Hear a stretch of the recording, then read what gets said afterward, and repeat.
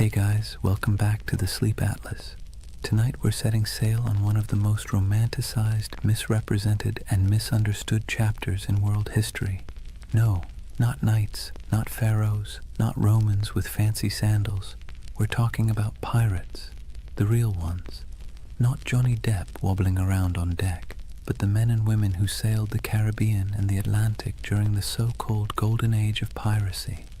Now here's the thing, we all think we know pirates, eye patches, parrots, R-matey, treasure maps with a big red X, but spoiler alert, that stuff mostly comes from novels, theater, and later Hollywood rewrites.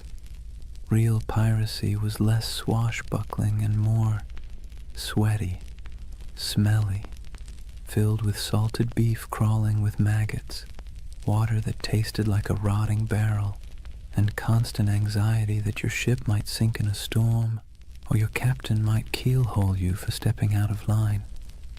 And yet somehow the legend of pirates has become this glamorous story of freedom, adventure, and treasure. But here's the contradiction, and it's worth letting it sink in. The Golden Age of Piracy wasn't golden at all. It was born out of war, poverty, hunger, and desperation. It wasn't about noble freedom, it was about scraping survival out of salt air, blood, and backbreaking work. Yet people keep retelling their stories because deep down we're drawn to the fantasy of escape, of rejecting rules, of carving out a small piece of freedom on the open sea. So, as you settle in, maybe dim your lights or turn on some soft background sounds, let's drift together into this world. Imagine the creak of ropes, the groan of wooden planks, the crash of waves on the hull. Tonight, we'll wander through crowded ports, stand under the Caribbean sun with sweat dripping down our backs, and listen to the salty curses of men who gambled everything on the sea. Before we start, a small ask. If you enjoy drifting off with these stories, give this video a like, and maybe even subscribe. And tell me in the comments, what's keeping you up tonight? I'd love to know. Now, let's begin our first chapter with a world teetering on the edge of chaos, just perfect for the rise of piracy. Chapter 1. A world ripe for plunder. Picture the year 1690. Europe has been locked in endless wars, Spain versus England, England versus France, the Dutch fighting everyone. The whole continent is basically one long family feud where nobody remembers what the argument was about, but everyone is still holding grudges. And while kings and queens play chess with soldiers, their colonies across the Atlantic become treasure vaults waiting to be cracked open. The Caribbean at this time was a furnace, not just from the heat, though the sun baked everything in a way that made even the shadows shimmer, but because it was where European empires collided, traded, and stole from one another. Spanish galleons hauled silver from Peru and Mexico, loading it into massive convoys that lumbered across the ocean toward Spain. English, French, and Dutch merchants sailed their own fleets filled with sugar, rum, tobacco, and enslaved Africans, commodities that would fuel entire economies back in Europe. The ports were alive with contradictions. Imagine standing on the docks of Port Royal in Jamaica around 1700. The smell hits you first: tar, rum, smoke, and human sweat. Dock workers shouted in a dozen languages, sailors stumbled drunk, their shirts stiff with salt, elegant merchants in powdered wigs strutted past barefoot fishermen hauling nets of twitching fish. The soundscape was relentless, donkeys braying, sailors cursing, coins clattering on wooden counters, priests mumbling blessings, cannons occasionally booming in the harbor just to remind everyone who was in charge. And here's the irony. These bustling colonial ports were supposed to be the crown jewels of empire, but they were also perfect breeding grounds for lawlessness. Governments thousands of miles away tried to impose order, but the reality was chaos. Governors took bribes, soldiers deserted, Officials looked the other way when merchants smuggled contraband. The Caribbean was a place where, if you had a ship and a crew desperate enough, you could either make a fortune or lose everything in a week. Now think about the sailors themselves. Life at sea under a Royal Navy wasn't glamorous. It was miserable. Sailors were often press-ganged, basically kidnapped into service, dragged aboard ships against their will. Conditions were horrific. Cramped hammocks, weevil-infested bread, floggings for minor offences. Pay was late, if it ever came at all, and if you happened to survive the voyage, chances were you'd be discharged with nothing but a few coins jingling in your pocket and a body half ruined by scurvy. So when word spread that some sailors had gone rogue, ditched their oppressive commanders, seized ships and struck out as freebooters, it sounded less like criminality and more like rebellion. Piracy wasn't just a crime, it was a way out. Let's be clear though, the sea was not forgiving. It wasn't a highway of freedom. It was a gauntlet of storms, reefs, disease, and predators, both human and natural. But if you were a sailor in 1700 staring at the horizon from the deck of a crowded ship, the choice between a brutal life under a navy captain or rolling the dice with piracy might not have seemed that hard. By the turn of the century, the Caribbean had become what you might call a floating economy of risk. On one side, kings, merchants, and governors trying to keep order. On the other side, a growing army of dispossessed sailors, mercenaries, and adventurers who decided order was overrated. All it took was the right moment, a gap in empire, a weakly guarded convoy, a ship with sails trimmed just so, and fortunes could be made overnight. And so, with every galleon groaning under the weight of silver, every sugar plantation coughing up profits, and every port overflowing with sailors who'd had enough of being cheated, the stage was set. The Golden Age of Piracy wasn't born out of nowhere. It was baked into the world itself, into the trade routes, the wars, the greed, and the desperation. The seas were ready, and so were the men who would plunder them. If the late 1600s and early 1700s had a theme, it would be everybody's exhausted, broke, and kind of angry. Europe's great powers had been at each other's throats for decades, and while kings and queens could patch up peace treaties, the wars left a trail of wreckage that stretched across the Atlantic. And in that wreckage, piracy took root. Take Spain, for example. Once upon a time, Spain was the big kid on the block. They had the gold, the silver, the fleets, and the swagger to call themselves masters of the New World. But by the late 1600s, their empire looked less like a shining crown and more like a rusty bucket with holes. Wars drained their coffers, silver shipments were constantly raided, and their ships, once the pride of the seas, were often outdated and slow. Spain still had territory, but its grip was slipping, and everyone else smelled the weakness. England wasn't doing much better. Sure, they were clawing their way toward global power, but back home, ordinary sailors were being tossed around like dice in a rigged game. One year they were privateers, government-approved pirates, with papers giving them permission to plunder Spanish ships in the name of the crown.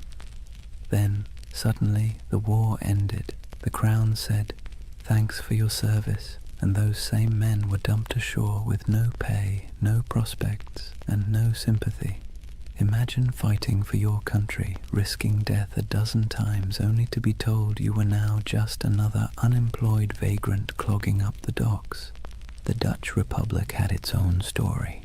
Once dominant traders, their fleets crisscrossed the globe, but wars with England and France chewed through resources, leaving fewer jobs for sailors and merchants. France, meanwhile, under the grandiose reign of Louis XIV, spent lavishly on wars, palaces, and pretty much anything shiny, leaving French colonies stretched thin and their sailors restless. The result? a perfect storm of unemployed seafarers with skills nobody wanted except in piracy. These weren't random peasants deciding to play pirate for fun. These were trained men, veterans of naval battles, gunners who could load a cannon in seconds, carpenters who could patch a hull under fire, navigators who could steer through reefs in the dark, armies of skilled but bitter men, all with the same problem. No empire wanted to pay them anymore. And here's where it gets ironic. These empires had essentially created their own monsters.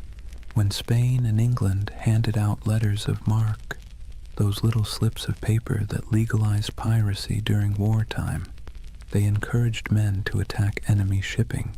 Privateers like Sir Francis Drake in the 1500s became national heroes. But once peace returned, those same activities suddenly became criminal. Imagine working for Uber. Then one day Uber shuts down and declares, by the way, anyone still driving is now a car thief.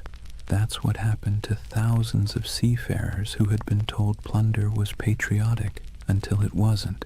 So what do you do when the wars end, your government abandons you, and you still have the skills to handle a ship and fire a cannon? You keep doing what you know best, but now for yourself. You keep raiding ships, you keep seizing cargo, you keep living by the sword, or in this case, the cutlass. Piracy wasn't just desperation, it was habit. It was a profession that governments themselves had encouraged and then tried to disown. This collapse of empire control didn't just happen on land. At sea, the very roots of trade were fragile. Convoys of Spanish galleons might be well defended, but smaller ships carrying sugar or rum often sailed alone. Merchant captains wanted profit, not protection, and cutting corners left them exposed. Add in tropical storms that could scatter fleets like confetti, and suddenly the Caribbean looked less like the King's Ocean and more like a buffet table for anyone bold enough to take a bite. And let's not forget the colonies themselves. Governors sent from Europe often cared more about lining their own pockets than enforcing the law. Some even welcomed pirates, so long as they brought in enough gold or shared enough loot. For struggling outposts like Nassau in the Bahamas, pirates weren't a nuisance, they were the economy. It's hard to enforce anti-piracy laws when half your town depends on stolen goods to survive, so piece by piece the mighty grip of empire loosened. Spain couldn't patrol all its waters. England's navy was stretched thin. France was distracted by continental wars. The Dutch were in decline. And into that vacuum sailed the pirates, men who saw the weakness of kings and decided to crown themselves instead. The collapse of empires didn't just make piracy possible, it made it inevitable. The seas were full of treasure, the navies were too thin to guard it, and the men who knew how to seize it had nothing left to lose. Out of that mix came not just scattered rogues, but an entire era, the so-called Golden Age of Piracy, when men and women from a dozen nations chose the black flag over the king's flag. Let's be clear, piracy didn't appear out of thin, salty air. It was the awkward child of privateering, a sort of legal piracy that governments were perfectly happy to use when it suited them. To understand how privateers turned into pirates, you have to look at how the lines between hero of the crown and villain of the seas were about as thin as a ship's rope after a rat problem. Privateering was, in theory, simple. A government at war, say England against Spain, would hand out a letter of marque. This was a fancy slip of paper saying, "Go ahead, raid enemy ships, keep a cut of the loot, and send us our share." It was piracy, but with paperwork. Sir Francis Drake did it in the 1500s, sacking Spanish ports and coming home loaded with plunder. England called him a knight, Spain called him a criminal. One man's pirate was another man's patriot. Fast forward to the late 1600s, and the system was still in play. Privateers swarmed the Caribbean and Atlantic during wars, seizing sugar shipments, Spanish galleons, and anything else they could get their hands on. The Caribbean became a giant chessboard, and privateers were the pawns, expendable but useful. As long as the war lasted, they were tolerated, even celebrated. But here's the twist. Wars end. And when they did, governments suddenly didn't need these men anymore. One day you're proudly waving the flag of your nation, attacking the enemy, and selling stolen goods back to friendly ports. The next day, the war is over, the letter of marque is revoked, and now you're just a thief with a ship. There was no retirement plan, no pension, no thank you parade, just a shrug and an unspoken suggestion to quietly disappear. The men, however, weren't built for disappearing. They were hardened sailors who knew the rhythms of the sea better than the rhythms of ordinary life. They knew how to fight, how to navigate, how to survive storms, and, most importantly, how to take wealth by force. These were not skills easily repurposed into farming or shopkeeping. So what did they do? They kept at it. The only difference was that now, instead of doing it for a king or queen, they did it for themselves. This transition was so common it almost feels inevitable. Many of the most famous pirates of the Golden Age had first cut their teeth as privateers. Men like Henry Morgan, who began under English sanction and later operated in a grey zone that looked a lot like piracy. Others, like Blackbeard, likely started out on privateering ships during the War of Spanish Succession before slipping into outright piracy when the war dried up. The habits, the networks, even the bases were already in place. It was just a matter of removing the official paperwork and keeping the cannons loaded.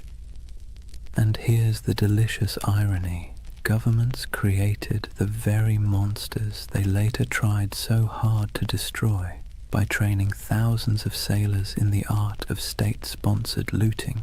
They gave them a taste for plunder. Then, by abandoning them in peacetime, they essentially shoved them straight into piracy.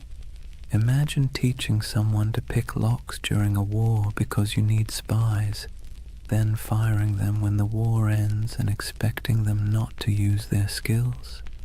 Of course they'll keep picking locks, only now it's your house. There was also the question of identity. Once a man had lived as a privateer, free from the crushing discipline of a navy, sharing loot with his mates, and living by the tides, could he really go back to scrubbing decks under the bark of some lieutenant? Navy life was brutal, punishments were harsh, pay was low, and the class system was rigid. By comparison, the life of piracy, even with its hunger, storms, and risk of hanging, offered more equality and excitement. It wasn't just survival, it was liberation from the grind of the empire. Ports like Port Royal in Jamaica and Tortuga off Hispaniola blurred the line even further. Merchants there didn't care if the goods were captured legally or not. Sugar, silver, rum, if it could be sold, it was welcome. Tavern owners, traders, even governors quietly winked at piracy, especially when it brought wealth into their struggling economies. Some governors even kept pirates as unofficial attack dogs, unofficial allies when convenient, expendable scapegoats when politics shifted. So, from privateers to pirates wasn't a sharp break. It was more like a slow, sloping slide into the inevitable. Men who had been celebrated for plundering Spanish ships found themselves doing the exact same thing, only now branded as criminals. And they embraced it because what was the alternative? Starvation? Subservience? A return to naval whippings and starvation wages? No, thank you. Better to live on your own terms, however short that life might be. It's easy now to think of pirates as chaotic rebels who suddenly popped up to terrorize the seas. But really, they were a byproduct of empire, born from its wars, abandoned in its peace and sustained by its greed. The black flag wasn't a rejection of Europe's system. It was its mirror, twisted and stripped of pretense.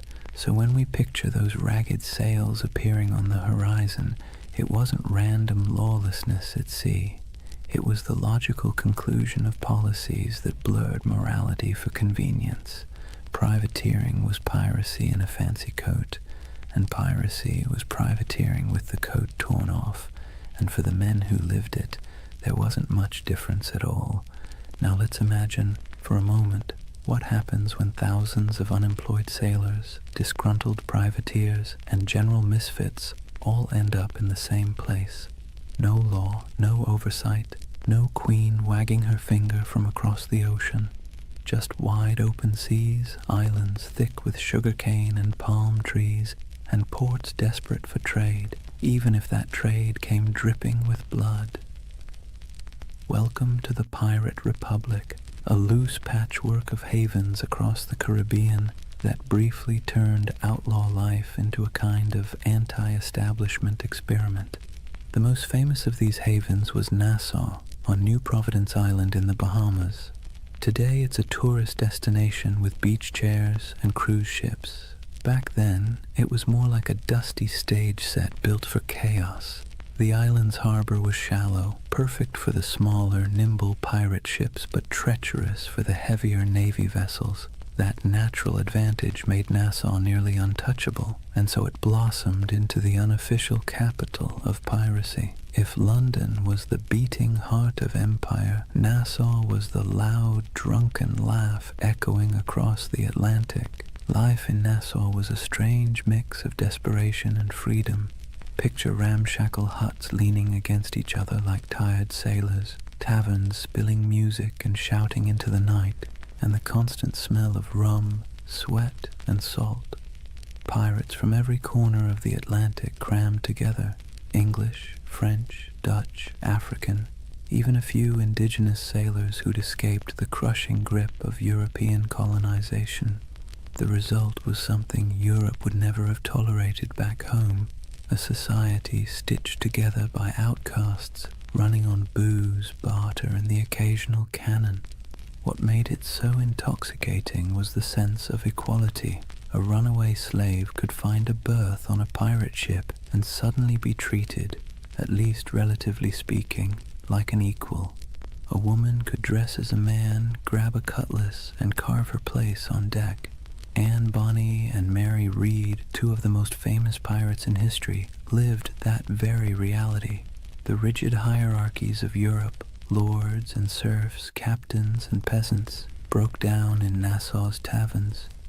Everyone was broke, everyone was sunburned, everyone was one bad decision away from the noose. That kind of shared peril made for a twisted kind of democracy. And then there was Tortuga off the coast of Hispaniola. French buccaneers had started it as a base in the 17th century, and over time it became another pirate haunt. Tortuga was wilder, less organized than Nassau, but it shared the same energy, a place where authority didn't reach. Port Royal in Jamaica, before an earthquake literally dropped half of it into the sea in 1692, was the original pirate playground. It was called the wickedest city on earth, a place where taverns outnumbered churches and every second house was either a brothel or a gambling den. Imagine Las Vegas, but with more cannons and fewer neon lights. These places weren't just drunk paradises, they were strategic. Pirates needed somewhere to fix ships, sell stolen goods, and recruit new crews. Without havens, piracy would have been short-lived. With them, it flourished. Merchants, governors, and tavern owners often looked the other way, because piracy was good for business. Silver, sugar, indigo, rum, it all flowed into these ports. And once it was in the market, who really cared where it had come from? The world's first free trade zones, if you like, just with more swashbuckling. The dream of the pirate republic was intoxicating because it offered what Europe didn't: freedom from rigid social classes, for the sailor who'd been whipped half to death on a navy ship, for the indentured servant who had been treated like disposable property, for the runaway enslaved person. Nassau or Tortuga was a chance to live on your own terms. Yes, those terms often meant short lives, disease, and eventual capture. But for a fleeting moment, the pirate republic offered something resembling equality. It was messy, chaotic, and fueled by rum, but it was theirs. It's easy to romanticize this as some proto-democracy at sea, and in truth, pirates weren't building utopias. They fought among themselves, they drank themselves half to death, and they betrayed each other when the loot was good enough. But there was a kernel of something radical here. Ordinary people, most of them poor, illiterate, and cast aside by empire, were writing their own rules.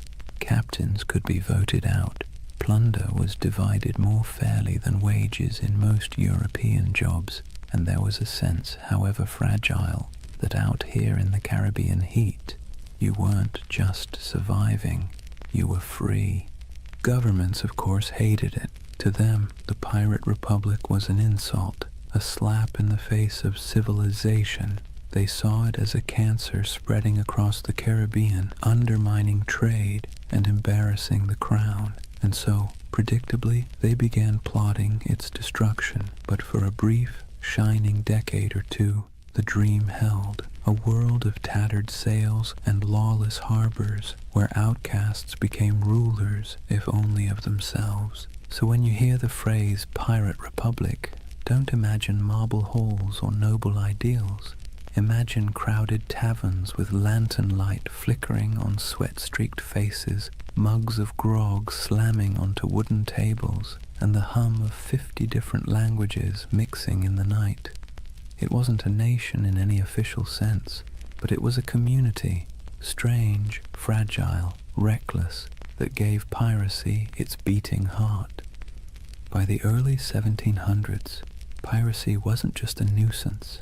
It was a global scandal.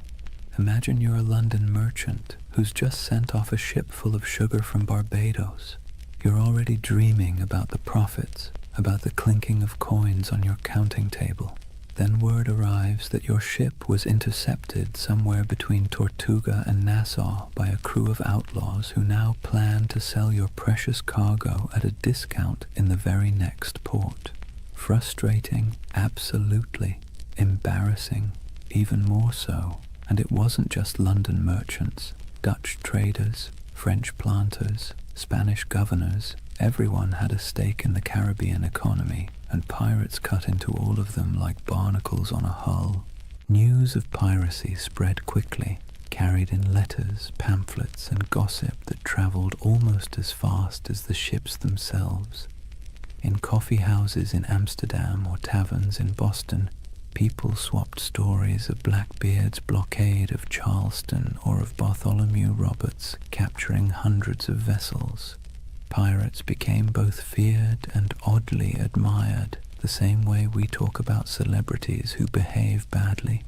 They were disruptive, scandalous, but undeniably fascinating. Governments tried to project strength, but the truth was they were embarrassed. The Caribbean was supposed to be proof of European dominance, a playground of plantations, trade, and naval power. Instead, it was crawling with independent outlaws who mocked imperial authority with every stolen sail. Spain, already stretched thin across its empire, struggled to protect the treasure fleets. England, riding high after victories in European wars, now had to explain why ragged men in patched coats could blockade entire colonial cities. France and the Dutch weren't faring much better. In a world obsessed with image, piracy made the great powers look incompetent. What made it worse was that ordinary people were often rooting for the pirates, at least quietly. Think about it. If you were a poor sailor in Bristol, or an indentured servant in Jamaica, or even a small-town farmer in Virginia, Who would you rather cheer for? The faceless merchants and noble families who controlled your taxes, or the ragtag crews who thumbed their noses at authority and spread the loot, sometimes literally, among the lower classes? Pirates had a populist appeal. They were villains to the elite, but folk heroes to the downtrodden. Ballads were written, stories were exaggerated, and every port town knew someone who claimed to have once seen, or maybe even joined, a pirate crew. That uneasy admiration worried rulers as much as the piracy itself. It wasn't just about stolen goods anymore. It was about stolen loyalty. If too many sailors chose piracy over honest naval service, if too many colonists chose to trade with outlaws instead of legal merchants, the whole system could unravel. In this sense, the Pirate Republic wasn't just an economic threat. It was a political one. It represented a kind of freedom, however messy, that stood in direct contrast to empire.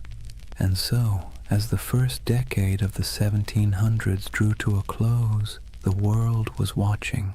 Governors wrote desperate letters to their monarchs begging for naval reinforcements. Merchants lobbied for protection. Admirals were dispatched with orders to stamp out the scourge. Yet for all this official outrage, the pirates kept sailing, kept raiding, and kept slipping back into the shallow harbors of Nassau, Tortuga, and Port Royal.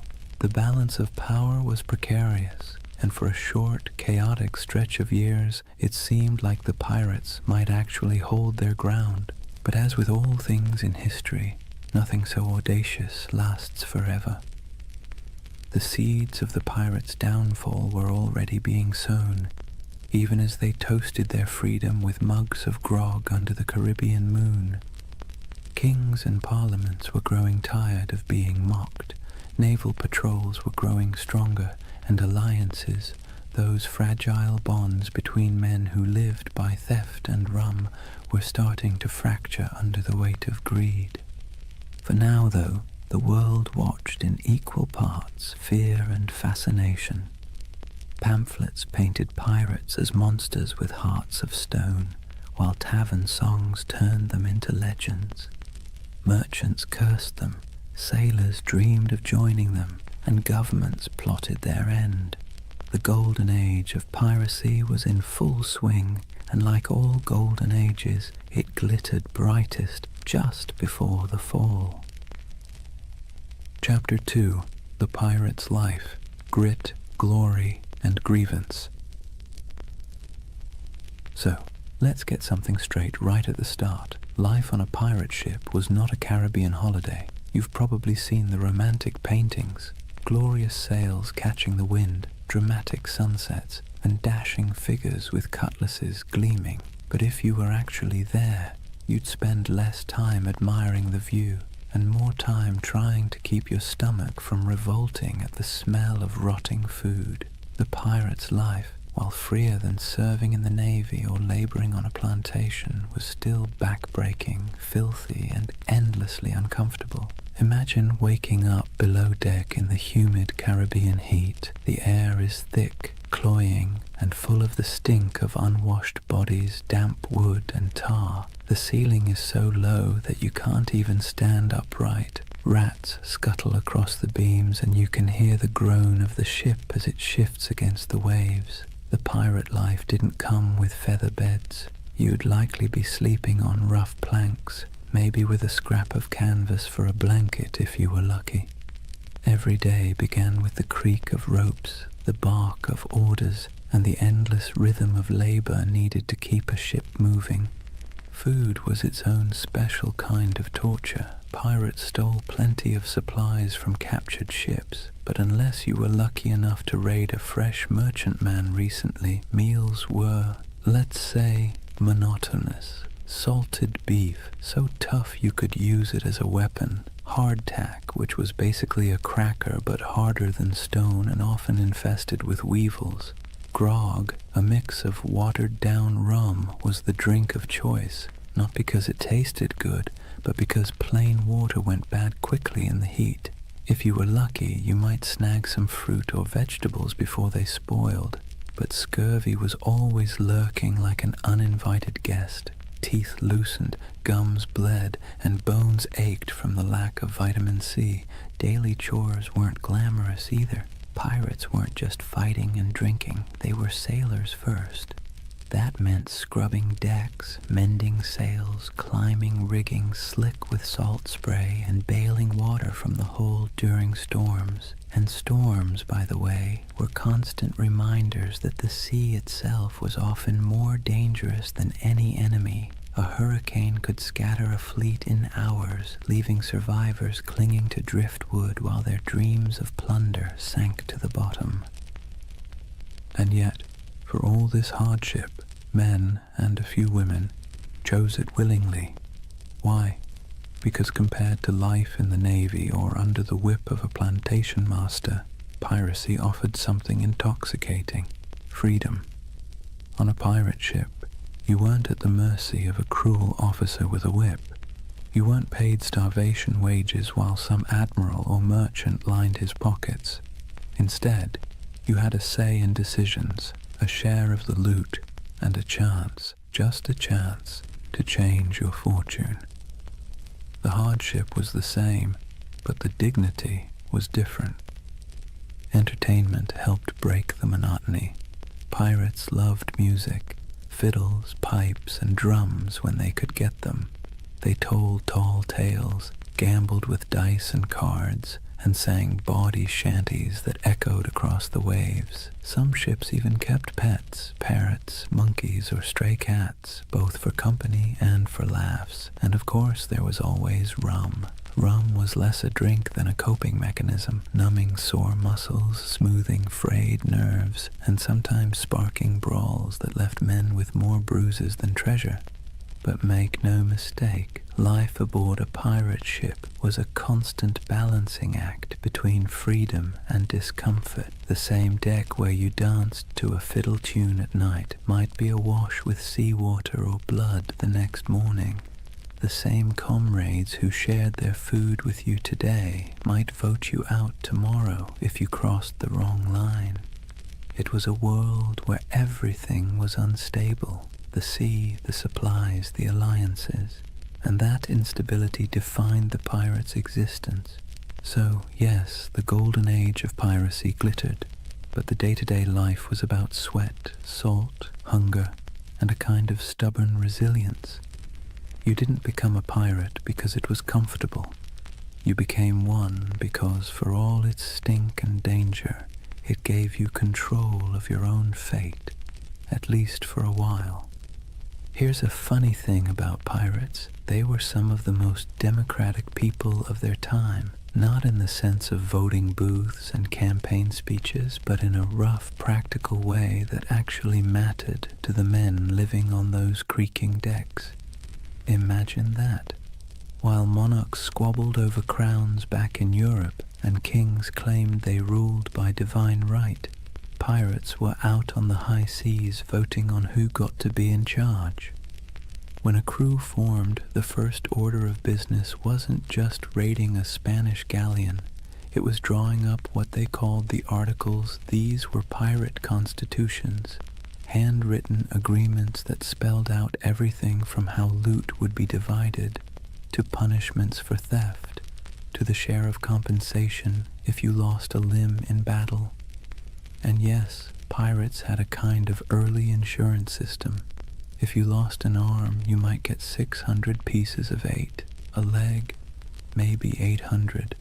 It wasn't exactly health insurance with a friendly provider, but it was better than what the average soldier got on land, which was nothing at all. The articles also set limits on behavior: no gambling below deck, lights out at a certain hour, no deserting in battle.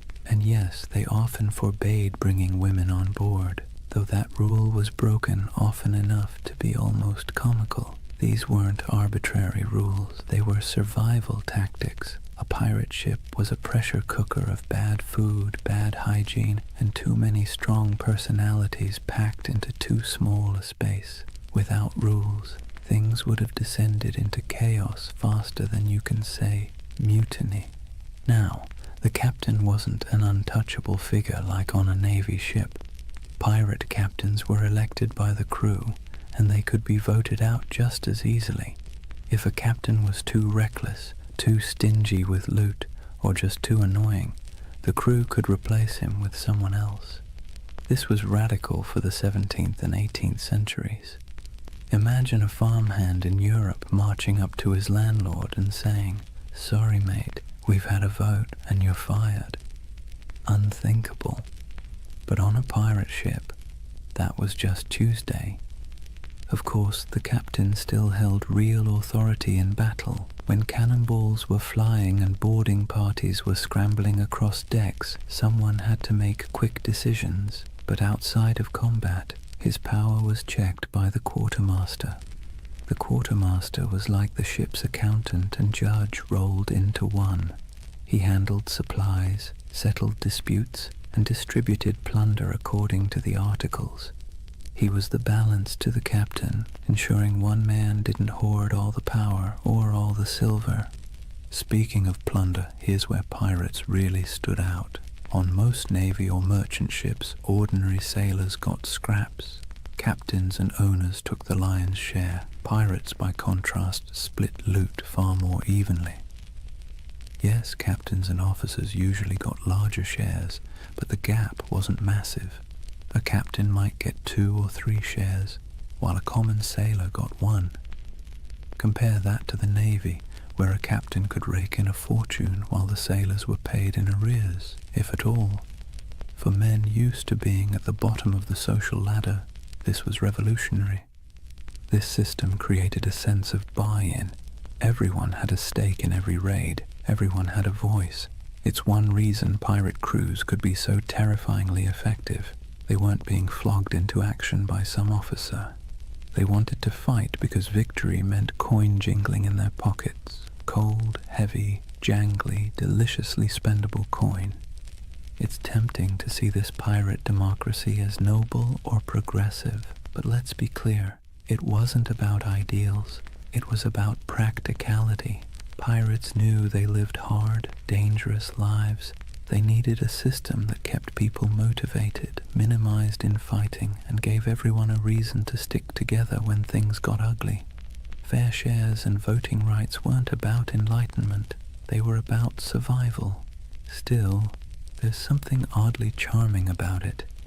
At a time when peasants were tied to land and sailors in navies were practically prisoners, pirates carved out their own rough republics. Nassau in the Bahamas was famously called a pirate republic, and while that sounds grand, it was mostly a sandy haven of broken-down taverns, makeshift huts, and a whole lot of rum. But for the men who had once been whipped by naval officers or cheated by merchant captains, it was paradise. So picture it. A ship rolling gently on the waves, men gathered on deck, a set of articles being read aloud by lamplight, each pirate nodding, agreeing to the rules, knowing that at least here, on this rough plank of wood floating in a dangerous sea, their voice mattered. It wasn't democracy as we think of it today, but it was a kind of freedom most of them had never known before. One of the most brilliant things pirates ever did wasn't about cannons or cutlasses, it was branding. Pirates understood that half the battle was won before the first shot was fired, and their greatest weapon wasn't always steel, it was fear. They cultivated it, packaged it, and sold it with skulls and crossbones. Let's talk about the Jolly Roger. That iconic black flag wasn't just for show, it was psychological warfare. Picture yourself as a merchant sailor in the Caribbean. You're already nervous. The sea is treacherous, storms are brutal, and half your crew is seasick. Suddenly, you spot a ship on the horizon raising a black flag, its canvas snapping in the wind. Painted on it is a grinning skull, a pair of crossed bones, maybe even an hourglass dripping sand. You know instantly these are not friendly visitors. You have a choice. Surrender and hope for mercy, or fight and almost certainly die. And here's the genius. Most merchant crews didn't fight. They gave up. Pirates knew that if they could terrify you into surrender, they could plunder your ship without firing a shot, without losing a man, and without wasting precious gunpowder. The Jolly Roger was essentially the world's first corporate logo, and it worked like a charm. But flags weren't the only symbols. Pirates loved spectacle. Some captains made themselves into walking horror shows. Blackbeard, for example, tied slow-burning fuses into his beard before battle. Imagine a man storming across your deck with his hair literally on fire, eyes wild, smoke curling around his face like some demon from the deep. That's not just intimidation, that's theater. He was turning himself into a nightmare that sailors would retell in every port from Jamaica to London. Superstition also ran deep.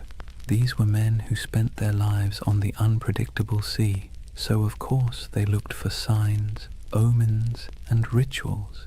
Whistling on board was considered bad luck because it might whistle up a storm.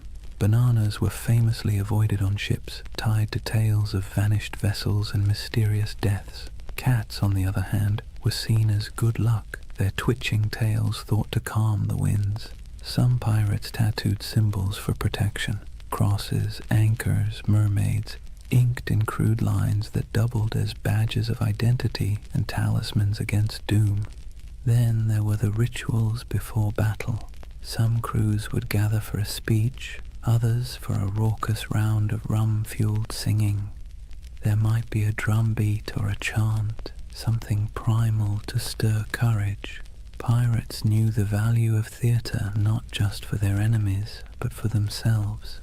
Fear is contagious, and courage sometimes needs a costume.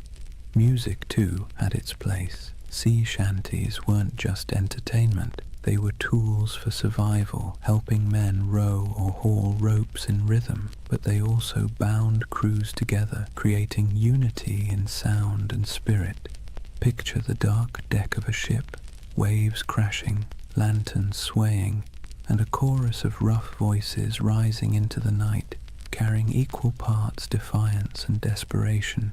Symbols and superstitions gave pirates an edge. They were outnumbered and outgunned by naval powers, but they turned reputation into a weapon.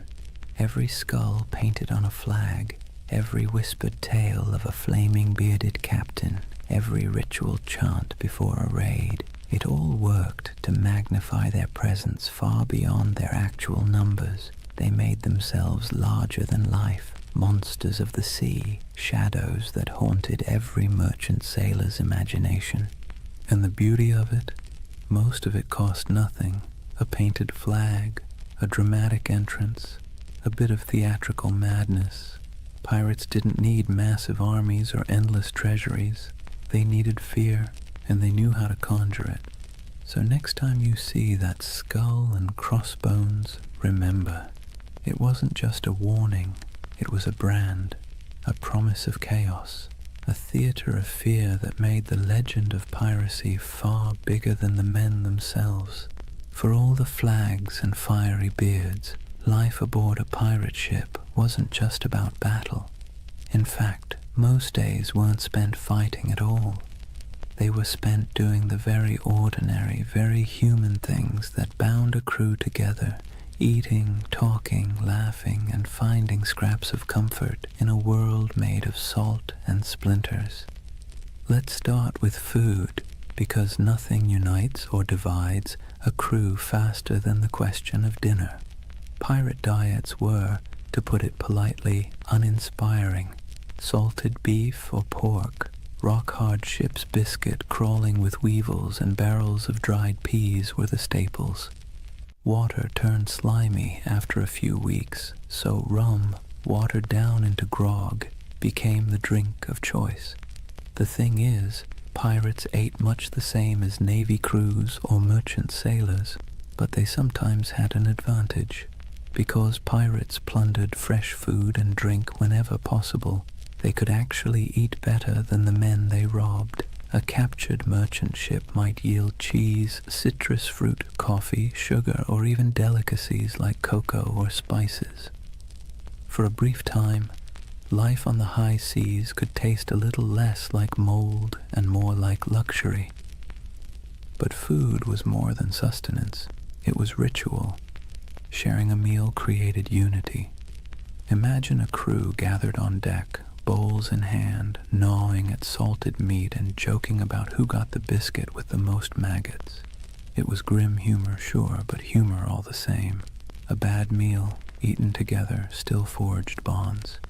And the occasional feast, say, after a particularly good raid, was celebrated with music, rum, and more laughter than some men had known on land. Music itself was essential. Pirates didn't have iPhones, but they did have voices, fiddles, drums, and makeshift instruments. Sea shanties weren't just working songs.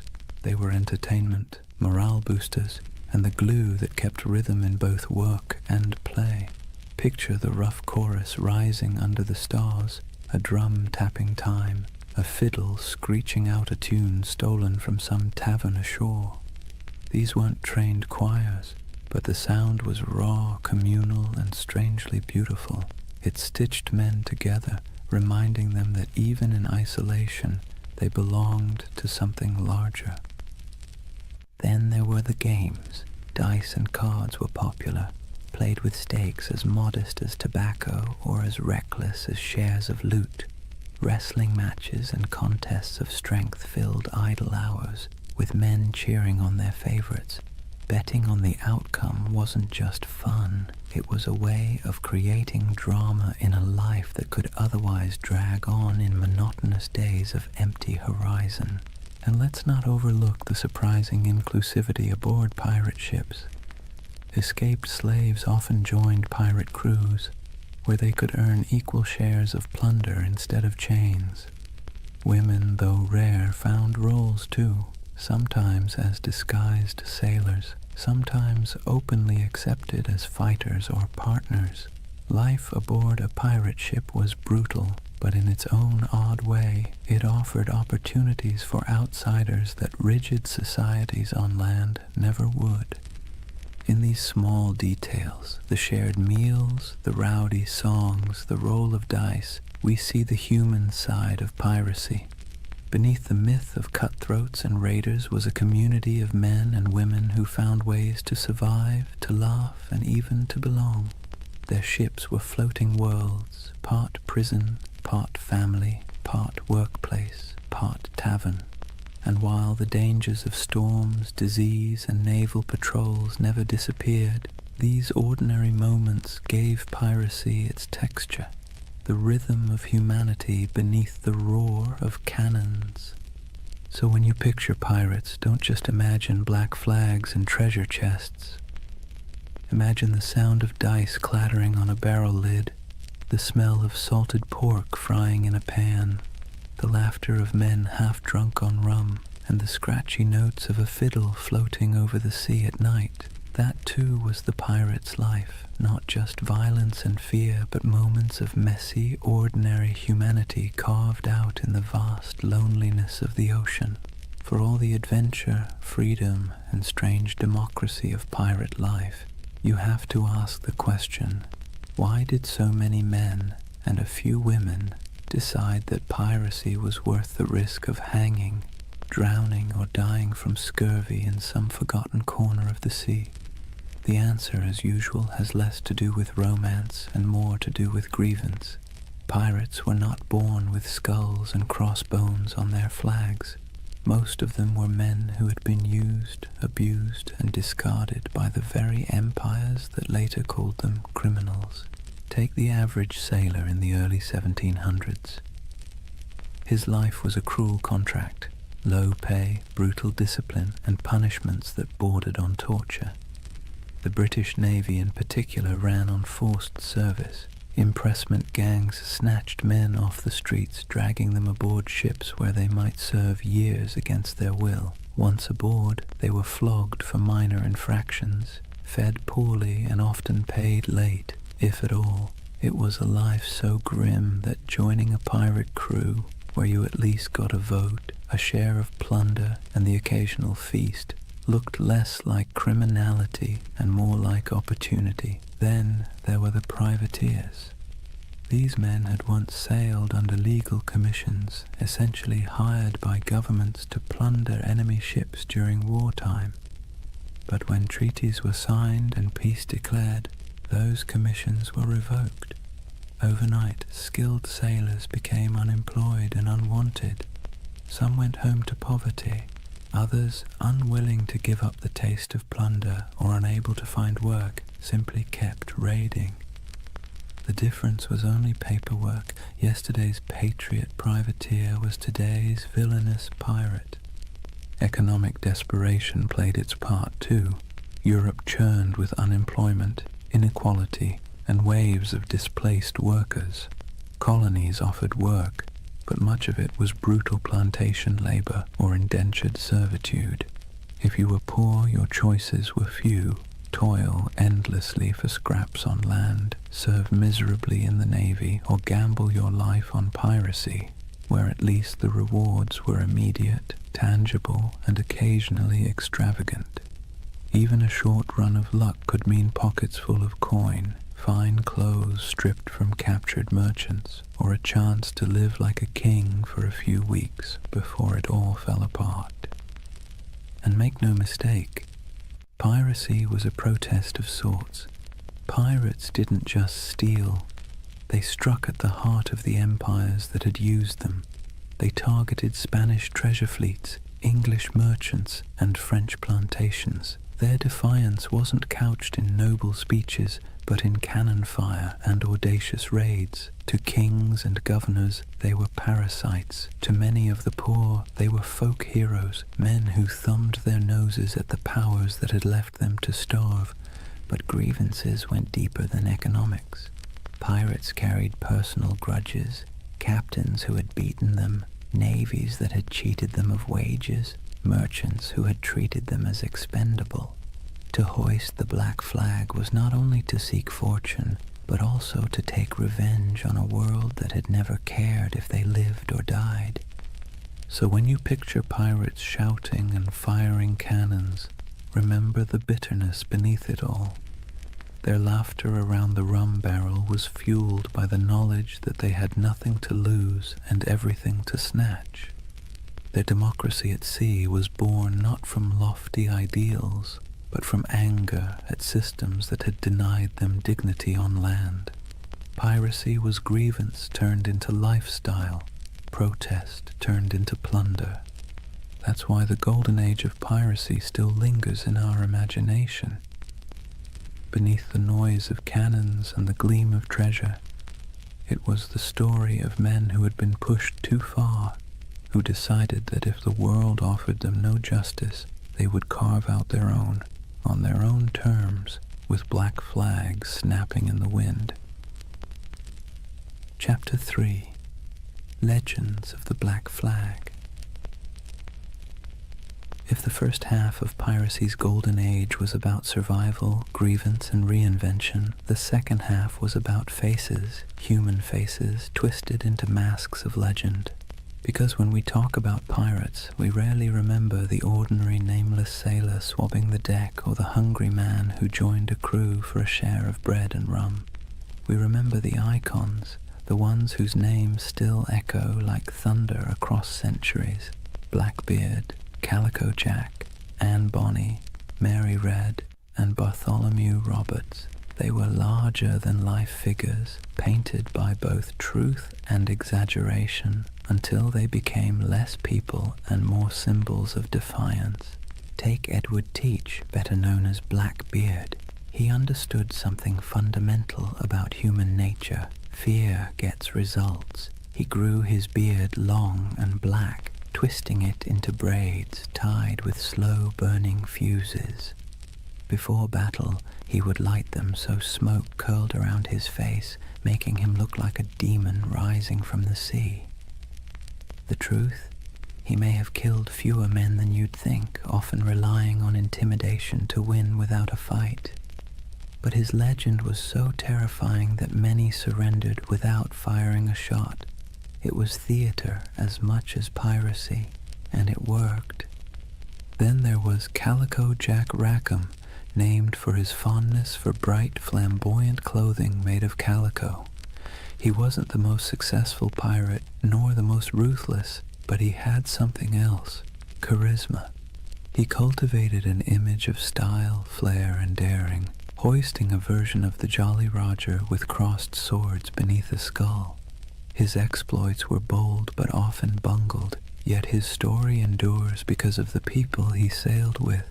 Two of the most famous women pirates in history, Anne Bonny and Mary Red, broke every rule written by their time. Both disguised themselves as men when necessary, fought alongside their crewmates, and shocked the world by simply existing in a profession supposedly reserved for brutal men.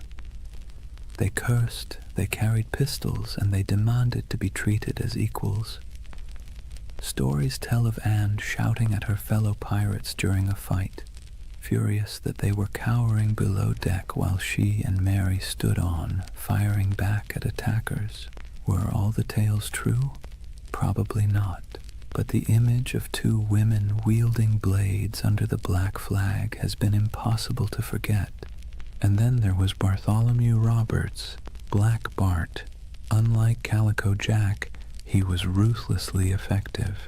Roberts captured more than 400 ships in his career, making him arguably the most successful pirate of the era.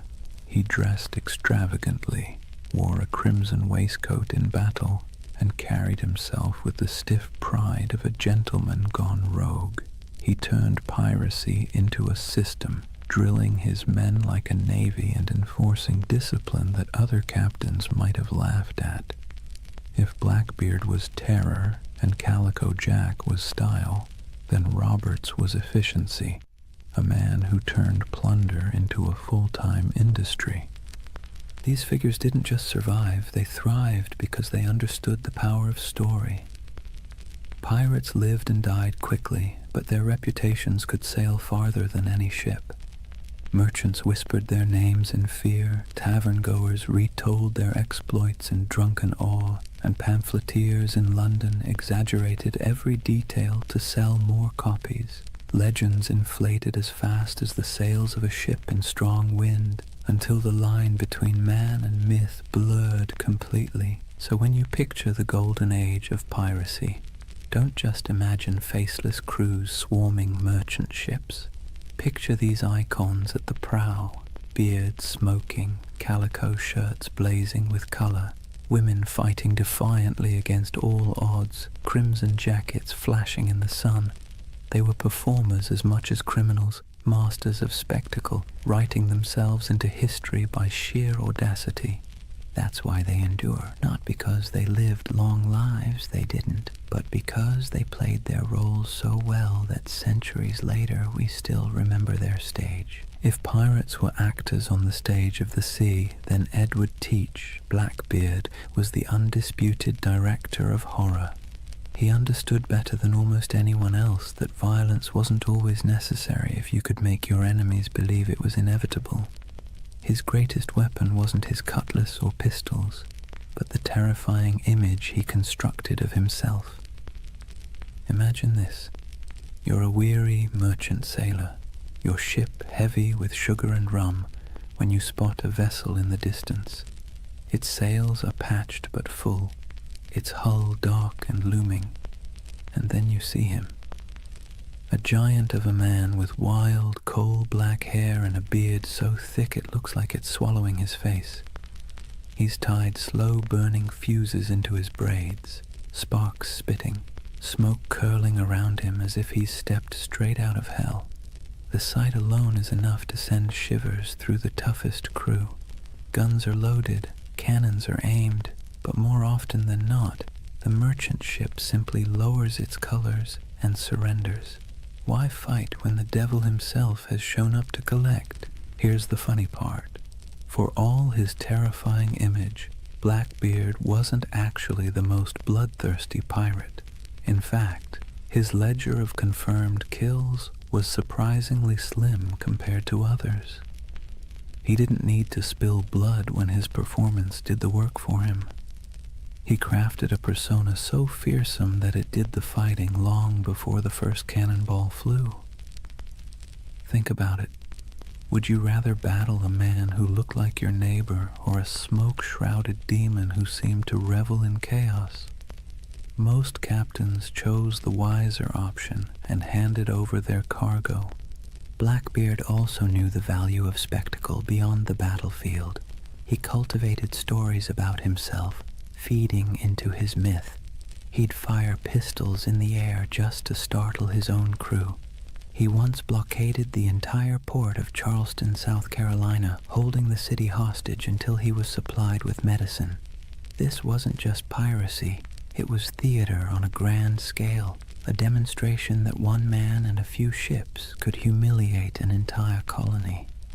It was both ridiculous and awe-inspiring. But beneath the smoke and noise, Blackbeard was a practical man. He divided plunder with some fairness, treated his crew as partners more than slaves, and knew when to negotiate. He wasn't some mindless brute. He was calculated. His use of fear wasn't just for show. It was a strategy that minimized actual risk. Why fight bloody battles when you can win by reputation alone? Still, his career was short. He rose fast and fell faster. By 1718, the British Crown, tired of his antics and the disruption of trade, decided it had had enough. Lieutenant Robert Maynard lured him into a trap off the coast of North Carolina. In a brutal fight, Blackbeard was shot and slashed repeatedly before finally going down. His severed head was hung from Maynard's ship like a grotesque trophy, a final theatrical image for a man who had lived by performance. And yet, did death end the legend? Not at all. If anything, it sealed it. Blackbeard's ghost was said to haunt the waters where he died, his headless body swimming in the waves, searching for its lost skull. Fishermen swore they saw his spectral ship, the Queen Anne's Revenge, drifting silently across the horizon. Whether or not any of it was true didn't matter. The myth had already outgrown the man. So when you hear the name Blackbeard today, you're not just recalling a pirate. You're recalling one of history's greatest performers, a man who understood fear as both an art and a weapon. His stage was the sea, his audience the world, and his performance so unforgettable that centuries later we're still applauding in awe and a little bit of dread. If Blackbeard was the terrifying face of piracy, then John Rackham, better known as Calico Jack, was its fashion icon. The man wasn't particularly fearsome, nor was he especially successful compared to others, but he had something almost as valuable as gold: style. His nickname came from the brightly patterned calico coats he wore, loud enough to be seen from a mile away. It was a choice that said, "I may not be the biggest or the baddest, but I'll be the most noticeable." And in a world where fear and reputation kept you alive, being memorable mattered. Calico Jack's story would likely have been a footnote in the annals of piracy, if not for two extraordinary women who joined his crew, Anne Bonny and Mary Read.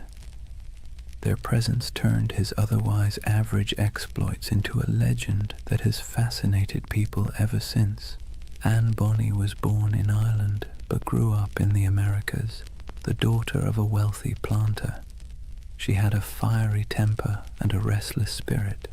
Stories say she once stabbed a servant girl with a kitchen knife, though the truth is hard to pin down. What we do know is that she wasn't content with the role society expected of her. Marrying a small-time sailor didn't calm her spirit. Running away with Calico Jack did. She traded the plantation house for the rolling deck of a pirate ship, proving herself as fierce with a blade as any man. Mary Red's tale was even stranger. Born in England, she was disguised as a boy from childhood so her family could inherit money. She grew up living as Mark Red, working as a soldier and sailor. By the time she crossed paths with Calico Jack and Anne Bonny, Mary had long since mastered the art of slipping between identities.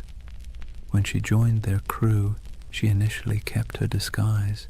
But Anne, curious and bold, discovered the truth.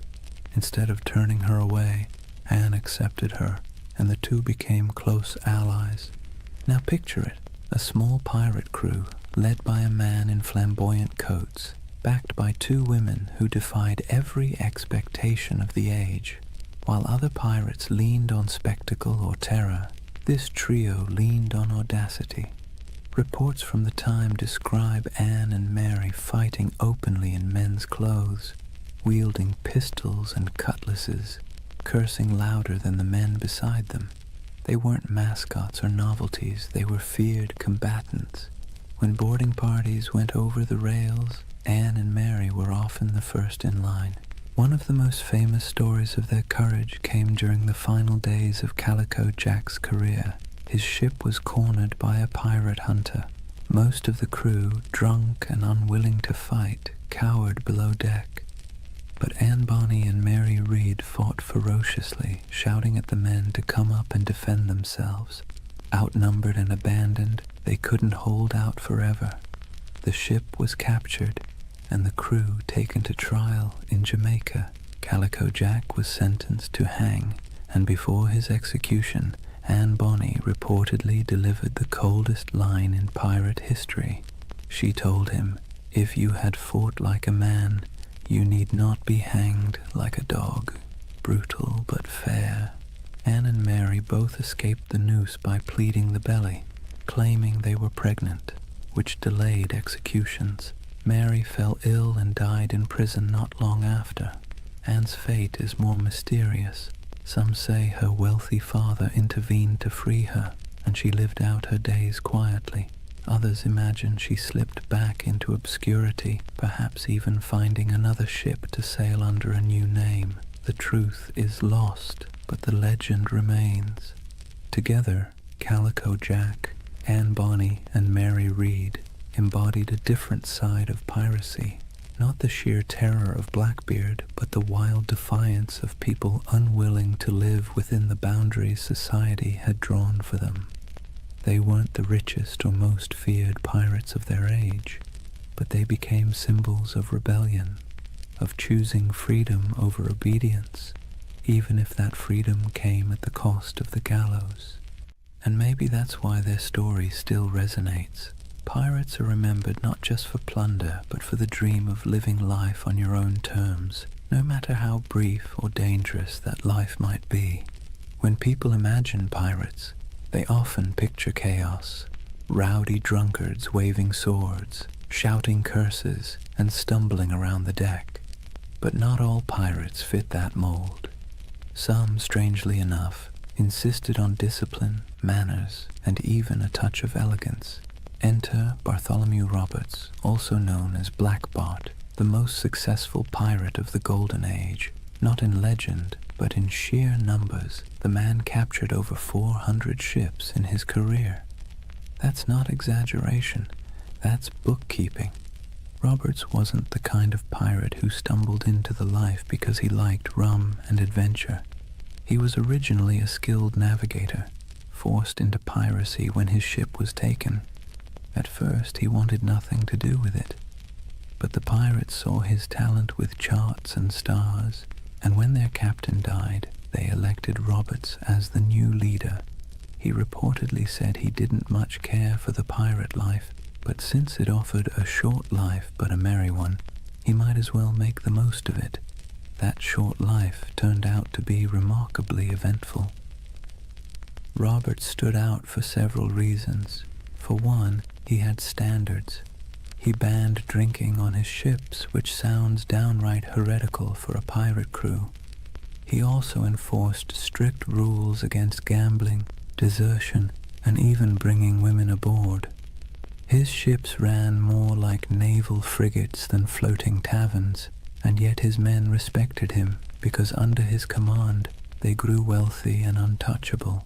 He also had a flair for presentation. While Blackbeard relied on smoke and fire to terrify, Roberts leaned on fashion. He dressed in fine silks, wore a crimson waistcoat, and carried himself with aristocratic dignity. Imagine him standing on the quarterdeck looking more like a nobleman than a pirate, with the Jolly Roger snapping in the wind behind him. His enemies saw not a ragged bandit, but a man who looked born to command. And command he did. Roberts didn't waste time on small targets. He hunted big merchant convoys and naval ships, taking prizes in the Caribbean, West Africa, and even the coast of Brazil. His reach was global. He was so effective that insurance rates for Atlantic shipping skyrocketed. Governments cursed his name, and merchants prayed never to see his sails on the horizon. Roberts also innovated. He used smaller, faster ships to outmaneuver larger warships, and he created a distinctive black flag showing a figure holding an hourglass, a grim reminder that time was running out for his enemies. His leadership was sharp, his men drilled, and his tactics effective. If piracy had generals, Roberts was one of them. But despite his elegance and order, he wasn't merciful. Roberts's raids often ended in executions or burning ships. His reputation sharpened not just by his appearance, but by his ruthlessness. Yet unlike Blackbeard's wild terror or Calico Jack's flamboyant defiance, Roberts's menace came with a chilling professionalism. He was less devil of the seas and more CEO of piracy. His downfall came, as it often did, from the tightening noose of empire. In 1722, near the coast of Africa, the British Royal Navy finally cornered him. During the battle, Roberts was struck by grapeshot and killed instantly. His men, knowing what capture meant, dressed him in his finest clothes, weighted his body with chains, and cast him into the sea, denying the Navy the satisfaction of displaying him in death. Bartholomew Roberts's reign lasted only a few short years, but in that time he reshaped piracy. He proved it could be efficient, disciplined, and terrifyingly successful. More than Blackbeard, more than Calico Jack, he showed that piracy wasn't just chaos on the waves. It could be a well-oiled machine, run with precision and purpose. And in a way, Roberts's legacy marks the peak of piracy's power. After his death, the Golden Age began to dim. The seas grew less welcoming to outlaws, and the balance of terror shifted back to the empires. But for a moment, one elegantly dressed pirate managed to turn the oceans into his empire, and he did it not with smoke or theatrics, but with order, discipline, and an iron will. If pirates were remembered only for their hunger, sickness, or sunburn, the Golden Age wouldn't have stuck in our imagination. What really carved them into legend were the moments when ragged crews on creaking ships went toe-to-toe with empires and lived to tell the tale. These were the epic raids and showdowns that spread their reputation across oceans like wildfire, whispered from tavern to tavern, and exaggerated until they felt larger than life. Let's start with the Caribbean, where Spanish galleons groaned under the weight of treasure hauled from the New World. These ships were floating vaults, packed with silver from Peru, gold from Mexico, and spices from across the empire. They were also well-armed and heavily guarded, but that didn't always save them. Pirates struck with speed, knowing that a single galleon could fund a lifetime. Stories circulated of bold raids where men climbed aboard under musket fire, smoke filling the decks as treasure chests were dragged away. The truth was often messier, with smaller victories and more frustration, but the image of pirates plundering Spanish treasure ships became the core of their legend. Then there were the blockades, audacious acts where pirates essentially declared themselves rulers of the sea. Imagine sailing into a harbor, dropping anchor across the entrance, and holding an entire town hostage. That's exactly what Blackbeard did at Charleston in 1718. For nearly a week, he strangled the city's trade, capturing ships and ransoming hostages. The people of Charleston, terrified of massacre, had no choice but to give in to his demands. It wasn't just robbery, it was theater, a statement to the world that pirates could hold whole cities in the palm of their hands. Other raids were more brutal, like the infamous attack on Ouida on the coast of Africa by Bartholomew Roberts. Roberts stormed the harbor, seizing ships, killing crews, and leaving smoking wrecks behind him. His reach across continents showed how piracy had gone global. It wasn't just the Caribbean anymore. It was the Atlantic, Africa, Brazil, anywhere trade sailed and wealth moved. But the stories weren't just about treasure. They were about battles fought against impossible odds. Pirate crews often faced warships far larger than their own. When they won, it wasn't just luck, it was tactics. They fought dirty, boarding quickly, using fear and confusion as weapons. A Navy captain might train for years to master a cannon broadside, but pirates knew how to turn desperation into an edge. Their greatest victories weren't about gold. They were about proving that outcasts and runaways could stand against the giants of empire. Of course, these showdowns didn't always end well. For every successful raid, there were failed ones, with crews scattered, captured, or killed. Yet somehow, it was the victories that stuck in memory. Sailors retold the stories in candle-lit taverns, each time with a little more smoke, a little more fire, a little more treasure. And as the tales grew, so too did the aura of piracy. It's worth pausing to think about why. Pirates didn't win many wars. They didn't topple kingdoms or rewrite maps, but they became symbols because of these moments when they defied the odds, even briefly.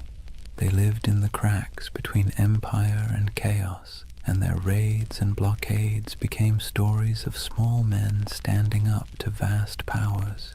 That's the kind of tale that sticks, even when the facts get fuzzy.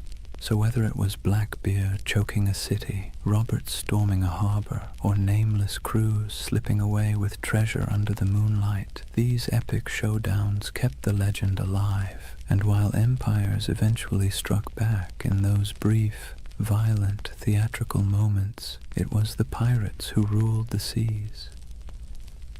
Chapter 4.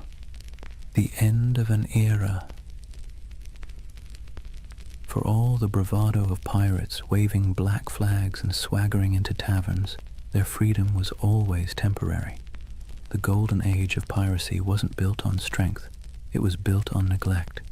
The empires of Europe had been too busy fighting each other to deal with the nuisance of rogue captains. But once the wars settled and merchants began counting their lost profits, the patience snapped. Suddenly, the same kings and governments who once winked at piracy decided it was a scourge that had to be eradicated. Picture the mood in London, Paris, and Madrid in the early 1700s. Merchants stormed into government halls, waving reports of ships lost, insurance rates skyrocketing, and ports paralyzed by blockade. Politicians, who once quietly enjoyed pirate loot filtering through colonial markets, now heard the complaints of bankers and shipping magnates, and when money complained, rulers listened. What followed was a coordinated crackdown, an imperial revenge tour. Naval patrols that once turned a blind eye now prowled the Caribbean. The British Royal Navy, tired of seeing its reputation mocked by half-drunken rogues, sent heavily armed frigates to hunt pirates with relentless focus. Spain, long humiliated by raiders stealing its treasure fleets, tightened its convoys and poured resources into coastal defenses. Even France, which had once tolerated privateers operating on its behalf, began closing off safe harbors. The age of indulgence was over, but it wasn't just the ships, it was the laws. Governments realized they needed not only cannons, but also courts. Piracy was declared a universal crime, meaning that any nation could capture and prosecute pirates, regardless of where the crime occurred. Admiralty courts popped up across the Caribbean, in Jamaica, in Nassau, in Charleston, offering swift, brutal justice. No long trials, no sympathetic juries, just a quick hearing, a guilty verdict, and the inevitable walk up the gallows. For men who had once toasted their freedom in Nassau taverns, the sight of bodies hanging along harbor entrances was a chilling message. The retaliation wasn't always fair, nor was it always accurate. Sailors unlucky enough to be mistaken for pirates were sometimes swept up in the dragnet, condemned alongside the guilty. Colonial governors eager to prove their loyalty to crown and profit made examples whenever possible. A pirate's end was no longer a quiet slip into obscurity. It was designed to be a public warning, a spectacle meant to terrify anyone thinking of hoisting the Jolly Roger. And yet the crackdown revealed something ironic. For all the talk of pirates as savage criminals, many common folk sympathized with them. They saw governments that taxed them harshly, navies that conscripted them unwillingly, and merchants who grew fat while ordinary sailors lived on scraps. Pirates, for all their brutality, had lived outside that system, at least for a while. So when governments retaliated, it wasn't just pirates who grumbled. It was the people who sometimes saw in those outlaws a shadow of their own frustrations. But sympathy wasn't enough to save them. Once the combined might of Europe's navies and courts turned fully against piracy, the end was only a matter of time. The sea that had once seemed wide open suddenly felt crowded with warships. The harbors that had once welcomed became hostile, and the taverns that once rang with pirate songs now whispered of hangings. The retaliation had begun, and with it, the Golden Age of Piracy was sailing into its final storms. The retaliation wasn't just abstract policy. It had names, faces, and bloody finales. The Golden Age of Piracy closed not with a quiet fade, but with dramatic hunts that read like the last acts of a tragic play. If pirates had been the rock stars of the seas, their final chapters were their public downfalls, staged for maximum effect. Take Edward Teach, better known as Blackbeard. His reputation had grown so outrageous that even his enemies described him with a shiver of reluctant admiration. He cultivated fear like an artist, braided his beard with smoking fuses, glared from beneath a tangle of hair, and moved through battle with pistols strapped across his chest like a walking arsenal. But in the end, fear was not enough. In November 1718, the British Navy decided Blackbeard had outlived his usefulness as a legend. Lieutenant Robert Maynard sailed out from Virginia with a pair of sloops and cornered him off Ocracoke Island. The battle was brutal and up close, fought with pistols, cutlasses, and grit, and though Blackbeard fought like a demon, he fell. His head was hung from Maynard's bow as proof, a grotesque trophy meant to tell every sailor what became of even the fiercest pirate. But Blackbeard wasn't the only one. Across the Atlantic, Bartholomew Roberts, Black Bart, was sailing at the peak of his fame. Unlike Blackbeard's flair for theater, Roberts was all about efficiency. He raided with precision, commanded fleets of captured ships, and dressed in flamboyant crimson coats that made him as much a spectacle as his raids. He captured more ships than any other pirate, nearly 400 by some counts, yet even he couldn't outrun the noose tightening around piracy. In 1722, the British Navy cornered him off the coast of West Africa. A cannon shot cut him down mid-battle. His men, fearing what the British would do to his body, buried him at sea almost immediately, sending their captain to the depths before his enemies could claim him as a prize. And then there was Nassau. For years it had been the pirates' dreamland, a ramshackle republic of grog shops, makeshift huts, and lawless camaraderie where men and women reinvented themselves under the black flag. But in 1718, Woodes Rogers, backed by the British Crown, sailed in as governor.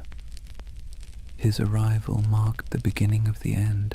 Pirates were given a choice: accept a royal pardon and live, or resist and hang. Many, weary of the chase, accepted, others fled, and a handful fought to the bitter end, only to be cut down. The pirate republic evaporated almost overnight, replaced by British order, courts, and gallows. These final hunts didn't just kill individual men, they killed the dream. Piracy had thrived on the cracks between empires, on the moments of chaos when law couldn't keep up with ambition. But as the empires recovered, they sealed those cracks. The end of Blackbeard, the fall of Roberts, and the capture of Nassau were not just events, they were symbols.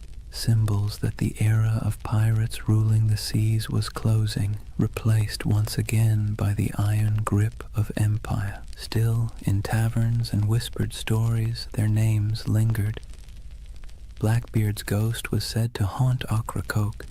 Roberts was remembered as the most efficient pirate who ever lived, and Nassau became a half-mythical place, a memory of freedom in an age of order.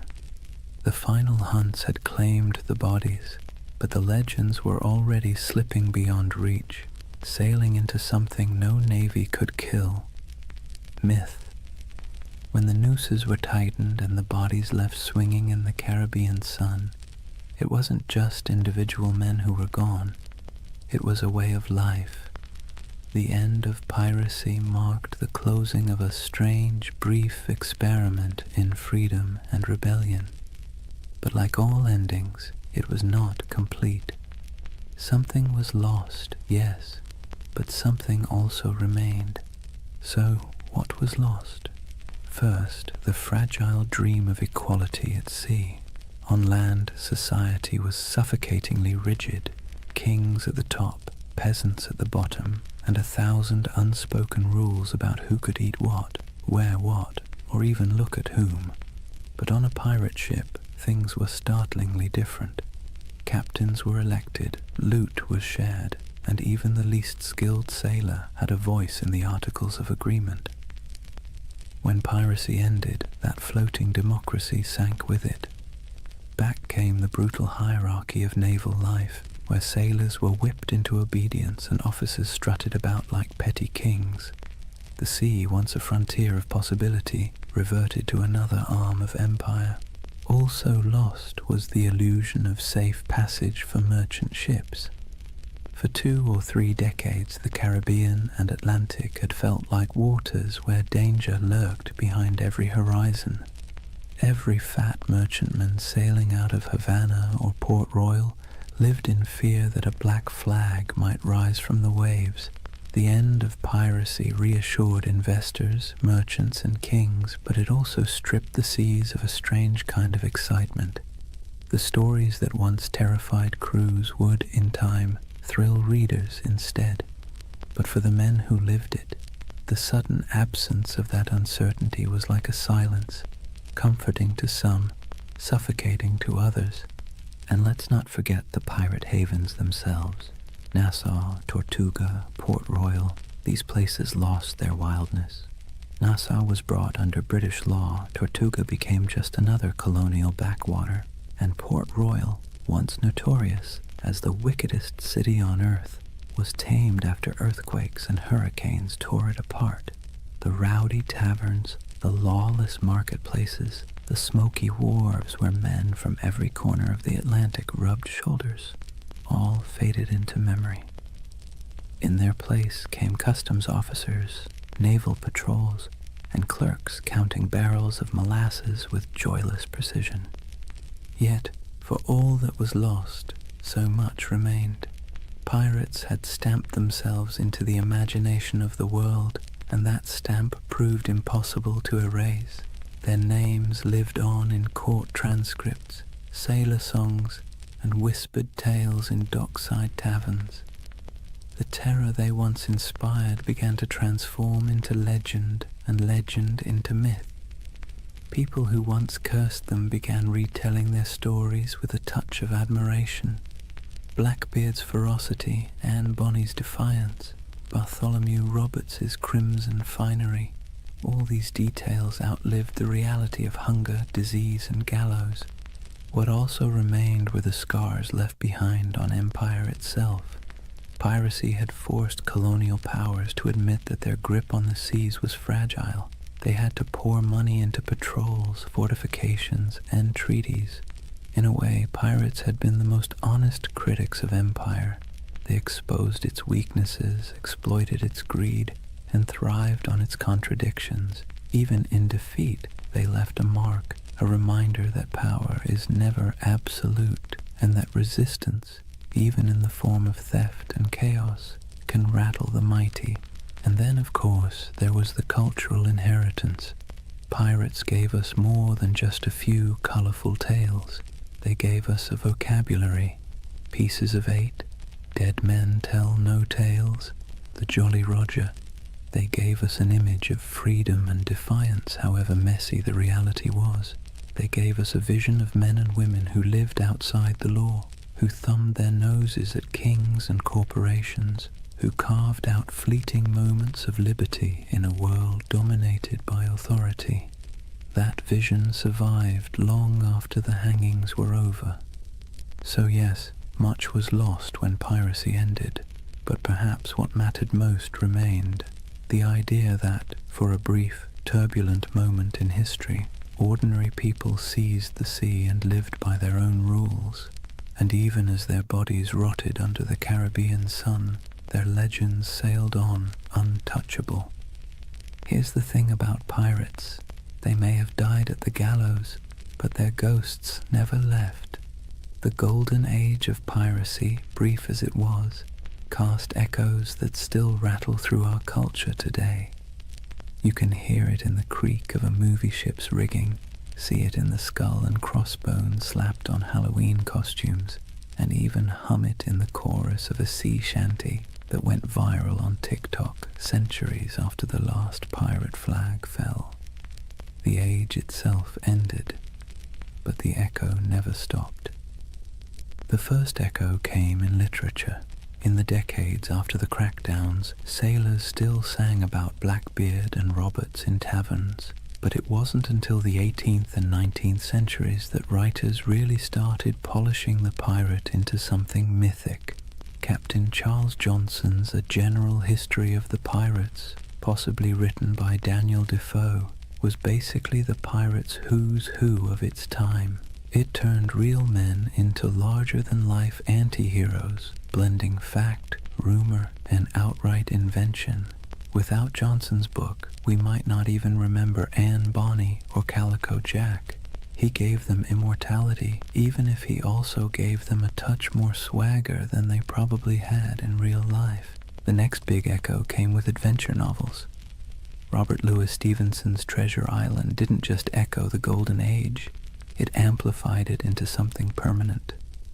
Long John Silver's Crutch and Parrot, the buried treasure maps marked with X, the idea of pirates talking in a peculiar accent. These weren't direct from history, they were creations, echoes distorted into legend, and yet they stuck so firmly that even today, when you picture a pirate, you're probably picturing Stevenson's imagination more than anything Blackbeard ever did.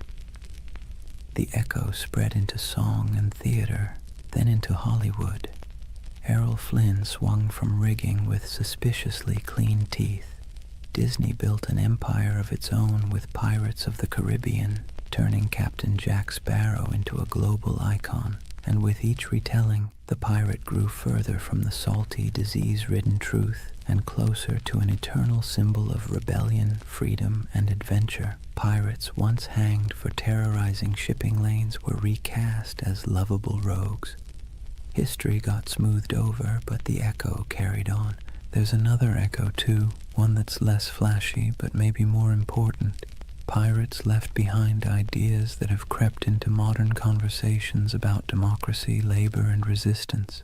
The way they divided plunder fairly, the way they voted for leaders, the way they allowed voices that were silenced on land to be heard at sea, all of that has fascinated historians. Some have even argued that pirate ships were floating laboratories of democracy, a rough but radical experiment in fairness. The echo of those ideas about equality, about rejecting hierarchy, still has a strange resonance today, whether or not we acknowledge the source. And then there's the personal echo, the one that whispers in our imaginations when we stare at the horizon. Pirates embody the dream of escape, the fantasy of cutting ties, hoisting sails, and vanishing into the blue to live by no one's rules but your own. Most of us would never want the reality, the scurvy, the lice, the constant threat of death, but the dream lingers. It's why pirate flags still flutter on college dorm walls, why people still hold talk like a pirate day, and why buried treasure stories still make kids dig holes in the backyard. The echo isn't just in books and movies, it's in us. So when we talk about the Golden Age of Piracy, remember, it didn't just end, it transformed. The flesh and blood pirates are gone, but the shadows they left behind still sail. Their flags wave in our stories, their songs ring in our ears, and their ideas, twisted, exaggerated, but stubbornly alive, still haunt the edges of culture. The seas are quieter now, the Caribbean no longer stalked by men with pistols and cutlasses, but in the echo of their age, they never truly died. So here we are, at the quiet end of a noisy age.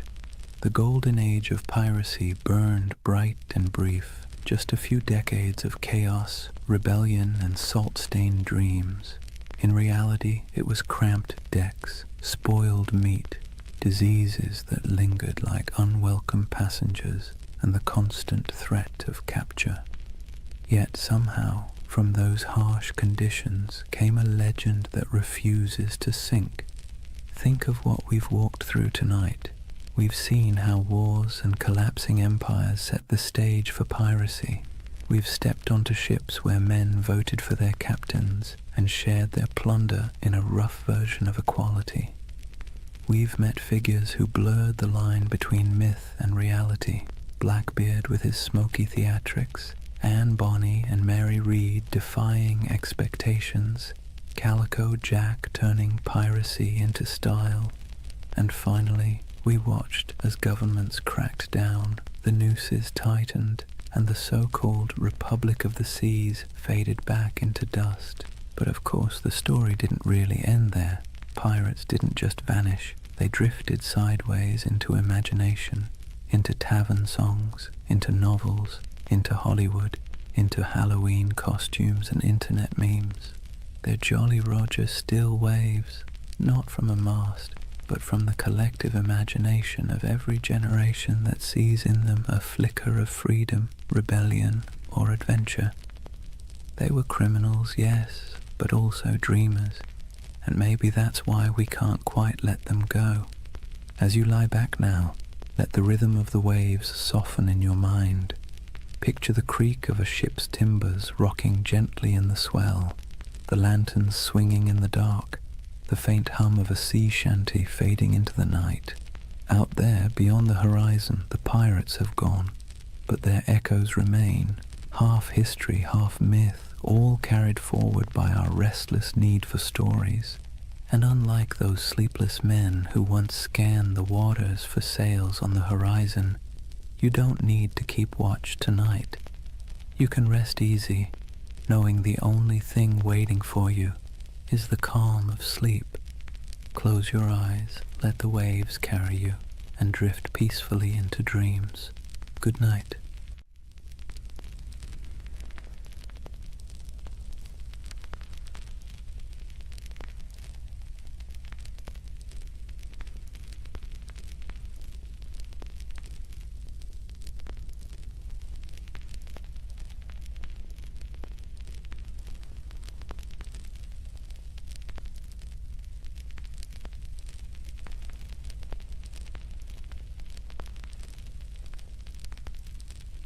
Hey guys, welcome back to the Sleep Atlas. Before we start tonight's journey, take a moment, dim the lights, let the noise of the day dissolve. Wherever you are, you're about to travel somewhere strange, not a place on any official map, but one that lives in whispers, in dust, in the margins of forgotten atlases. This is the story of Tartaria. They say history is written by the victors, but what happens when the victors forget to mention an entire empire? What if there really was a civilization, vast, advanced, beautiful, erased not by time, but by design? A civilization that built cities we can still see, but no longer recognize. Sounds impossible, right? Yet somehow you've probably already seen pieces of it. The old photos of cities with windows buried beneath the streets, the maps labeled Grand Tartary, the ornate architecture that feels out of place as if it belonged to someone else, someone older, someone gone. Now, to be clear, Tartaria isn't a historical fact. It's a theory, a myth, a dream, if you want to be kind. But it's a dream that refuses to die, because at its heart lies something irresistible. The idea that history isn't what we think it is, that we've been handed a world with a few missing chapters, and whether you believe the myth or not, it's hard not to feel something when you see it. So tonight, we're going to drift through that myth together, through maps, ruins, and half-buried cities, through stories of explorers and erased empires, through the dusty edges of history where imagination and memory blur together. And if you fall asleep along the way, that's fine. That's kind of the point. For more journeys through history to help you sleep, please subscribe to the Sleep Atlas. And hey, what's keeping you up tonight? Let me know in the comments. All right, let's begin. Imagine fog rolling over endless plains, gold grass bending under the wind. You stand before a vast land that feels both ancient and impossible, somewhere between Asia and memory, somewhere once called Tartaria. Chapter 1. The Empire That Never Was, or was it? They called it Grand Tartary. On maps from the 17th and 18th centuries, it sprawled across nearly half of Asia, an empire stretching from the icy edges of Siberia to the mountains of Tibet, from the Pacific all the way to the Caspian Sea. A continent-wide expanse so huge it made Europe look like a backyard garden. But here's the strange thing. When you look closer, it doesn't behave like any other empire on the map. No clear capital, no list of rulers, just a name, Tartaria, floating over deserts and steppes, surrounded by decorative drawings of camels and horsemen. The cartographers might as well have written, "Here be mystery." And yet, for hundreds of years, Western mapmakers copied that name again and again. Tartaria, Grand Tartary, the Great Tartar Empire. Sometimes they drew castles or cities with minarets. Sometimes they left it blank, as if even they didn't know what they were depicting. So what was Tartaria, according to the official story? Nothing. The word Tartary was simply a European catch-all term for the unknown lands of Central and Northern Asia. The people who lived there, Tatars, Mongols, Siberian tribes, were lumped together under one convenient label. To the Europeans of the 1600s, it was the great blurry East, wild, uncivilized, and beyond comprehension. But to modern eyes, it doesn't look like nothing. It looks deliberate, mysterious, like the ghost of something that was once real. And that's where the story starts to hum. Because if you look long enough, if you trace enough old maps, you start to notice inconsistencies. Cities drawn where no cities should exist. Structures too grand for the people historians claim built them. Ruins that don't seem to fit their supposed age. Some believe those ruins were Tartarian, that an advanced civilization, older than Rome, older even than Egypt, once stretched across the world. They say its architecture was sophisticated, its technology almost magical, free energy, perfect symmetry, towering buildings powered not by fire or water but by something lost, something we can no longer name. It sounds absurd, but then you see the photos, black and white images from the late 19th century, cities under construction except everything already looks finished, cathedral-sized buildings supposedly built in a decade, though even modern machinery would struggle, streets half-buried, windows below ground level, as if the earth itself had swallowed the first floors. That's where the mud flood theory enters. According to believers, some great cataclysm, maybe natural, maybe man-made, swept across the world in the 1800s, burying entire cities in mud and erasing all evidence of this lost empire. When humanity dug out afterward, we inherited the world we think we built. In other words, the Victorians didn't build all those ornate cities, they unearthed them. It's easy to roll your eyes, but it's also strangely poetic, because even if Tartaria never existed, the feeling behind it, that something monumental was lost, is very real. And part of why this myth persists is because, well, history does lose things. Entire civilizations have vanished before.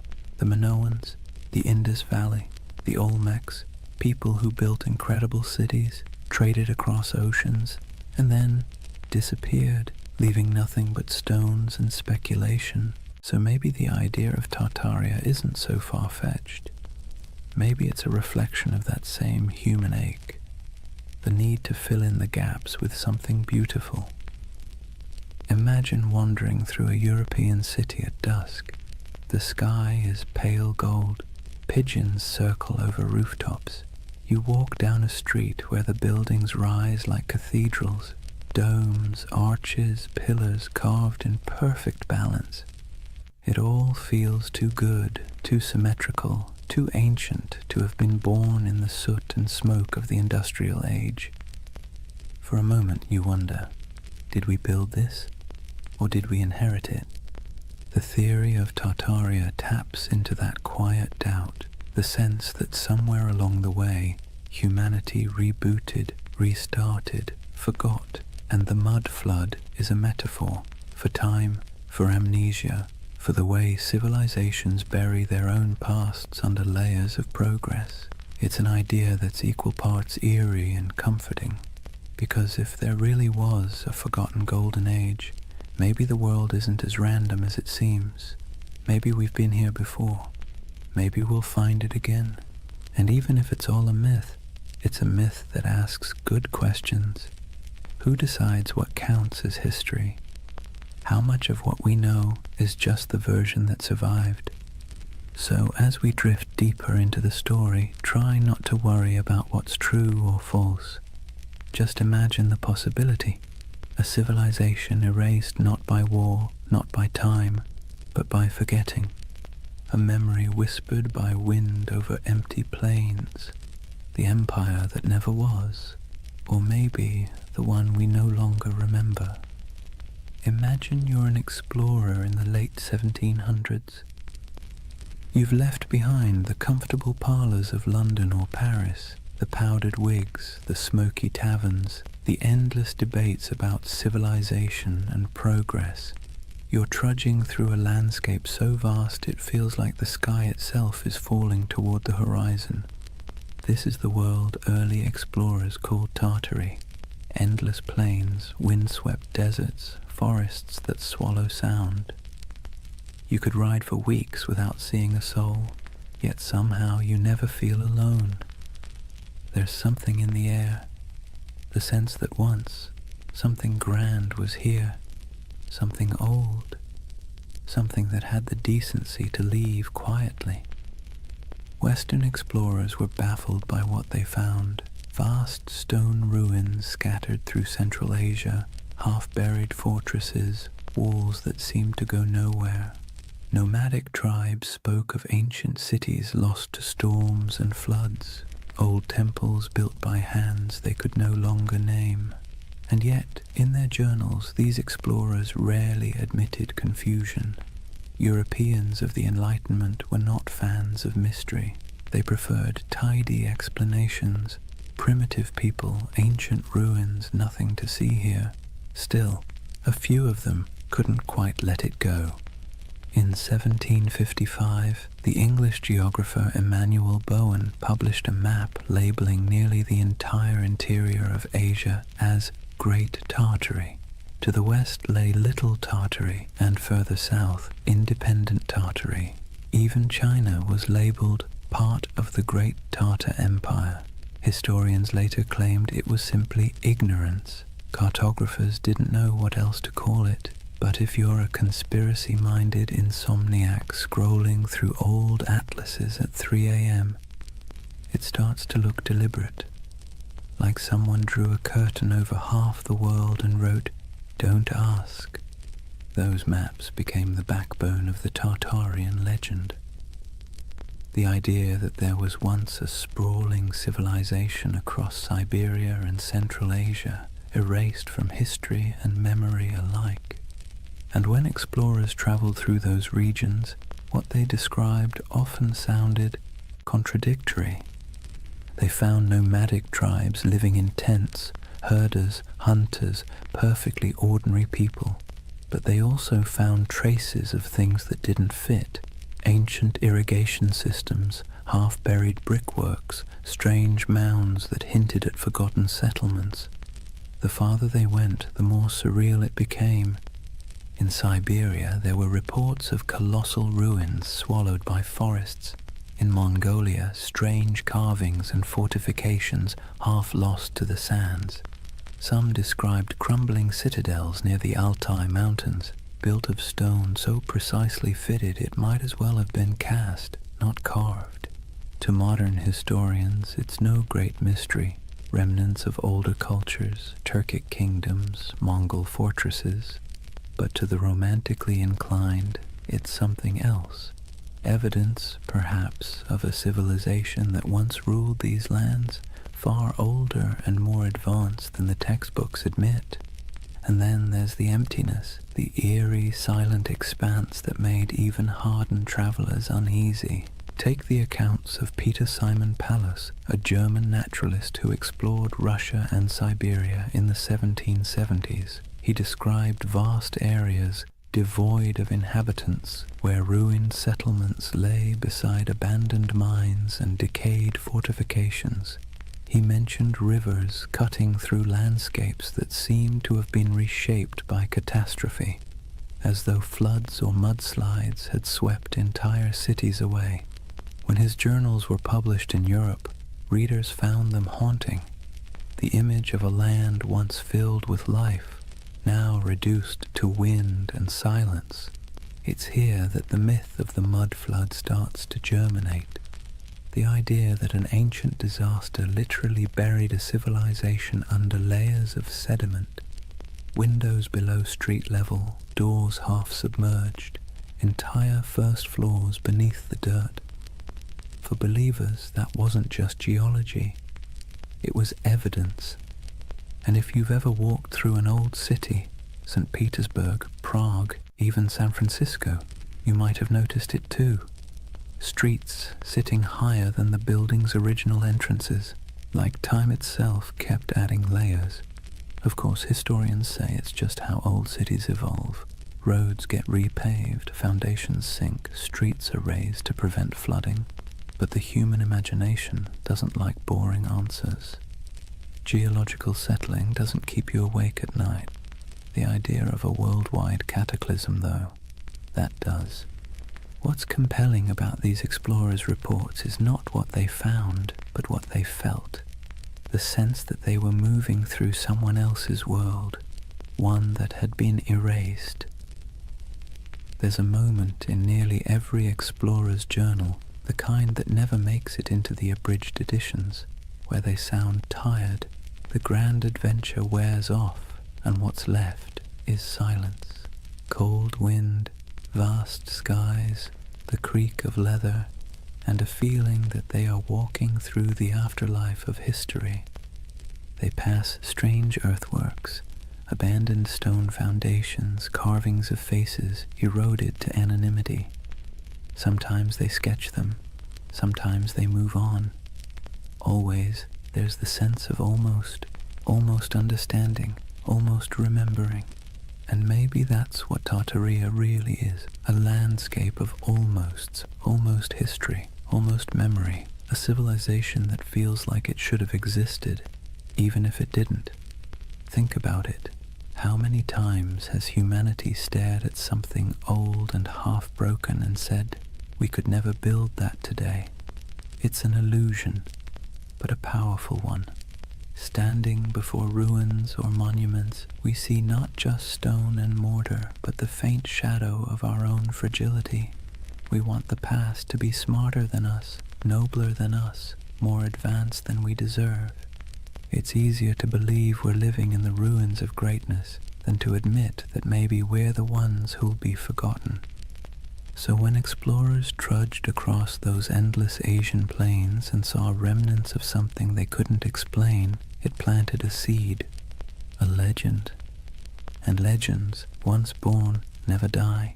They sleep, they wait, they resurface in new forms, on message boards, in YouTube videos, in late-night rabbit holes where half the fun is not believing, but wondering. The Tartarian myth is less about what those explorers found and more about what we want to find, meaning, continuity, proof that the world once made sense and that maybe beneath all this noise and chaos, it still does. Imagine the explorer's campfire. The air is thin and cold. Sparks float upward, swallowed by the night. Somewhere in the distance, wolves call to each other, and above stars shimmer, the same constellations those long-lost Tartarians might have seen if they ever existed at all. The explorer looks out over the dark plain, notebook open, and writes one word on the page, Tartaria, a word that means nothing and everything. They say the earth remembers. Every stone, every layer of dirt, every foundation buried beneath a modern street is a diary, written in silence. But if you listen to the believers of the mud flood, the earth doesn't just remember, it hides. Picture this, a city half buried, windows that look out onto soil instead of streets, doorways that open into nothing but packed dirt, buildings whose first floors have vanished beneath layers of earth and time. To most, it's a quirk of old construction. To the followers of Tartaria, it's evidence of something far stranger, a global cataclysm that erased an entire civilization in a single, muddy sigh. The mud flood theory is one of those beautiful modern myths that could only have been born in the age of the internet. It began quietly, like a whisper in digital catacombs, obscure forums, old photography groups, amateur historians trading ideas. Someone noticed something odd. Antique photos from the 1800s showing cities with half-buried buildings, windows at ground level, strange architectural anachronisms. Then someone else noticed the same thing somewhere else, and suddenly a pattern emerged, or seemed to. If you stare at enough old photos for long enough, patterns start to appear everywhere. And soon the whispers took form. What if history isn't what we think it is? What if there was a reset, a literal flood of mud that buried the old world, wiped it clean, and left us to rebuild on top of its bones? It sounds ridiculous, but also admit it. It's a little bit seductive. Let's take a closer look at what this story really says. According to the myth, sometime in the 18th or 19th century, dates are always vague, an immense cataclysm struck the earth. Not water, but mud, thick, heavy, suffocating mud that rolled over cities like a blanket, swallowing buildings, streets, even entire civilizations. What survived was what we now call our world, a reset civilization built atop the ruins of the one before. The theory claims we are the survivors of an amnesiac world living in the shadow of a forgotten age. And once you start looking for it, you see it everywhere. Old photographs of St. Petersburg, where neoclassical buildings seem to have half their height underground. Doorways that lead nowhere in Istanbul. Strange window wells in San Francisco. Cathedrals whose ground floors appear oddly misaligned with the modern streets around them. The world, it seems, is full of buried stories. But here's where the magic, or the mischief, lies. Context. Cities grow, streets rise, pavements get repaved, foundations sink, earthquakes shift land. Engineers, bless their pragmatic hearts, have been dealing with that since ancient Mesopotamia. It's normal, but the human imagination doesn't want normal. It wants wonder. It wants the cosmic version of a plot twist. And so the mud flood became that twist, a grand, tragic reset that could explain the strangeness of the world, the impossible beauty of old architecture, the missing centuries, the ruins that look too modern to be ancient and too ancient to be modern. It's not hard to see why the theory stuck. It scratches two primal itches, the fear that we've forgotten something vital, and the hope that once humanity reached heights we can barely comprehend. It's a bedtime story for adults who no longer trust bedtime stories. Imagine it, the great cities of the past humming with energy and knowledge, star-shaped fortresses aligning with the heavens, towers crowned with gilded domes, machines powered not by coal or electricity but by sound, magnetism, or divine geometry. A golden age washed away in silence, leaving behind half-buried clues for the curious to rediscover centuries later. It's haunting, isn't it? The thought that the ground beneath your feet might be hiding a version of civilization more graceful, more harmonious, and, let's be honest, less exhausting than this one. The most poetic versions of the myth don't even insist on global destruction. They suggest something subtler. That time itself buried Tartaria. That the mud is just metaphor. The weight of centuries pressing down until memory sank into soil. That our cities grew atop their bones, and we live in their echoes without even realizing it. But even the literal believers, the ones who pore over 19th century photographs and Google Earth screenshots, are chasing something more than evidence. They're chasing awe, the sense that the world is not yet fully explained, that maybe, just maybe, there are still secrets hiding in plain sight. Because here's the uncomfortable truth. We like feeling small, not powerless, just small. The idea that we are part of something vast, mysterious, and older than we can imagine brings comfort. It means our anxieties, our endless scrolling, our late-night insomnia, they're all just surface noise above something deeper, older, wiser.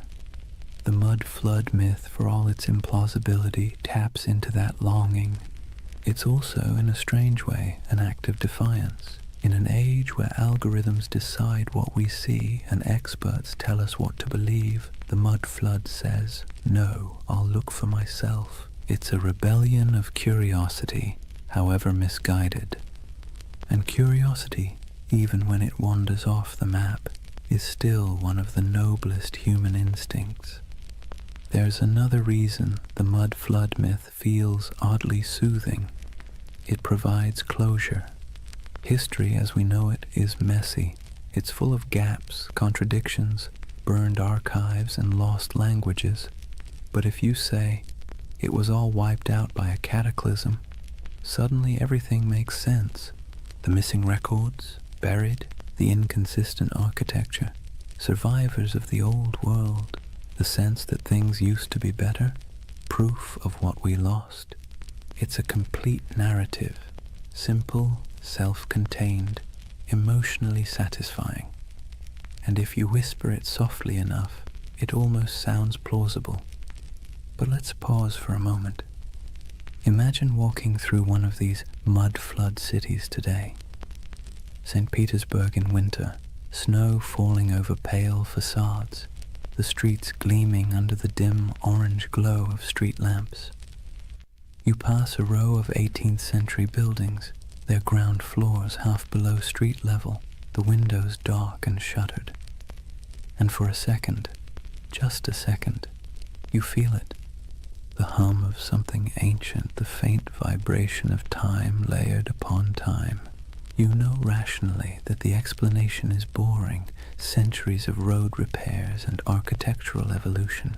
But your imagination doesn't care. It leans closer, it listens, it wants to believe. That's the quiet power of myths like Tartaria.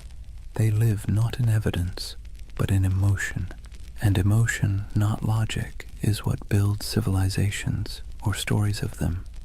So when someone insists the world was buried in mud a few hundred years ago, it's tempting to laugh, but look closer, and you'll see what they're really saying.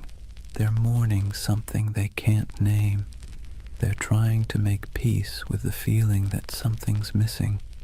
That modern life, bright, loud, and efficient, feels a little hollow, as if the real story is still underground. And maybe, in a metaphorical way, it is. Not beneath our cities, but beneath our certainty. History is the soil we stand on, and every generation adds another layer. The deeper you dig, the older the questions get, until eventually you realize that the mud was never hiding the past. It was making it. The world is built on burial, and everything beautiful is, in some sense, reclaimed from the dirt. So maybe Tartaria was never an empire at all. Maybe it's an idea, a longing for the lost wholeness of things. Or maybe it's just a very elaborate excuse for why so many basements flood in spring. Take your pick. Either way, as the night deepens and your thoughts drift like dust in lamplight, the question lingers: if an entire civilization could be buried under centuries of mud and forgetfulness, would we even recognize it when we uncovered it, or would we mistake it for ruins of our own? It's a strange thing, how ruins can feel alive. You walk among them and swear you can hear breathing. Not loud, not human, but the slow exhale of stone, the whisper of time smoothing edges and swallowing stories. That's the allure of forgotten grandeur, the feeling that the past isn't gone, just drowsing, half buried, half awake, waiting for someone to notice. When people speak of Tartaria, they don't imagine mud and dust. They imagine beauty, colossal arches, glittering domes, towers capped with orbs of gold, and wide boulevards aligned with the stars. They imagine symmetry, harmony, perfection, the world before we made it messy. And that's the quiet genius of the myth. It isn't built on fear, but on longing. You've seen it, even if you didn't recognize it. The grand railway stations built in the 19th century, dripping with ornament that seems almost too elegant for its purpose. The courthouses with domes that look more celestial than civic. The cathedrals rising from cobblestone streets like frozen thunderclaps of devotion. You stand before these buildings and wonder, who built this, and why don't we build like this anymore? That question is the ember that keeps Tartaria glowing in the imagination, because it feels wrong that we've forgotten how to make beauty on that scale. It feels wrong that we can't carve marble with such grace, or erect domes that kiss the clouds. And when something feels wrong, the human mind looks for a story to explain it. Tartaria becomes that story, a civilization that mastered form, function, and soul, then vanished without a trace.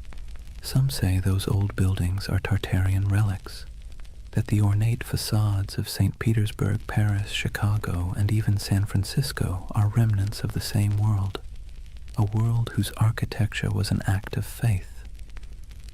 That the reason we can't replicate it now is because the knowledge was erased, the formulas for harmony, for proportion, for power drawn from geometry, gone, buried under new blueprints and the hum of electric wires. Of course, historians roll their eyes at this. They'll tell you, patiently, that these buildings were designed by very real architects, that neoclassicism was an artistic movement, not evidence of a hidden empire, that the beauty of those domes and arches came not from secret knowledge, but from mathematics, sweat, and a lot of unpaid apprentices. And they're right, technically. But here's the thing. Beauty doesn't care about technicalities. The Tartarian myth persists because these buildings feel different. They hum at a frequency modern architecture doesn't. Walk past a concrete office block and your mind slides off it. Walk past a century-old opera house and you slow down without meaning to. You feel something, a pulse. Maybe it's nostalgia, maybe it's resonance, maybe it's just the echo of a time when craftsmanship was an act of worship. But whatever it is, it feels alive. Imagine standing at twilight in front of one of those old structures. The stone glows amber. The carvings seem to move in the shifting light. You can almost believe the building is remembering itself, its birth, its purpose, its centuries of reign and revolution. That's the spell of forgotten grandeur. The architecture isn't just old, it's haunted by the idea of meaning, and when meaning vanishes, mystery rushes in to fill the space. Tartaria thrives in that mystery. It offers an explanation for why the world feels simultaneously ancient and amnesiac, why progress sometimes feels like forgetting, why the cities of the past, those that survived wars, plagues, and fires, still look more eternal than anything we've built since. Modern life gives us glass towers and efficiency. Tartaria promises something slower, something that glows, a civilization that built not for profit or speed but for resonance, structures designed to outlast memory itself. It's an irresistible dream, because whether or not Tartaria existed, the feeling it represents is real, the ache for beauty that doesn't apologize for existing, for craftsmanship that outlives its makers, for a sense of belonging to something both vast and intentional. That's why the myth never fully dies. People share photographs of star-shaped forts, cathedrals that look like spaceships, and ornate courthouses buried halfway underground, whispering, "Look, this can't just be random." And maybe they're right, though not in the way they think, because what they're really seeing isn't proof of a lost empire. It's proof of a lost mindset. A time when humanity built upward and outward with a kind of faith we've since replaced with convenience. Take St. Isaac's Cathedral in St. Petersburg. It looks like it shouldn't exist.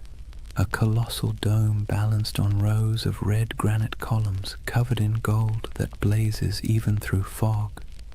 Inside, the marble floors mirror the heavens, and the ceilings are painted with saints so vivid they seem alive. Visitors describe it as overwhelming, transcendent, but the Tartarian imagination sees something else, evidence. They ask how such grandeur could be built in the early 1800s by hand in a place that was supposedly swamp and snow. They ask why the foundations look so deep, as if the building once stood taller. Historians give answers: scaffolding, imported granite, decades of work. But believers see a gap, and gaps, as we know, are where myths thrive.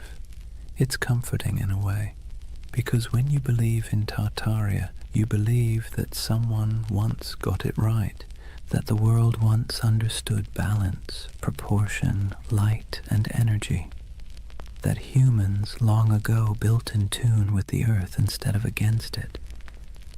It's a prettier story than the truth that history is mostly a series of accidents that occasionally produce beauty by mistake. And yet, even if the story is wrong, the emotion behind it is not. There's something deeply human about looking at ruins and imagining paradise, about standing in front of a crumbling palace and whispering, "Who were you? What did you know that we've forgotten?" We do this everywhere. In the jungles of Cambodia, staring at Angkor Wat, in the deserts of Egypt, under the shadow of the pyramids, in the mountains of Peru, among the terraces of Machu Picchu. We look at beauty that endures and assume it must have come from a civilization wiser than ours. Maybe it didn't, but maybe the impulse to think so says more about us than about them. Because really, the myth of Tartaria isn't about lost knowledge, it's about lost reverence. We miss believing that beauty meant something, that it wasn't an accessory, but a form of truth. That stone could hold memory, and domes could sing. So when you see those impossible old buildings and feel that small, unexplainable ache, don't rush to fill it with conspiracy. Let it linger. That ache is the story. It's the ghost of wonder, tapping you on the shoulder, reminding you that history is not a timeline. It's a mood, a long, slow chord, still resonating beneath the noise. And maybe that's what Tartaria really is, the echo of a world that believed in harmony more than speed, a civilization of imagination, built not in stone, but in longing. So as you drift deeper into this story, eyes heavy, thoughts softening, remember this: whether Tartaria was real or not, the beauty it promises was. You can still walk through it, touch it, breathe it in brick and marble and dusk. It's there, waiting quietly behind every ornate facade and every buried window. Forgotten grandeur, humming in the walls. There's something strange about ideas that shouldn't survive, yet somehow do. Tartaria is one of them. Every few decades it slips back into conversation like a ghost that refuses to stay buried. A whisper here, a map there, a photograph that feels off, too ornate, too advanced, too forgotten. It persists not because it's proven, but because it's beautiful. You see, real history doesn't linger in our imaginations the same way myths do. Facts settle, myths breathe, and Tartaria breathes in the spaces history forgot to fill. It's almost poetic, how a rumor can live longer than an empire. How a half-remembered word on an antique map, Tartary, can spark entire worlds in the modern mind. Because the truth is, humans don't remember data, we remember stories. And this one, it's irresistible. A world erased, a golden age hidden beneath our feet. The paradox of Tartaria is that it survives precisely because it never existed. A real empire would have ended, decayed, been replaced, but something that never was can never truly die. It hovers in imagination, endlessly renewable, unprovable, untouchable. The perfect myth for the digital age, weightless, viral, and infinitely remixable. Scroll through YouTube or Reddit and you'll see it. Old photographs of grand cityscapes labeled Tartarian architecture, posts about star forts and buried windows, endless debates about free energy, hidden cataclysms and lost technology, thousands of comments beneath them, people saying things like, "I've always felt something was off about history." It's not about belief, it's about belonging. The myth offers comfort to anyone who looks at the modern world and feels like something essential slipped through our fingers. Maybe that's the real allure. Tartaria gives shape to a feeling we all have but rarely admit, that somewhere along the way, humanity traded mystery for machinery. We built faster, higher, louder, but maybe not better. We paved over silence, replaced curiosity with certainty, and called it progress. And when that certainty began to crack, when our cities started to feel soulless, our histories fragmented, people began looking backward, not for answers, but for meaning. It's easy to mock that impulse.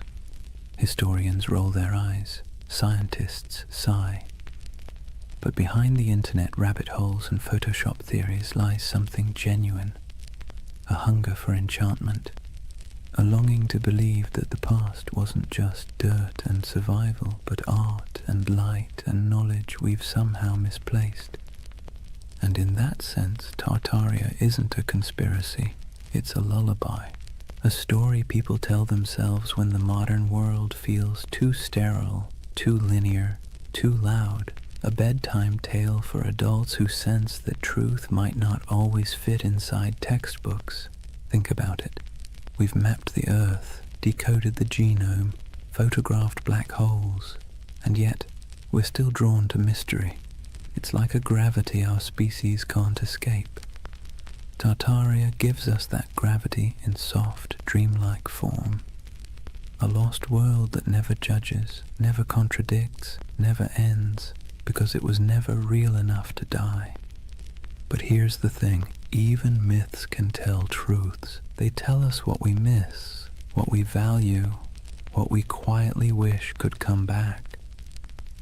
When people imagine Tartaria, what they're really longing for isn't a lost empire, it's coherence.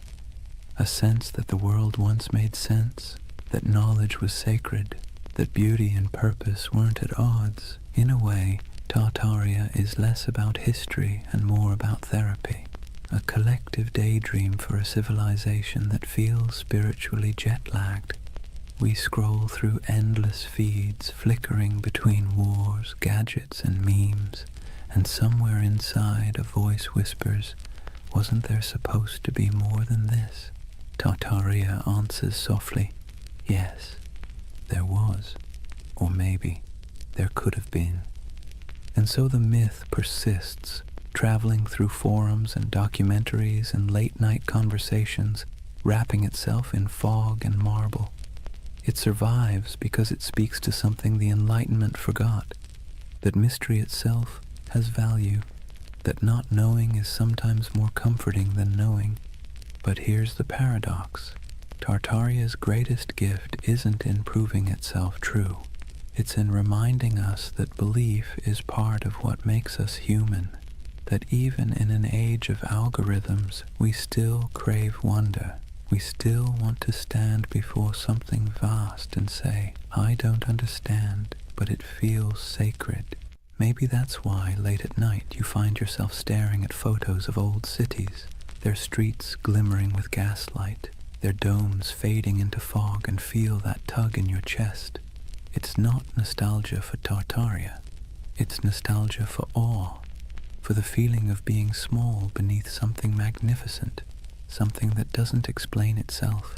So as you lie there now, the room dim, the hum of the modern world soft around you, imagine that somewhere, beneath centuries of soil, beneath stories and skepticism, there's a quiet city still dreaming. Its towers shimmer faintly under the weight of time. Its fountains murmur in forgotten languages, and if you listen long enough, you can almost hear it, the heartbeat of the world before we named it. They called it Tartaria. Maybe it never was, but its echo, soft, patient, luminous, still lingers. Drift with it for a while. Let the questions fade. You don't need answers tonight, only the wonder. Chapter 2. The Real Tartars, Nomads, Empires, and Misunderstood Worlds. Let's take a breath. We've wandered through the fog of myth, through maps that hum with impossible empires and ruins that seem to remember more than they should. But now it's time to peel back the dream and look at the ground beneath it, the soil, the wind, and the people who actually lived there. Because behind every legend lies something real, even if it's been twisted beyond recognition. So, let's step out onto the steppe. Imagine yourself standing somewhere between Russia, Mongolia, and Kazakhstan. Not today, but thousands of years ago. There are no borders here, no lines on a map, no marble cities, just horizon, an ocean of grass rolling under a sky so wide it makes you dizzy. The air smells like dust and horses. The sound of wind is constant, threading through tall stalks of feather grass. This is the birthplace of what Europe once called Tartary. Not a single empire, but a world of motion, a civilization without walls. To Western minds, this landscape always felt alien. How could a people rule without cities? How could a culture thrive without monuments? To the steppe nomads, that question would have sounded absurd. Their monuments were movement. Their empire was the horizon itself. Centuries before anyone drew Tartaria on a map, there were the Scythians, archers and horsemen who painted their bodies, buried their dead in golden tombs, and drank fermented mare's milk. The Greeks feared them, the Persians tried to conquer them, and yet they moved like smoke, impossible to hold. Herodotus called them a people who have no towns, no walls, no fixed abode, as if that made them lesser. But in truth, it made them free.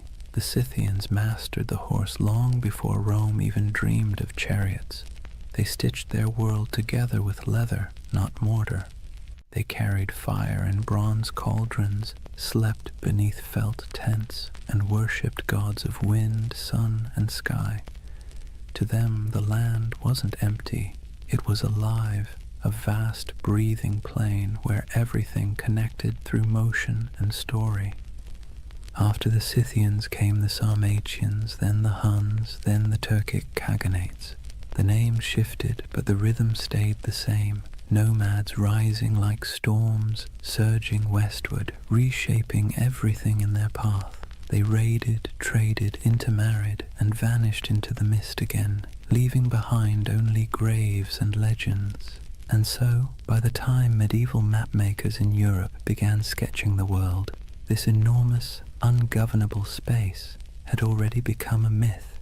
To them it was a blank, the unknown lands beyond the Christian world, filled with monsters, giants, and Tartars. That word, Tartar, wasn't even theirs. It came from outsiders, likely twisted from the name of a Turkic tribe, the Tatars, with a dash of poetic menace added. Medieval Europeans thought it sounded like Tartarus, the Greek underworld, so they called these nomads Tartars, as if they'd come from hell itself. You can almost hear the shiver in the name, but the truth was far more complicated and far more interesting. These weren't demons, they were people. Traders, horsemen, mothers, poets.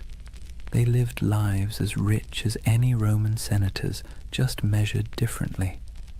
Picture a nomadic camp at sunset. The steppe glows gold. Horses graze on the horizon, their coats shimmering in the low light. Fires crackle as women stir pots of milk and millet. Children chase each other between felt tents, yurts, their laughter carried by the wind. Men return from herding, their bows slung over shoulders, dust clinging to their boots. The air smells faintly of smoke and grass. Somewhere, a throat singer begins a low, resonant song, and the notes ripple across the plain like the hum of the earth itself. This was their Rome. Not a city of marble, but of motion and memory. And to them the West's obsession with stone walls would have seemed as strange as worshipping stillness. But as centuries rolled on, stillness began to win. Empires like China, Persia, and eventually Russia pushed outward, trying to tame the steppe. They built forts, drew borders, demanded tribute. The nomads resisted, then adapted.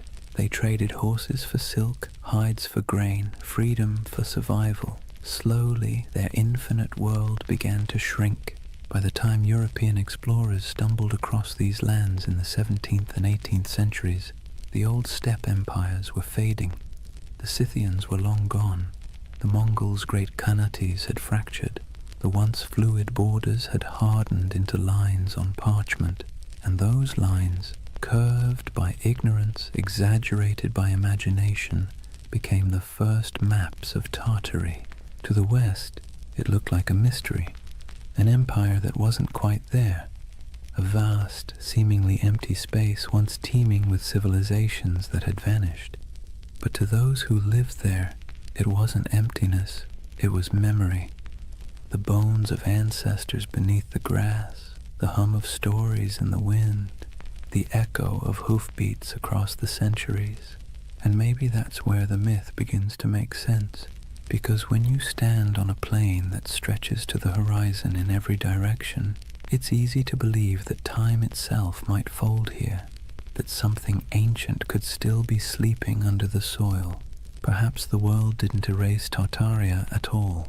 Perhaps it just forgot how to see it. Let's be honest, Europe never really understood Asia, not in the Middle Ages, not in the Renaissance, and arguably not even now. For centuries, the lands east of Moscow and west of China were less a geographic reality and more a psychological one, an enormous blank space where anything could exist. And in that blankness, the idea of Tartary began to grow like a mirage. Imagine a candlelit room in Venice, sometime around the 14th century. A mapmaker hunches over his parchment, hands stained with ink. On the table beside him lie fragments of rumors, sailors' tales, merchant gossip, and a half-remembered account of a man named Marco Polo, who claimed to have seen palaces of gold and cities of stone somewhere beyond the horizon. He dips his quill and begins to draw. Europe is clear. So is Africa mostly. But once he crosses the Ural Mountains, the lines begin to blur. His hand hesitates. What lies beyond? He's never been there. No one he trusts has either. So he fills the void the way humans always do. He imagines. He writes Tartaria in sprawling letters across the page, large enough to cover thousands of miles. Because what else can you do when you're staring into the unknown? For Europeans, Tartary became a convenient label, an umbrella term for everything east of civilization and west of comprehension. It wasn't a nation, it was a category, a way to point at a map and say, this belongs to the others. But here's the funny thing. The more they tried to define it, the more mysterious it became. In the 13th century, when the Mongols exploded across Eurasia like a thunderstorm, Europe finally came face to face with the so-called Tartars. Villages burned, kingdoms crumbled, and word of unstoppable horsemen spread faster than the riders themselves. To a continent already steeped in superstition, it must have felt like the end of the world. Priests whispered that the horsemen were the scourge of God, a punishment for human sin. Chroniclers described them as monsters with faces of beasts and hearts of iron. And yet, when the first diplomatic envoys actually met them, they found something unexpected: organization, bureaucracy, even tolerance. The Mongol Empire, at its height, ran on order, not chaos. Messengers carried official seals, merchants moved safely under Mongol protection, and conquered cities often kept their own rulers so long as they paid tribute. The great Khans weren't savages, they were administrators. Ruthless ones, sure, but methodical. But Europe didn't want to believe that. It was easier, somehow, to imagine an empire of shadows, to turn complexity into myth. So the name Tartary stuck, not as a real place, but as a kind of warning, a whispered reminder that beyond the edge of the familiar world, something vast and unknowable waited. By the Renaissance, the legend of Tartary had evolved into something even stranger. The age of exploration brought better maps, but not necessarily better understanding. Cartographers began drawing Great Tartary, Little Tartary, and Chinese Tartary across their globes. carving up Central Asia into neat territories that existed mostly in imagination. If you were a European scholar in 1700 and you saw a map of Great Tartary stretching from Siberia to the Caspian Sea, you'd assume there was a single civilization there, a mighty hidden empire rivaling Rome or China. And if you were an explorer wandering through empty steppes, stumbling across crumbling ruins or strange earthen mounds, your mind might start to fill in the blanks. Who built this? Where did they go? Humans hate loose ends. We crave narrative closure, and Tartary, this vast echoing blank on the map, offered none. Marco Polo didn't help either. His travels fed the fire beautifully. He spoke of vast courts, cities paved in stone, golden palaces, and khans who ruled lands so wide that weeks of riding couldn't cross them. He wasn't wrong exactly. The Mongol Empire really was that enormous. But when his book was copied, translated, and retold, his words grew elastic. People read his tales and imagined something grander still, a civilization older than memory, hidden beneath layers of dust and time. You can almost see it, the way myths grow like vines around facts. Even the Enlightenment couldn't kill it. In the 18th century, as Russian explorers pushed eastward into Siberia, they stumbled upon ancient fortifications, strange geometries in the earth, and traces of civilizations long gone. The local tribes spoke of ancestors who built great cities before the snows came. The scholars, baffled, wrote it all down, and back in Europe, those reports fed the imagination once more. By now, Tartary had become more than geography. It was an aesthetic. The word conjured mystery, distance, and faded grandeur. Artists painted sweeping landscapes of icy mountains and lone riders beneath silver skies. Novelists filled their pages with lost kingdoms and forgotten dynasties. And so, when conspiracy theories about a lost Tartarian empire began resurfacing centuries later, it wasn't from nowhere. It was born of something older, a long European tradition of misunderstanding the East, of romanticizing what couldn't be explained, and of filling blank spaces with dreams. Maps, after all, are never neutral. They don't just show where things are, they show what people believe matters. And for centuries, Tartary mattered not because it was real, but because it was mysterious. Imagine yourself once more looking at one of those old maps. The parchment crackles under your fingers. The ink has faded to brown. The edges are frayed. Across the top, in flowing letters, are the words, Magna Tartaria. You trace the line of mountains, the curving rivers, the scattered cities whose names you don't recognize. You realize you're staring not at geography, but at imagination, a dream caught in ink, a memory of a place that never quite existed, but that never fully went away either. And maybe that's why Tartaria still captures people today. It wasn't born in a lab or on a message board. It was born in candlelight on parchment, in the minds of men who couldn't stand not knowing. A story that began as cartography became mythology. And mythology, as history always proves, has a way of outlasting the truth. Picture a road that isn't really a road. It's not marked by signs or asphalt or tidy lines of direction.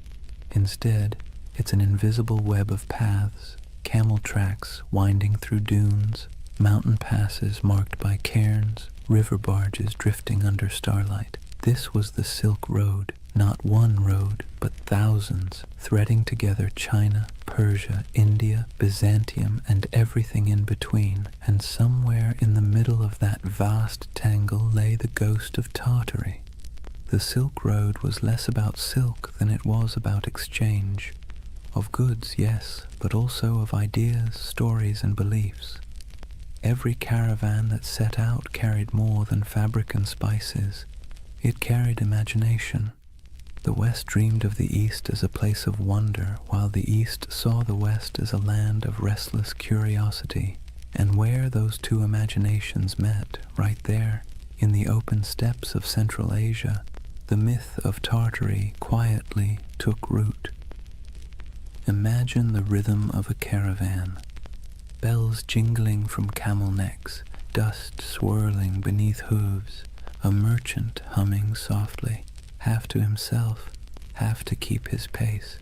At night, when the fires burned low, stories flowed like wine, tales of lost cities swallowed by sand, temples of gold hidden in the desert, empires that rose and vanished before the next dawn. Every traveler added a new layer to the legend, and the Silk Road became less a trade route than a whispering gallery of the world's dreams. Now let's be clear, there were empires here, real ones.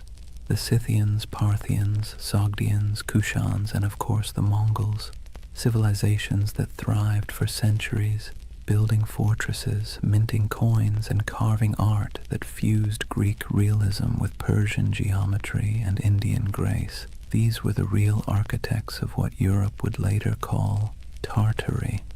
But to a traveler passing through, the borders blurred. One city's language faded into another's. One god's statue looked suspiciously like a god from somewhere else. The world felt unified and strange all at once. The Silk Road had a way of softening distinctions. It made neighbors of distant worlds. Greek philosophers' ideas found their way into Buddhist monasteries. Chinese silk wrapped Roman senators. Persian astronomers charted the same stars that guided caravans across the steppe. But myths travel even faster than silk. When a merchant from Samarkand sold a roll of fabric in Venice, he didn't just trade goods, he traded worlds. He told stories of the East so dazzling they didn't sound real. Cities with towers of glass, he might say, rivers that shimmer like silver. Men who lived 200 years, and back home, when he unpacked his profits and poured himself a drink, he probably heard equally absurd stories about the West. It's easy to forget that for most of human history, distance was a form of magic. The farther away something was, the more fantastical it became. And no distance loomed larger in the European mind than that mysterious space labeled Tartary. Through this swirling exchange, Tartary became a kind of mythic glue, a word that held together the fragments of a world too vast to comprehend. Think of it like this. When a Venetian mapmaker in 1500 scribbled Tartaria across the center of his globe, he wasn't really describing a political entity. He was describing everything between Europe and China, between knowledge and ignorance, between history and imagination. And here's where things get interesting. While Europe imagined Tartary as an exotic wilderness, the people who actually lived there were building connections that shaped the ancient world. The Sogdians, for instance, traders from what's now Uzbekistan, ran a network of trade colonies so extensive that historians sometimes call them the FedEx of the Silk Road. They spoke multiple languages, mediated between empires, and filled their homes with art from every culture they touched. A single Sogdian mural might show an Indian goddess, a Persian king, and a Chinese dragon all sharing the same painted wall. To them, Tartary wasn't a mystery, it was home. And yet, this multicultural world also sowed the seeds for misunderstanding. When distant observers caught glimpses of it, they didn't see the nuances. They saw only the grandeur, the temples, the stone roads, the fortified cities, and assumed it must belong to a single empire. That assumption, multiplied over centuries, became the illusion of the great Tartarian civilization. Even today, the ruins scattered across Central Asia, stone walls buried in sand, intricate tile work crumbling in forgotten courtyards, feed that same longing. People look at them and wonder, Who built this? Where did they go? Why do our textbooks skip over it? It's a fair question, because history doesn't just forget, it edits. When empires fall, so do their names. When borders shift, so does memory. The Mongols became the Tatars became Tartars. And eventually, Tartary became a convenient shorthand for the unknown. But beneath all that confusion was something real. A network of humanity that spanned continents. Imagine standing on a hill somewhere near Bukhara around the 10th century. The air smells of dry sage and smoke. Below you, the road shimmers in the heat, lines of travelers winding toward the horizon. A caravan from China passes one from Persia. A monk from India shares a meal with a soldier from Byzantium. Coins from Rome jingle beside jade amulets from the East. It's not an empire. It's not chaos. It's something in between, a living, breathing web of connection. And that's what Tartaria really was. Not a kingdom lost to mud, but an echo of this interconnected world. A dream of unity before maps divided it into pieces. The Silk Road gave birth to the myth by accident, because connection always looks like magic when seen from afar. So when modern believers look at old maps and see the word Tartaria sprawled across half the world, maybe they're not completely wrong to feel awe. They're just reading a poem that was once mistaken for a border. The Silk Road blurred the lines between civilization and myth, empire and echo. And in that blur, half dust, half starlight, the legend of Tartaria found its heartbeat. Words have a funny way of sticking to things they were never meant to describe. Tartary was one of those words, an intellectual shortcut that turned into a centuries-long misunderstanding. By the time Europe stumbled out of the medieval era, the East was less a place and more a story.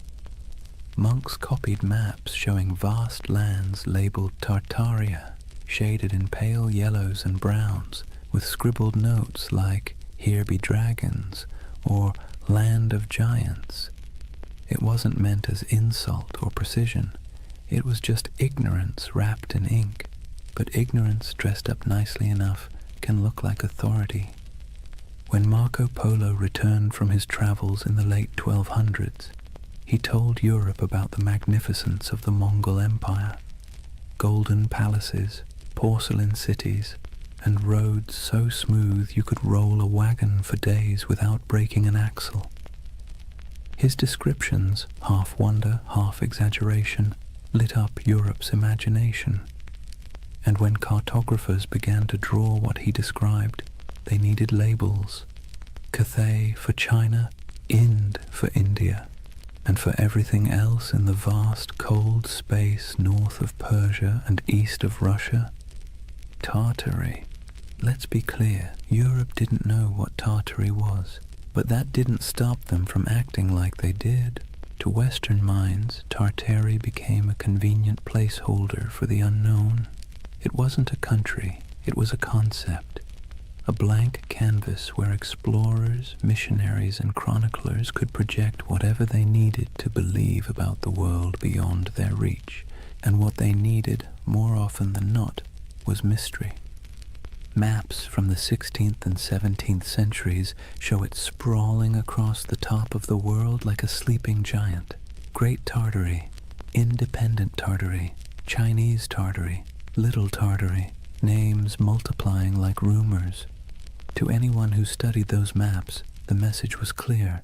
Beyond the borders of civilization lay a vast land of danger, wealth, and the unknown. And there's something deeply human about that. When faced with uncertainty, we name it.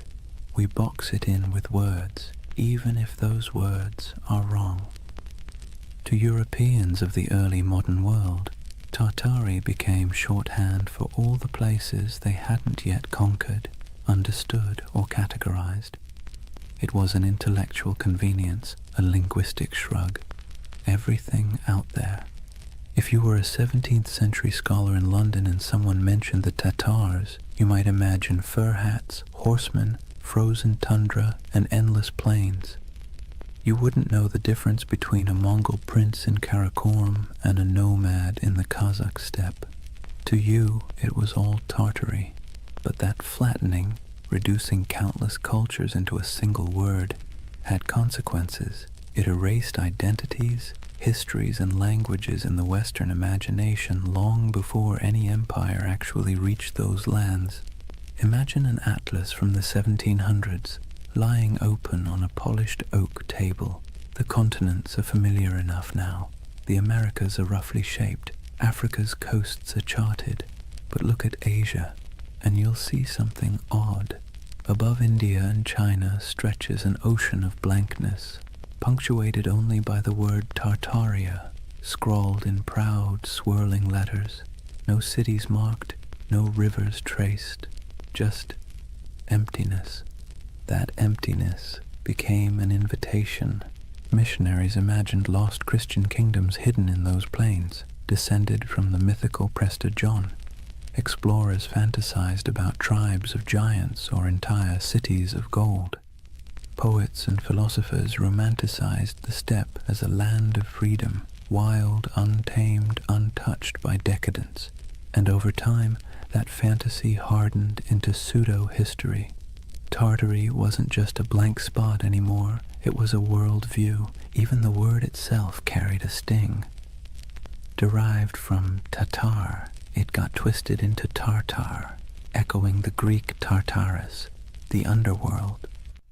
Early chroniclers saw the Mongols storm into Europe in the 13th century and thought, "Ah, yes, these must be the people from hell." The name stuck, and for centuries afterward, Tartar became synonymous with savagery, chaos, and apocalypse. When the Mongol Empire fractured and faded, the word didn't fade with it. It lingered. Europe kept calling the steppe Tartary, even as local empires rose and fell. The Golden Horde, the Timurids, the Kazakh Khanates. To the west, these nuances didn't matter. The name Tartary swallowed them whole. The irony. By the time Europe started mapping Tartary with any real accuracy in the 18th and 19th centuries, it had already become a relic. Russia had expanded eastward, swallowing Siberia province by province. Qing China had claimed the west, and yet the word persisted, echoing in atlases long after it had lost any real meaning. There's something almost poetic about that. How a word can outlive the thing it never actually described. And it's here that the modern myth of Tartaria quietly germinated, because when those old maps resurfaced centuries later, digitized, color-corrected, and posted online, they seemed to show something uncanny. A vast empire covering half the world, cities we've never heard of. Borders that no modern historian could explain. To the curious eye, it looked less like a cartographic mistake and more like a cover-up.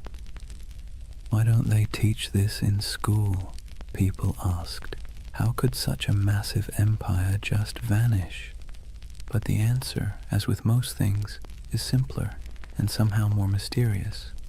It didn't vanish. It never existed. Not as one empire, anyway. What vanished was understanding. What collapsed was the web of meaning connecting the real places, Siberia, Mongolia, Central Asia, to the word Tartary. The West's misunderstanding created a ghost, and the modern age brought that ghost back to life. There's an eerie beauty in that, a reminder that myths don't die. They just wait for technology to resurrect them.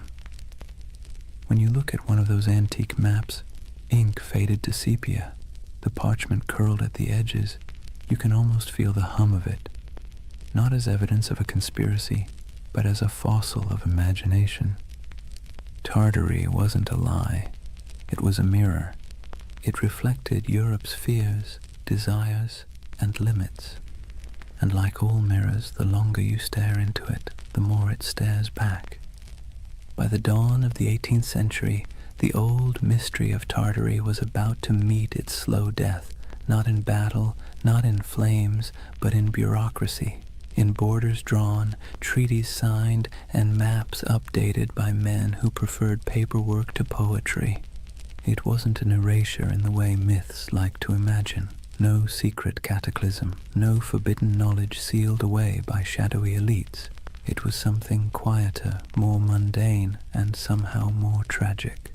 Tartary was about to be swallowed, not by time, but by empire. Let's set the stage. The year is 1721. Peter the Great has just declared the Russian Empire. He's reformed the army, modernized the navy, shaved the beards off his nobles, and built a brand new capital, St. Petersburg, on a swamp that would one day gleam like a mirror of Europe itself. Russia, once the frontier of the old Tartarian wilderness, now saw itself as its conqueror. And conquest, as Peter understood, was as much about naming as it was about fighting. Where the maps once said Tartaria, Russia began writing Siberia, Yakutsk, Omsk, Irkutsk. The empty spaces of imagination were replaced with administrative precision, governors, garrisons, and census records. You can almost hear the scratching of quills replacing the crack of hooves across the steppe. This was empire by cartography.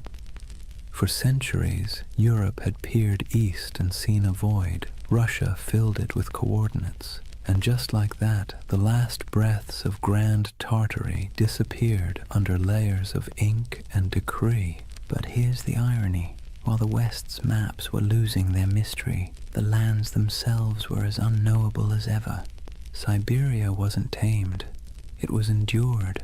Frozen rivers, taiga forests, mountains that chewed up expeditions and spat them out as legends. To the empire, it was a treasure chest of resources, furs, minerals, and later oil. But to the people living there, it was home. The native tribes, the Evenki, Buryats, Yakuts, and dozens more, didn't think of themselves as Tartarians or Russians. They were simply themselves, and yet, in the tidy world of European cartographers, they became footnotes to someone else's empire. Take a moment to picture a Russian expedition in the mid-17th century, trudging through snow so bright it hurts to look at. The air burns the lungs, the dogs pant steam. A Cossack officer marks a new river on a map, proud that he's bringing civilization to the wilderness. But behind him, an old shaman watches silently, knowing that the land doesn't belong to anyone who needs to draw it to believe it's real. That's how Tartary truly vanished, not by disaster, but by documentation. The Enlightenment had arrived, and mystery was no longer fashionable. The world had to be measured, categorized, and explained. A single romantic name like Tartaria didn't fit into that neat little system. It was too vague, too mythic, too medieval. By the early 19th century, Tartary lingered only as a kind of ghost word on maps, an anachronism that survived in outdated atlases or in the minds of travelers who still preferred fantasy to geography. You might find Chinese Tartary scribbled across what is now Xinjiang, or independent Tartary hovering somewhere over Kazakhstan, but it was already fading, the ink almost apologetic. What had once stretched across half the known world was reduced to a linguistic relic, an old world word for a world that no longer existed. But this quiet death of Tartary created a strange paradox. By removing the name, the empires of the 18th and 19th centuries thought they were clarifying history. In truth, they erased a mystery so thoroughly that, centuries later, people would come looking for it again. Because that's the thing about erasure, it always leaves an outline. In the modern age, when digital archaeologists started poring over antique maps, The rediscovery of Tartaria didn't feel like uncovering a lie. It felt like uncovering a secret. Here was proof, they thought, that something immense had once existed and been scrubbed from the record. The irony? They weren't wrong about the erasure. They were just wrong about what was erased. It wasn't a hidden utopia or an advanced global empire. What disappeared was ambiguity itself, the willingness to admit we didn't know everything.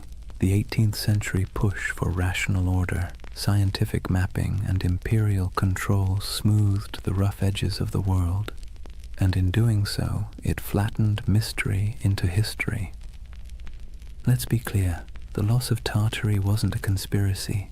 It was a side effect of certainty, and maybe that's why its ghost haunts us still, because deep down humans don't actually like a world that's too explained. We crave wonder, we miss the blank spaces, so when we see Tartaria glowing faintly on an old parchment, we don't just see a name, we see a question. A whisper from the past asking, "What did you forget?" The collapse of Tartary wasn't a fall. It was a fade-out, a slow dimming of a word that once carried the vastness of the unknown, and the quieter it got, the louder the myth became. By the time Russia completed its imperial expansion across Asia, by the time the British, French, and Qing empires carved their pieces of the East, Tartary had been buried not under mud, but under maps. And centuries later, when people began brushing that dust away, what they found wasn't evidence of a lost civilization. It was evidence of our collective imagination still alive and searching. That is the strange beauty of this myth. Tartaria may never have been real in the way empires are real, but its death, its quiet bureaucratic burial, feels as monumental as any fall of Rome, because sometimes the end of mystery is its own kind of catastrophe. Chapter 3. The Great Erasure. Lost knowledge, world fairs, and the architecture of amnesia. Take a deep breath. We're leaving behind the dust of the steppe and stepping into marble, into the gaslit glow of the 19th century, because this is where the story of Tartaria is reborn. Not in Siberia, not on the maps, but in the imagination. Picture it. The year is 1893. The World's Columbian Exposition in Chicago. 200 white buildings rise like mirages along the lake, glowing in electric light. Domes, arches, columns, architecture so grand that people literally wept when they saw it. It looked ancient, impossible, like something from a forgotten golden age resurrected overnight. And here's the kicker. It was built overnight. A team of architects and laborers had thrown up that entire city in less than 2 years. They called it the White City. To the public, it was a triumph of modernity, but to later eyes it looked suspiciously like something else.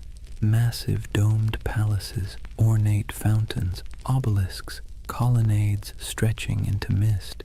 It looked ancient, yes, but not Greek, not Roman. It looked out of time. Now fast forward a century. A man sitting at his computer zooms in on old photos of the fair.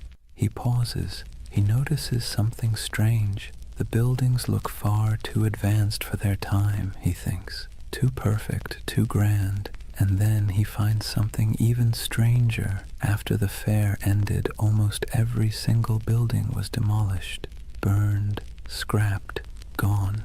And that's how a new kind of myth was born.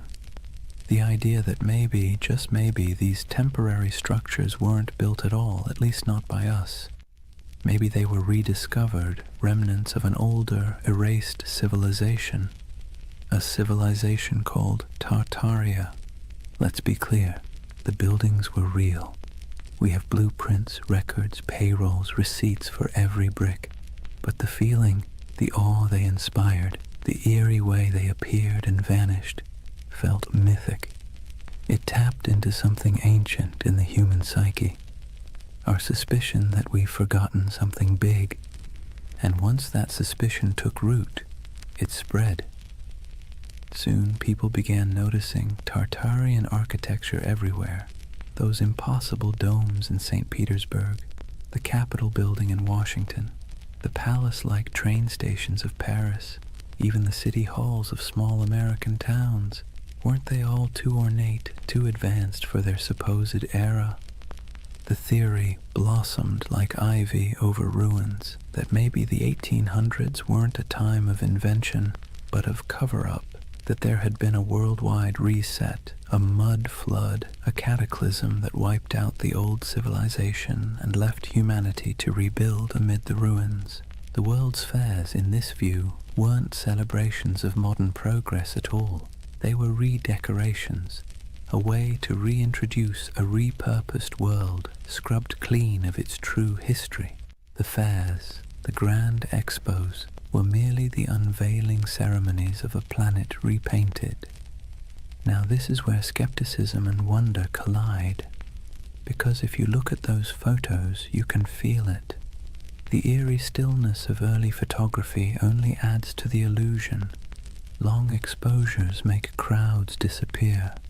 The buildings stand pristine, gleaming, deserted, as if waiting for a civilization that never returned. It's beautiful and unsettling and hypnotic. Even historians, with all their explanations, temporary plaster facades, neoclassical revival trends, technological optimism, can't quite dispel the dreamlike quality. It's too pretty, too deliberate. It feels like memory, not progress. And that's what makes the Tartaria myth so powerful. It didn't come from ignorance. It came from longing. Because by the 19th century, humanity had built machines that could fly, factories that could blot out the sun, and cities that swallowed nature whole. We had replaced mystery with machinery. But beneath the gears and soot, people were starting to feel something hollow, something missing. Tartaria filled that hole. It became the name for everything that seemed too beautiful, too harmonious, too purposeful to belong to the chaotic modern world. It was nostalgia in disguise, a yearning for an imagined time when architecture was sacred, when energy was free, when civilization felt like art rather than industry. Of course, the irony is exquisite. The people of the 19th century built those palaces themselves, but we, centuries later, look back and refuse to believe them capable. Maybe it's easier to believe in a lost utopia than in the idea that our ancestors simply cared more about beauty than we do. So imagine walking through that white city. The lamps hum softly. The canal reflects the moonlight. Music drifts from the pavilions. You hear the shuffle of dresses, the murmur of voices, the click of carriage wheels, and for a moment you can almost believe the myth that you've stumbled into the remains of a vanished empire, briefly resurrected for one last dance before fading again into legend. That's the strange charm of Tartaria. It doesn't matter if it's real. What matters is how it makes you feel, because beneath every conspiracy is a heartbeat, the desire to belong to something greater, to touch a truth the textbooks forgot to mention. And so, through the flickering gaslights of the 19th century, the dream of Tartaria returned, not in stone, but in spirit, not as an empire rediscovered, but as a memory resurrected. Let's be honest for a moment. Modern architecture doesn't exactly make the heart sing. Steel boxes, glass towers, angles sharp enough to injure your soul. Function over form, they say. Minimalism, efficiency, progress. But walk past an old courthouse or a crumbling railway station with columns carved like Roman temples, and suddenly something stirs. It feels like memory. Not your memory, but someone's. And that's exactly where Tartaria hides, in that emotional shadow between nostalgia and doubt. See, the 19th century didn't just give us new machines, it gave us new eyes. Photography froze the world for the first time. Urbanization made old beauty vanish beneath brick and smog. And as the industrial age thundered forward, the West began quietly rewriting itself, paving over not just landscapes, but the very story of civilization. This was the age of erasure disguised as progress. When old cathedrals were restored into shapes they had never been, when ancient city walls were torn down to make room for the future, when soot-blackened monuments were scrubbed and renamed, their histories conveniently rewritten for the age of reason. Historians call it modernization. Tartaria believers call it cover-up. Now, let's pause and take a breath, because this is where myth and history start blending like watercolor. The truth is simpler, but also sadder. It wasn't a conspiracy, it was forgetfulness. The 1800s were obsessed with the new: steam, glass, iron, materials that seemed to promise immortality. The faster technology advanced, the more the past looked like an inconvenience. When people demolished centuries-old buildings to make room for factories or boulevards, they didn't think they were erasing history. They thought they were improving it. But here's the paradox. Progress, when it moves fast enough, feels like amnesia. Imagine being a farmer's son in 1820, living in a cottage built by your grandfather, heated by the same hearth. Then picture your grandson in 1890, born under electric light, surrounded by locomotives, reading newspapers printed on machines that could churn out 1 million copies before breakfast. The pace of change was dizzying. The world your ancestors knew had disappeared before your own eyes. And when memory fades that quickly, even the truth starts to look like myth. That's why the great buildings of the 19th century seem suspicious to us now. They're too perfect, too ambitious, too permanent in an age obsessed with speed. To modern eyes, they feel like artifacts of a lost age, something inherited, not made. The Tartaria theory, in this sense, is less about deceit and more about disbelief. We don't believe we could have built something so beautiful in such a short span of time. And perhaps we're right, but not in the way we think, because that beauty came at a cost. It came from child labor, industrial soot, and the quiet suffering of millions who laid bricks, carved columns, and forged iron in furnaces hotter than the sun. It came from colonial wealth siphoned from distant lands. The marble glimmered, yes, but it glimmered on the backs of the exhausted. So when modern minds gaze at that architecture and whisper, "This can't be human," they're half right. It wasn't built by ordinary humanity. It was built by empire. But myths rarely linger on exploitation. They linger on wonder. That's what gives the Tartaria myth its endurance. It erases guilt and replaces it with awe. Instead of confronting how we gained that grandeur, we imagine inheriting it from some ancient, harmonious civilization. A world without conquest, without industry, without soot. A world that built for beauty's sake alone. That's the secret comfort of believing in Tartaria. It allows us to dream of innocence without the blood, to long for sophistication without the cost. And it's not entirely foolish, because beauty is suspicious in the modern world. Think about it. When was the last time a new building made you stop and gasp? When was the last time a city skyline felt like poetry instead of spreadsheet logic? We live in an age that worships utility and scoffs at ornament. So when people look at those domed cathedrals, those train stations like palaces, those impossible star forts etched into the earth, they don't just see architecture, they see meaning, they see intention. And maybe that's what we've lost, the sense that building could be an act of reverence. The Tartarian lens turns architecture into scripture. It whispers that every arch, every dome, every hidden basement tells a story too big to fit inside textbooks. And whether that story is real or imagined, it soothes a modern ache, the feeling that progress has traded wonder for efficiency. So next time you see an old photo of St. Petersburg shrouded in snow or San Francisco's City Hall gleaming in filtered sunlight, look closer, forget the dates, forget the facts, and just feel it. The silence, the symmetry, the faint pulse of something grander than logic. That's the hum Tartaria leaves behind. The ghost frequency of a civilization that may never have existed, but still haunts us with the possibility that it did.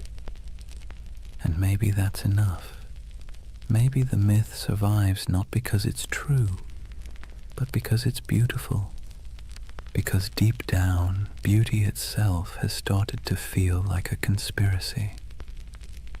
Here's the funny thing about lost civilizations.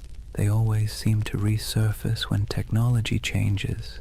The printing press revived Atlantis, television revived the pyramids, and the internet, well, the internet resurrected Tartaria, not in dusty libraries or archaeological digs, but in image boards, YouTube videos, Reddit threads, and algorithm-fed rabbit holes that feel half like history class and half like lucid dream. If the 19th century erased memory through progress, then the 21st century resurrected it through curiosity. The internet, for all its chaos, gave the world a second archive, a place where forgotten photographs, misfiled maps, and half-remembered myths could find each other again. And that's where Tartaria thrived, among digital ruins. Let's be clear, no mainstream historian believes in the Tartarian Empire, but belief doesn't need credentials, it needs emotion. And online, emotion spreads faster than evidence. It starts small. Someone scrolling through antique photos finds an image of a half-buried building, its windows strangely below street level. They post it with a caption, "Mud flood? Hidden history?" Someone else comments with an old map labeled Great Tartary, stretching across half of Asia. Another user adds photos of star forts, geometric fortifications shaped like mandalas carved into the earth. Then someone else notices that the architecture of 19th century world fairs, domes, spires, impossibly ornate facades, seems eerily similar across continents. And suddenly, the pattern takes on life. A civilization that might never have existed begins to coalesce, not in ruins, but in pixels. It's fascinating to watch. The modern Tartarian myth isn't a single story. It's an ecosystem, a living organism built out of collective imagination. People piece together images, compare architectural styles, track supposed mud flood layers in Google Earth, and speculate about ancient technology, free energy, and global resets. And let's be honest, there's something soothing about it. It scratches the same itch that makes people organize puzzle pieces at 2 a.m. You start with fragments, photographs, engravings, forgotten buildings, and try to make sense of the world's dissonance. Why does history sometimes feel incomplete? Why do our cities seem to rest on older bones? Why does beauty feel borrowed? The Tartaria theory online isn't just conspiracy, it's therapy for disillusionment. See, we live in an age drowning in data, but starving for coherence. Billions of facts, timelines, and explanations float around like loose screws. But the more we learn, the less it feels like we understand. We've traded mystery for information, and somehow that doesn't feel like progress. Tartaria brings the mystery back. Scroll through its digital cathedrals, YouTube thumbnails of glowing domes and forgotten maps, and you'll see that what people crave isn't deception, it's wonder. the feeling that history still holds secrets, that maybe we haven't already found every answer, that maybe, just maybe, there's still magic left under the mud. And the internet, for all its cynicism, feeds that craving beautifully. Where old historians dismissed oddities as coincidences, the online world stitches them together with creativity. Star forts become energy hubs, domes become ancient power stations, mud floods become symbolic of global resets, metaphors for forgotten knowledge buried under modern noise. It's easy to laugh, but maybe we shouldn't, because behind every pixelated claim is something deeply human, the refusal to accept a world without mystery. The same impulse that made explorers sail off the map now makes people scroll through archives at 3 in the morning, chasing the ghost of a civilization that never left a skeleton behind. And there's something else, an aesthetic truth. Look at those old photos, the sepia skies, the faint haze, the impossible scale of those buildings. They feel dreamlike, like glimpses from another timeline where humanity built for eternity instead of quarterly profits. When people online say, "This architecture is too perfect to be from our timeline," what they're really saying is, "This feels like a dream I half remember."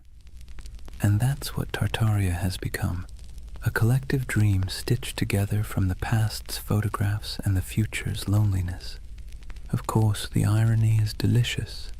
The very technology that gave us infinite knowledge also gave us infinite uncertainty. The more we digitized our history, the more unreal it began to look. Old black and white photos uploaded at high resolution don't make history clearer. They make it stranger.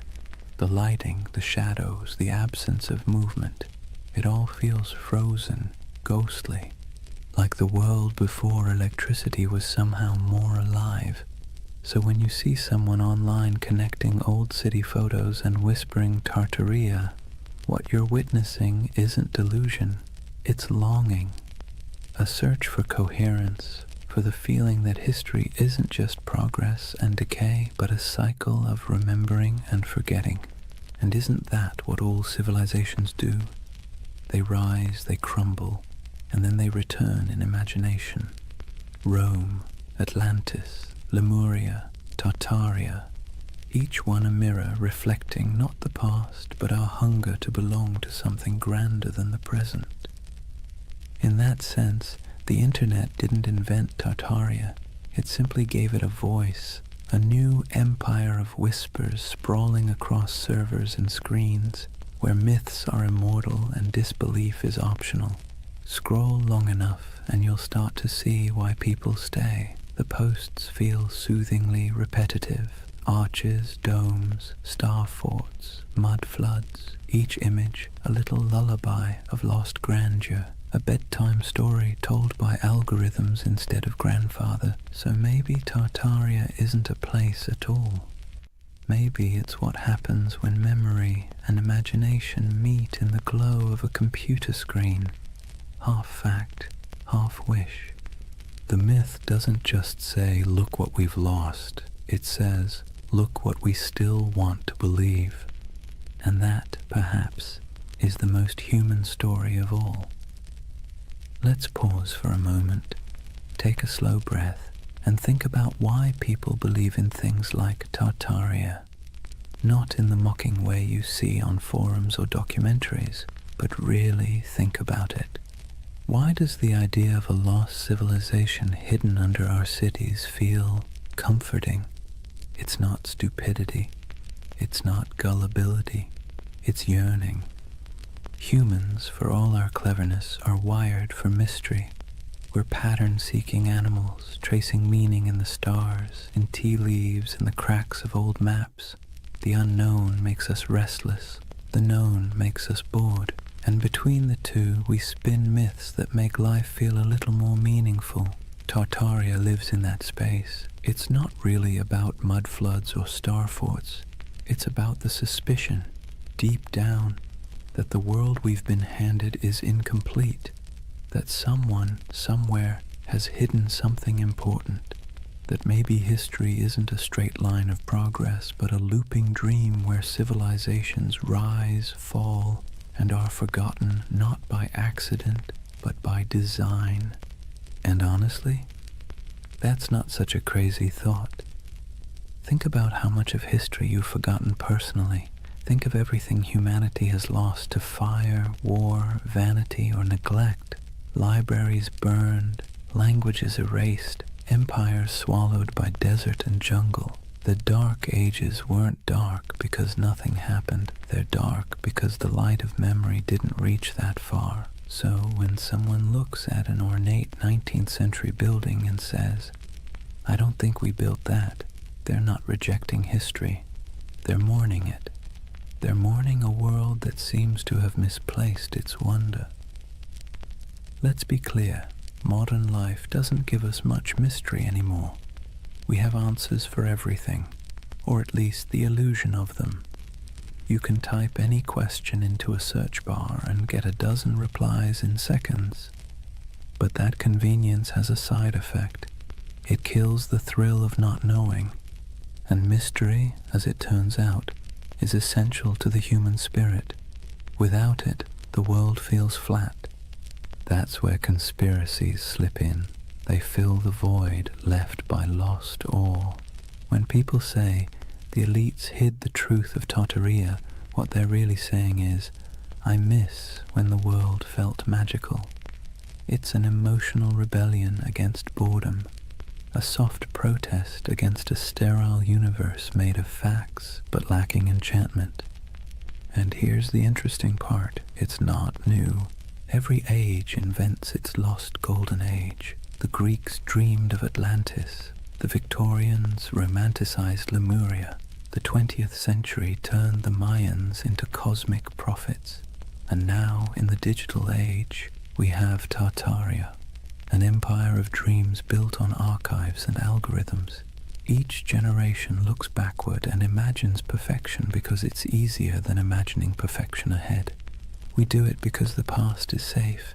It can't disappoint us anymore. Psychologically, belief in a hidden civilization like Tartaria scratches multiple itches at once.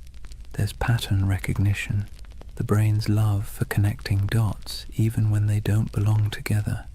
There's narrative control, the soothing illusion that the world makes sense, that nothing happens by accident. And there's nostalgia, the bittersweet ache for a world that may never have existed, but should have. And then there's trust. Modern institutions, media, government, academia, have lost credibility with the public. When experts say, that's impossible, a growing part of the population quietly replies, so was flight once.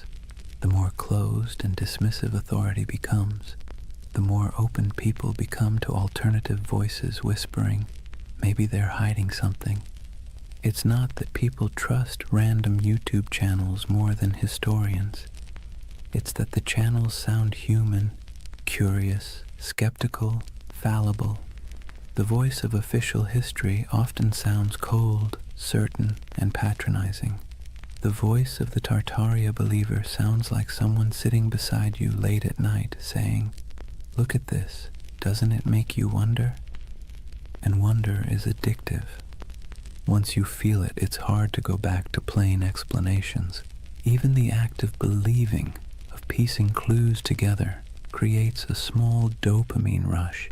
It gives the believer a sense of purpose. You're not just scrolling, you're investigating. You're part of something big, something secret. It's empowering in a world that makes most people feel small and powerless.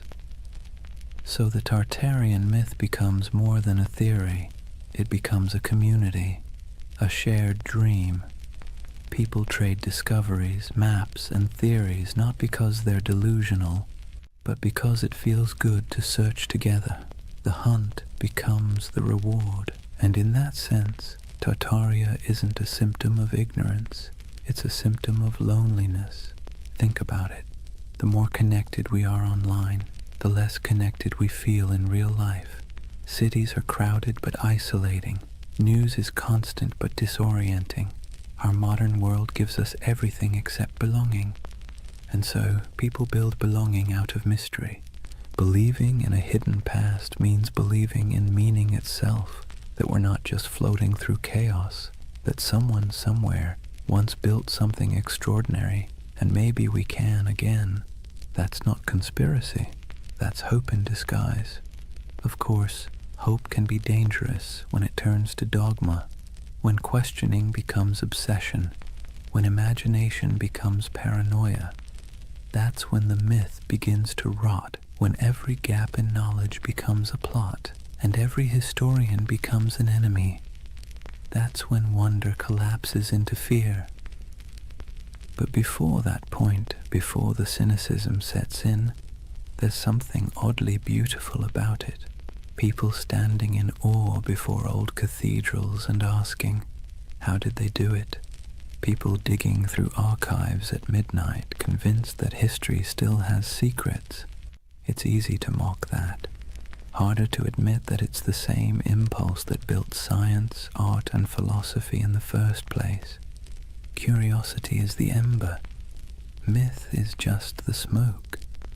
So the Tartarian believers, in a strange way, are modern heirs to the ancient dreamers, the ones who stared at the stars and saw gods, the ones who saw order in chaos. They're not historians, but they are human. They want the past to matter. They want the present to make sense. And maybe that's why Tartaria lingers. Not because it's real, but because it feels right, in some deep, poetic way that logic can't quite dismantle. It tells a story not about what we've found, but what we've lost. And that's a kind of truth, too. As the night deepens, imagine those endless digital threads, thousands of people across time zones, glowing screens reflecting in tired eyes, all dreaming together of a civilization that never was. Maybe they aren't crazy. Maybe they're just homesick for a world that once felt full of wonder. Let's take a breath here. After all this talk of vanished empires and buried cities, it's time to do what the best historians always do. Look carefully, quietly, and without agenda. Because when you set aside the noise of the internet and really look at what's left of Tartaria, what you find isn't a conspiracy. It's something far more human, and somehow even more fascinating. The term Tartary was not a secret code name for a lost empire. It was a geographic placeholder, a cartographer's shrug. For centuries, Europeans simply didn't know what lay beyond the Ural Mountains or deep in the Siberian steppe. So they wrote Tartaria, like writing "Here be dragons," a kind of verbal fog to fill the blanks. The maps weren't evidence of an empire erased. They were evidence of ignorance being slowly replaced by exploration. And those grand old buildings, the ones people point to as proof of impossible architecture, they're very possible. Magnificent, yes. Impossible, no. The ornate city halls, cathedrals, and palaces of the 19th century weren't built by some forgotten super-civilization. They were built by humans with chisels, scaffolds, and a near-religious obsession with grandeur. The 1800s were a century drunk on ambition. Industrialization made iron, glass, and concrete cheaper than ever. Colonization and global trade poured wealth into Europe's cities. Architects looked backward to Greece, Rome, Byzantium, and Egypt, and then combined everything like over-enthusiastic chefs. The result was the neoclassical explosion, domes, columns, and marble facades that looked ancient but were brand new. That's why so many people mistake them for relics, because they were designed to look timeless. They were Rome in steel corsets, deliberate nostalgia built in brick and plaster. The world's fairs that fuel so many Tartarian videos, they were real, yes, and they really did look astonishing. Whole temporary cities of palaces, fountains, and gleaming towers that appeared overnight and vanished just as quickly. But they weren't cover-ups. They were theatre. They were the 19th century showing off. Most of those buildings were plaster over wood, not marble. They were meant to impress, not endure. When the fair ended, the facades were torn down or burned, leaving only photographs that today look eerily like the ruins of a forgotten world. No secret empire, just show business. And those famous mud flood buildings with their half-buried windows, they too have ordinary explanations. Cities sink, streets rise, over centuries as populations grow and roads are repaved. Layers of soil and stone accumulate. Old ground floors become basements. It's not mystery, it's maintenance. Yet it's easy to see why the illusion caught fire. Because even the real explanations, erosion, engineering, economics, are, in their own way, beautiful. The world doesn't need hidden magic to be miraculous. Consider this. The same roads once labeled Tartarian carried traders, nomads, poets, and conquerors across continents. Cultures met, clashed, and blended until identities blurred. What Europe called Tartary was not one empire but a kaleidoscope of peoples, Turkic, Mongol, Persian, Russian, Chinese, each with their own stories, languages, and gods. Out of their collisions came ideas, inventions, and art that shaped the world we still live in. The myth says Tartaria was erased. The truth is that it was never singular to begin with. It was many, and that's why it's hard to pin down. The steppe doesn't lend itself to borders. Empires there were fluid, waves of power that rolled across the grasslands and receded again. The Scythians, the Huns, the Mongols, the Khazars, they all rose, ruled, and vanished, leaving behind only fragments. To an outsider, that flux looked like a void. To those who lived it, it was life itself. And maybe that's where the misunderstanding lies.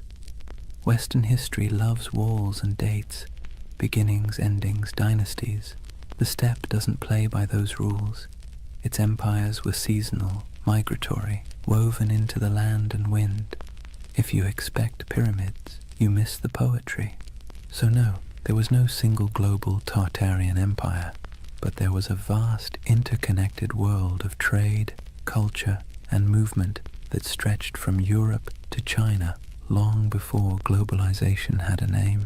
The Silk Road wasn't just silk, it was the internet of its day, transmitting not data but ideas. Buddhism, astronomy, metalwork, medicine all passed through those dusty caravans. The real miracle isn't that something was erased, it's that so much survived, and yet debunking doesn't have to mean disappointment. If anything, it should make the world feel richer, because the truth is not dull, it's layered. The mud flood isn't proof of deception, it's proof of time. The ornate buildings aren't relics of a forgotten empire, they're monuments to human excess. The missing maps aren't evidence of suppression, they're artifacts of discovery. And here's the quiet irony. Even the myth itself is part of history now. The videos, the forums, the believers, they've become a digital folklore, our century's way of myth-making. Future historians might study us and say, they dreamed of Tartaria because they were tired of concrete. Maybe that's what keeps the story alive. Not deceit, but desire. The desire for mystery, beauty, and meaning in an age that feels too catalogued, too explained. Tartaria is less a conspiracy than a collective poem, one line written in frustration, another in wonder. And perhaps that's how we should leave it, gently. The myth and the truth coexisting like twin shadows cast by the same fire. The factual story of history's shifting frontiers, and the emotional story of humanity's hunger for lost splendor. So the next time you pass an old building with buried windows, or stumble across an antique map marked Tartary, don't roll your eyes. And don't fall into the rabbit hole either. Just pause, look, feel the weight of centuries pressing quietly under your feet. Real or imagined, every layer of that soil carries a story. Because whether it's called Rome, Babylon, Atlantis, or Tartaria, the dream of forgotten empires never really fades. It just changes shape, waiting for someone new to wonder. Chapter 4. The Eternal City. Why We Dream of Lost Civilizations. Take a moment, close your eyes, and imagine you're standing in the ruins of a city that never existed. The stones are warm beneath your feet. The air hums faintly with the echo of 1,000 unrecorded stories, and the wind brushes against carved columns whose builders' names were never written down.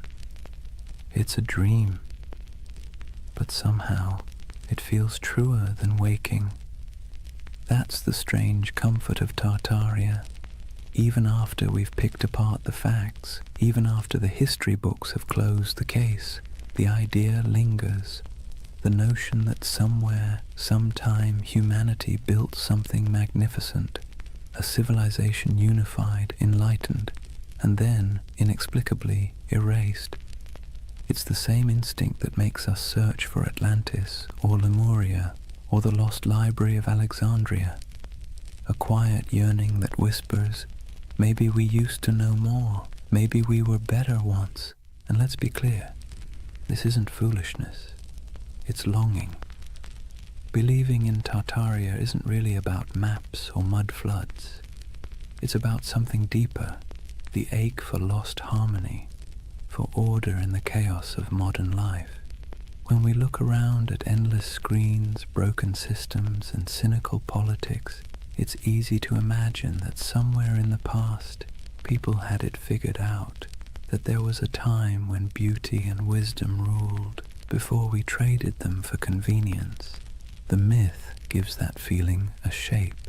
Tartaria becomes a mirror for what we think we've lost, a golden age we can project our frustrations onto, a fantasy of unity against the fragmentation of the modern world. But here's the curious twist. Myths like Tartaria comfort us because they're out of reach. They can't be disproven in a way that satisfies the heart. The less we know, the more space the imagination has to wander. That's what myths do best. They thrive in the gaps, the shadows between facts. Think about how the story feels, not just what it says. Tartaria isn't told in sharp, factual sentences.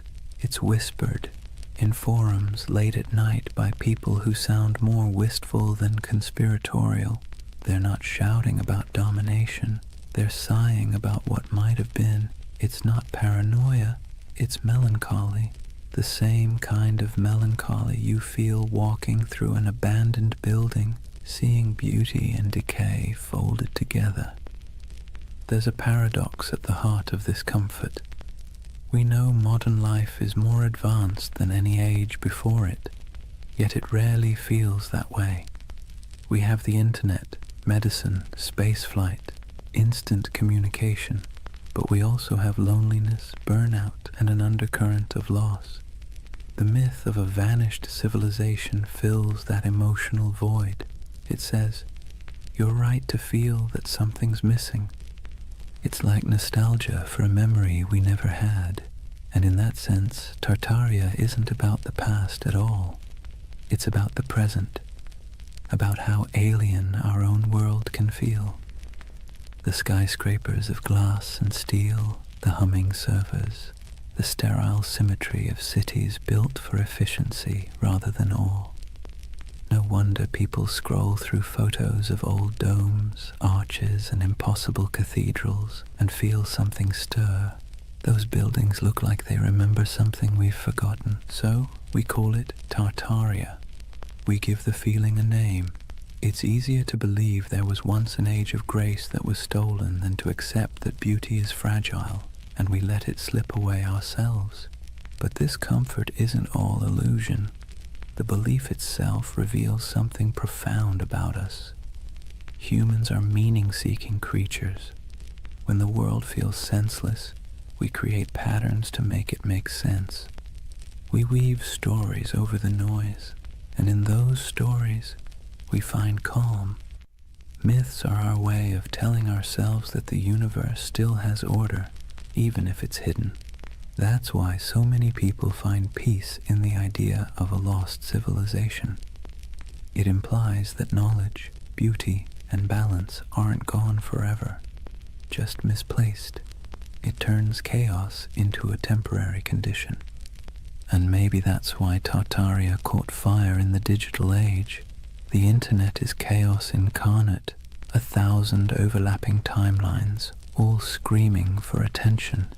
In that noise, the myth feels like a lullaby. It slows everything down. It says, once there was harmony. Once the world was whole. Now, whether that's true or not almost doesn't matter. What matters is the feeling it evokes, the quiet pull towards something larger, wiser, softer than the present. The myth becomes a kind of spiritual balm for an age that measures everything but meaning.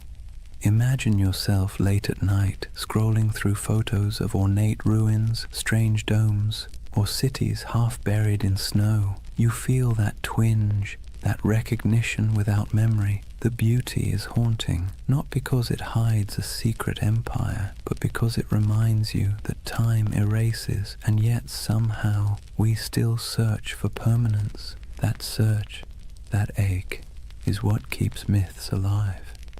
They aren't about fooling ourselves. They're about coping, finding wonder again in a world that's forgotten how to dream. And maybe that's the greatest comfort of all. Tartaria might not have existed on a map, but it exists in us, in that quiet place between curiosity and longing, where we still hope that something grand and good once stood before the mud, before the noise, before the forgetting. If you really want to understand why Tartaria has captured so many imaginations, you have to stop asking what it was and start asking what it means. Because myths, like mirrors, don't just reflect the world, they reflect us. When people talk about Tartaria, they're not just discussing lost cities or forgotten empires. They're projecting themselves, their hopes, their doubts, their nostalgia, onto a blank canvas of the past. Tartaria becomes less of a place and more of a personality test for civilization. Think about it. To some, Tartaria represents a golden age of harmony and beauty, proof that humanity once lived in balance with nature and technology. To others, it's evidence of corruption and suppression, a story of truth hidden by elites and rewritten by victors. The same myth, two completely different reflections. It tells you less about history and more about what people want from it. And maybe that's the point. Tartaria isn't history. It's a Rorschach test for modern anxiety. We look into its cloudy waters and see what we most long for, or most fear. Let's be clear, myths don't survive because they're accurate. They survive because they're useful. They give shape to feelings that don't fit neatly into textbooks. They're how we process the gap between the world we have and the one we wish we had. The idea of a lost, enlightened civilization comforts us precisely because it suggests that the world wasn't always this complicated. That maybe somewhere back in time people figured out the balance between science and spirituality, between art and function, between progress and peace. And if they could, maybe we can again. That's why you'll notice something poetic in the way Tartaria believers talk. It's not just data or dates, it's reverence. They speak of architecture the way others speak of cathedrals. They trace maps like pilgrimages. They aren't just arguing for history. They're mourning for something sacred. You can see it in the fascination with architecture, the domes, arches, spires, and towers that dot the myth. These buildings feel alive, don't they? Too beautiful to be merely functional, too symmetrical to be accidental.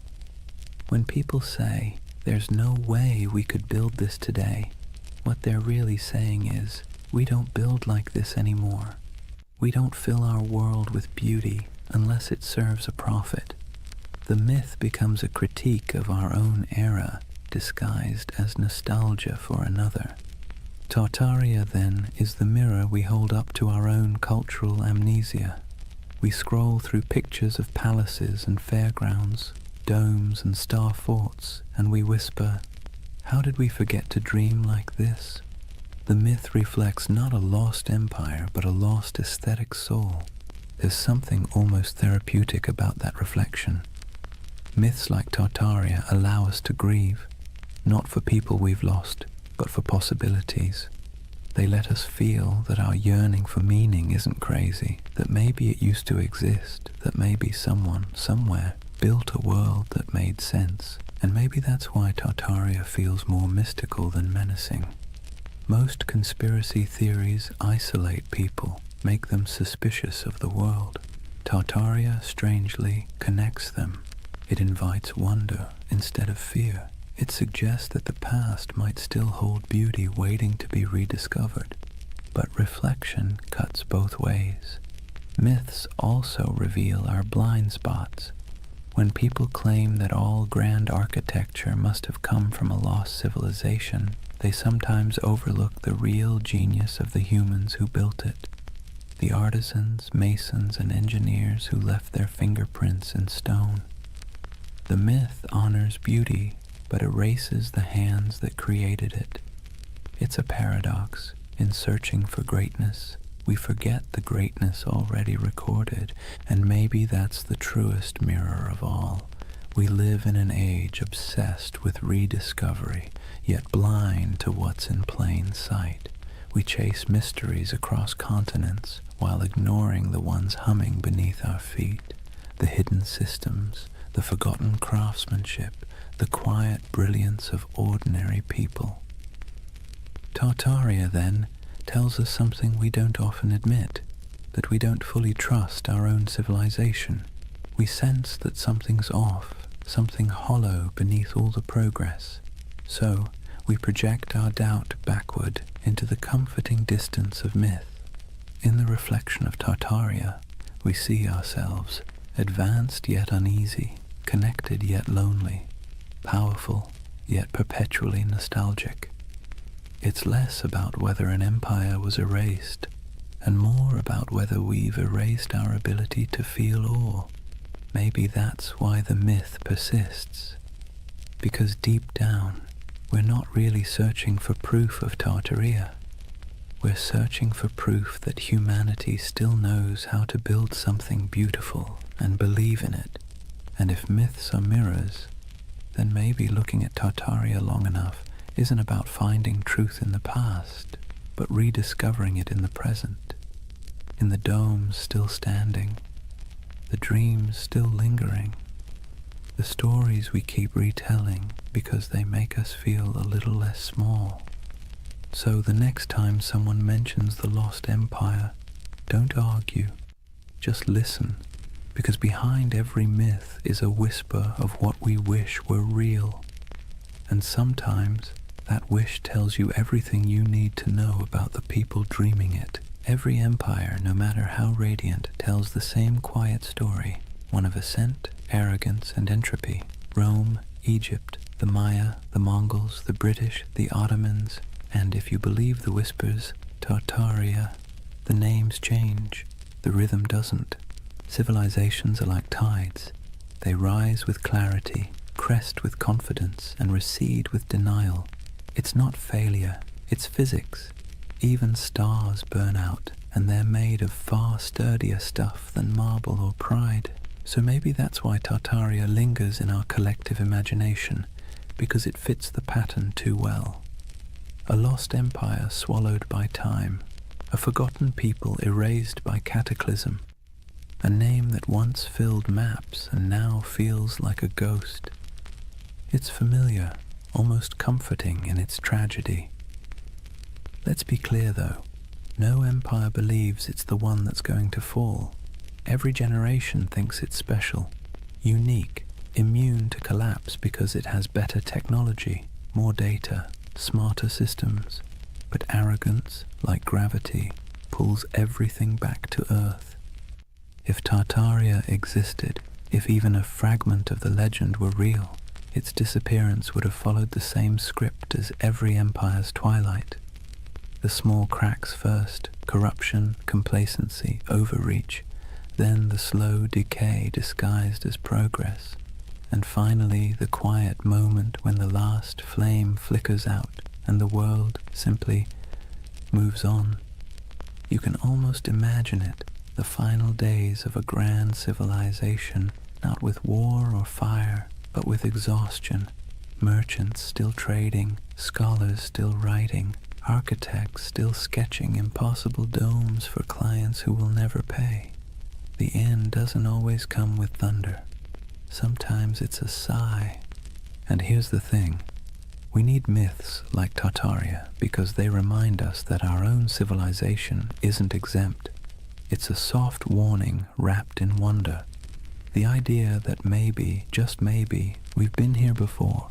Towering cities, vast networks, unshakable certainty, and lost it all to hubris and time. You see, the cycle isn't just historical, it's psychological. We build, we forget, we rebuild. We burn libraries, then mourn the loss of knowledge. We pave over ruins, then spend centuries digging them up again. The pattern is maddeningly human. The Greeks had a term for this, anarchiklosis, the cycle of government and decay. Kingdoms become tyrannies, tyrannies become democracies, democracies collapse back into chaos. Wash, rinse, repeat. The myth of Tartaria just takes that ancient idea and stretches it across a planetary scale. And that's what makes it powerful, because deep down we know the pattern fits us too. Look at the ruins of any civilization, and you'll find the same fingerprints. Ambition, brilliance, greed, denial. The same stone roads leading nowhere. The same monuments built to outlast time, quietly losing that argument. Even today we build our towers of glass and steel, our data empires, our digital libraries with the same optimism that we're preserving knowledge forever. But maybe 1,000 years from now, someone will wander through our abandoned cities and ask the same question we whisper about Tartaria. Who built all this? Maybe that's why we're drawn to stories of collapse told in soft voices, because they allow us to grieve for what's inevitable before it happens. They help us process the strange truth that impermanence is not failure, it's the natural order. In that sense, Tartaria becomes a bedtime story for civilization itself, a reminder that we are temporary but not meaningless, that even in loss there's continuity. The ruins of one world become the foundations of the next. And if you look closely, you'll see that rebirth is always hiding inside decay. The Renaissance bloomed from the ashes of plague. The Enlightenment grew out of dark superstition. Even myths once dismissed are rediscovered as metaphors with new life. The cycle never ends. It only changes costume. So perhaps Tartaria isn't just about a lost civilization, but the eternal rhythm of creation itself. We build worlds, lose them, and then dream them again. Every myth, every ruin, every archive is a heartbeat in that endless pulse. Imagine standing at the edge of some forgotten city, moss creeping over marble, wind sighing through hollow windows, and realizing that this place once thought it was eternal too, that people once stood here, confident that their children's children would never forget their names. But the earth has other plans, and yet the beauty is in the persistence. Even in silence the stones whisper. Even when names fade, the patterns remain. Every fallen empire becomes a lesson written in dust, and every myth like Tartaria is the echo of that lesson, trying to reach us before we make the same mistake. History doesn't repeat exactly, but it rhymes in hauntingly familiar cadences. The trick isn't to break the cycle, it's to learn to hear the rhythm, to build with humility, to remember what was forgotten before, and to leave behind something that, even when buried, still hums with meaning. So when you hear the word Tartaria, don't roll your eyes. Listen to the rhythm beneath it, because that's not just a myth about the past, it's a lullaby for the present, and maybe a warning for the future. There's something irresistible about a mystery that refuses to die. You can debunk it, explain it, trace its origins down to the dusty corners of old libraries, but if it still feels like a secret, people will keep chasing it. That's the real magic of Tartaria. It doesn't survive because it's proven. It survives because it haunts. In a world that measures everything, categorizes everything, and leaves nothing ungoogleable, a mystery like Tartaria feels like a rebellion. It's a crack in the glass of certainty, a reminder that not everything is neatly archived in the cloud. Some things remain just out of reach, teasing, luminous, half-remembered. Let's be honest, the modern world isn't built for mystery. We live in an age of answers. Every question has a search bar waiting to solve it in half a second. And yet deep down, we miss not knowing. We miss wonder. We miss the feeling that the world is bigger than our understanding. Tartaria gives us that feeling back. It's a paradox. We're surrounded by more information than any civilization in history, and somehow we trust less of it. We have satellite maps of every mountain, street view of every alley, but we still find ourselves staring at old maps labeled Grand Tartary and thinking, maybe something's missing. Maybe history isn't as linear as it pretends to be, and who can blame us? The past is always a little blurry, like a photograph printed from a damaged negative. Historians do their best to fill the gaps, but even the most rigorous scholarship leaves shadows. Tartaria slips into those shadows, into the empty spaces between what we know and what we feel. There's also a quiet beauty in unanswered questions. They remind us that curiosity itself is a form of connection. When someone spends years digging through forgotten archives, zooming into grainy satellite images, or exploring the ruins of an abandoned palace, they're not just chasing facts, they're chasing wonder. They're trying to feel something vast and timeless, something that hums beneath the noise of everyday life. Tartaria gives people permission to believe that the world might still hold secrets.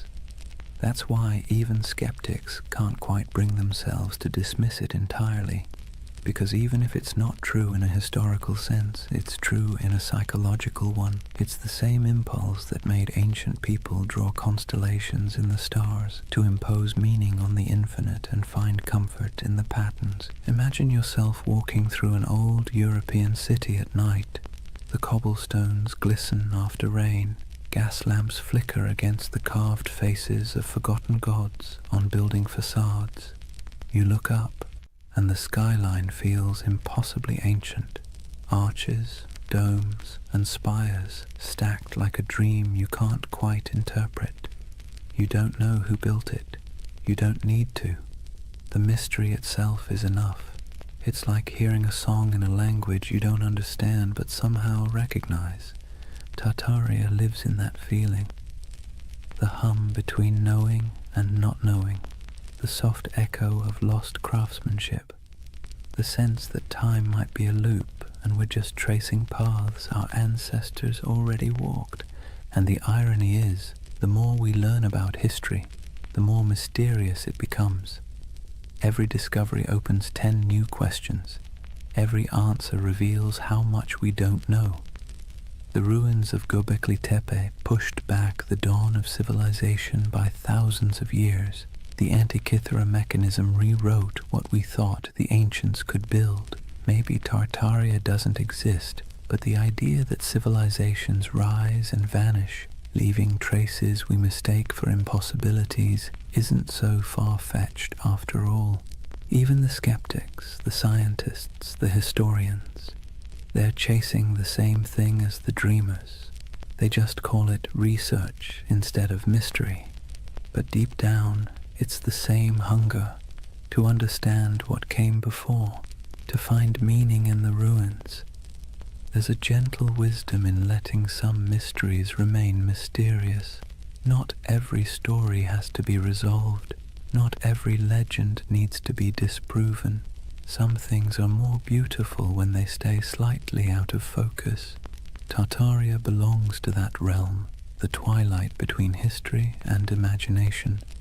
Because here's the truth, even if we mapped every ruin, deciphered every language, catalogued every artifact, we'd still find ourselves asking, what's missing? What did we overlook? What used to be here? And that question, that ache, is what keeps humanity moving forward. It's what drives us to explore, to create, to tell stories at all. Mystery, in a strange way, keeps us human.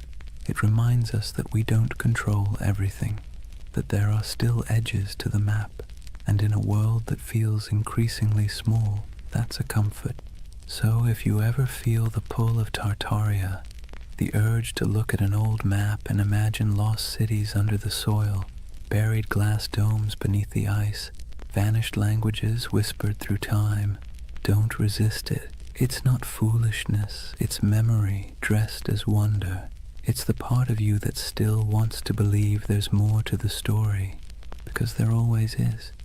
Imagine drifting in that half-awake space between dreaming and memory, the kind where time doesn't quite make sense and faces blur into landscapes.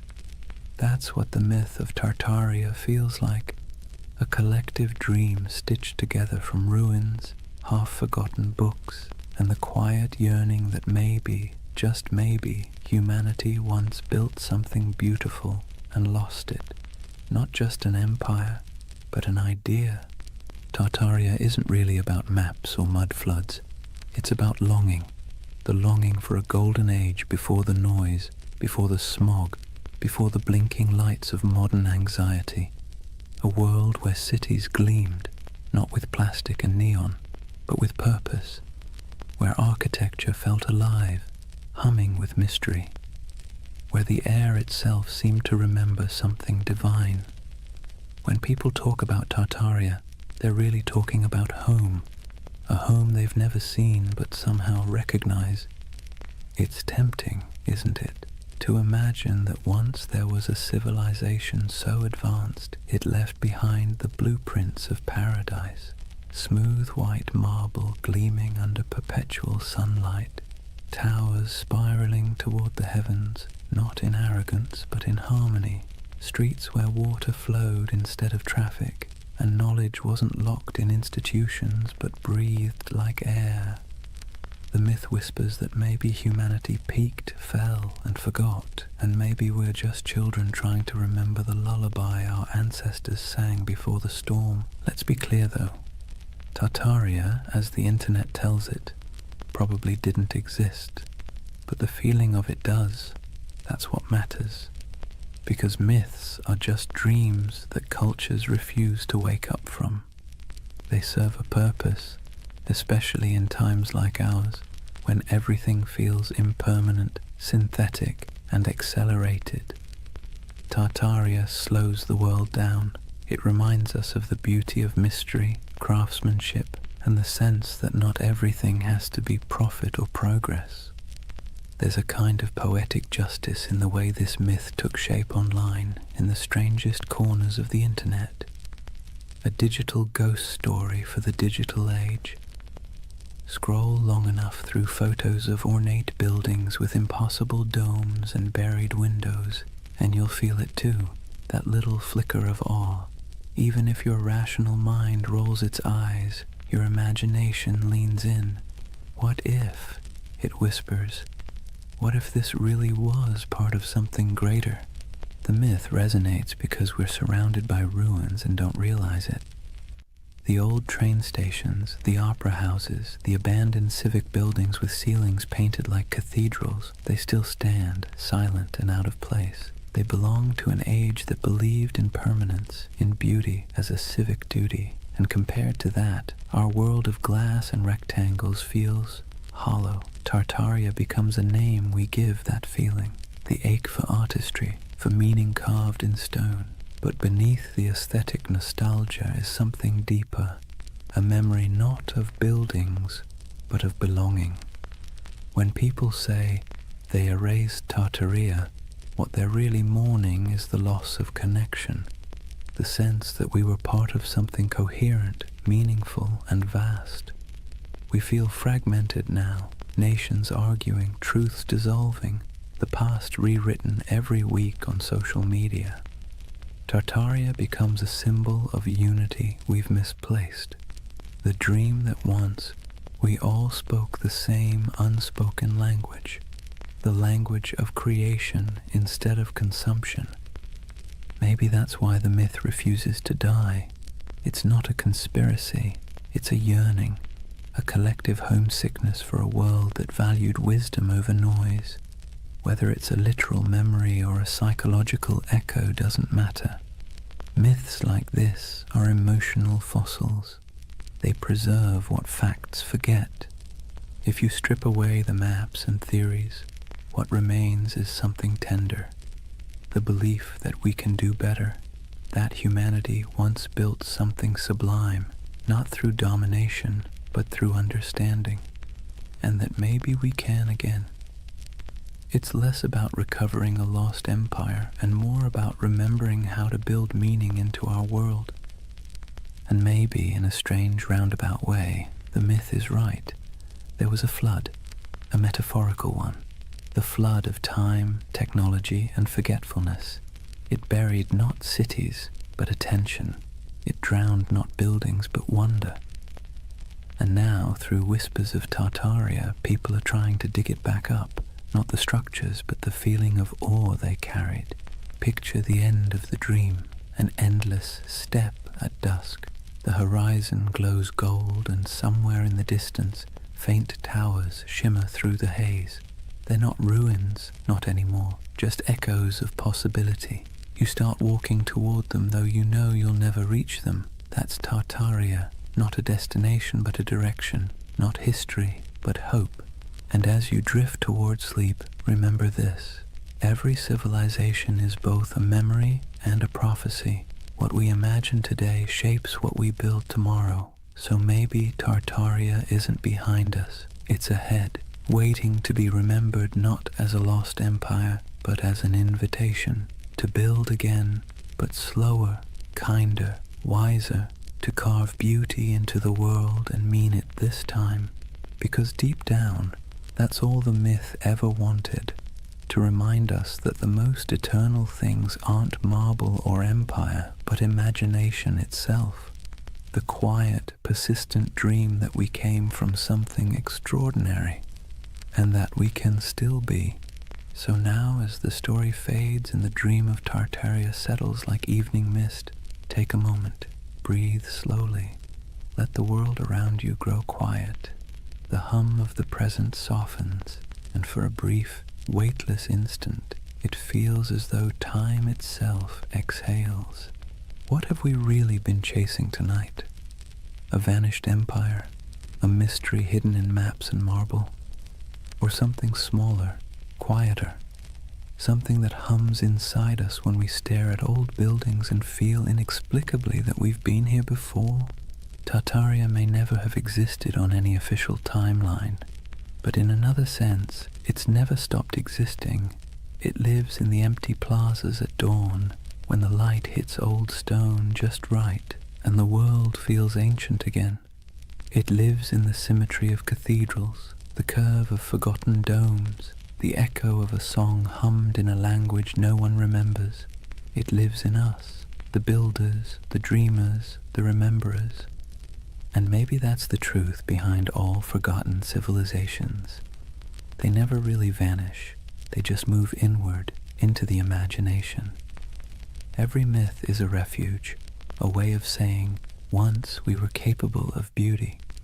Once we remembered how to build with our hearts.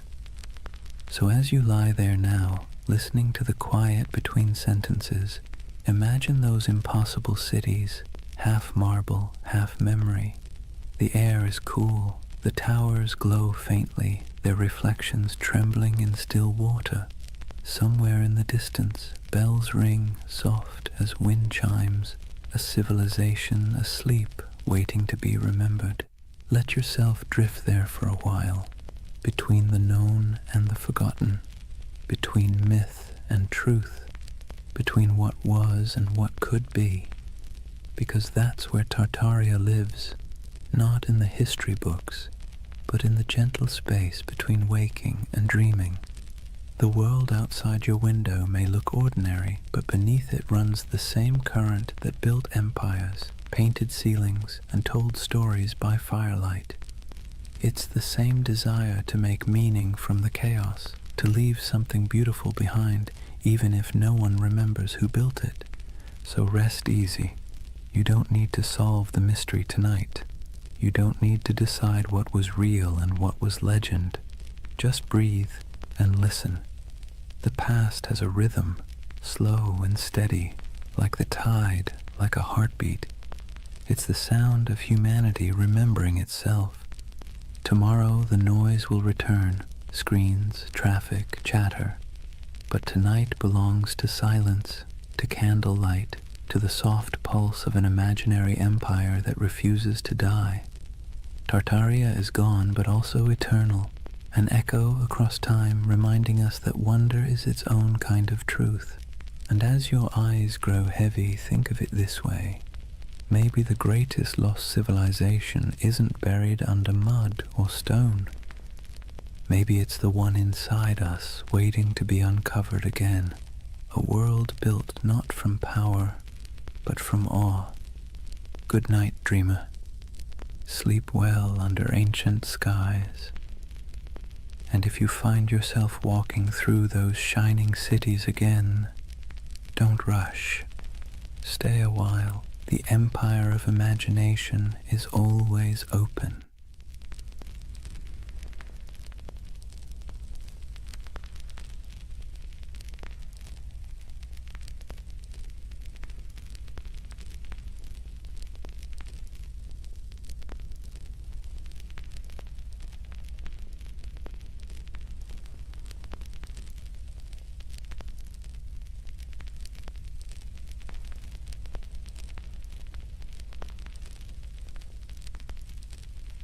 Hey guys, welcome back to the Sleep Atlas. Tonight, we're wandering into one of those stories that sits somewhere between history and myth, the kind that makes textbooks squirm but conspiracy theorists cheer. We're talking about the Anunnaki, the ancient gods of Mesopotamia, the so-called Great Ones, whose names have echoed for thousands of years. Now, before you picture little green men zipping around in flying saucers, let's be clear. The Anunnaki weren't dreamt up by modern sci-fi. They were very real to the people of ancient Mesopotamia, the Sumerians, Akkadians, Babylonians, and Assyrians, who lived their entire lives believing these beings were watching, judging, and occasionally meddling in their affairs. These gods weren't distant. They weren't serene. They were moody, demanding, and sometimes alarmingly human in their behavior. But here's the twist. In the last few decades, the Anunnaki have been rebranded, plucked out of their ancient temples and repackaged as spacefaring engineers who supposedly created humanity. You've probably seen them pop up on late-night cable documentaries with dramatic music, or in corners of the internet promising that the truth is out there. On one hand, that's entertaining. On the other, it's a perfect reminder that myths are slippery. They change to fit whatever worries and wonders we carry. So tonight, I'm going to tell you their story. The real story, as much as we can piece together from clay tablets, broken myths, and a lot of scholarly head-scratching. We'll wander through the fields of Mesopotamia where ordinary farmers sweated under the sun, convinced that every harvest was a divine test. We'll meet kings who built entire cities just to brag that the Anunnaki approved of them. We'll listen to myths where gods squabbled, punished, and occasionally spared humanity. And yes, we'll peek into the modern fascination with aliens because apparently every ancient thing eventually gets abducted by sci-fi. But don't worry, this isn't a lecture. Think of it as a long, meandering, nighttime walk through a world that feels both impossibly distant and strangely familiar. So, dim the lights, maybe pull a blanket a little tighter, and let's drift together into the land between rivers and gods. And before we begin, let me ask, what's keeping you up tonight? Let me know in the comments. I'd love to hear where in the world you're listening from. Settle in. Let's start at the beginning. Chapter 1. Life under the watchful eyes of the gods. Imagine yourself standing in the wide open plain of Mesopotamia, the land between the rivers, the Tigris to the east and the Euphrates to the west. The horizon stretches flat and endless, broken only by the shimmer of heat and the twisting bodies of those unpredictable rivers. The air is heavy, thick with dust and the smell of damp reeds. Somewhere in the distance, a donkey brays, and over all of it, an invisible weight hangs in the air, the belief that the Anunnaki are watching. To the people who lived here thousands of years ago, the rivers weren't just water, they were divine moods made liquid. A generous flood meant the Anunnaki were pleased, a drought meant they were angry, a sudden storm that flattened your barley fields.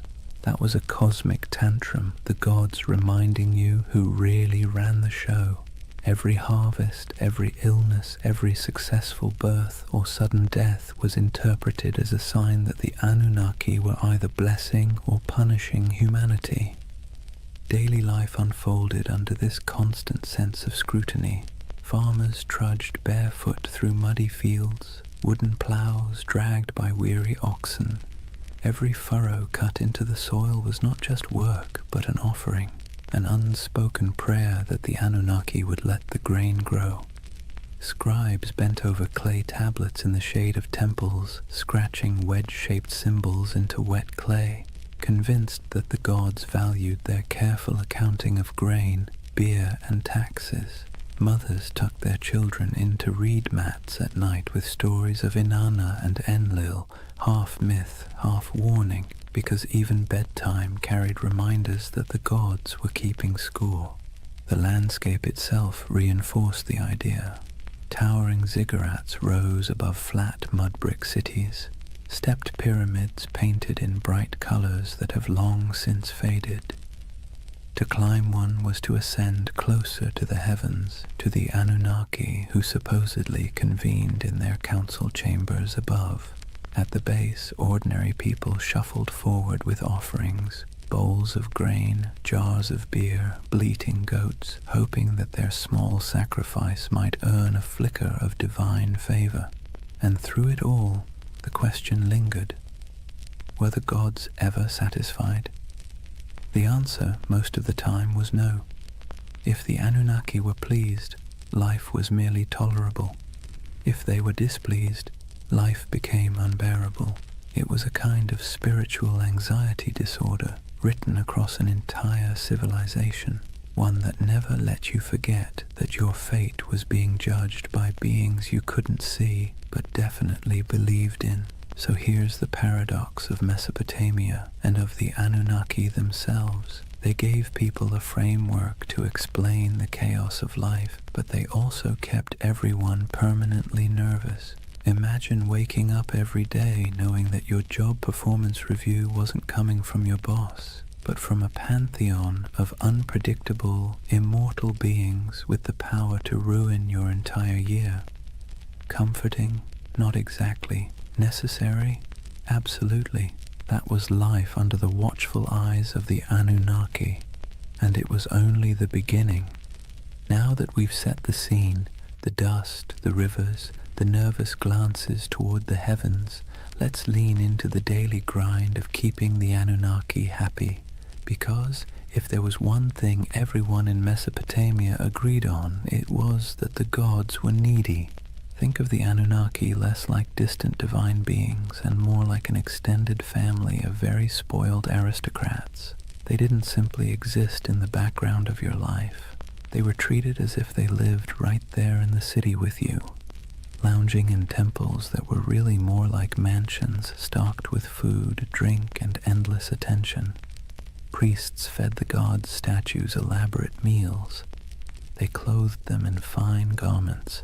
They bathed them, sang to them, and even tucked them into bed at night with rituals designed to assure the gods that yes, they were adored. And here's the kicker, the gods didn't actually eat the food, wear the clothes, or drink the beer. The priests did, but in the logic of the time that was the point. The offering wasn't about literal nourishment, it was about respect, about demonstrating submission to the divine order. Imagine working all day in a scorching field, hauling baskets of barley, and then handing over a chunk of your hard-earned harvest to a temple where priests would cook it up in front of a golden statue. You didn't get to enjoy the meal, the gods did, or so you were told. This wasn't optional. Failing to make offerings wasn't just rude, it was dangerous. Skip your temple duties, and you risked angering a god who could retaliate with a bad harvest, a plague, or a flood. It was like living with an unpredictable landlord who might torch your house because you didn't bring them enough bread. And so, day after day, people dragged their grain, their livestock, their jars of beer, and their prayers into the temple courtyards, hoping the divine egos were stroked enough to leave them in peace. Markets reflected this cycle of giving and appeasing. Merchants sold incense imported from far-off lands, exotic woods for temple furnishings, and precious stones for idol adornment. Whole industries thrived not because people needed goods for themselves, but because the gods supposedly needed them. The economy of worship was real, and it was heavy. And then there were the rituals, constant, exhausting, and often bewildering. Priests performed chants, sacrifices, and ceremonies to interpret the gods' moods. Ordinary people had little say in the process. They simply trusted or feared that the professionals got it right. Was the river about to flood? Only the gods knew. Was a plague looming? Better pay for a ritual just in case. Imagine the anxiety. You might lose your family, your crops, your city, not because of something you did wrong in the field, but because a priest forgot to wash a statue properly before a ritual. This constant pressure shaped how people thought about themselves.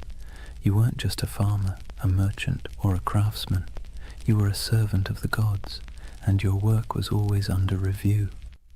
The Anunnaki weren't the kind of bosses who praised your effort either. At best, they ignored you. At worst, they punished you for reasons you could never quite understand. And yet there was comfort too.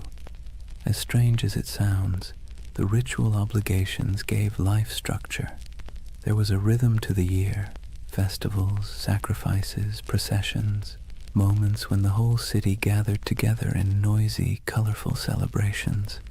For a while, the pressure of survival melted into shared relief. Beer flowed, music played, incense smoke curled into the sky, and people could convince themselves that the Anunnaki might actually be pleased for once. But make no mistake, the weight of worship was heavy. It pressed down on every meal, every harvest, every family gathering. It meant living in a world where you never really owned your life. You were always making payments upward, into the hands of gods who demanded much and explained little. Civilization, in other words, came with a permanent divine subscription fee. So when you picture Mesopotamian life, don't just imagine mud brick houses and busy bazaars. Picture the temples looming above everything, casting long shadows across the city. Picture priests bustling through courtyards, chanting prayers and carrying offerings. And picture the ordinary farmer at the gate, holding a bowl of barley with cracked hands, hoping that this small gift would keep the Anunnaki's attention fixed somewhere else. That was the weight of worship, a constant burden, heavy as the mud brick walls themselves, shaping every breath of life in the land between the rivers. If temples were the stage for grand rituals, then the family was where belief in the Anunnaki seeped into the most ordinary corners of life. From the moment you were born in Mesopotamia, you were wrapped in layers of tradition, lore and stories that all reminded you the gods were watching and you had better behave. Picture a household, mud brick walls enclosing a small courtyard with reed mats laid out for sitting and sleeping. The air smells faintly of cooking grain, sheep dung burned for fuel, and maybe onions sizzling in oil if the family was lucky enough to afford them. Life here was simple, cramped, and endlessly repetitive. Yet, hovering over every task, grinding flour, weaving wool, teaching children their chores, was the belief that the Anunnaki were present, judging not just cities or kings, but households too. Families were patriarchal, meaning the oldest male ruled the home, and his authority was framed not as personal power, but as divine order. Fathers were seen as enforcers of a structure that supposedly mirrored the cosmic hierarchy. Just as gods ruled over humans, men ruled over their families. Hammurabi's famous law code spelled this out with brutal clarity. Wives owed obedience, children owed respect, and failure to comply could bring harsh consequences. This wasn't just social convention. It was written into the laws that claimed divine backing from the gods themselves. Mothers carried their own weight, of course. They were the backbone of the household, weaving, grinding, managing food stores, raising children, and passing on the stories that glued the family's beliefs together. Bedtime wasn't a cozy session of fairy tales. It was an education in fear and respect. Children were told myths of Inanna descending to the underworld, of Enlil sending storms, of the Anunnaki judging souls in the afterlife. These stories weren't entertainment so much as early compliance training. The message was clear: live properly or the gods will notice. Children's lives reflected this constant training. Boys learned the family trade early, whether that meant trudging in the fields, selling goods in the marketplace, or, if you were very lucky, scratching cuneiform signs into clay tablets under the harsh eye of a schoolmaster. Girls learned weaving, cooking, and managing the household, roles that prepared them to keep the rhythm of worship alive in the next generation.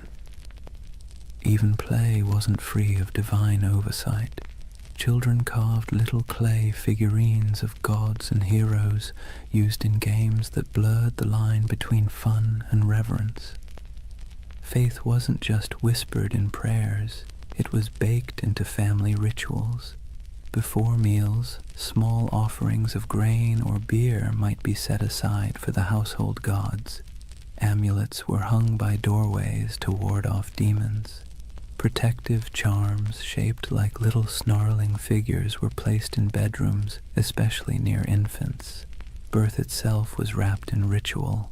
Women prayed to Ninhursag, goddess of fertility, to protect mother and child, while midwives muttered incantations to keep evil spirits away. From the very first breath, life was understood as a fragile gift, one that could be snatched away if the Anunnaki weren't appeased. And here's the thing, families weren't just private units, they were miniature reflections of the larger city and its hierarchy. Just as kings claimed authority from the gods to rule nations, fathers claimed authority from the gods to rule homes. The same logic that justified empires justified bedtime discipline. Civilization and family structure grew up hand in hand, each reinforcing the other, all under the Anunnaki's restless gaze. Of course, within this strict system there were still moments of warmth. Picture a mother teaching her daughter how to weave, her hands guiding the thread through the loom. Picture a father showing his son how to plant barley, pressing the seeds into the soil with calloused fingers. Picture siblings squabbling in the courtyard, stealing figs, chasing each other until their laughter echoed against mud brick walls. These were human moments, timeless and familiar, lived out under the shadow of divine expectation. So when you think of Mesopotamian families, don't imagine cozy equality or freedom of choice. Imagine order, hierarchy, and obligation structured from the top down, from the Anunnaki themselves to the smallest child in the household. Family wasn't just family, it was a rehearsal for serving the gods, and every story told at bedtime, every offering laid out at a threshold, every whispered prayer before sleep reinforced the same lesson. The Anunnaki were always listening. That was family and faith in ancient Mesopotamia, woven so tightly together that you couldn't separate one from the other. Home was never just home. It was a microcosm of the cosmic drama played out every day under the eyes of gods who demanded order, loyalty, and obedience. If Mesopotamian families carried the rhythm of worship in their courtyards, then the cities themselves thundered with it. The soundscape of Mesopotamia wasn't just donkeys braying or merchants shouting. Woven through the daily hum was an undercurrent of sacred noise, constant reminders that the Anunnaki were never far away. Imagine walking barefoot across the packed dirt streets of Ur or Uruk, the air heavy with heat and dust. The first thing you'd notice rising above the chatter of the marketplace is chanting, long, steady voices carrying from the temple courtyards. Priests chanted hymns in Sumerian or Akkadian, their words flowing like the rivers themselves, steady, unrelenting, rhythmic. To the people listening, these weren't just words, they were incantations meant to keep the cosmic order intact. If the chanting stopped, who knew what chaos might break loose? Temples were alive with activity. Incense smoldered, releasing thick curls of smoke that clung to the air, sweet and sharp at the same time. The scent was meant to please the gods, but for ordinary people walking by, it was a reminder that the divine was close enough to smell. Lyres plucked their delicate notes in temple courtyards, drums pulsed with steady beats, and flutes added piercing tones that drifted across rooftops. To us, it might sound like music. To them, it was more like maintenance, a sound system designed to keep the Anunnaki pacified. And it wasn't just priests who contributed to the sacred soundscape. Festivals turned entire cities into orchestras of devotion. Imagine crowds gathering for a procession, voices rising together in chants, bells clanging, animals bellowing as they were led toward sacrifice. The ziggurat loomed above it all, terraces echoing with footsteps as priests climbed higher to offer food, drink, and prayers to the gods at the summit shrine. From miles away, travelers could hear the echo of music, the low murmur of thousands of voices, and know they were approaching a city where gods were fed daily like pampered royals. But the sounds weren't always grand. Sometimes they were intimate and unsettling. Picture a priest muttering over the body of a sick child, reciting spells to chase away spirits. Picture whispered prayers at dusk, entire families speaking softly into the night air as oil lamps flickered. Picture the hush that fell when an omen was announced, the crowd quieting to hear the words that might decide whether the gods were pleased or furious. In these moments, sound wasn't background, it was the bridge between humans and the Anunnaki. The irony is that these sounds, sacred chants, booming drums, whispered prayers, blurred together with the noise of the city. A donkey braying outside a temple, a merchant shouting about his wares as priests sacrificed a goat, children laughing while incense smoke rose into the sky. The sacred and the ordinary overlapped constantly, like two melodies played at the same time. For Mesopotamians, there was no separation between daily life and sacred life. Every sound was part of the same chorus, one directed at keeping the gods content. So, when you imagine Mesopotamia, don't just picture silent ruins or dusty tablets in a museum. Picture a city alive with sound, chanting voices echoing from ziggurats, music rising from temples, prayers whispered in homes, markets buzzing with life. And beneath it all, the steady, unsettling hum of belief, the sense that every sound you made was heard, judged, and recorded by the Anunnaki. That was the soundscape of Mesopotamia, sacred and ordinary, human and divine, blending into one endless hymn beneath the gaze of restless gods. So far we've walked the fields, stepped into homes, and stood in the courtyards of temples. But if there's one thread tying all of Mesopotamian life together under the watch of the Anunnaki, it's struggle.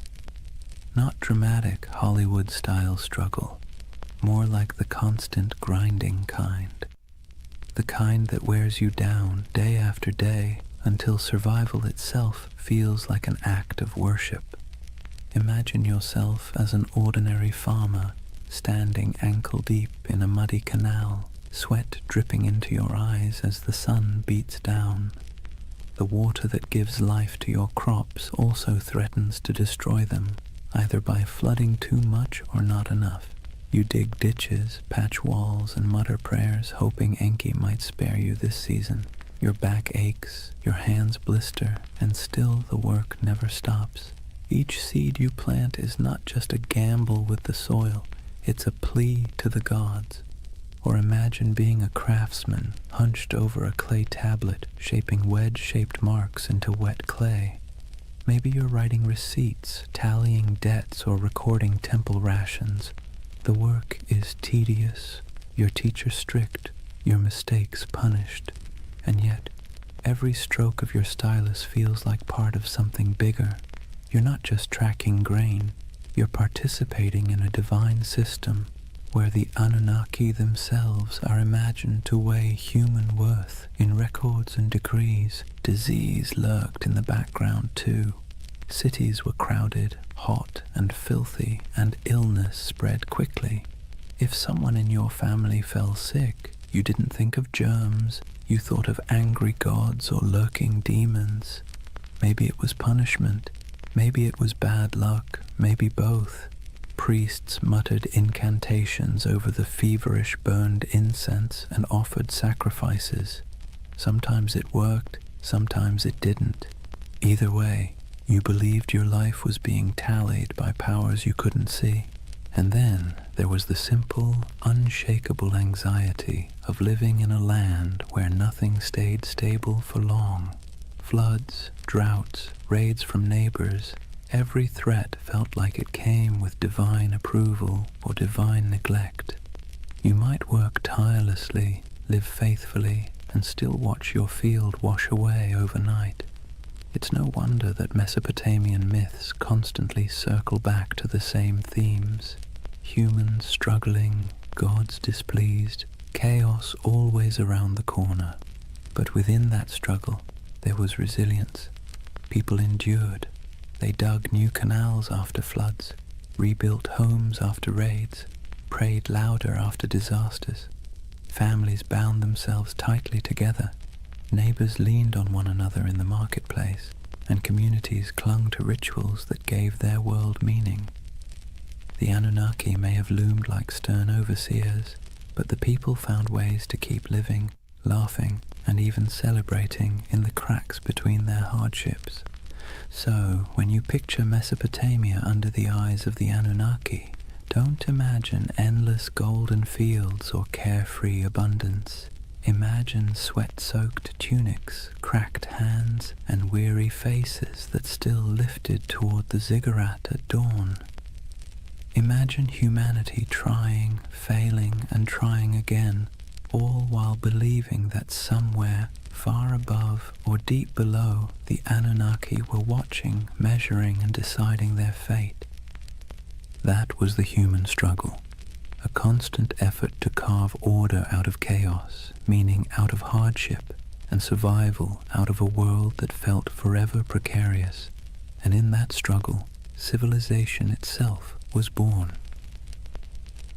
Chapter 2. The Gods Who Ruled the Skies and Earth. If life in Mesopotamia felt like a constant test, then the examiners were the Anunnaki.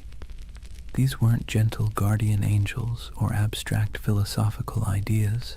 They were the great gods, beings who sat at the very top of the divine food chain, descended from the union of Anu, the Sky Father, and Ki, the Earth Mother.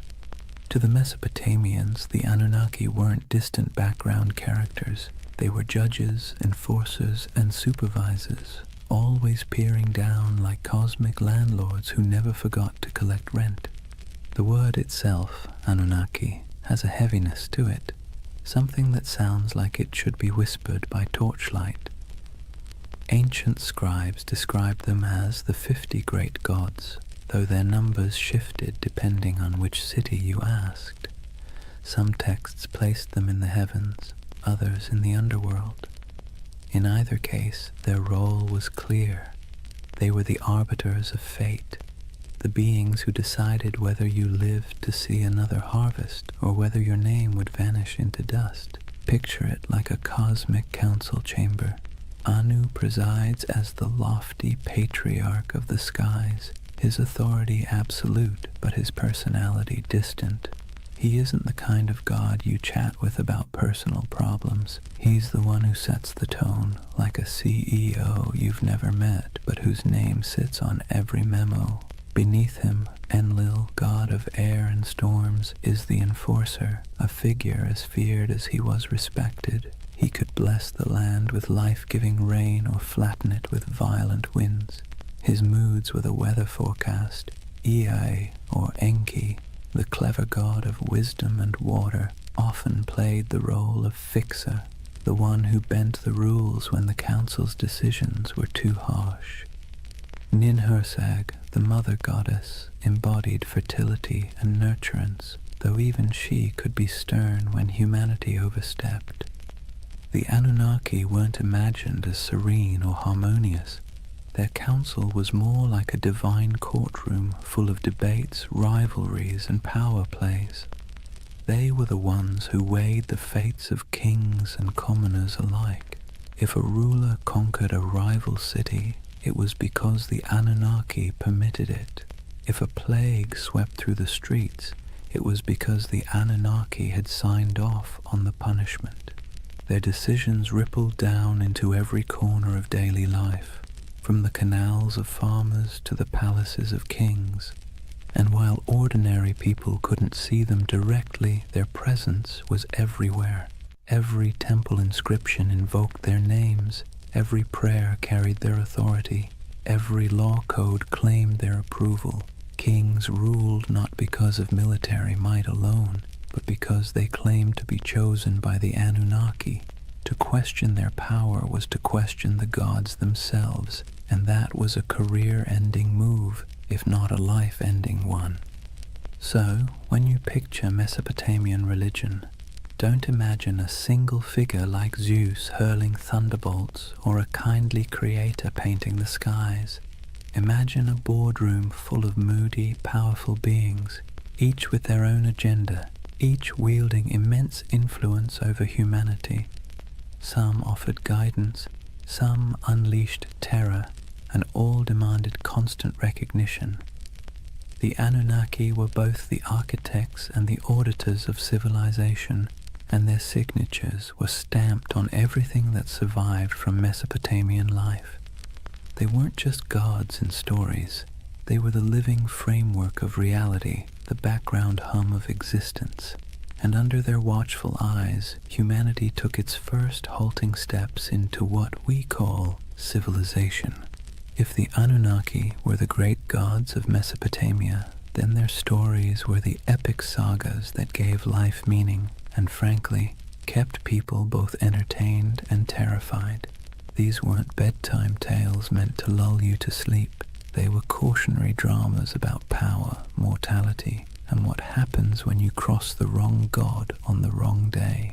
Take Inanna, also known as Ishtar, the goddess of love, war, and everything messy in between. Her most famous story is the descent into the underworld. Imagine her striding into the shadowy realm ruled by her sister Ereshkigal, Queen of the Dead. But there's a catch. At each of the 7 gates she passes through, she must remove an item of clothing or jewelry. By the time she arrives before her sister, she's stripped bare, not just physically, but of her power and protection, and the Anunnaki, acting as judges in the underworld, condemn her. She's struck down, lifeless, and the world above begins to wither without her presence. Only through divine trickery and intervention does she return, but not without a price. Her lover, Dumuzi, is dragged down to take her place for part of the year.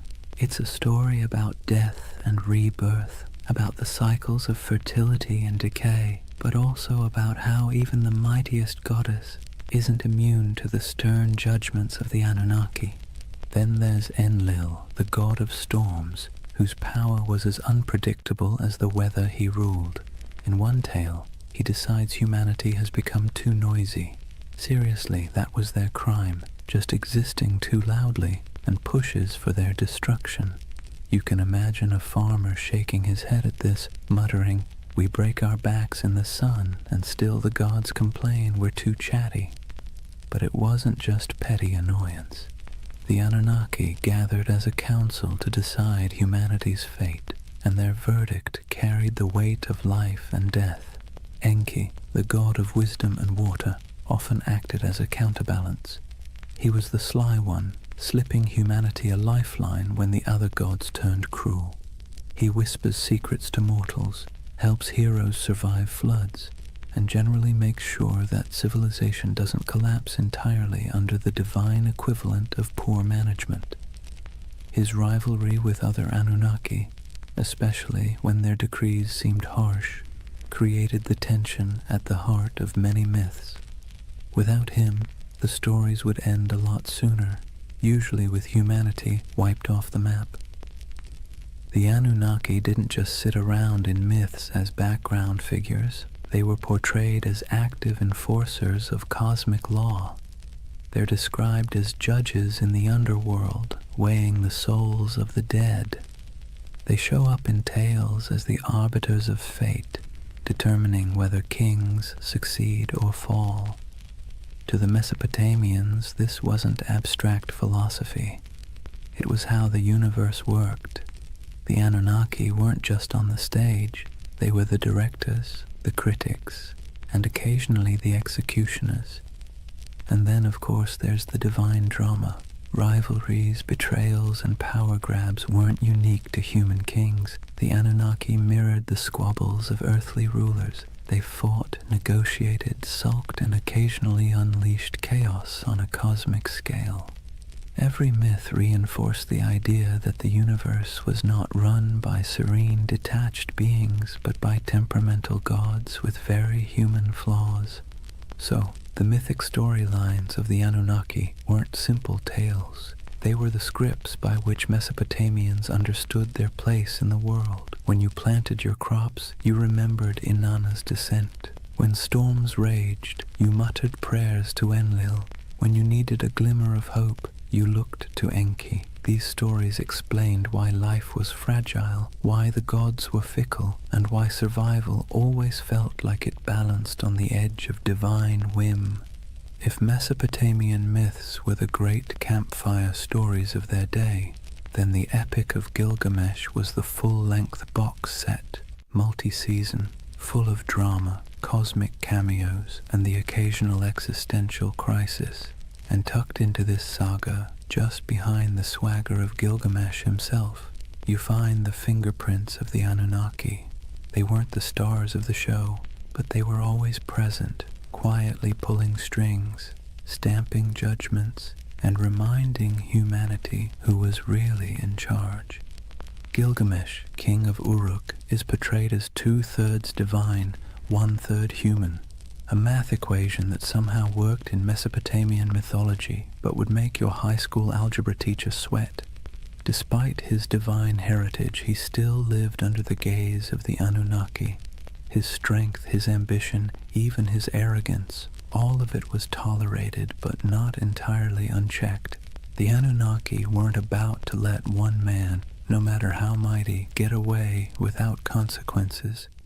Take his quest for immortality. After the death of his companion Enkidu, Gilgamesh is swallowed by grief, staring mortality in the face, and in that grief he sets out to find Utnapishtim, the Mesopotamian Noah, the one mortal granted eternal life after the great flood. But here's the twist. Utnapishtim's story is inseparable from the Anunnaki. It was they who decreed the flood to wipe out humanity, annoyed once again by our collective noisiness. It was they who sealed the fate of countless villages, and it was Ea, sly Ea, who bent the rules by whispering to Utnapishtim, helping him survive in a boat loaded with animals. Without that divine trickery, there would be no flood hero, and thus no quest for Gilgamesh to undertake. When Gilgamesh finally finds Utnapishtim, he's told in no uncertain terms that immortality isn't for him. The Anunnaki themselves had decreed it. When the gods created man, they allotted him death, but life they retained in their own keeping. That line is essentially the fine print of existence. Humanity got the mud bricks, the barley, the back-breaking labor. The gods kept immortality for themselves. Tough luck. Even the great adventures within the epic, slaying Humbaba, guardian of the cedar forest, or killing the bull of heaven after Inanna sends it to punish him, circle back to the gods' involvement. The Anunnaki weren't background noise. They were the referees, deciding when Gilgamesh had crossed a line and when his hubris deserved punishment. The death of Enkidu, for instance, is the direct result of divine judgment. The Anunnaki convene and decree that one of the pair must die for their defiance. Enkidu becomes the casualty, and Gilgamesh, for all his divine strength, can do nothing but weep and rage. What's remarkable is how these stories resonate with us even now. The Epic of Gilgamesh isn't just about a king wrestling lions or digging canals. It's about humanity's oldest anxieties. Why we die, why we suffer, and why no amount of wealth or power can change those facts. And standing behind those anxieties are the Anunnaki, like cosmic administrators who handed humanity its most dreaded memo. Life ends, always. So, as Gilgamesh wandered deserts, scaled mountains, and crossed seas in search of eternal life, he wasn't just wrestling with his own fears. He was wrestling with the verdict of the Anunnaki, a verdict no mortal could ever overturn. His story wasn't just a king's adventure. It was a parable about the boundaries set by the gods and the futility of trying to break them. And in the end, Gilgamesh's great realization wasn't that he could cheat death, but that he couldn't. His city, his walls, his legacy, those would endure, not his body, which, ironically, is exactly what the Anunnaki seem to want. Humanity striving, building, suffering, and remembering, but never escaping. Civilization itself, with all its mud, sweat, and noise, became the immortality humans were allowed. If you've ever heard the story of Noah's Ark, you might think it's unique. One righteous man, one enormous boat, a zoo crammed 2 by 2, and a god who decided humanity needed a hard reset. But here's the thing, Long before the Bible put pen to parchment, Mesopotamia had already told its version. Several versions, in fact, and at the center of everyone, like judges sitting in an endless board meeting, were the Anunnaki. The earliest version we know comes from the Atrahasis epic. In this story, humanity isn't destroyed because of sin or even bad manners, but because of noise. Yes, noise. Apparently, humans were just too loud for the gods to get a decent night's rest. Picture the Anunnaki sitting in their divine chambers, grumbling like cranky landlords.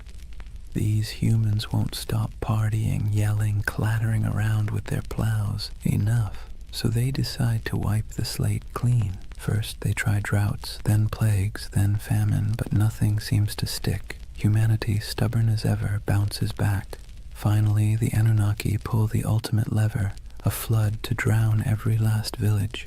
Rivers swell, storms rage, and the land sinks beneath walls of water. Humanity is meant to vanish, a failed experiment erased by divine decree. But one god doesn't quite play along. Enter Ea, clever, cunning, and a little too sympathetic toward mortals for his own good. He whispers a warning to Atrahasis, a man chosen not for his holiness but for his usefulness. Build a boat, Ea advises, and not just any boat, a giant vessel sealed with pitch, stocked with food, and loaded with animals. Atrahasis obeys, and when the waters rise, he and his cargo survive, bobbing above the drowned world like the last ember of human life. A later version of the story appears in the Epic of Gilgamesh, where the survivor is called Utnapishtim.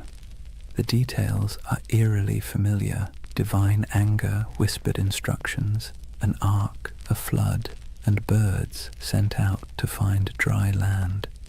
Sound familiar? It should.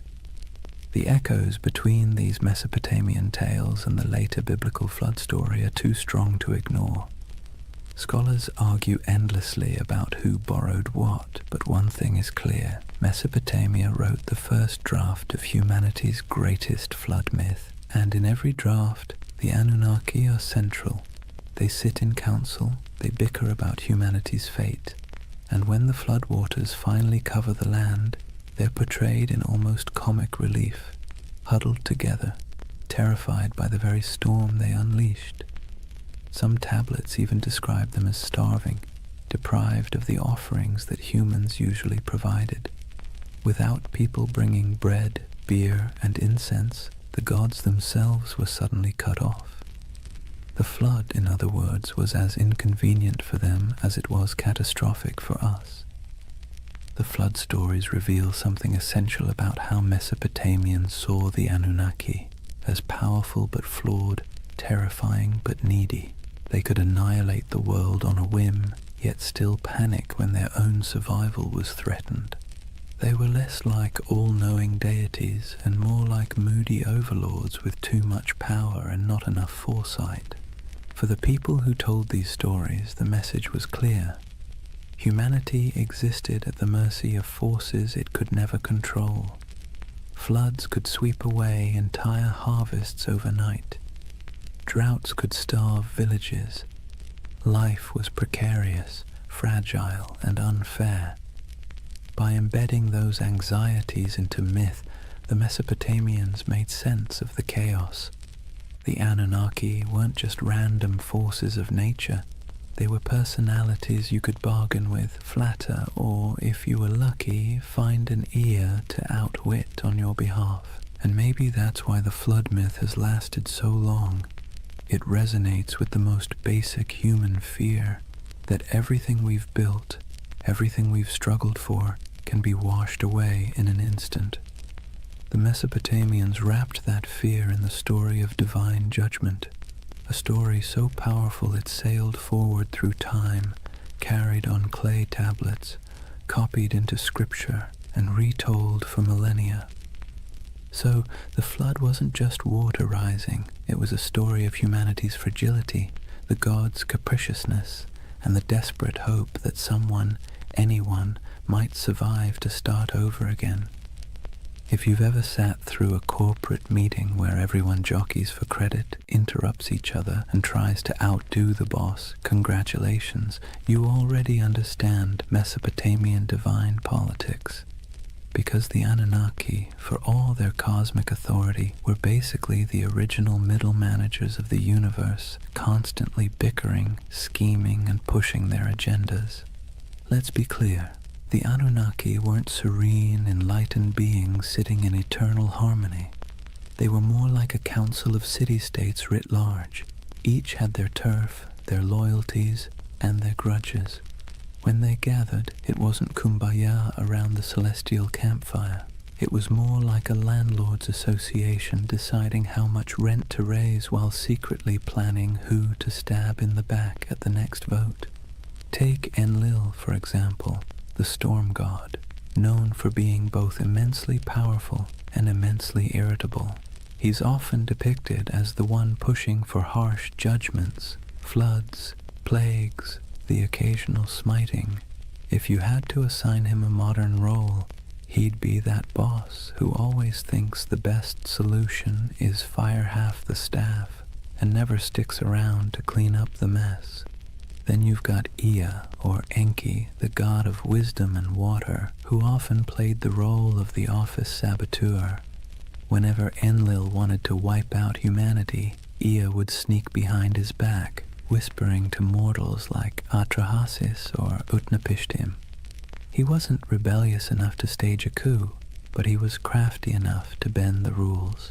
Think of him as the co-worker who nods along in the meeting, then quietly emails the client with a completely different plan. And of course, Inanna, also known as Ishtar, the goddess of love, war, and chaos incarnate. She didn't just play politics, she was politics. One moment she's seducing rivals, the next she's unleashing the bull of heaven on Uruk, because Gilgamesh bruised her ego. If the Anunnaki had a group chat, you can bet Inanna was the one sending messages in all caps at 3 a.m. This divine drama mirrored human politics almost perfectly. Kings invoked the Anunnaki to justify their wars. Priests claimed to interpret the gods' wishes, usually in ways that happened to benefit their city. When two cities fought, it wasn't just about irrigation canals or trade routes. It was framed as their gods battling too. The human squabbles were just the earthly reflection of celestial office politics. What's fascinating is that the Anunnaki weren't portrayed as flawless rulers. They were prone to jealousy, anger, and terrible decision-making. They punished entire populations for petty grievances. They feasted on offerings while mortals starved. They demanded loyalty, but offered little security in return. Sound familiar? That's because the people who invented these myths knew exactly what it felt like to live under rulers who acted the same way. The gods were a cosmic mirror of their kings, only with bigger egos and the ability to drown the world when annoyed. And yet this chaos wasn't just accepted, it was baked into the worldview. For Mesopotamians, the divine council was messy because life was messy. The Anunnaki didn't represent a utopia, they represented reality, unpredictable, unfair, and exhausting, but also the only system anyone knew. So the next time you picture Mesopotamian religion, don't imagine calm temples and peaceful hymns. Picture a smoky back room, gods arguing over humanity's fate, each angling for influence while pretending to act for the greater good. That was the drama of divine politics, and it shaped every flood, famine, and fleeting moment of human survival. Chapter 3: Myths, Mysteries, and Alien Theories. Before we dive into modern theories about aliens with laser beams building ziggurats, let's ground ourselves in how the people of Mesopotamia themselves actually understood the Anunnaki. Because for them, these weren't space visitors or sci-fi saviors. They were the very fabric of existence. The Anunnaki were the great gods, descended from Anu, the sky, and Ki, the earth. They weren't casual background deities. They were the stern judges, the cosmic accountants of fate. Picture them sitting on a celestial council bench, scribbling down humanity's behavior like the universe's first HR department, except the performance reviews were terrifyingly final. They decided who lived, who died, and how the world ticked. But here's the twist. They weren't abstract. They were woven into every corner of daily life. A farmer digging an irrigation canal didn't just worry about weeds or floods. He worried about whether the Anunnaki were pleased with his offering of grain. A merchant weighing silver in the bazaar wasn't just concerned about fair trade. He wondered if the gods of fate were tallying his honesty. The Anunnaki weren't far away. They were breathing down your neck in every deal, every harvest, every storm cloud on the horizon. Temples were their houses, but also their workplaces. Priests acted as caretakers, feeding the statues daily meals, dressing them in embroidered garments, and bathing them in ritual purity. Imagine treating a carved stone figure as if it were your very picky, very powerful roommate who might throw a tantrum if dinner was late. That's the relationship Mesopotamians had with their gods, equal parts reverence and anxiety. The Anunnaki's role stretched beyond the fields and temples. They were tied to fertility, justice, and even the underworld. In some myths, they sit as judges in the realm of the dead, weighing the shadows of human lives like bureaucrats processing endless paperwork. Not exactly a comforting image, but then again, Mesopotamian religion wasn't about comfort. It was about explaining a world that was dangerous, unpredictable, and constantly shifting. And the rituals reflected that. People poured out libations of beer, laid down offerings of bread, burned incense, and sang hymns to keep the divine machine running. Festivals were not just moments of joy, they were mandatory maintenance on the cosmic engine. Skip a ritual, anger a god, and suddenly your canal might collapse or your child might fall sick. So when we talk about the Anunnaki, the ancient understanding wasn't glamorous, it was anxious. These weren't benevolent guardians handing out blessings. They were moody overseers, cosmic bosses whose whims dictated survival. And humanity's job was simple, if exhausting. Keep them fed, keep them clothed, keep them entertained, and maybe, just maybe, they wouldn't ruin your week. In other words, the Anunnaki were less about lofty spirituality and more about survival management. They reflected the world their worshippers lived in, harsh, unstable, unpredictable, but impossible to ignore. So let's clear the fog a bit. When we talk about the Anunnaki, what do we actually know from the ground? What's been dug up, baked in clay, and translated by bleary-eyed archaeologists squinting at wedge-shaped cuneiform? Because while modern theories tend to leap straight into sci-fi territory, the ancient sources are both more grounded and, in some ways, more fascinating. The word Anunnaki itself pops up across thousands of years of Mesopotamian texts, from Sumerian myths to Babylonian epics. These weren't obscure fringe deities whispered about in one dusty tablet. They were front and center, woven into the very structure of Mesopotamian religion.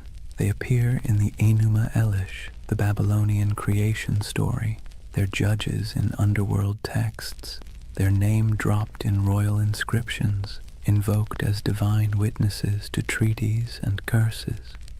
If you lived in Mesopotamia, you would have heard their names the way we hear the law or the government. Archaeologists have unearthed thousands of cuneiform tablets that mention them. Some are myths, some are hymns. Others are dry administrative lists where the Anunnaki show up as the divine recipients of offerings, bread, beer, livestock, and occasionally the odd luxury good.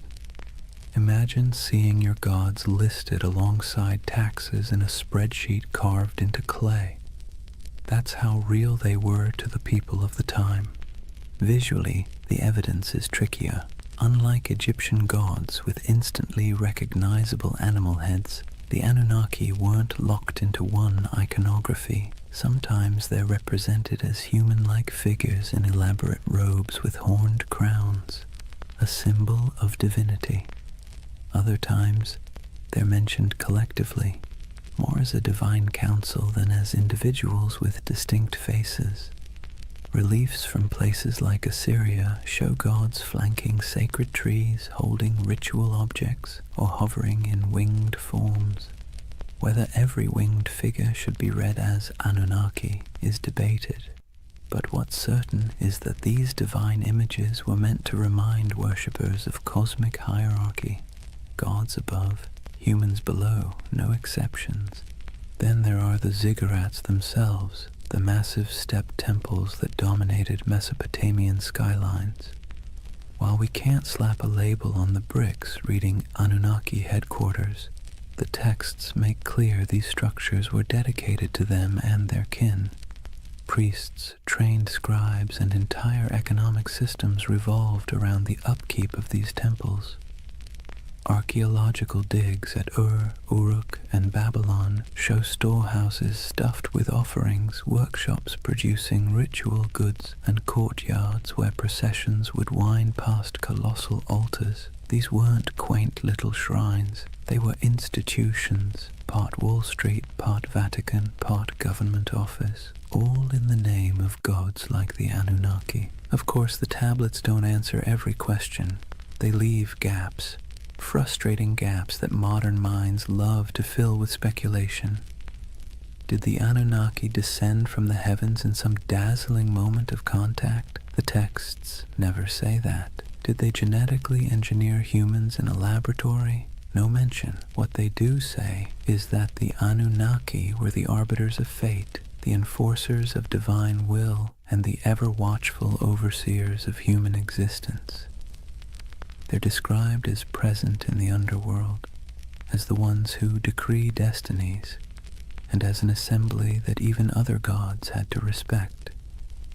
The challenge and the beauty of the archaeological evidence is that it roots the Anunnaki firmly in the ancient imagination without giving us neat answers.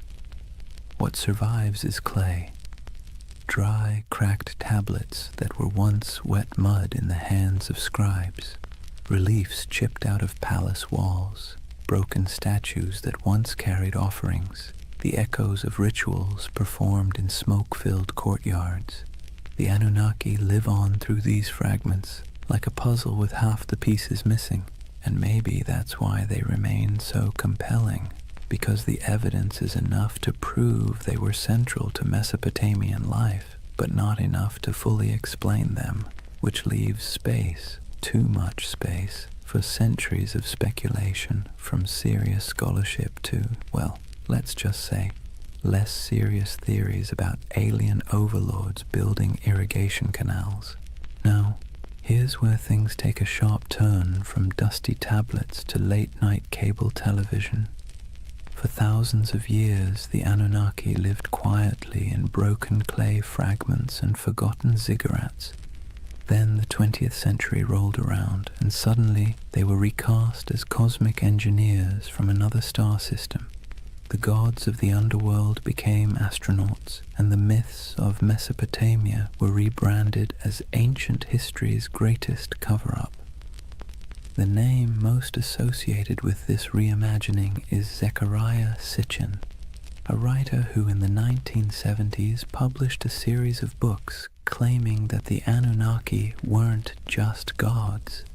They were extraterrestrials from a mysterious 12th planet he called Nibiru. According to his interpretation of Sumerian texts, these beings came to Earth hundreds of thousands of years ago, mined gold to repair their failing atmosphere, and genetically engineered humanity as a labor force. Essentially, humans are the original interns in someone else's cosmic business plan. Sitchin's book sold like hot bread in a Mesopotamian market. They tapped into a cultural moment when UFOs, space exploration, and Cold War paranoia made alien narratives irresistible. His Anunnaki weren't just mythic figures. They were proof, he claimed, that our origins weren't entirely our own. The gods of Sumer weren't metaphors, they were visitors, technicians, and in some versions, slave masters. And conveniently, they promised to return someday, which gave the whole story a nice mix of biblical prophecy and sci-fi cliffhanger. From there, the Anunnaki leapt into popular culture. They became staples in documentaries, internet forums, video games, and conspiracy theories. You've probably seen them lurking in the background of the History Channel's Ancient Aliens, their horned crowns swapped for astronaut helmets in digital recreations. They pop up in books arguing that ancient architecture, the pyramids, Stonehenge, Machu Picchu, was the handiwork of godlike beings with advanced technology. Never mind that the Sumerians never claimed their ziggurats were rocket launch pads. The imagery proved too enticing for modern imaginations. The Anunnaki as aliens theory has sticking power because it blends two irresistible ideas, that the gods were real and that humans didn't climb the ladder of civilization entirely on their own. It offers mystery, grandeur, and, let's be honest, a touch of flattery. Because if aliens engineered us, then clearly we're special, or at least somebody's favorite experiment. Of course, historians and archaeologists roll their eyes hard enough to sprain something when these theories come up. There's no tablet that says, by the way, we came from planet Nibiru. There's no evidence of spaceports in Ur or genetic labs in Babylon. The texts talk about floods, fate, rituals, and divine councils, not interstellar travel. But for many people, that's part of the fun. The gaps in the evidence are fertile ground for imagination, and Sitchin's Anunnaki filled those gaps in a way that captured millions of readers. It's worth pausing, though, to ask why. Why did the Anunnaki, of all the gods in human history, become the poster children for alien theories? Why not the Greek Olympians, or the Norse pantheon, or the Aztec deities? Partly it's because Mesopotamia is so old. These myths stretch back to the dawn of writing, which makes them feel like they contain hidden truths, the first draft of humanity's story. And partly it's because the Anunnaki were always portrayed as remote, judgmental overseers, an image that lends itself easily to the idea of superior beings from elsewhere. So, in the modern imagination, the Anunnaki have been rebranded, no longer just the moody gods of grain and flood. They're star travelers, geneticists, and absentee landlords of Earth. Whether you buy it or not, you have to admit, it's a heck of a career change for a bunch of ancient underworld judges. So, let's weigh the scales. On one side, we have archaeologists with dirt under their fingernails, carefully piecing together tablets baked 5,000 years ago. On the other, we have modern storytellers claiming the Anunnaki were gold-mining astronauts with a taste for human DNA. Which side is right? Well, that depends on whether you prefer your history served with clay dust or with tinfoil hats. First, the debunking side. Professional Assyriologists, those are the folks who actually read cuneiform, not just squint at it until it looks like spaceships, are nearly unanimous. The alien Anunnaki theory has no basis in the texts. The tablets describe gods with human emotions, divine councils, underworld judges, and mythic battles. They don't describe rocket launches, orbiting planets, or genetic splicing. The so-called translations used by Sitchin and his followers are, to put it gently, extremely creative. Imagine reading a cookbook, ignoring the ingredients list, and deciding it's actually a secret guide to time travel. That's about the level of scholarship we're talking about. Historians also point out that Mesopotamian myths are not unique in describing gods coming from the heavens or shaping humanity. Nearly every culture personified natural forces, storms, floods, fertility, death, as divine beings. The Anunnaki fit neatly into this pattern. Their role as overseers of fate and cosmic order makes sense in a world where rivers could make or break your survival overnight. They were not literal engineers from outer space. They were metaphors dressed in horned crowns. And yet, here's where the believing side makes its case, not necessarily because the evidence is strong, but because the allure is irresistible. People love mysteries.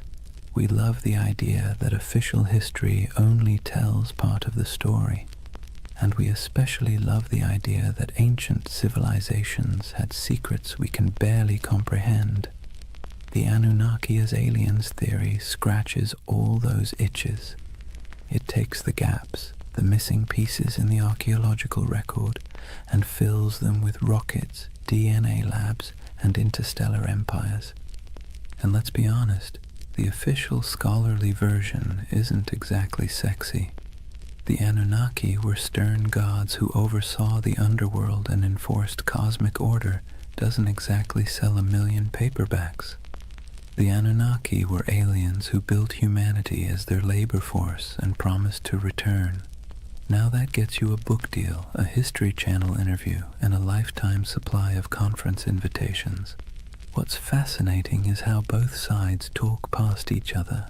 Scholars insist, rightly, that there's no evidence for aliens. Believers insist, also rightly in their own way, that the mysteries of Mesopotamia leave plenty of room for speculation. And between those poles, the Anunnaki themselves sit in silence, their names carved into clay, waiting for us to argue over them. Maybe that's the real takeaway here. Not whether they were gods, judges, or astronauts, but the fact that the Anunnaki are still sparking debate thousands of years later. They're still being reinterpreted, reshaped, and reimagined to suit the anxieties and fascinations of every age, whether that's Bronze Age farmers worrying about floods, or modern readers worrying about aliens in the night sky. So are they aliens? Almost certainly not. Are they fascinating? Absolutely. And in the end, whether you lean on the side of clay tablets or cosmic spaceships, you're participating in the same tradition the Mesopotamians started, using stories to make sense of a world that always feels a little bit out of our control. Here's the thing, whether you side with the cautious archaeologists or the ancient astronaut crowd, one fact is undeniable. The Anunnaki have staying power. Thousands of gods have come and gone, their names forgotten, their temples reduced to rubble, but somehow the Anunnaki still loom in our imagination, stubbornly refusing to fade. Why? What is it about this particular group of deities that continues to haunt us? Part of the answer lies in timing. The Anunnaki belong to the very earliest chapters of human history. When we talk about them, we're not just talking about some late add-on to mythology. We're talking about gods that walked hand in hand with the invention of writing, cities, and law. They're baked into the foundations of civilization itself. To imagine them is to imagine the dawn of human organization, when the rules of existence were still being scribbled on clay for the very first time. That alone gives them an aura of primordial authority. Another part is their personality. Unlike distant creator gods who retreat into the heavens after making the world, the Anunnaki were meddlesome. They judged, they punished, they demanded offerings. They were nosy landlords of human destiny, constantly keeping score. And let's be clear, that resonates because it feels familiar. Who hasn't felt like life is governed by forces beyond your control, demanding rent, setting impossible rules, and punishing you when you fall short? The Anunnaki embody that eternal human anxiety that someone powerful is watching and that your fate is never entirely your own. Then there's the modern twist. Once writers like Sitchin recast them as aliens, the Anunnaki slipped neatly into our age of science fiction. Suddenly they weren't just gods in dusty temples. They were interstellar overlords, genetic engineers, perhaps even visitors who might return.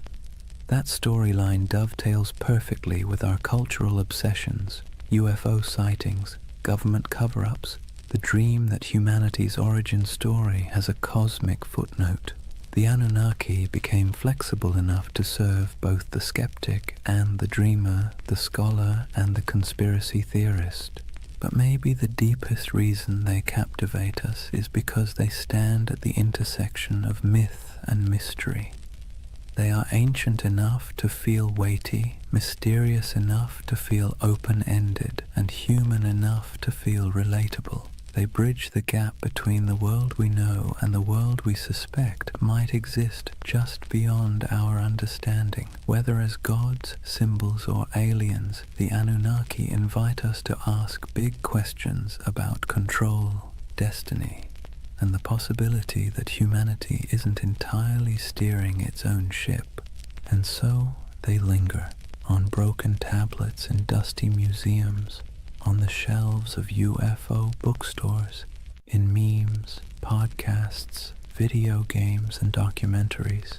They've outlived the cities that once worshipped them, and they'll probably outlive our own stories too, because the Anunnaki aren't just gods of the underworld. They're gods of imagination, and that, in the end, might be the only immortality any deity truly needs. Chapter 4.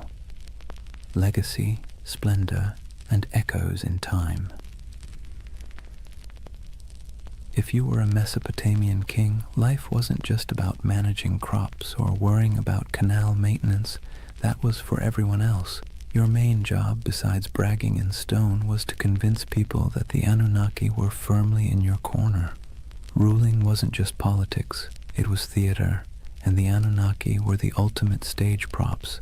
Step into the palace of a Babylonian ruler and look at the walls.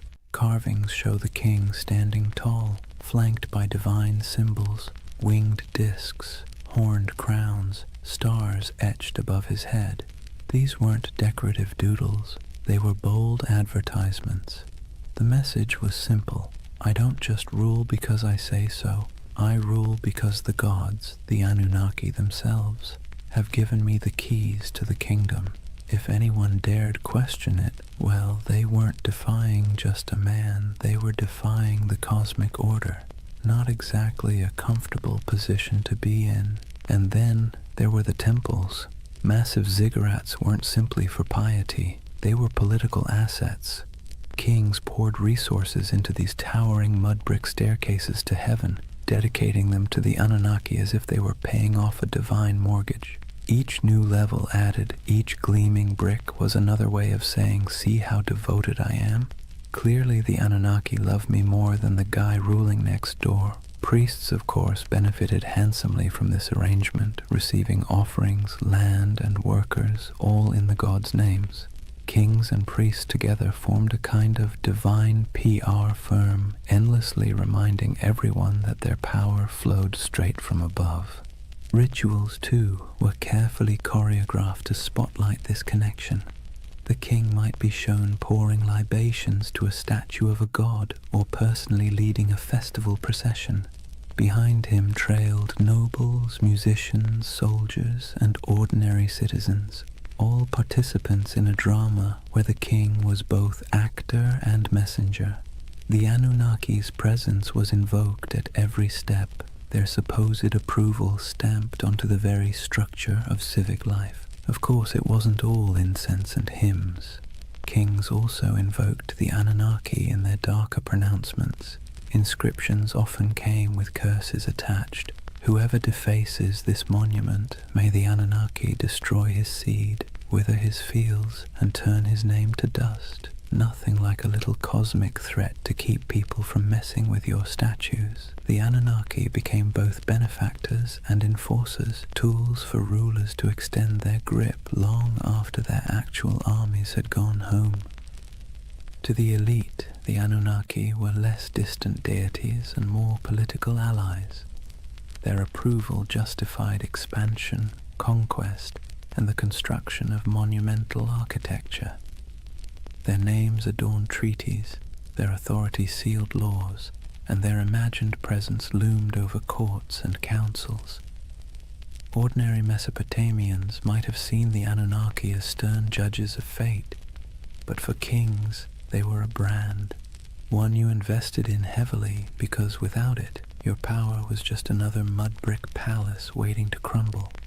And so when you think of Mesopotamian splendor, banquets with honey cakes and music, dazzling gates covered in glazed brick, kings reclining in luxury, remember that every goblet raised was, at least on paper, raised in honor of the Anunnaki. The gods were everywhere, woven into the very fabric of elite life, both as protectors and as the ultimate marketing department. Let's step outside the palaces for a moment and see how different life looked depending on where you stood in Mesopotamian society. Because while kings and nobles could commission inscriptions boasting about their cozy relationship with the Anunnaki, ordinary people experienced those gods in very different, far less glamorous ways. Start with the farmer. He rises before dawn, trudges barefoot through mud, and pours out a portion of his precious grain as an offering. That handful of barley might be the difference between feeding his family through the week or going hungry, but the ritual isn't optional. The Anunnaki need to be kept happy, or at least not too angry, and so sacrifices are made. For him, the gods are stern overseers whose moods swing with the floods, the plagues, and the weather.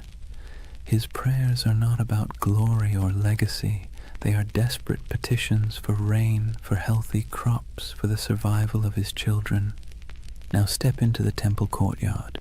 Here, priests oversee elaborate offerings, roasted lamb, beer poured into bowls, incense rising in aromatic clouds.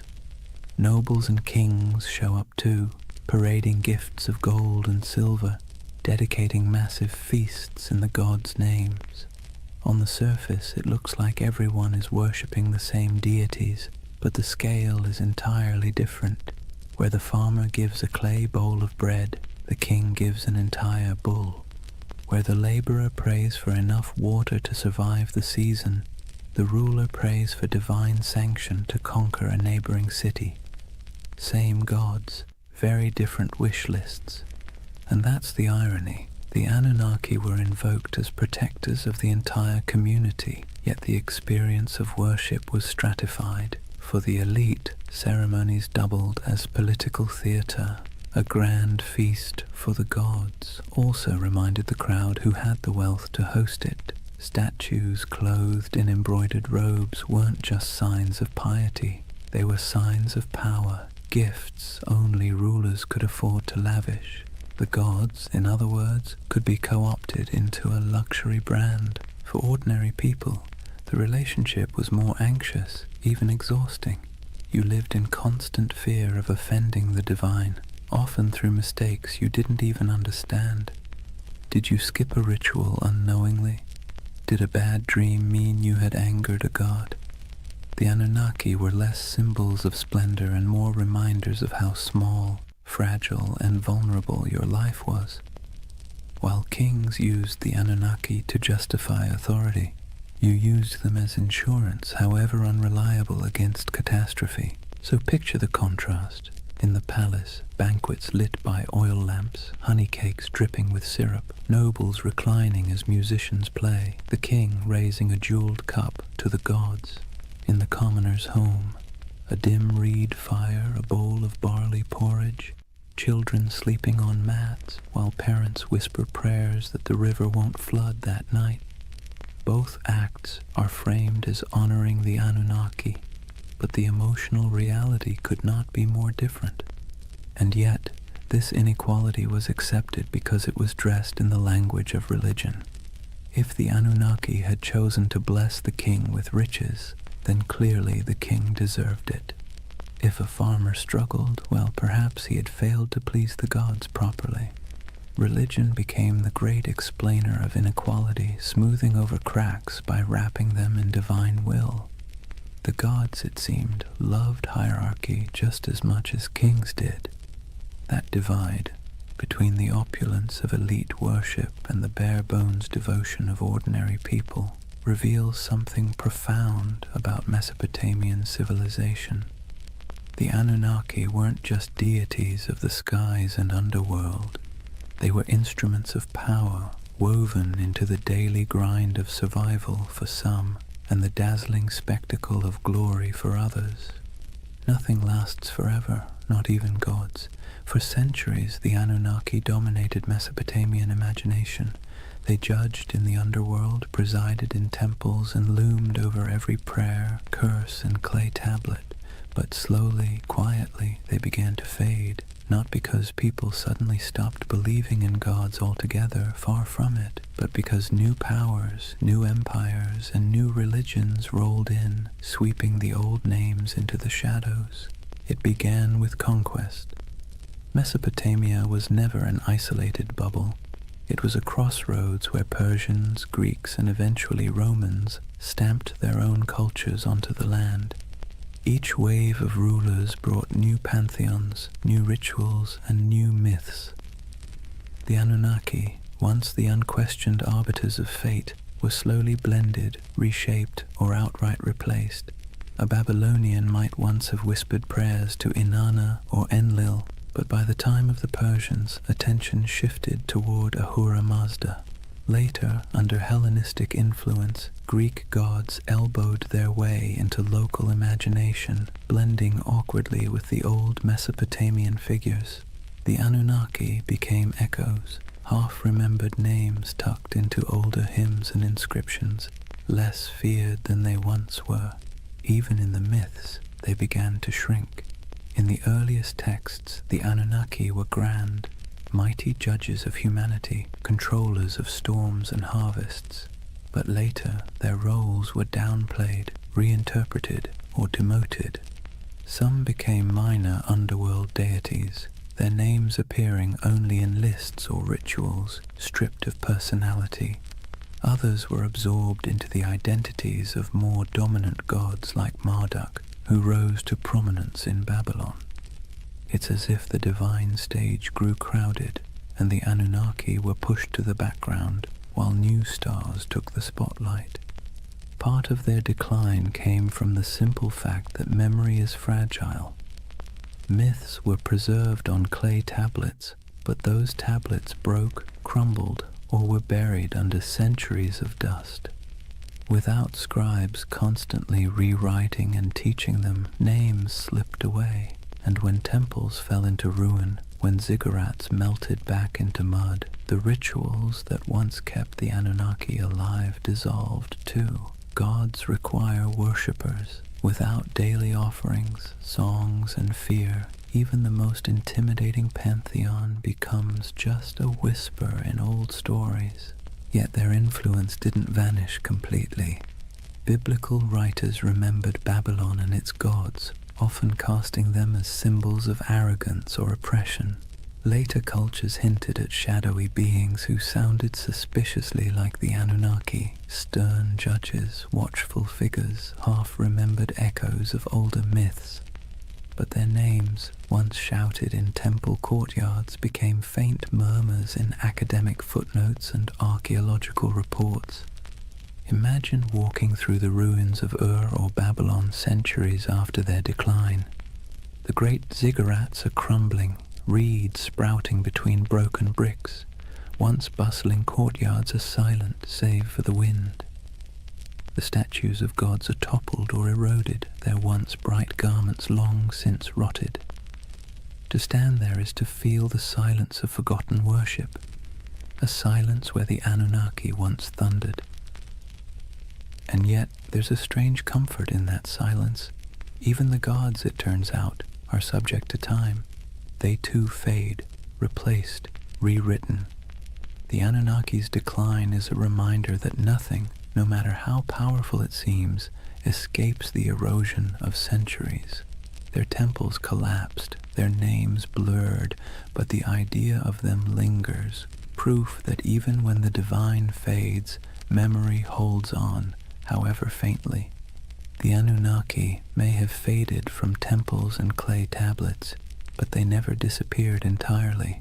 Instead, they slipped sideways, out of daily worship and into memory, myth, scripture, and eventually pop culture. In some ways, they're more famous today than they were in the last days of Mesopotamia, though not always for reasons a Sumerian priest would recognize. Let's start with the Bible. The Hebrew writers who lived through exile in Babylon didn't forget the overwhelming presence of Mesopotamian gods. They may not have name-dropped the Anunnaki directly, but echoes of their imagery crept in. The Watchers, described in certain apocryphal texts, the Nephilim, giants said to descend from divine beings, carry a suspicious resemblance to older tales of moody gods and semi-divine figures. The story of the Tower of Babel itself feels like a faint shadow of the ziggurats, those stairways to the heavens where priests once claimed the gods descended. Babylon became a symbol of arrogance, sin, and divine punishment. But behind that symbol lurked the forgotten faces of the Anunnaki. Fast forward a few millennia, and the Anunnaki were dusted off, not by priests or kings, but by authors with a taste for the mysterious. In the 20th century, writers like Zecharia Sitchin gave them a brand new identity, not just gods, but aliens. According to his theory, the Anunnaki were advanced beings from another planet, here to engineer humanity as a labor force. Never mind that Mesopotamian texts say no such thing. This reimagining stuck, feeding directly into the world of ancient astronaut theories. Suddenly, the Anunnaki weren't forgotten deities of grain and underworld judgment. They were interstellar overlords with spaceships, genetic labs, and a taste for gold. Do scholars roll their eyes at this? Absolutely. Archaeologists point out that Sumerian inscriptions mention plenty of gods, but none of them arrive in rockets or dabble in DNA splicing. Still, the theory has traction because it taps into a deep human itch, the sense that our past hides secrets, that civilization began not just with mud and sweat, but with some kind of hidden intervention. The Anunnaki, rebranded as cosmic engineers, became perfect fodder for late-night documentaries, YouTube rabbit holes, and endless speculation about what if. And it didn't stop with conspiracy books. The Anunnaki found their way into movies, video games, and novels. They appear as shadowy gods in fantasy series, as alien overlords in science fiction, as mysterious powers in role-playing games. Their very name carries weight, ancient, strange, vaguely menacing. You don't even need to know who they were to feel a flicker of intrigue when you hear it. It's ironic, really. In Mesopotamia, the Anunnaki were feared as judges, overseers, the divine middle management who ensured humanity never forgot its place. Today, they're debated in podcasts, plastered across memes, and occasionally turned into boss battles on a PlayStation screen. From temple chants to digital avatars, that's quite a career arc for a pantheon. But here's the bigger question. Why do they still haunt us? Why do people, thousands of years later, still turn to the Anunnaki as symbols of hidden knowledge, ancient power, or cosmic conspiracy? Maybe it's because they embody both sides of human imagination, the sacred and the strange, the myth and the mystery. They were never gentle gods. They were moody, demanding, unpredictable. In that sense, they feel closer to us than the serene, distant gods of later traditions. They remind us of a time when the divine was messy, imperfect, and perhaps a little terrifying. And in that imperfection, they remain endlessly fascinating. So whether you see them as forgotten deities, misunderstood myths, or interstellar overlords with questionable management skills, the Anunnaki endure.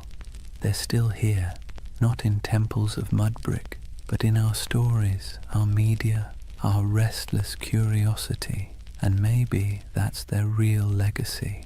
Not the rituals of the past, but the questions they leave us with in the present. So here we are, at the end of a long walk through the world of the Anunnaki.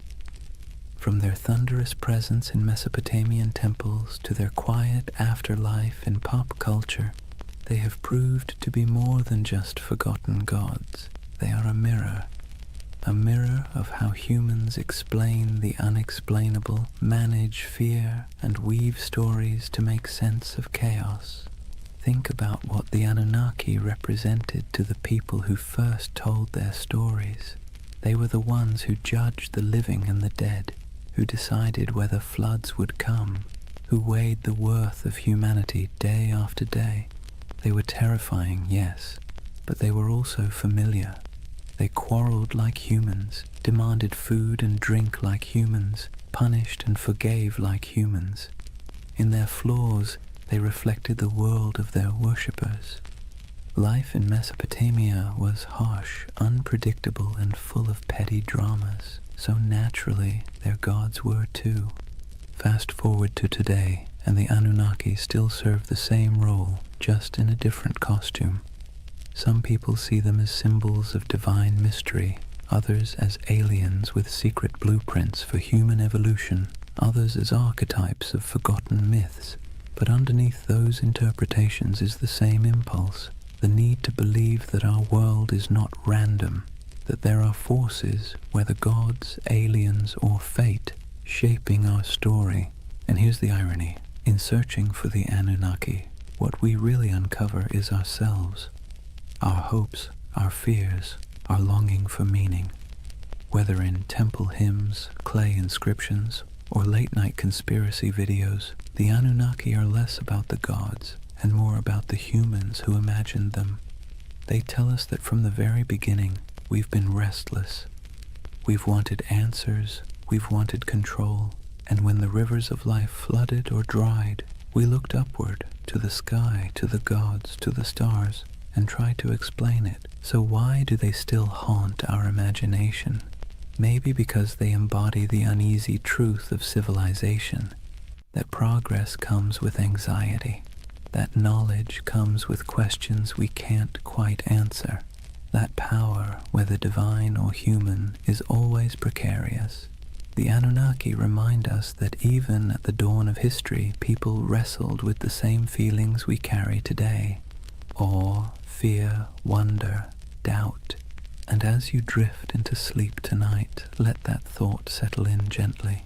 The Anunnaki may be gone, their names eroded by time, their temples reduced to dust, but the echoes of their stories still ripple through us, not as warnings from stern gods, but as reminders of our own humanity. The rivers rise and fall, empires bloom and crumble, gods fade, then return in new disguises. Yet the rhythm of life carries on. In the quiet of your own night, you don't need to worry about divine judges weighing your worth.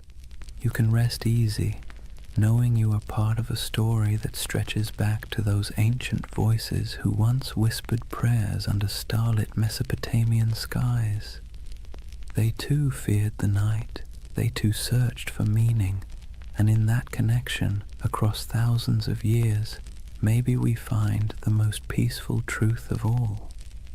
We've always been human, and we've always been looking up. And so, we come to the end of our long journey with the Anunnaki. We've walked the muddy fields of Mesopotamia under their watchful gaze, sat in the courtyards of ziggurats while priests chanted, listened to myths of floods, heroes and gods who judged humanity like a never-ending performance review. We've seen them fade into dust, only to reappear in new disguises, as echoes in scripture, as theories of alien visitors, as symbols of mystery and power. What's remarkable is not that the Anunnaki vanished, but that they never truly left. They live on in the stories we tell, in the patterns of our thought, in the restless curiosity that keeps humans forever asking, what if?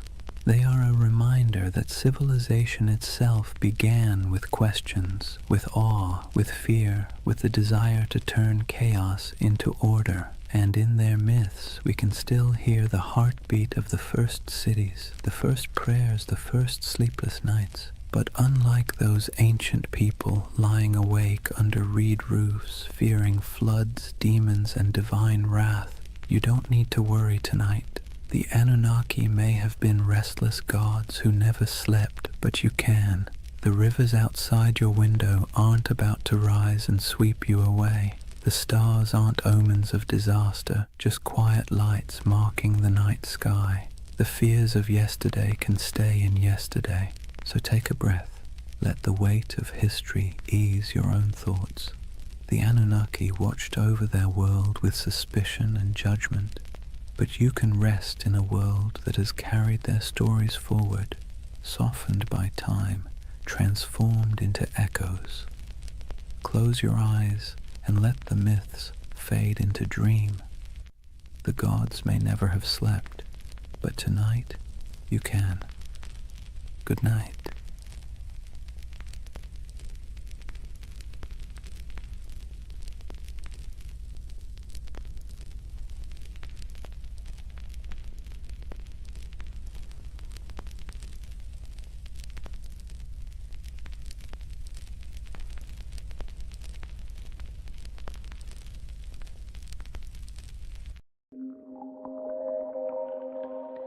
Sometimes history hides things so enormous that we only notice them when we leave the planet. Hidden deep in the Sahara is a perfect circle 25 miles wide, a formation so strange that astronauts were the first to truly see it.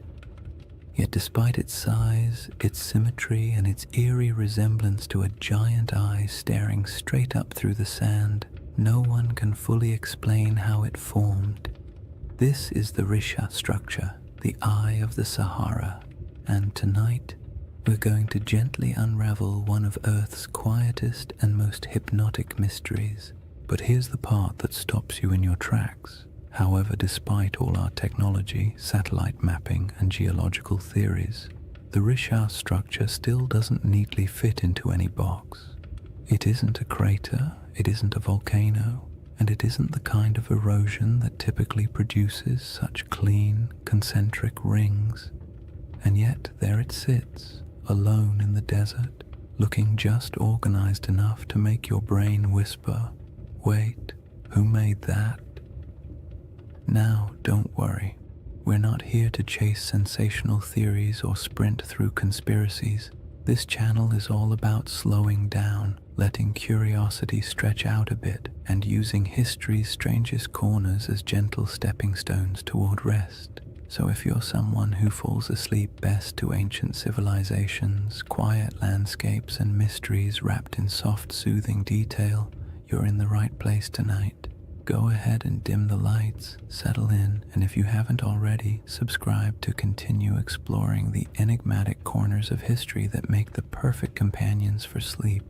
And let me know in the comments where you're tuning in from and what time it is for you. I really do love seeing the entire world checking in. Tonight's journey starts with the moment humanity first encountered the Rishat structure. Not from the shifting dunes below, but from hundreds of miles above the Earth, where astronauts stared down at the Sahara and spotted something that absolutely shouldn't have been there. From that strange cosmic discovery, we'll move slowly backward through time to the lush green Sahara that existed long before the desert we know, to the geological puzzles that still bother scientists, and eventually to the gentle whispers of an ancient legend you may already be thinking about. So take a breath, let your shoulders relax, and whenever you're ready, we'll begin with Chapter 1, the moment we first glanced down from orbit and saw the eye looking back. Chapter 1. The Eye That Shouldn't Exist. Imagine looking down at Earth from orbit, the Sahara stretched beneath you in soft, endless waves of gold. From up there, the desert doesn't look harsh or unforgiving. It looks calm, like a giant sleeping creature under a pale blue sky. Astronauts have always taken moments to stare at the planet that way, partly out of awe, partly out of boredom, and partly because when you're strapped into a metal capsule moving faster than anything humans were ever meant to travel in, looking out the window is one of the few activities that doesn't involve switches, checklists, or mild existential dread. But during one of those early missions in the 1960s, a crew noticed something unusual, a shape far too large, too perfect, and too strange to ignore. Down on the desert floor, there was a circle, a perfect circle, 25 miles across, spiraling outward in broad rings that looked almost architectural. Not a crater, not a mountain, not a lake, just a massive, quiet symbol pressed into the land, so large that the only way to truly see it was to leave the planet entirely. To those astronauts, it looked like an eye staring straight back at them from the surface of Mauritania, the Richat structure, though it didn't have that name yet. At the time, it was simply that giant thing nobody expected. From a distance of hundreds of miles, the symmetry was unmistakable: perfect curves, clean rings, a massive pupil-shaped center. It had the kind of geometry that makes your brain immediately start asking questions it can't answer. Why is it so round? Who carved it? What force makes a shape like this in a place so empty? And perhaps the most unsettling question of all, how could something this big go unnoticed for so long? On the ground, the Richat structure is much less obvious. If you were walking across it on foot, you wouldn't see a circle at all. You'd just see gentle ridges rising and falling, interrupted by patches of rock, sand, and stubborn little plants that somehow decided this environment was worth the trouble. Nothing about it screams perfect cosmic spiral. From eye level, it looks like any other collection of rocky hills, the kind of place early travelers might have grumbled about after stubbing a toe or losing a sandal in a patch of loose sand. People likely passed through it for thousands of years without realizing they were walking across something extraordinary.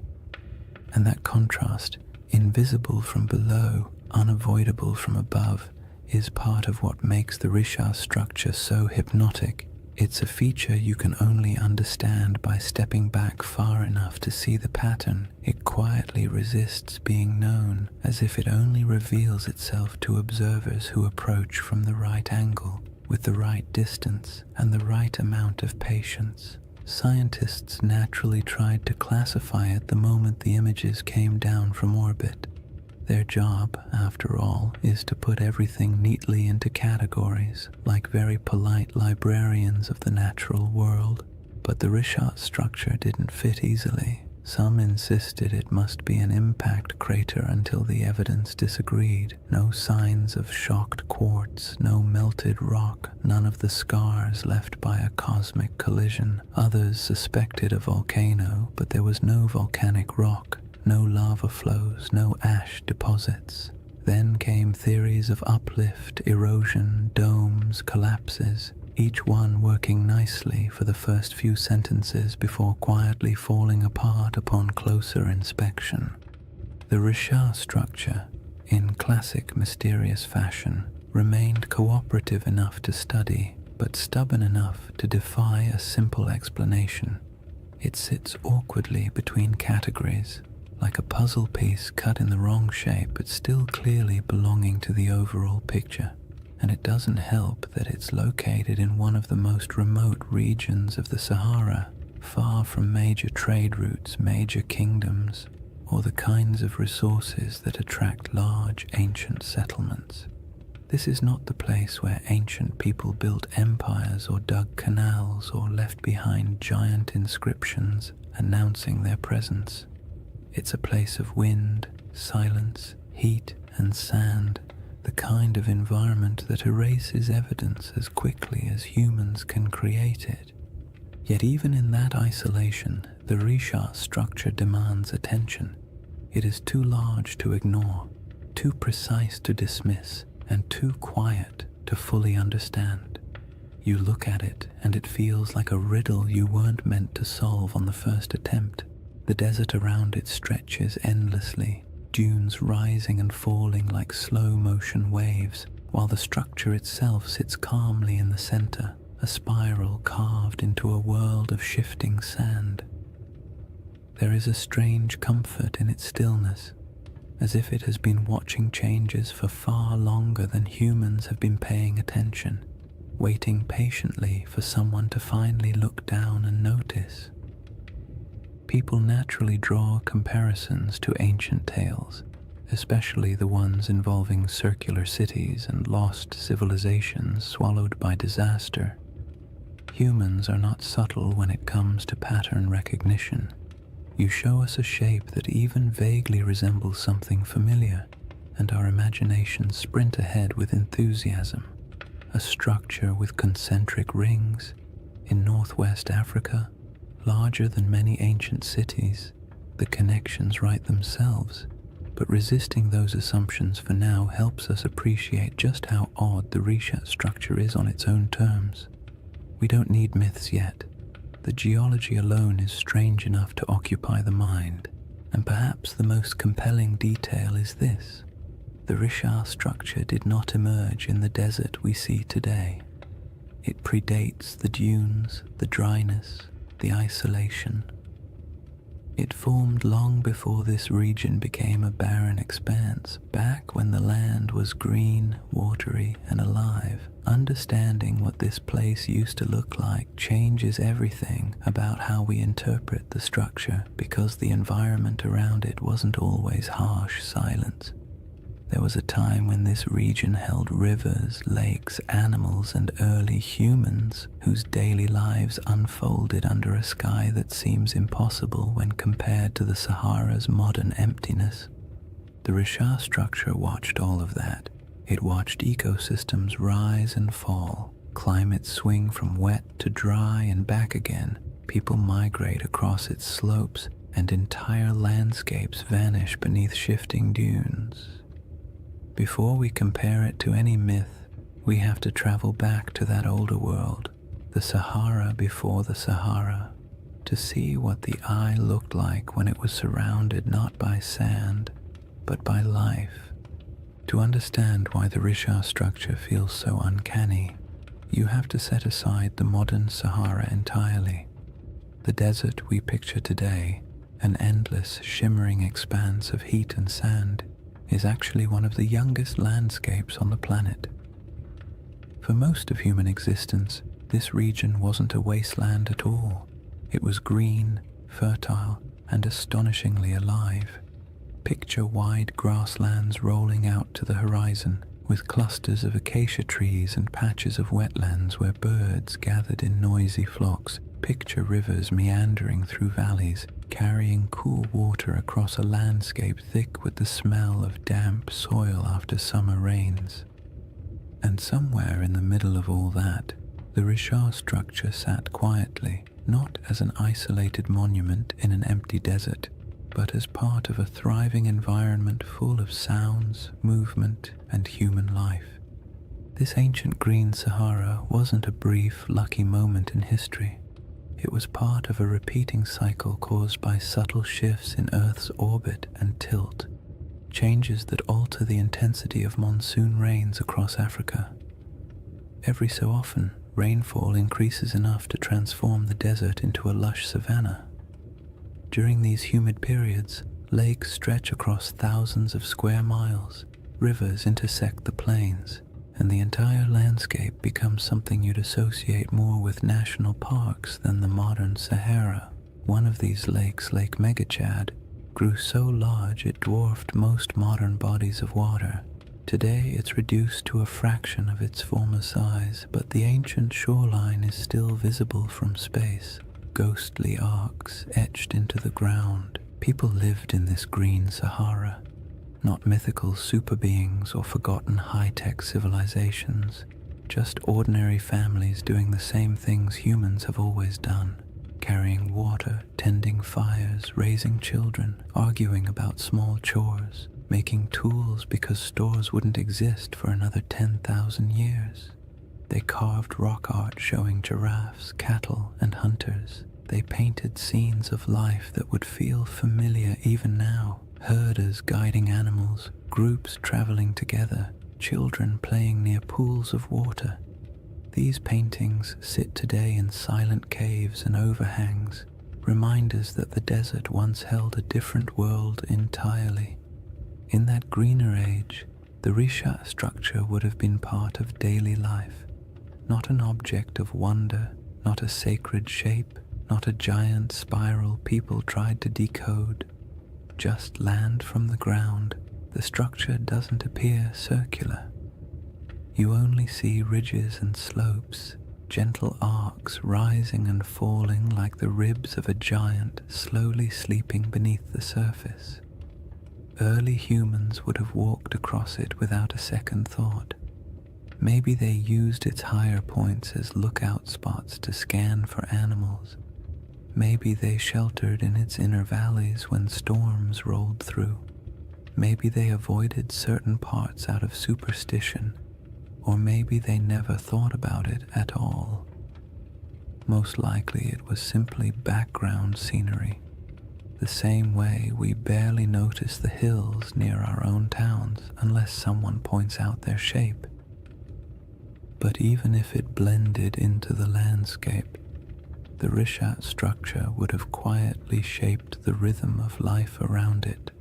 The ridges could have guided migration paths. Water might have pooled in certain low areas after seasonal rains. Vegetation could have grown thicker in pockets where moisture collected. For thousands of years, people and animals would have used the structure without realizing they were interacting with something that would one day puzzle scientists, entice researchers, and inspire late-night conversations about lost civilizations and ancient catastrophes. As the climate shifted and rainfall declined, the green Sahara slowly began to fade. Lakes shrank, rivers dried, vegetation withered. The smell of earth after rain became less common. Migration stretched longer as people followed dwindling water sources, and eventually dunes crept across the landscape, swallowing paths, burying campsites, and erasing nearly all traces of the world that had existed before. What's haunting about this transformation is how quickly it happened in geological terms. A few thousand years, an eye blink in Earth's timeline, was all it took to turn a thriving ecosystem into one of the largest deserts on the planet. The people who lived here would have witnessed that shift firsthand. Generation by generation, they watched lakes retreat, animals disperse, and once reliable seasonal patterns collapse. Oral traditions from various African cultures still contain echoes of climates changing, waters disappearing, or ancestral migrations driven by environmental upheaval. Stories stretch and distort across centuries, of course, but they often carry a spark of truth at their core. And it's not unreasonable to imagine that somewhere in the long, layered history of this region, memories of a circular landform in a once wet landscape might have eventually become a distant, reshaped legend. When modern researchers study the Sahara's ancient lakes and rivers, they often describe them as ghost waterways, because their traces linger beneath the dunes like faint scars, visible only from satellite images or through careful ground surveys. It's peaceful in a strange way to picture these lost rivers running across land that now feels so desolate. The desert is quiet, but beneath that quiet are the outlines of ecosystems that once flourished. The Risha structure existed during all of those cycles. It watched water fill basins, watched wetlands grow thick with life, watched grass return and then die away. It endured storms, sun, wind, and the slow grinding force of erosion. There's something soothing about how unbothered the structure is by all these changes. Landscapes rise and fall, climates swing wildly, civilizations appear and vanish, and the Risha structure simply remains.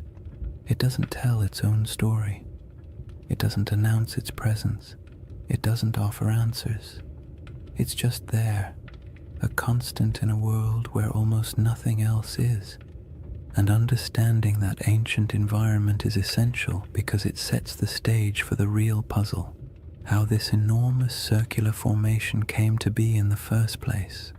The scientific explanations, volcanic uplift, erosion, collapsed domes, answer some questions while raising others. Each theory seems convincing until you begin to examine the details. The Risha structure looks simple from orbit, but grows more complicated the closer you approach it, like a calm surface hiding a tangled set of mysteries beneath. Now that the Sahara's old green world is clear in your mind, the geological puzzle becomes even more intriguing, because any explanation has to account not only for the structure's shape, but for how incredibly long it has stood unchanged through shifting climates and changing environments. The puzzle sits before us, layer after stubborn layer. Once you've pictured the Sahara as it used to be, wet, green, alive, and almost unrecognizable, the Risha structure becomes even stranger, because whatever formed this enormous circle had to withstand everything nature threw at it. Floods, droughts, storms, shifting climates, and entire ecosystems rising and collapsing. And yet it remains, not as a faint trace or a distorted outline, but as a nearly perfect set of rings still visible from space. That kind of durability demands an explanation, and scientists have certainly tried to provide one. The trouble is, each explanation works well for a few minutes before quietly unraveling under closer inspection, as if the Earth itself had decided to play a slow geologic prank on everyone who studies it. The first idea scientists proposed was the most obvious: an impact crater. Something big, something dramatic, something that would have made an enormous noise if anyone had been around to hear it. A meteorite slamming into the ground would create a circular depression, after all. And the Sahara is certainly large enough to have attracted its fair share of flying space debris. But the Rishat structure doesn't behave like a crater. Craters have distinct signatures, very specific patterns of shock, melted rock, and high-pressure minerals that act like the universe's version of a calling card. And the Risha has none of those. In fact, the rocks at its center aren't melted or crushed at all. They're simply there. Old, eroded, stubbornly normal. Not the sort of rocks you'd expect to find at the scene of a cosmic collision. So the meteor theory quietly excused itself from the conversation, and the next geological explanation stepped forward: a volcanic eruption. Volcanoes can create circular features after all, and their plumbing beneath the earth can sometimes produce domes, bulges, and ringed formations. Perhaps the Risha structure was an ancient volcanic dome, the remains of a magma chamber swelling beneath the surface before cooling and collapsing. But again, the evidence refuses to cooperate. There's no volcanic rock, no basalt flows, no ash layers, no hardened lava tubes, nothing that says, yes, once upon a time fire erupted here. The region around the Rishat structure is geologically calm, too calm for the kind of drama that volcanoes tend to bring into the world. The next traditional candidate was an eroded dome, something called a geological uplift. Imagine a bubble pushing up from beneath the crust, slow enough to avoid attracting attention, then eroding away for millions of years until a circular pattern of rocks remains.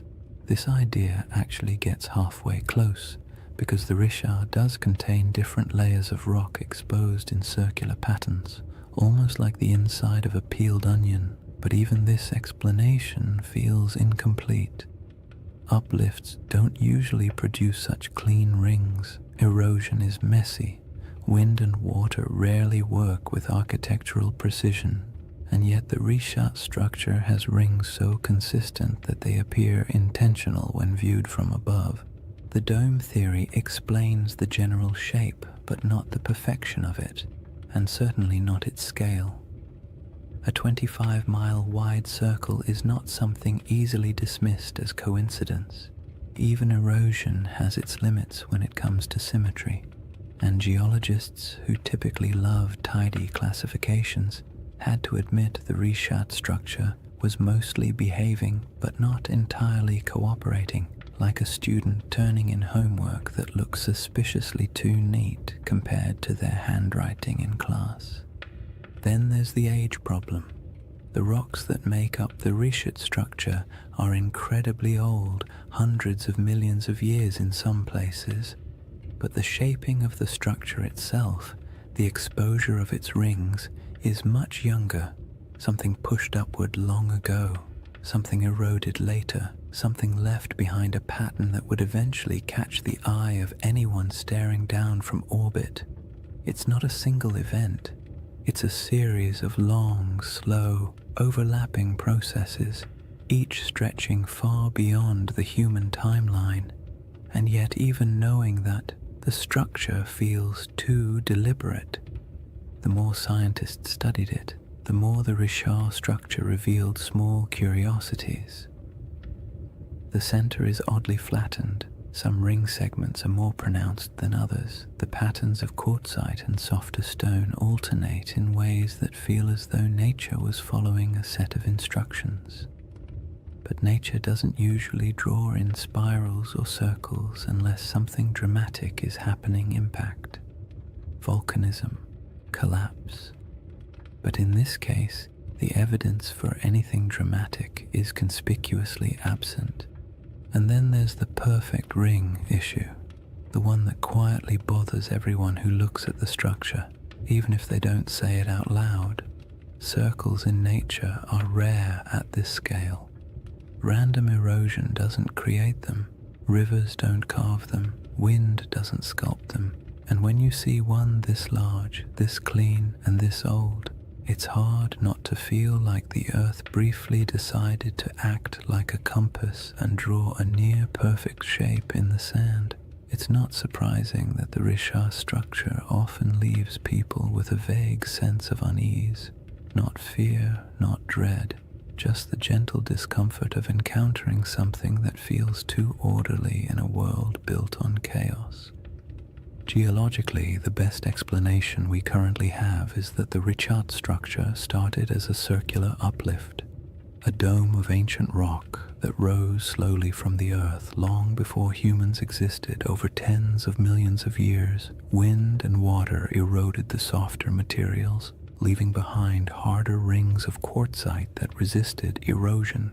In essence, the shape is a natural accident, a byproduct of uplift plus erosion plus time. But even if this is the correct explanation, it still doesn't quite satisfy the imagination, because most uplifts don't look like this. Most erosion doesn't cooperate so neatly. And so the Richat structure lives in that strange middle space, scientifically explainable, yet visually suspicious, like a naturally occurring optical illusion, a formation that checks enough geological boxes to avoid being classified as supernatural, yet raises enough questions to spark curiosity in anyone who looks at it.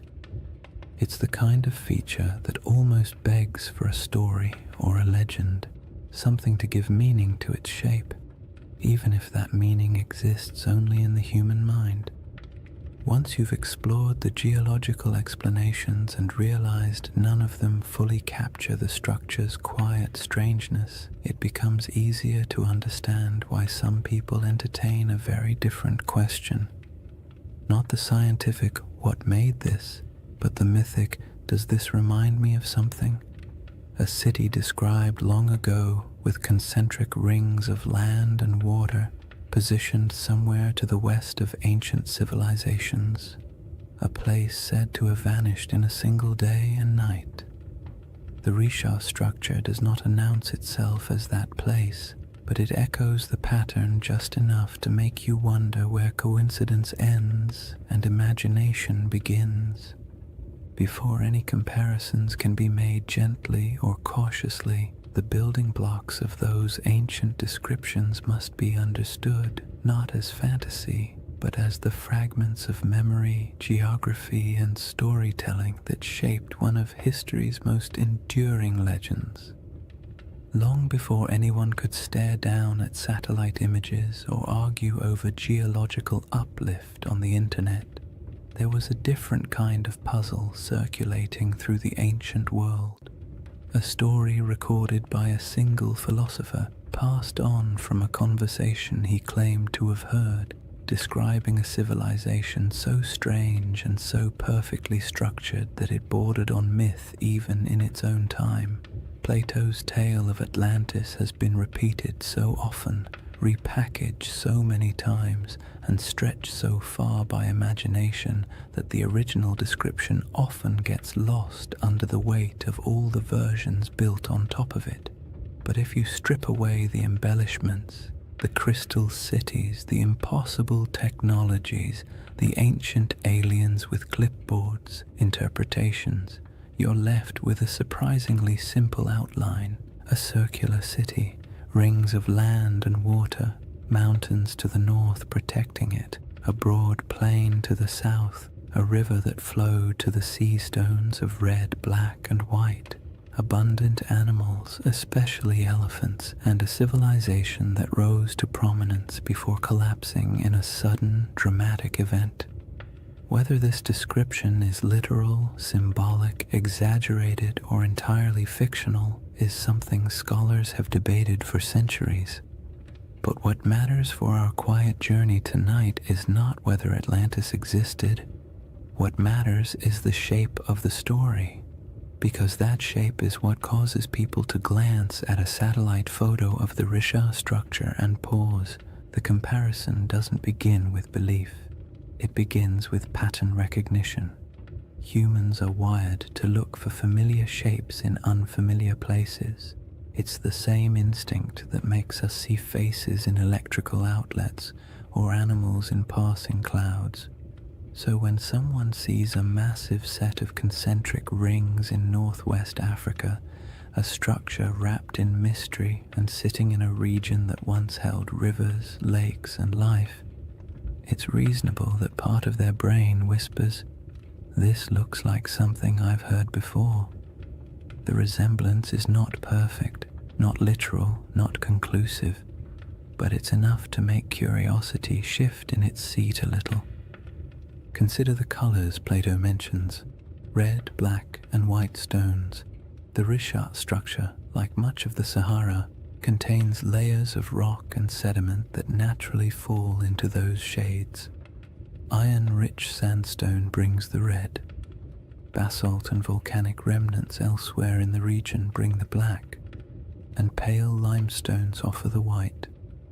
No one is saying ancient builders selected them and arranged them like a geological art project, but the coincidence is interesting, especially when paired with the natural ring pattern visible from above. Then there are the mountains. Plato describes a notable mountain range to the north of Atlantis. The Risha structure sits in front of the Adrar Plateau, a raised, rugged region that would have looked like a natural wall in a greener era. Today, it's a dry, worn highland, sculpted by time and wind, but long ago it would have been more dramatic. Cliffs, ridges, and elevated land dotted with vegetation and wildlife. If early people lived in the region, they would have viewed those northern heights as a defining feature of their landscape. And what about animals? This part always surprises people because they imagine the Sahara as permanently empty. But during the African humid period, elephants were plentiful. So were giraffes, rhinos, crocodiles, and countless other species. Elephants weren't just passing through, they were thriving. Some rock art across the Sahara shows entire herds, depicted with the casual familiarity of people who lived alongside them. So yes, if someone had described this region during one of its greener eras, full of elephants, would have been an accurate statement. The river connection is where things become both interesting and gentle in their ambiguity. In a lush Sahara, a river system could have flowed westward toward the Atlantic. Some ancient channels still appear faintly beneath the modern desert, traced by satellite radar and geological surveys. These channels hint that at least some rivers once traveled across areas that are now sand and stone. Whether any of them connected near the Richard structure is debated, but the possibility is not unreasonable. In a world where climates shifted dramatically, waterways did too. It's worth saying calmly and clearly, none of these correlations prove anything. They simply show why the mind wanders toward the comparison. The Richard structure does not need Atlantis to be interesting. Its mystery stands fully on its own. But when the circular shape, the colors, the mountains, the animals, and the long-lost rivers all quietly line up with parts of an old story, your thoughts naturally drift toward the what-if of it all. Plato wasn't writing a travel guide. He was a philosopher using allegory to make a point about human nature, power, hubris, and collapse. Atlantis, in his narrative, was less a factual account and more a moral lesson bundled into a geographic metaphor. Yet even then, scholars have noted that ancient myths often embed distorted memories of older events. Storms, floods, migrations, or lost settlements folded into stories, generation after generation. Myths protect what history doesn't always preserve. They store impressions of landscapes that no longer exist. They embellish, exaggerate, simplify, and dramatize, but something recognizable occasionally survives inside them. The Richard structure doesn't have ruins. It doesn't have walls, canals, columns, marketplaces, or any of the features you'd expect of a large city. The environment around it would have been challenging even in greener times. And human settlements from that ancient period would likely have left fragile traces now erased by thousands of years of wind and shifting sand. So the idea of it being a lost civilization rests not on evidence but on the shape alone, the irresistible symmetry that triggers recognition even when no proof supports it. That's part of the comfort of this mystery. It doesn't demand belief. It simply invites curiosity. You don't have to imagine ancient kings or advanced societies. You don't have to build a hidden metropolis in your mind. All you need to do is stand quietly before a satellite image and let the shape speak for itself. A giant ringed formation in the middle of an ancient landscape that has changed almost beyond understanding. Somewhere between geology, memory, climate, erosion, and myth sits the Richard structure. It tells us nothing directly. It refuses to commit to any single story, and perhaps that's why it remains such a calming mystery, one that doesn't need dramatic conclusions or bold claims. It only needs an open horizon, a quiet night, and the imagination drifting gently toward possibilities. Chapter 2 begins with the world that once surrounded this structure, a world of forgotten lakes, shifting climates, and early peoples who lived in a Sahara that doesn't resemble the one we know today. Chapter 2: A Lost World Buried in Sand. To step into the next layer of the Richard mystery, you have to imagine a Sahara that feels almost impossible compared to the one we know today. Not the hot, shimmering, bone-dry desert that stretches endlessly across maps. but a world so green and alive that if you were dropped into it without context, you might not even guess you were standing in northern Africa at all. The Sahara's greener eras weren't brief accidents of climate, they were entire chapters of Earth's history, long enough for lakes to swell into inland seas, for animals to migrate freely across savannas, and for human communities to settle into rhythms of daily life as familiar and as ordinary as any other early society. In that forgotten landscape, the Richard structure wasn't an isolated swirl of geology in a barren desert. It was simply part of the scenery, a ringed plateau sitting quietly in a world full of life. During the African humid period, monsoon rains shifted northward and transformed the Sahara into a mosaic of grasslands, wetlands, and rivers. Satellite studies have revealed thousands of ancient lake beds, some stretching larger than modern countries. The largest of them, Lake Megachad, was so vast that its shoreline would have swallowed entire modern coastlines. It's calming to picture early mornings on its edges, mist lifting off the water, birds scattering across reeds, herds moving slowly through tall grass. These weren't isolated oases like today, but interconnected ecosystems humming with life. Hippos wallowed in shallow pools, giraffes wandered across plains, crocodiles glided through freshwater channels. The air was thick with insects in the rainy season and warm, earthy scents after storms passed. And where there is water and game, people settle. Early human groups built small camps near river bends, moving seasonally with herds or weather patterns. Their lives weren't glamorous. They dealt with all the usual prehistoric frustrations: unpredictable weather, stubborn animals, unreliable food sources, and the constant inconvenience of tools that, despite countless hours of crafting, were still capable of breaking at the worst possible moment. Yet these people left behind some of the most beautiful artifacts the Sahara still holds: rock engravings and paintings showing scenes of daily life, hunters with bows, families with cattle, children playing near water. These artworks are serene, calm snapshots of a world that no longer exists, carved into stone that has stubbornly endured long after the lakes dried. When people imagine ancient civilizations, they picture dramatic stone cities, elaborate temples, complex political systems, the kinds of things that leave behind headlines in history books. But most ancient people, including those who lived in the Green Sahara, were just trying to get through the week without too much trouble. They managed herds, gathered plants, navigated seasonal routes, and dealt with occasional arguments about who forgot to maintain the fire or who accidentally let a goat wander off into the brush. Civilization doesn't have to look like marble pillars to be worth remembering.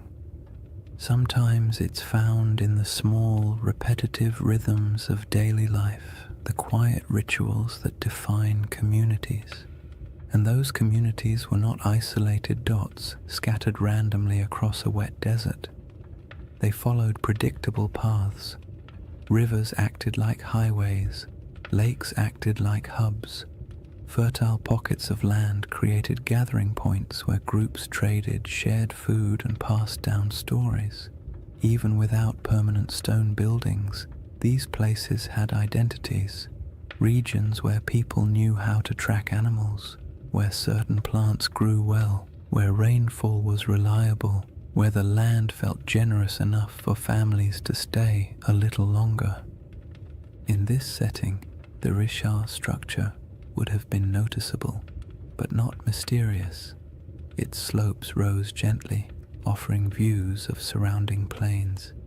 Its depressions may have caught water seasonally. Its ringed layers might have supported different kinds of vegetation depending on rain and soil. People could have camped along its edges, used its higher ground for scouting, or traveled across it without realizing they were walking across an enormous circular formation that future generations would discover only from space. It was a feature of the land, not a legend, a place you pass through while thinking about practical concerns, shelter, food, weather, instead of trying to decode the terrain beneath your feet. Some researchers have suggested that pockets of early Saharan cultures may have grown surprisingly sophisticated during particularly wet periods, not in the sense of monumental architecture or complex written languages, but in social networks, trade patterns, and livestock management. Evidence shows early domestication of cattle in the region, and groups may have practiced proto-agricultural techniques around wetlands and lake margins. These weren't lost empires. They were adaptable, resilient societies navigating a landscape that could shift dramatically over generations. The idea that a civilization could thrive here, disappear, and leave little trace isn't far-fetched at all. Wet climates draw people, harsh climates erase them. The desert isn't just unforgiving, it's efficient. Wind strips away organic material, sand buries structures, drought erases evidence of farming, floods wash away tools, and time paired with enough silence can erase almost anything that isn't carved into stone. The Sahara has a way of taking the past, smoothing it out, and leaving behind a surface that pretends nothing was ever there. Even so, pieces of that older world survive: fossilized bones, pollen samples trapped beneath sand, ancient shorelines stamped faintly into the earth, and rock art that still shows people standing beside animals that haven't lived in this region for thousands of years. These fragments don't tell a complete story, but they do confirm one thing: the Sahara was once a place where human life thrived, not merely survived. And in that world, the Risha structure might have been a landmark of sorts, a subtle gate in the landscape, a recognizable formation people used to orient themselves, not a secret, not a holy site, and not the center of anything monumental, just a distinctive feature in a land full of water and vegetation. The idea that early groups might have navigated by it is peaceful to imagine. Small bands of families moving across plains, spotting the familiar rise of the rings in the distance, and knowing they were approaching water or shade or simply a place they'd passed through many times before. When the climate shifted and the world dried, those routes disappeared. Lakes shrank into nothing. Rivers retreated and carved new paths underground. Families moved south or west, following food and water. Eventually, the Risha structure went from living landmark to abandoned plateau, then to forgotten geology swallowed by the earliest dunes. There are no written records, no monuments, no grand architectural remains from this era, just silence and the faint memory of a world washed away by time. The civilizations of the Green Sahara weren't lost in a dramatic catastrophe. They faded gradually, quietly, as the rains weakened and the land transformed, and that gradual fading matters when we begin comparing ancient descriptions, lost worlds, and the shape of stories that survived long after the land itself changed beyond recognition. The timeline of that fading, and how closely it lines up with certain ancient myths, forms the next layer in the riddle. When people hear the word Atlantis, they often imagine something impossibly ancient, a civilization so old it might as well have existed when mammoths were still wandering around, being large, shaggy inconveniences. But Plato didn't describe Atlantis as a civilization from the dawn of time. He dated its downfall to around 9,600 BCE, a period surprisingly close to the end of the last ice age and, as it happens, surprisingly close to the moment when the Sahara began shifting into one of its long, humid phases.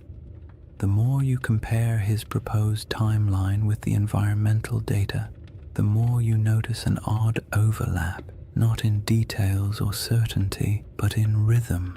And rhythm is often what ancient memories preserve best. Geologists studying the African humid period estimate that around 10,000 BCE, rainfall began increasing dramatically across North Africa. The desert, which had been relatively dry and barren, transformed into a landscape of lakes, wetlands, and grasslands. This wasn't a gentle shift. Climate models show that the monsoon system surged northward in a way that would have felt abrupt on a human timescale. Rivers reappeared, plants spread, herds expanded, and places that had been empty for thousands of years suddenly became habitable again. If you were living anywhere near the region, the shift would have felt like the land itself waking up after a long sleep. Plato's date for Atlantis is often treated like a mystical number. But if you strip away the mythology and look only at the time frame, it places his story right inside the most dramatic environmental transformation the Sahara has ever undergone. That doesn't mean his tale describes this region or any part of it, but the coincidence is interesting, especially because climate change on that scale tends to rearrange human populations. Cultures migrate. Old settlements are abandoned, new territories open for exploration.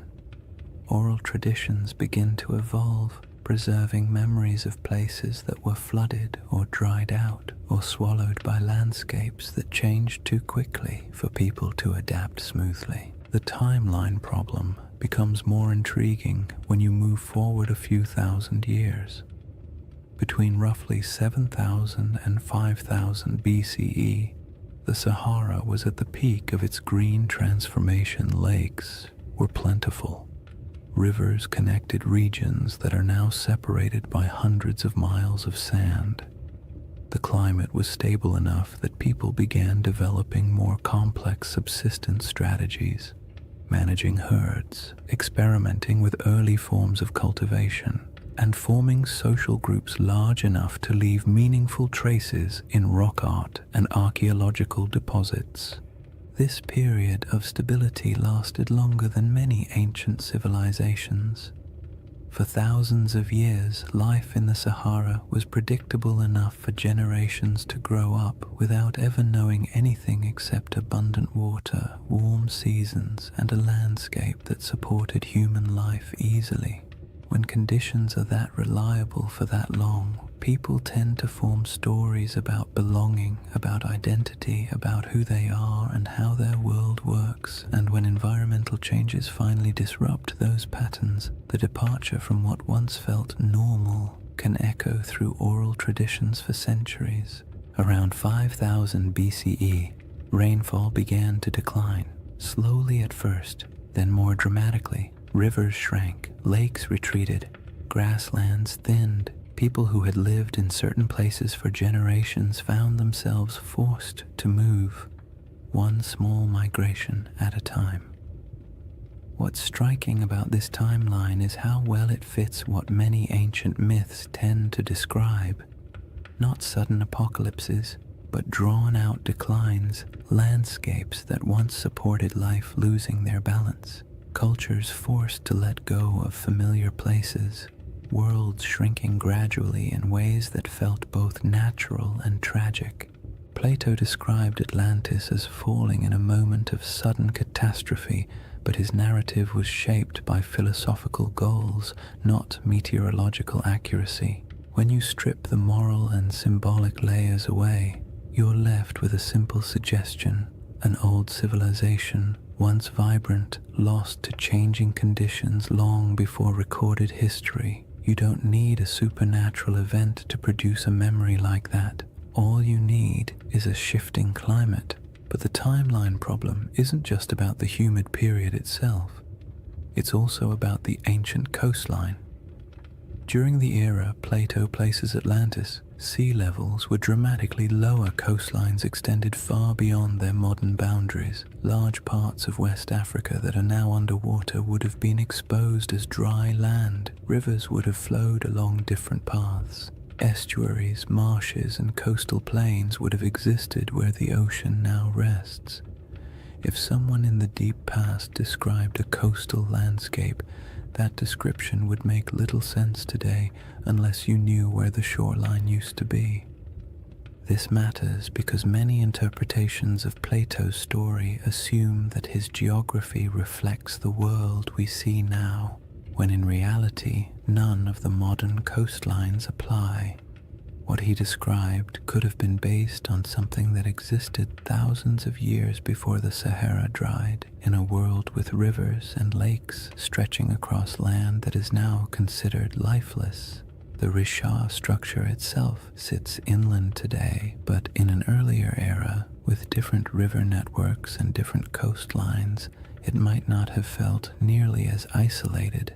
Human perception of geography is always shaped by local experience. A river can feel like a highway. A lake can feel like a boundary. A plateau can feel like a landmark that divides territories. When climates shift, those familiar markers vanish, but the stories about them can persist long after the landscape has changed beyond recognition. The most compelling part of this timeline overlap isn't the idea that Atlantis maps onto the Sahara, it's the realization that human memory, especially oral tradition, often stretches back further than we assume. Cultures pass down stories of floods, droughts, migrations, and disappearing lands without needing exact dates or written scripts. These stories evolve, take on symbolic meaning, and sometimes become cautionary tales, but the seeds of truth often remain embedded in the narrative.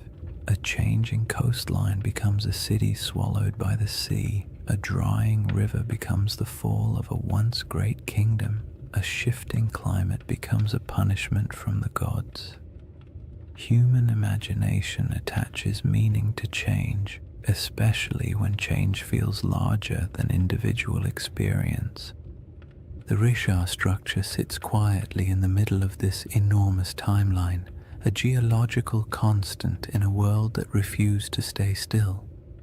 Ancient people may have lived near it when the land was green. Their descendants may have moved away when the desert expanded. Their grandchildren may have carried memories of lost lakes or vanished rivers into stories told over fires in distant regions. Those stories may have drifted into different cultures over thousands of years, and by the time someone like Plato heard fragments of them, much of the original context would have faded, leaving only symbols and shapes. The timeline problem is not really a problem at all. It's a reminder. The Sahara we know today is young. The world Plato described was older than most of the settlements humans would later build. And between those eras, countless stories were lost, reshaped, or retold. When you compare timelines, climates, and ancient memories, the idea of a forgotten world in North Africa stops sounding fantastical and begins to sound, quietly, like something entirely plausible in a landscape that has reinvented itself so many times. The next piece of the puzzle lies in the maps, reports, and strange hints left by ancient writers who claimed that distant peoples lived beyond the Pillars of Hercules, in lands most Greeks had never seen.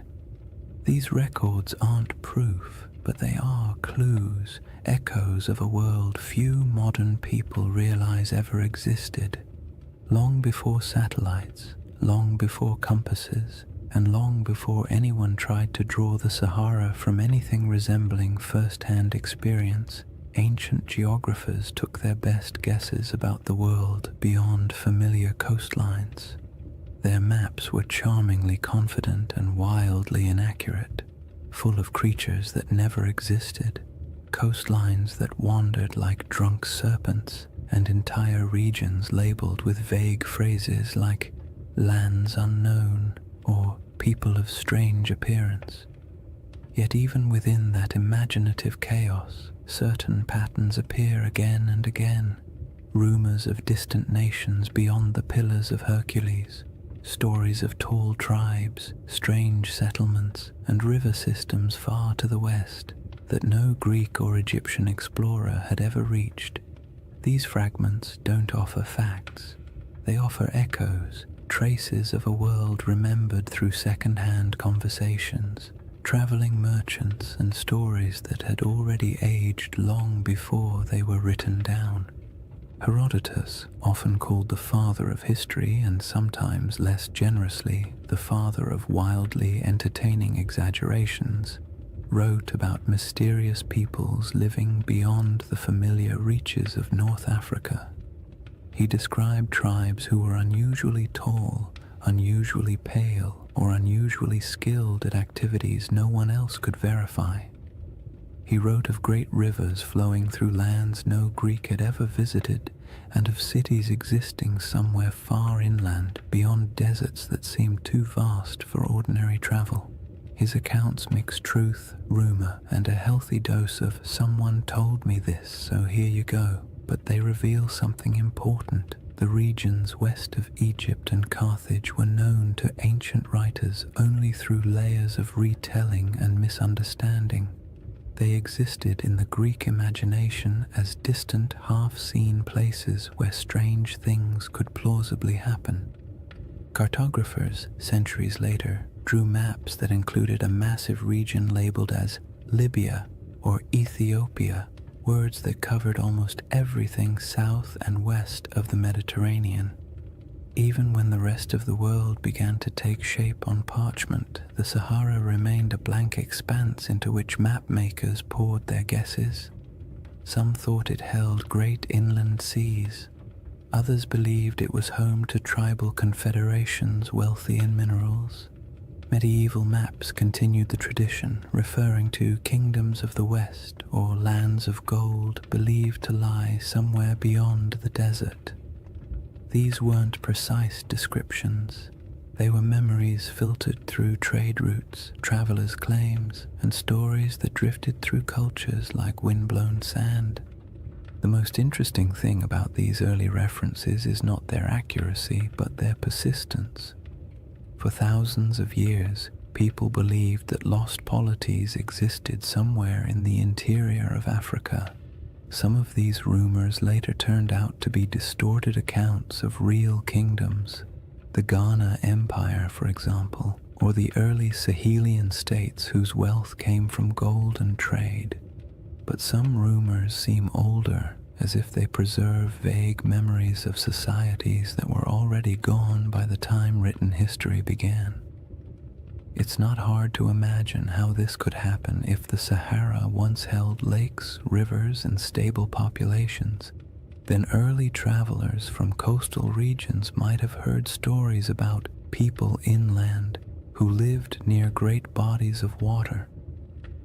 By the time those stories reached Greek scholars, the lakes might have dried, the migrations might have begun, and the cultures connected to those earlier landscapes might have dispersed.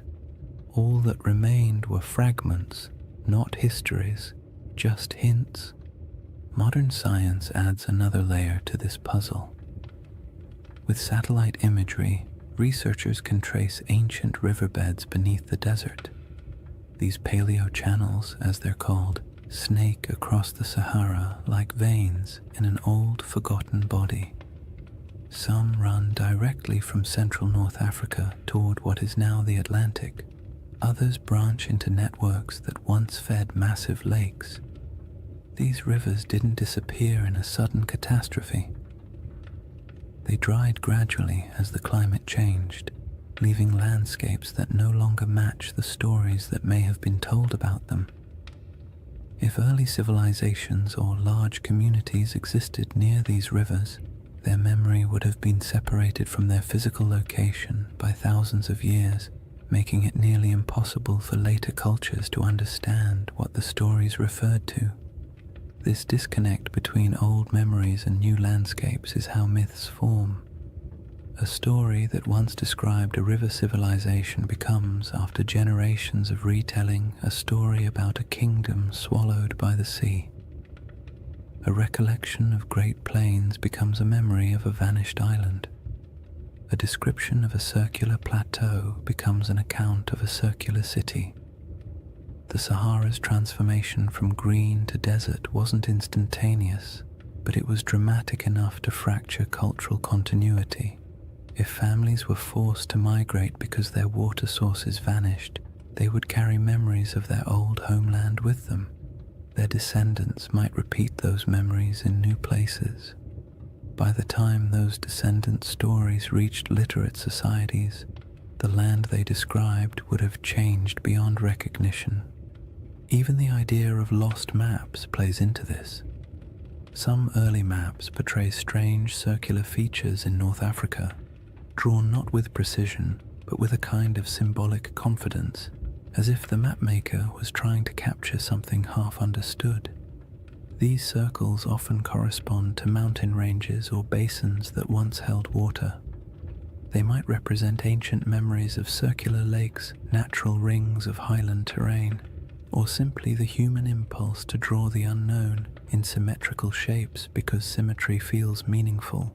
When you compare those old maps to modern satellite images, you occasionally find that their circles line up suspiciously well with real geological features, not perfectly, but enough to make you wonder how much geographic memory survives inside even the roughest ancient drawings. And then there's the broader Mediterranean tradition of referring to lands beyond the West as mysterious, advanced, or somehow older than the civilizations closer to the sea. Phoenician traders, known for their long-range voyages, undoubtedly reached parts of West Africa, but their records are mostly lost. Carthaginian sailors may have traveled even farther, leaving behind legends like those of Hanno the Navigator, who described coastlines that are still debated today. These accounts weren't detailed maps or precise reports. They were impressions, glimpses of coasts, glimpses of rivers, glimpses of interior lands that would later be swallowed by dunes over generations. These impressions morphed. Cultures forgot the context but kept the intrigue. What makes all of this so calming and strangely satisfying is the realization that humans have always tried to map the unknown. Even when they lacked the tools, even when they guessed incorrectly, they kept trying. And in doing so, they sometimes preserved things they couldn't possibly understand. Old coastlines, vanished rivers, or stories from travelers who described worlds that no longer existed. When you approach the Sahara with that perspective, its ancient geography becomes less like a blank desert and more like a palimpsest, a surface written over many times but still carrying traces of the words beneath. The question isn't whether ancient maps show Atlantis or any other legendary city. The question is whether the stories behind those maps contain fragments of real places erased by climate and time. In a world where the Sahara once supported thriving cultures and vast waterways, it's not unreasonable to imagine that memories of those lost communities could drift across centuries, eventually arriving in distorted form on the pages of ancient writers. The final piece of this chapter lies in the moment when all those rivers dried and the green Sahara collapsed into the desert we know now. A transformation so dramatic that it could easily have become the seed of legends about worlds swallowed, lands lost, and civilizations fading into silence. When people imagine worlds disappearing, they usually picture sudden disasters, walls of water, earthquakes splitting the earth, angry gods sweeping civilizations into the sea. But the Sahara didn't collapse in a single night. Its transformation from a green, living landscape into a vast desert was quieter, slower, and far more unsettling. It wasn't a dramatic catastrophe, it was a gradual unraveling of an entire ecosystem. A process so steady and so relentless that it might have felt to the people living through it like the land itself was breathing out for the last time. This slow-motion disaster is one of the most profound environmental changes in human history, and its echoes still shape our perception of ancient worlds. The end of the African humid period began subtly. Rains that had once arrived predictably started coming later. Lakes that had always been full began to shrink just slightly around their edges. Wetlands that had supported birds, fish, and early settlements became patchier. People may not have noticed these first signs at all. One dry season feels like an anomaly. 2 in a row feel like an inconvenience. 3 or 4 begin to feel like a pattern. And before long, families who had lived near the same lake for generations might have found themselves walking farther and farther to reach the shore each year. As rainfall continued to decline, the lakes shrank dramatically. Rivers that had once flowed energetically across the plains became shallow streams, then trickling channels, then dry paths where children could walk without getting their feet wet. The soil hardened, vegetation struggled, herds moved away, and because humans rely on the same resources as every other species, they followed. Migration became a necessity rather than a choice. People packed up their belongings, tools, baskets, simple ornaments, memories of what had once been, and set out in search of more reliable water. This wasn't an age of monumental architecture. People didn't leave behind cities where archaeologists could sift through layers of foundations. What they left behind were stories, passed from one generation to the next. Stories of places that had been full of water. Stories of rivers that used to run through valleys now swallowed by dust. Stories of hunting grounds that disappeared so gradually it felt like watching a friend fade over time. These stories survived even after the landscapes themselves did not. And as families moved farther away, spreading into new regions, the memory of those green lands became a distant echo, reshaped by each retelling. If you could watch the Sahara's drying from a high vantage point, maybe even from the center of the Risha structure itself, the change would look like a slow retreat, lakes pulling inward decade by decade. Shorelines collapsing, riverbeds fracturing into networks of disconnected pools before vanishing entirely, grasslands thinning until the only plants left were the stubborn species adapted to drought. You would see the land lose color, then texture, then sound, until finally all that remained was the wind sweeping grains of sand across empty plains. But there were moments during this drying where the process didn't feel slow at all.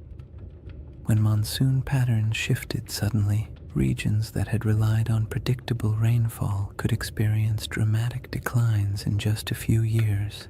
A lake that had provided generations of stability might disappear in 2 or 3 long drought cycles. Floods that once rejuvenated riverbanks might stop arriving altogether. These moments would have felt catastrophic to the people experiencing them. They wouldn't have had the language of climate science, but they would have understood that something fundamental had changed in their eyes. The land had turned against them. Such moments of environmental collapse often become the seeds of myths. A lake vanishing can become a story about the gods withdrawing a gift. A flood that never returns can become a story about a cursed people. A migration forced by drought can become a tale of exile. When these stories pass through enough generations, the context blurs and the details shift. What once described a drying valley might eventually become a narrative of a kingdom sinking beneath waves or disappearing overnight. Not because the original event was exaggerated maliciously, but because the environment changed more quickly than human memory could keep up with. As the desert expanded, dunes began to march across the land. Sand doesn't move with purpose, it simply responds to wind, drifting slowly over everything in its path. It fills valleys, it buries old lake beds, it smooths over animal tracks, human footprints, and any fragile structures that once stood nearby. Over centuries, dunes consumed the last evidence of the old Sahara. Rock art survived only where cliffs or caves shielded it. Any settlements built from organic materials vanished entirely. The landscape became clean, empty, and silent, a perfect blank slate for future generations to wonder about. Today, when you look across the Sahara, it's difficult to imagine the world that came before it. The silence is heavy.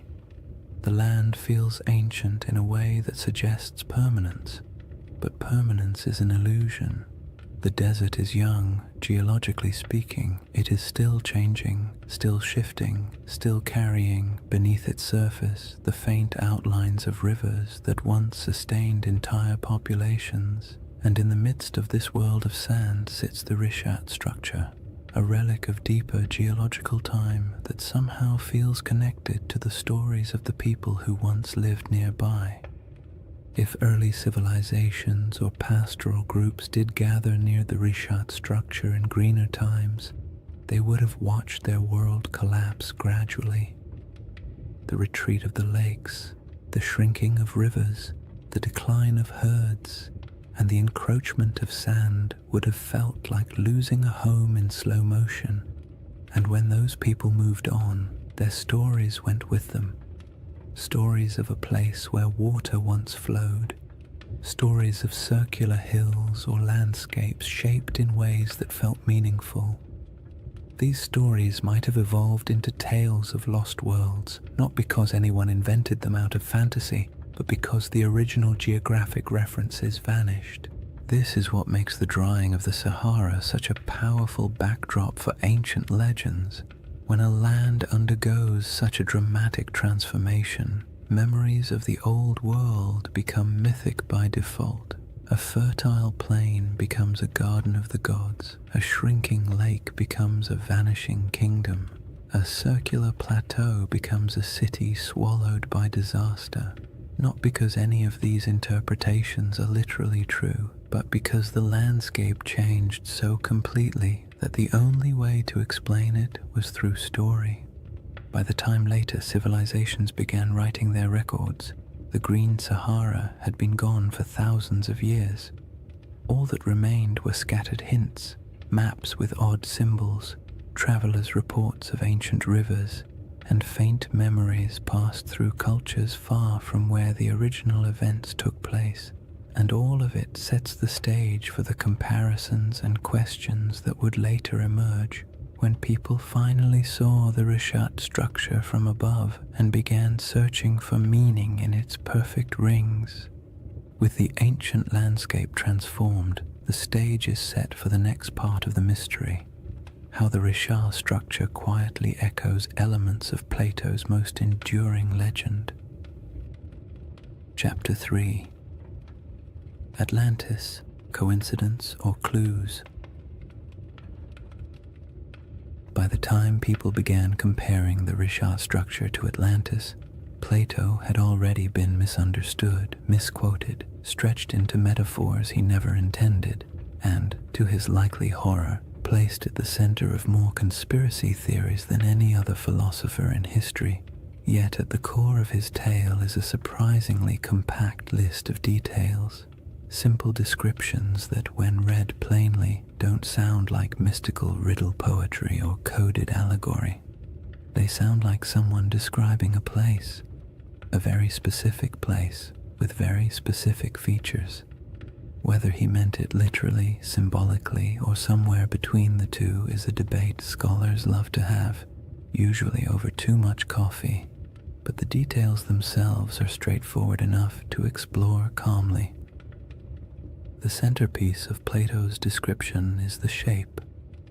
Atlantis, he wrote, was arranged in concentric rings, alternating circles of land and water, each perfectly circular, each surrounding the next. This is the detail that grabs people instantly because most landscapes do not naturally arrange themselves into rings, and when you see a 25-mile-wide circular formation in northwest Africa, your brain taps you on the shoulder and whispers, "Huh, interesting."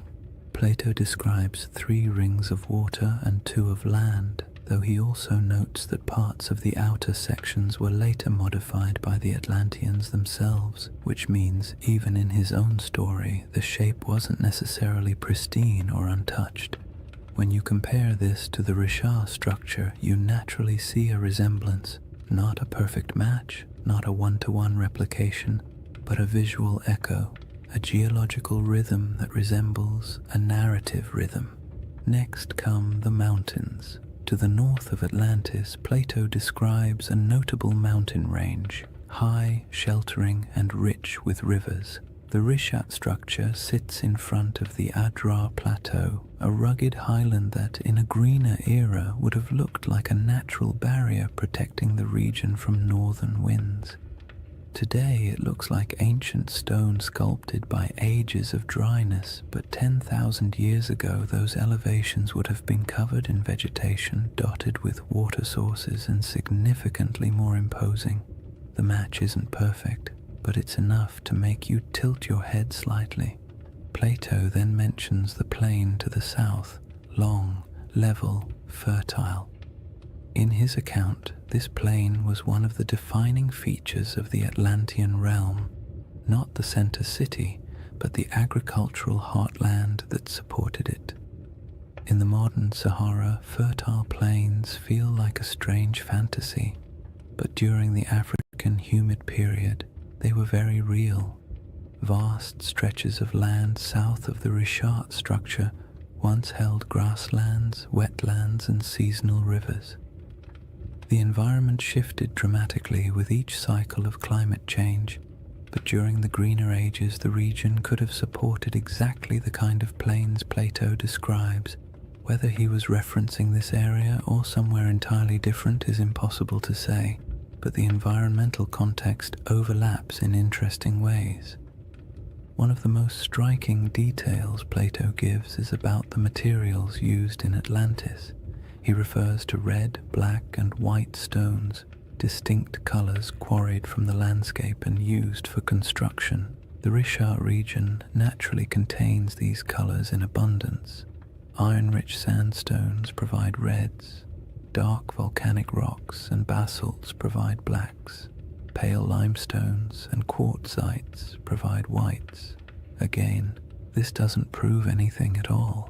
It simply means the palette Plato described exists in the region, which is more of a quiet coincidence than a revelation. But it's the accumulation of quiet coincidences that tends to capture people's attention. Then there is the detail about elephants. Plato notes that the island of Atlantis had many elephants, not a few, not occasional sightings, but many today. The idea of elephants in the Sahara feels absurd, a contradiction to the very concept of a desert. But the Green Sahara held elephants in abundance. Rock art across the region depicts entire herds with casual familiarity. Fossil evidence confirms that elephants ranged widely across North Africa during humid periods. For most of human history, elephants were not exotic in this region. They were part of the everyday ecosystem, so when Plato casually mentions them, it aligns comfortably with what we know about the Sahara's long-lost environment. Plato also describes a freshwater well at the center of the city, providing clean water even as the outer rings filled with seawater. This detail feels mythic at first, but it also reflects a basic geographic truth. Many circular landforms, especially those rising from domed uplift, often have central depressions or areas where water collects.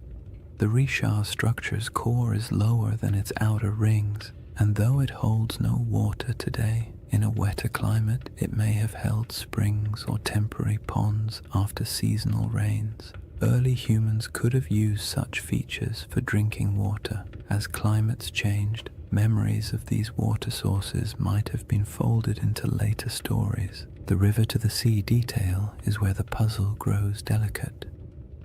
Plato describes a channel from the city to the ocean, allowing ships to pass through the rings. The Richat structure is inland today, very inland, but ancient river systems in the region once flowed toward the Atlantic. Satellite imagery captures paleo-channels that trace ancient waterways westward. The landforms no longer match these paths because the Sahara has reshaped itself repeatedly, but it is not impossible that rivers once connected this region to coastal plains that have since eroded, drowned, or shifted beneath rising sea levels. All these details create a gentle sensation. Not belief, not certainty, just curiosity. Plato's list is simple enough that it can't be mapped cleanly onto any one place. It can describe a landscape long gone, a symbolic metaphor, or a region badly distorted by oral tradition before ever reaching Greek ears. His text leaves just enough room for interpretation and just enough specificity to make pattern-seeking minds perk up when they see a satellite photo of the Risha structure. The most important thing to remember is that Plato was not attempting to write a historical documentary. He wasn't giving coordinates or providing an atlas. His story was part philosophical argument, part political commentary, and part inherited memory. He may have drawn from older Egyptian traditions or misunderstood travel accounts or combined several cultural memories into one dramatic narrative. But within that narrative lies a pattern: rings, plains, mountains, colors, elephants, rivers that align loosely, gently, and intriguingly with what once existed in parts of North Africa. What makes this segment of the mystery so soothing to explore is the absence of pressure. You don't need the Risha structure to be Atlantis. You don't need the description to match perfectly. All you need is the simple awareness that Plato left a list of clues describing a place that may have existed in the deep past, a place shaped by water, climate, geography, and memory. And when you place those clues beside a quiet, circular geological formation surrounded by a desert that used to be alive, it becomes easy to drift into a state of gentle wonder, the kind that invites curiosity without demanding conclusions. Once you've examined Plato's clues and quietly accepted that some of them line up with the Rishat structure in a pleasantly suspicious way, the next step is to look at the smaller oddities, the details that don't prove anything on their own but linger in the mind like faint fingerprints on ancient glass. These are the features that make researchers pause, tilt their heads slightly, and say something academic like, "Well, that's interesting." They don't demand conclusions, they simply refuse to be ignored. One of the strangest among them is the presence of ancient salt deposits inside the Risha structure. In a desert environment where rain is scarce and water evaporates quickly, salt isn't surprising by itself. What is surprising is the suggestion that the salt layers within the structure formed through processes involving ancient water bodies. Some geologists have pointed out that portions of the Risha contain evaporate deposits, minerals that form when water sits, lingers, and evaporates over long stretches of time. This doesn't mean the Risha was once a lake, but it does hint that water interacted with its geology in ways that aren't immediately obvious from the modern climate. When you picture the Sahara during a humid phase, rivers flowing, lakes filling, storm clouds gathering, it becomes easy to imagine water pooling in the structure's circular basins, creating the kind of environment where salt layers could slowly accumulate. Then there are the ancient river systems that slither beneath the desert like ghosts of a wetter world. Radar imaging in the late 20th and early 21st centuries revealed the outlines of these massive paleo-channels, dried riverbeds that once carried immense volumes of water across North Africa. Some of these channels flow in directions that match Plato's narrative surprisingly well, running from deep inland regions toward what is now the Atlantic coastline. In modern geography, the Richard structure sits far from the sea, but in the world of 10,000 or even 8,000 years ago, the landscape would have been dramatically different. Coastlines were altered, deltas shifted, and river networks created pathways across regions that are now hostile to life. When you consider these ancient waterways, the idea of a circular formation once connected to a westward flowing system becomes far less far-fetched. Another curiosity is the distribution of ancient fauna across the region, especially elephants. Plato goes out of his way to mention that Atlantis had many elephants, as though their presence was noteworthy, and it would have been if you were writing for an audience in classical Greece, where elephants were known but rarely encountered. But in the Green Sahara, elephants weren't exotic at all. Fossil evidence shows they roamed freely across vast stretches of North Africa. Rock art carved by prehistoric peoples depicts them with a kind of casual familiarity, often standing near lakes or grazing beside herds of cattle. The presence of elephants in Plato's narrative doesn't align with modern geography, but it aligns beautifully with the prehistoric Sahara, suggesting that the imagery in his account may have been drawn from memories of a much earlier landscape. Tools and artifacts found throughout Mauritania add another layer of quiet intrigue. Archaeologists have uncovered stone tools, habitation traces, and remnants of early human activity around regions adjacent to the Richard structure. None of these finds point to an advanced or monumental civilization, but they confirm that humans lived, traveled, and worked in the area long before the desert swallowed it. Simple stone tools may not inspire the same imagination as grand ruins, but they indicate human presence. People exploring the ridges, hunting across the plains, or gathering plants near seasonal water. And while these finds don't match the grandeur of Plato's Atlantis, they contribute to a broader truth. This land was not always empty. Then there's the matter of erosion patterns. The Richard structure's rings are composed of alternating layers of hard quartzite and softer sandstone. Over millions of years, erosion carved the concentric ridges into their present shape. The science here is solid, yet the level of preservation, how clearly the rings remain visible after such immense timescales, is quietly surprising. Erosion usually softens shapes, blurs lines, and creates irregular patterns. The Richard's rings are worn but still strikingly coherent. They have a kind of stubborn symmetry, the sort that feels almost architectural even though it is entirely natural. When viewed from above, the rings appear too clean for the surrounding environment, as if the land is trying a little harder than necessary to maintain its shape. Another oddity lies in the mineral composition scattered across the formation.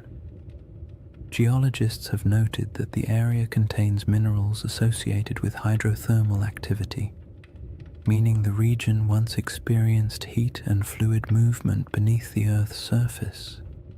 This supports the uplift theory, but also paints a picture of a place shaped by multiple overlapping geological events.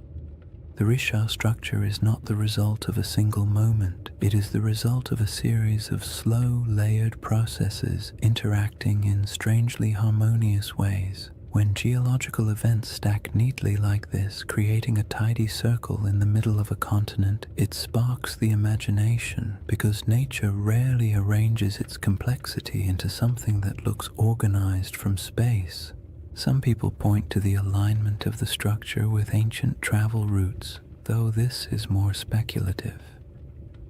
During the Sahara's greener days, groups traveling across the region might have used prominent landforms as markers. A circular plateau would have stood out.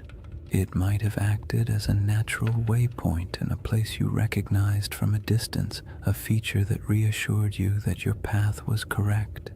This doesn't make it a settlement or a central city, but it makes it part of the landscape of human movement.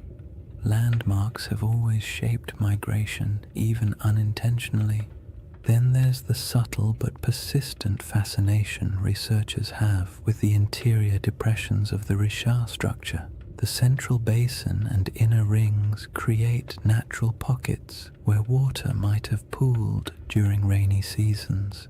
These areas could have provided temporary freshwater sources long before the desert took hold.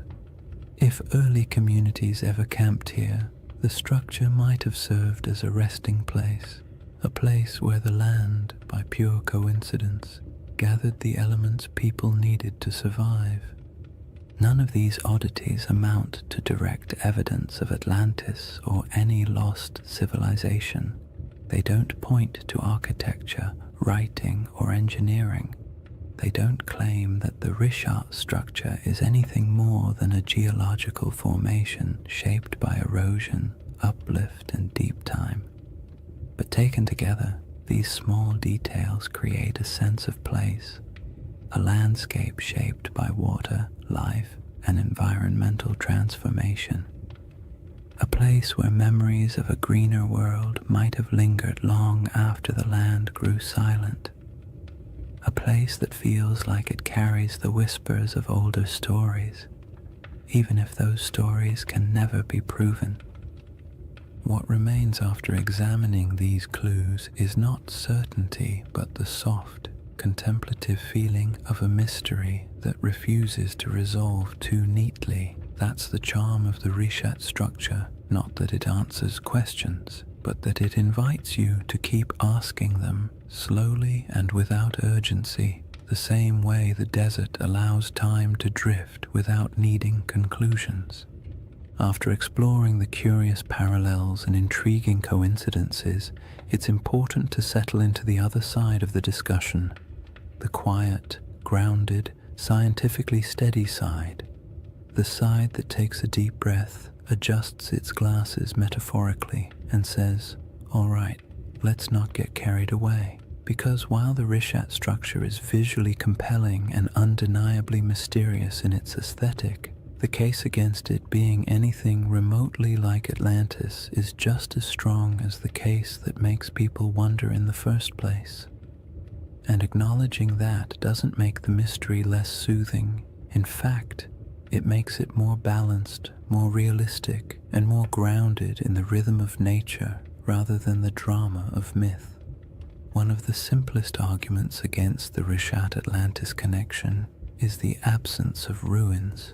No foundations, no walls, no pottery fragments, no structural remnants of any kind. If a major civilization once existed here, even one without monumental stone architecture, we would expect to find some trace of it. People leave things behind: tools, shards, fire pits, bones, carvings, symbolic objects, something. The Sahara is harsh, but not harsh enough to erase every sign of human activity. If a dense population had lived here, small nomadic encampments leave faint traces, farming settlements leave soil signatures, even temporary villages create debris. But inside the Richat structure, archaeological evidence is scarce, scattered, and entirely consistent with occasional prehistoric habitation rather than a populous, organized city. Another clear issue is scale. Plato describes Atlantis as a powerful naval civilization capable of launching fleets, influencing foreign regions, and maintaining a capital city large enough to impress outsiders. This would require infrastructure, labor specialization, long-distance trade, and durable materials. The Green Sahara did support human life, but the evidence we have, stone tools, simple camps, modest cultural artifacts, points to pastoral and hunter-gatherer lifestyles rather than elaborate urban systems. There were no harbors, no shipyards, no canal networks, and certainly no signs of advanced engineering. The gap between the archaeological record and the expectations for a sprawling maritime empire is wide. calm and fairly conclusive.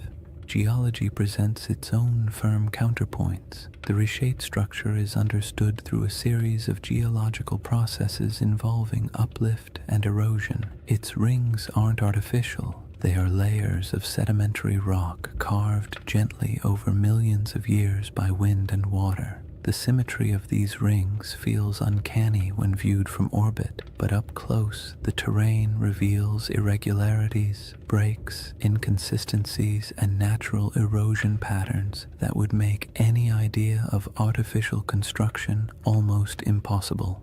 Nature has had a very long time to perfect this formation. It didn't need architects. It needed time, pressure, shifting plates, and the slow sculpting of weather.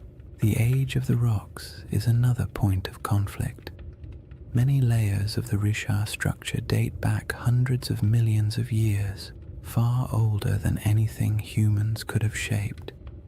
The uplift likely occurred tens of millions of years ago. Even the youngest erosional processes are far older than the timeline of human civilization. If Plato's account referred to an advanced society around 9600 BCE, the Richat's geological history simply does not align. Humans were not carving rings into uplifted domes while mammoths still roamed the northern forests. The idea collapses under the sheer weight of deep time. There is also the question of context. Atlantis, as Plato describes it, was a hub of Atlantic navigation, a power that interacted with Mediterranean societies, but the Richat structure sits far inland, even accounting for ancient coastlines. Even at its closest connection, this region would have required extensive river systems or routes across wide plains, and while ancient rivers existed, the logistics of sustaining a large maritime civilization so far from stable ocean access are difficult to justify. Plato's Atlantis was a sea power. The Richat region was, at best, a freshwater-rich inland landscape during humid periods. Another important point comes from understanding Plato himself. His dialogues, Timaeus and Critias, are philosophical works, not historical treatises. Atlantis serves as a metaphorical lesson about societal hubris, moral decay, and the consequences of unchecked ambition. Ancient Greek writers often crafted allegorical narratives in grand mythic terms. They weren't necessarily recording precise histories. Even if Plato drew inspiration from older Egyptian stories or folk memories of distant lands, his purpose wasn't to document geography, it was to illustrate ideas. Seeing Atlantis as literal misses the genre he was writing in. Then there's the lack of supporting historical records. No Egyptian writings describe a circular coastal city matching Plato's description. No Phoenician traders mention it in their maritime logs. No Carthaginian accounts reference such a settlement. In a region with extensive interactions between early Mediterranean and African cultures, a highly advanced city would almost certainly have left some mark in oral or written traditions beyond Plato's single dialogue. The silence is telling. All these points form the steady, sensible, scientifically grounded case against the Richat structure being Atlantis or any ancient lost civilization. Yet none of them make the structure less fascinating. The Richat stands out precisely because it embodies contradictions, visually striking but geologically ordinary, evocative of myth yet entirely natural, surrounded by desert but shaped by water in the deep past. The structure's intrigue lies not in what humans built, but in what nature carved and time concealed. What the scientific perspective ultimately gives us is a sense of humility. The Richat structure is a reminder that Earth's landscapes can mimic human patterns accidentally, that erosion can outperform architects, that symmetry doesn't always imply intention, and that sometimes the most interesting mysteries are the ones that sit comfortably between explanation and imagination. There is a quiet comfort in acknowledging what the Rishat structure is not, because it allows us to appreciate what it is: a monumental geological formation shaped entirely by natural processes, yet somehow capable of whispering to the part of the human mind that loves stories of lost worlds. Dismissing the Atlantis comparison doesn't end the mystery. It reframes it, shifting the focus from fantasy to the wonder of a landscape that survived floods, droughts, and time itself. And somewhere between geological certainty and mythic speculation lies a middle path, a gentle possibility that doesn't require lost empires or supernatural disasters. Only the simple fact that landscapes change, memories drift, and stories evolve across generations. That quiet middle ground forms the foundation for the next part of this chapter. After weighing the clues and counterpoints, what remains is a space in between, a soft, contemplative middle ground where certainty isn't required and imagination doesn't have to be excessive. It's the place where most real historical mysteries quietly live, suspended between the cold confidence of science and the gentle allure of myth. The Risha structure fits comfortably there. Not as Atlantis, not as evidence of a forgotten super-civilization, but as something far more grounded and oddly more beautiful. A landscape that carries echoes of memories older than history itself. This middle ground begins with an idea that's far less glamorous than lost empires but far more plausible. That Plato's account of Atlantis may have been shaped by older stories, older observations, and older memories passed through generations of storytellers, traders, and priests. Not memories of a technologically advanced society, but memories of places that once existed and then disappeared as the world changed. Civilizations don't have to be grand to be worth remembering.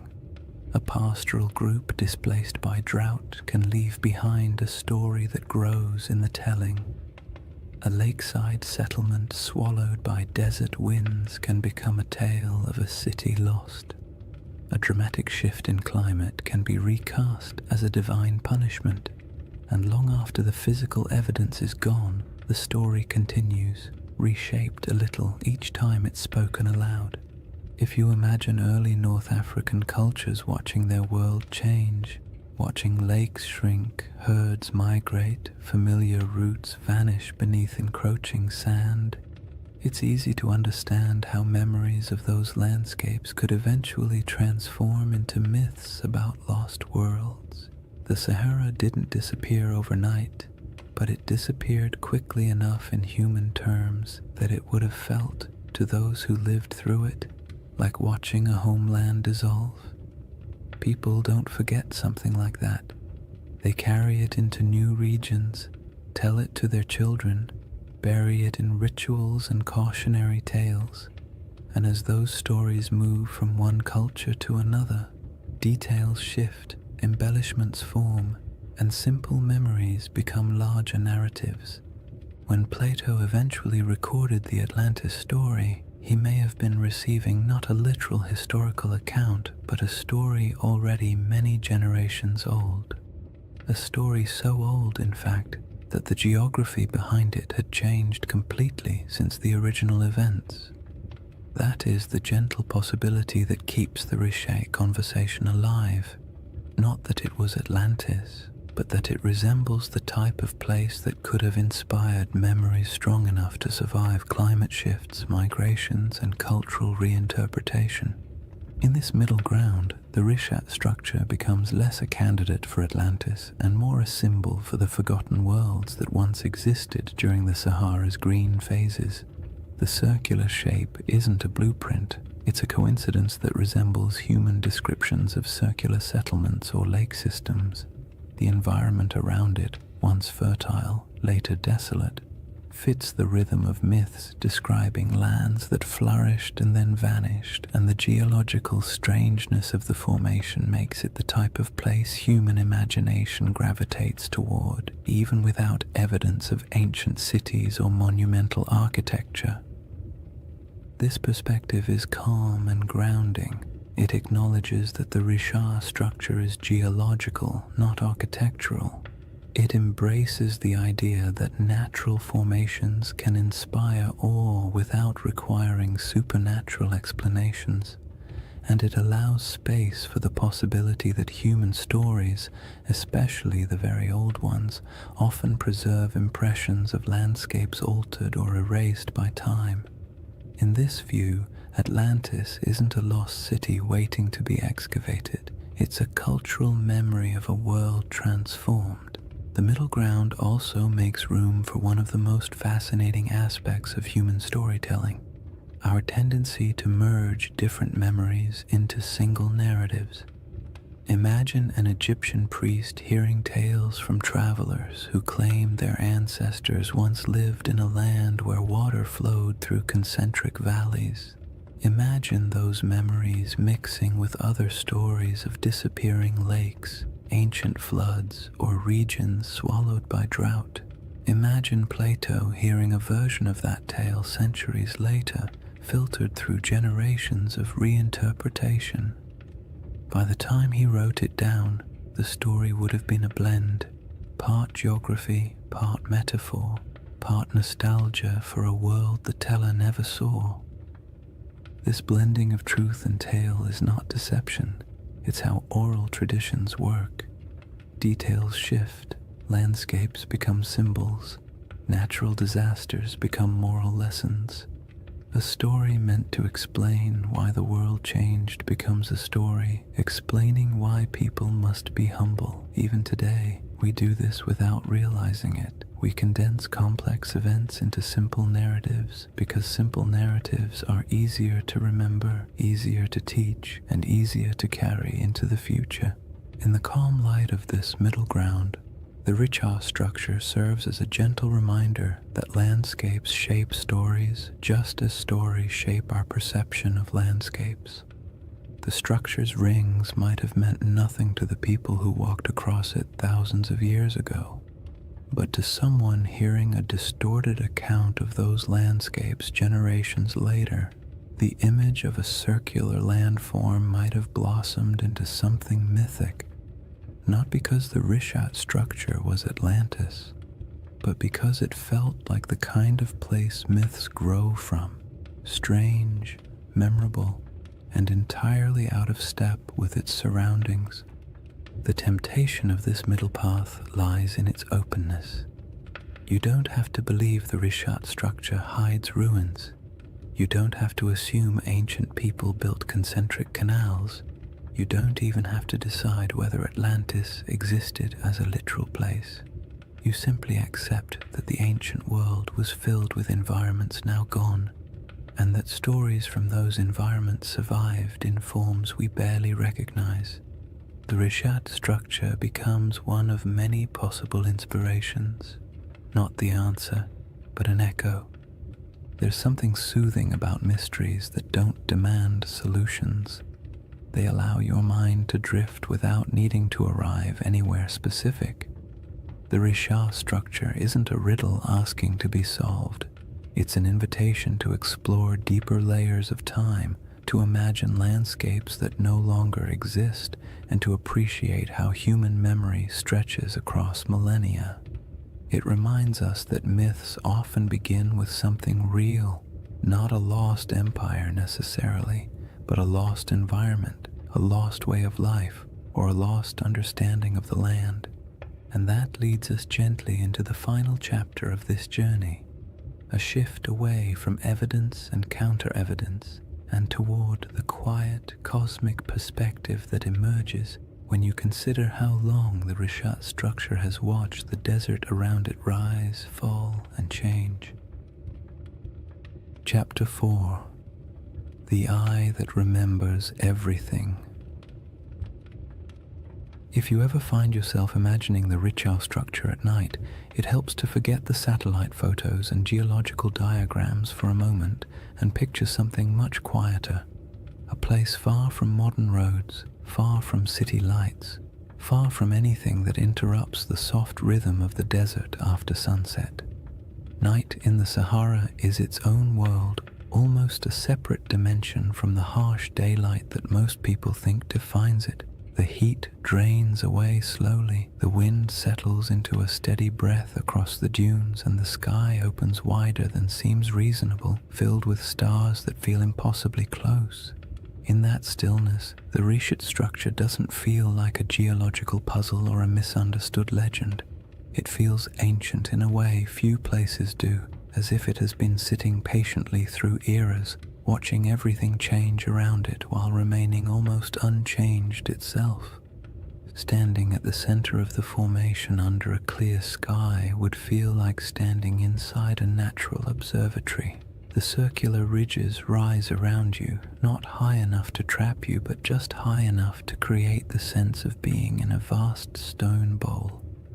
The curves would guide your gaze upward toward the sky, making the stars appear as though they are swirling in unison with the rings below. There are no lights to dim the stars, no distant hum of traffic, no artificial sounds, just the low whisper of the wind brushing across ancient rock, passing through channels carved by time, creating tones so soft you might not even register them consciously. In that kind of quiet, the desert feels alive, not in a dramatic or mystical way, but in the subtle way landscapes breathe through temperature shifts, airflow, and tens of thousands of years of stillness. The moonlight transforms the Richat structure even further. The pale light pools in the lower depressions and glides across the ridges, revealing the circular symmetry that can be hard to see when you're standing on the ground during the day. At night, those rings shine faintly, almost glowing in places where quartzite catches the moon's reflection. The effect is soothing, not eerie, the kind of sight that makes you exhale slowly, not look over your shoulder. The desert has always been a place where time feels soft and stretched, and inside the Richat at night, that feeling only deepens, as if the land is gently reminding you that it has existed far longer than any human story about it. There is something comforting about how little the Richat structure demands. It doesn't insist on meaning. It doesn't ask to be interpreted. It simply sits, weathered and patient, while the sky above it cycles through constellations that ancient people once used to navigate across greener lands. Thousands of years ago, when the Sahara was still alive with lakes and grasslands, early humans would have looked up at the same stars, using them to track seasons, migrations, and time. They may have passed near the Richat without knowing its shape, but they would have walked under this same sky, feeling the same cool air after sunset, listening to similar breezes skimming across the land. In that sense, the desert night turns the Richat structure into a bridge between eras, not because anything connects them physically, but because the sky has remained one of the few constants across the entire sweep of human history. If you were to sit on one of the ridges and look out into the darkness, you would see nothing but the silhouettes of dunes shifting gently in the moonlight. The horizon softens at night, blending sky and sand into a single muted line. It's the kind of scene that encourages introspection, not analysis. You don't wonder who built the structure or whether it held palaces or temples. You simply feel the weight of time, not as something heavy or intimidating, but as something vast and calming. The world has changed so many times, and the Richat has been here through all of it, absorbing the silence, weathering the storms, and watching the land around it transform. The desert's silence isn't empty.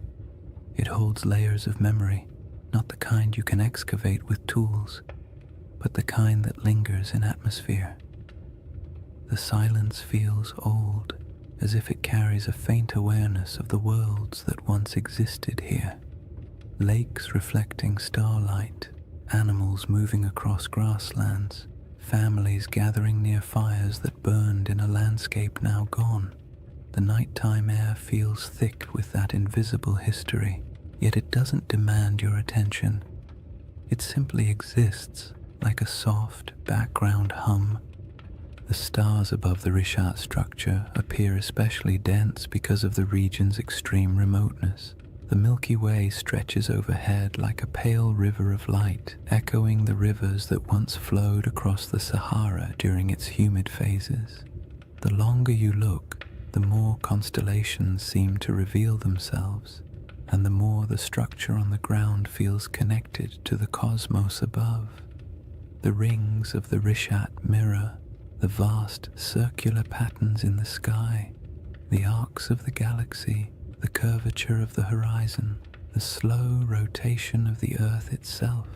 It creates a sense of gentle symmetry between Earth and sky, a reminder that humans have always found meaning in patterns even when those patterns were accidental. It's easy to understand why people feel drawn to connect this ancient formation with legends.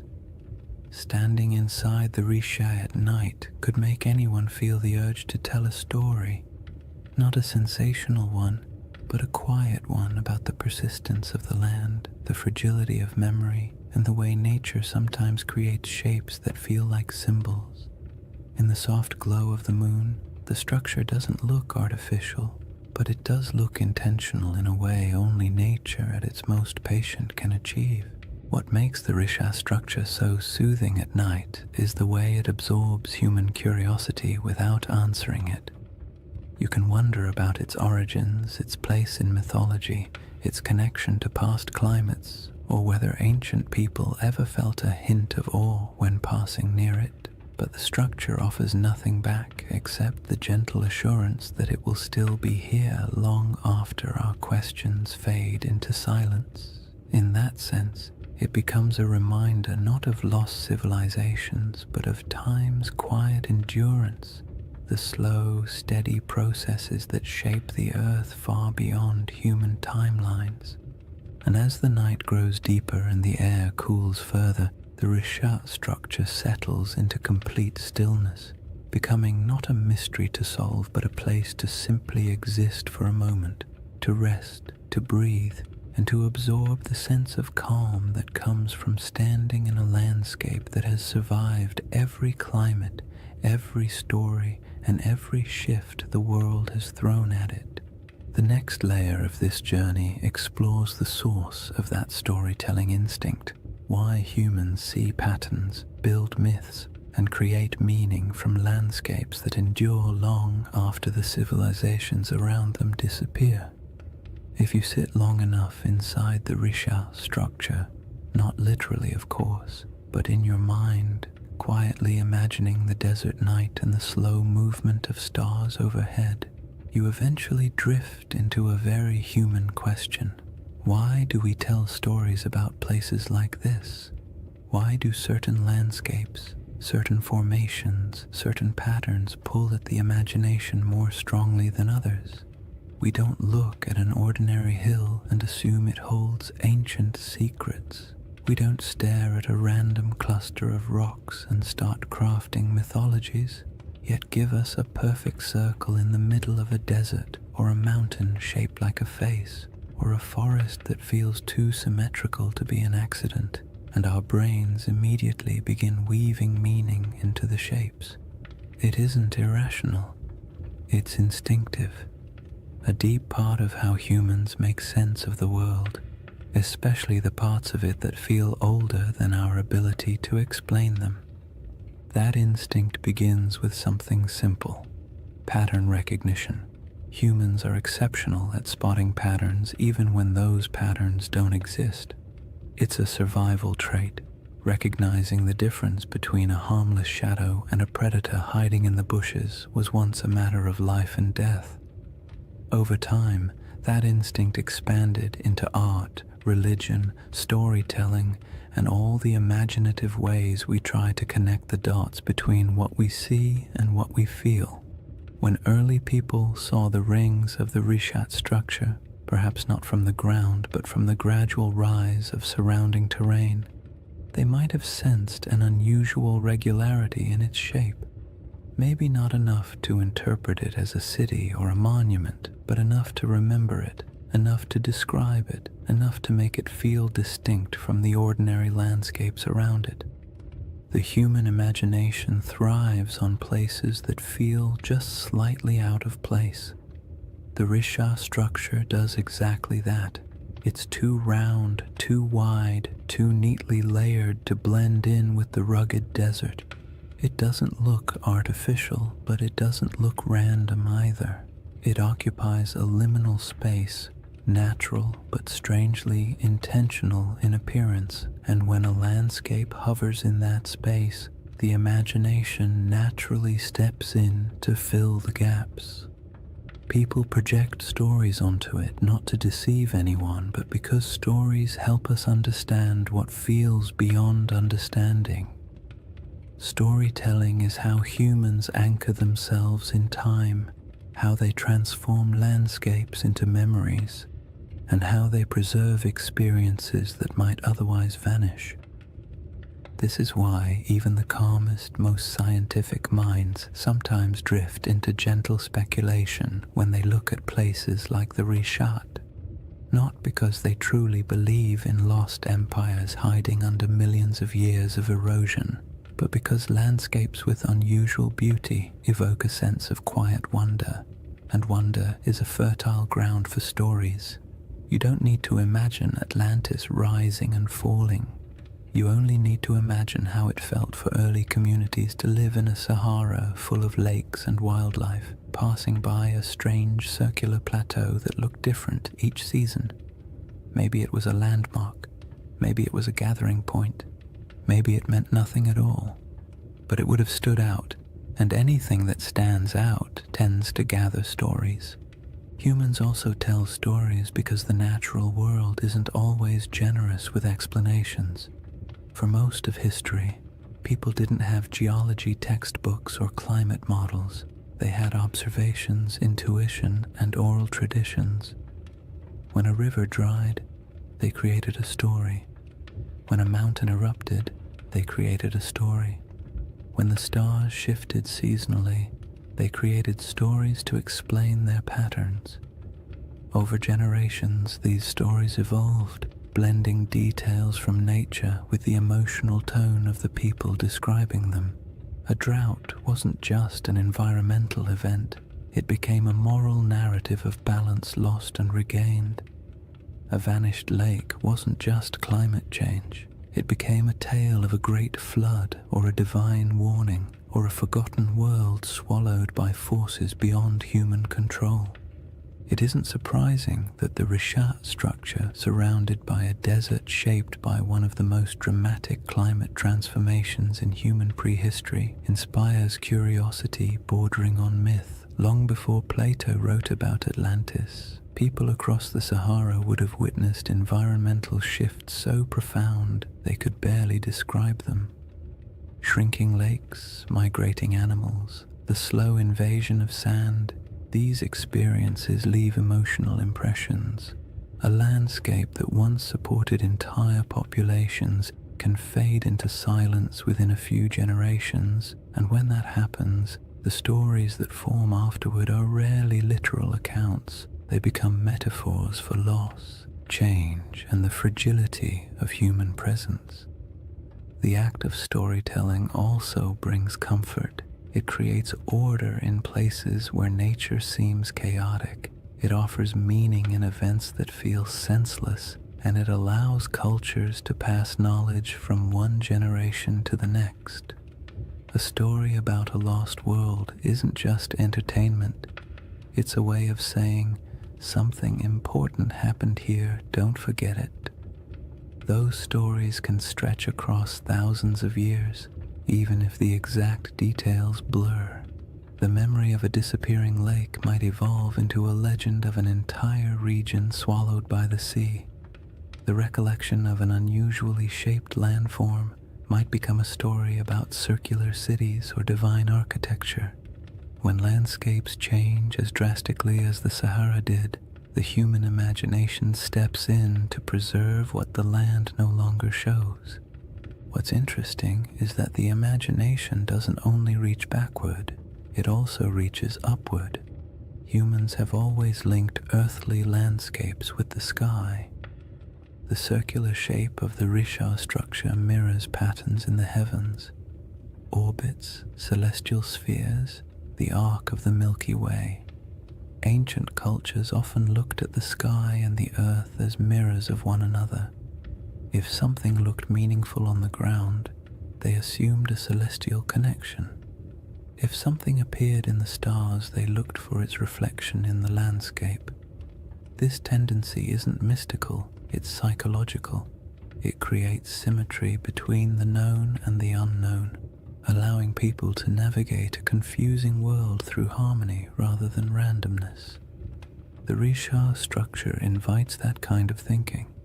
At night, when the stars swirl overhead and the rings below form a gentle spiral of shadow and light, it becomes easy to understand how the human imagination might link the two, not through elaborate theories, but through quiet intuition, through the simple feeling that a place shaped in circles must hold a story shaped in circles, through the awareness that landscapes sometimes look like symbols even when they are not, through the natural desire to connect the visible world with the invisible past.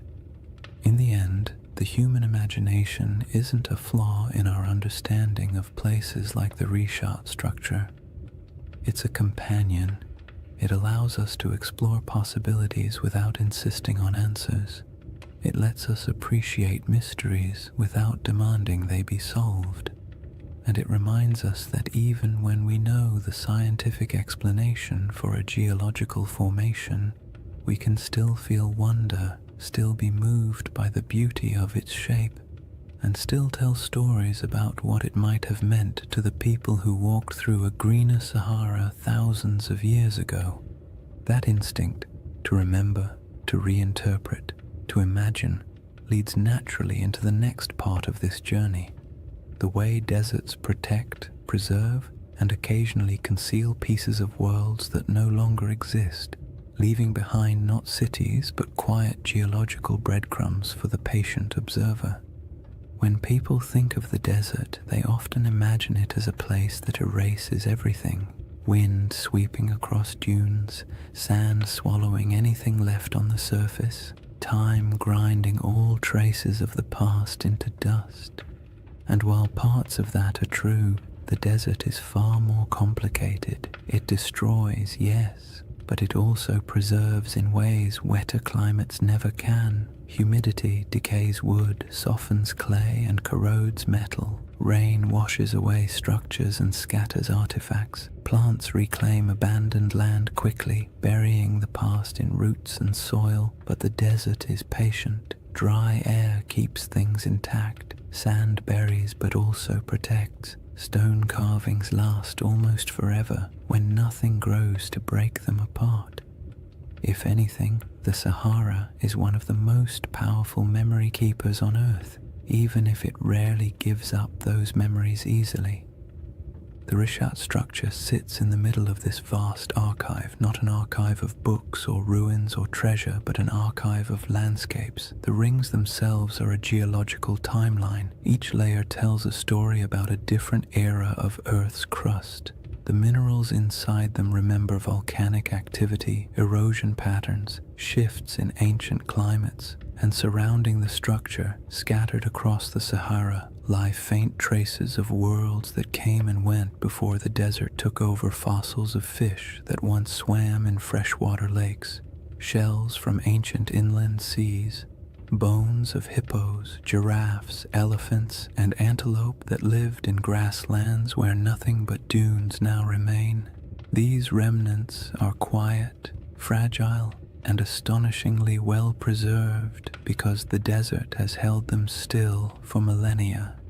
Even more delicate objects survive in surprising numbers. Stone tools left behind by early humans who walked across plains now buried under dunes, arrowheads, blades, grinding stones, small carvings. They're scattered, not concentrated, evidence of lives lived lightly on the land, following herds, collecting plants, moving when the seasons demanded it. None of these objects tell a story of a centralized city or a monumental culture, but they do tell the story of human persistence in a world that was constantly shifting around them.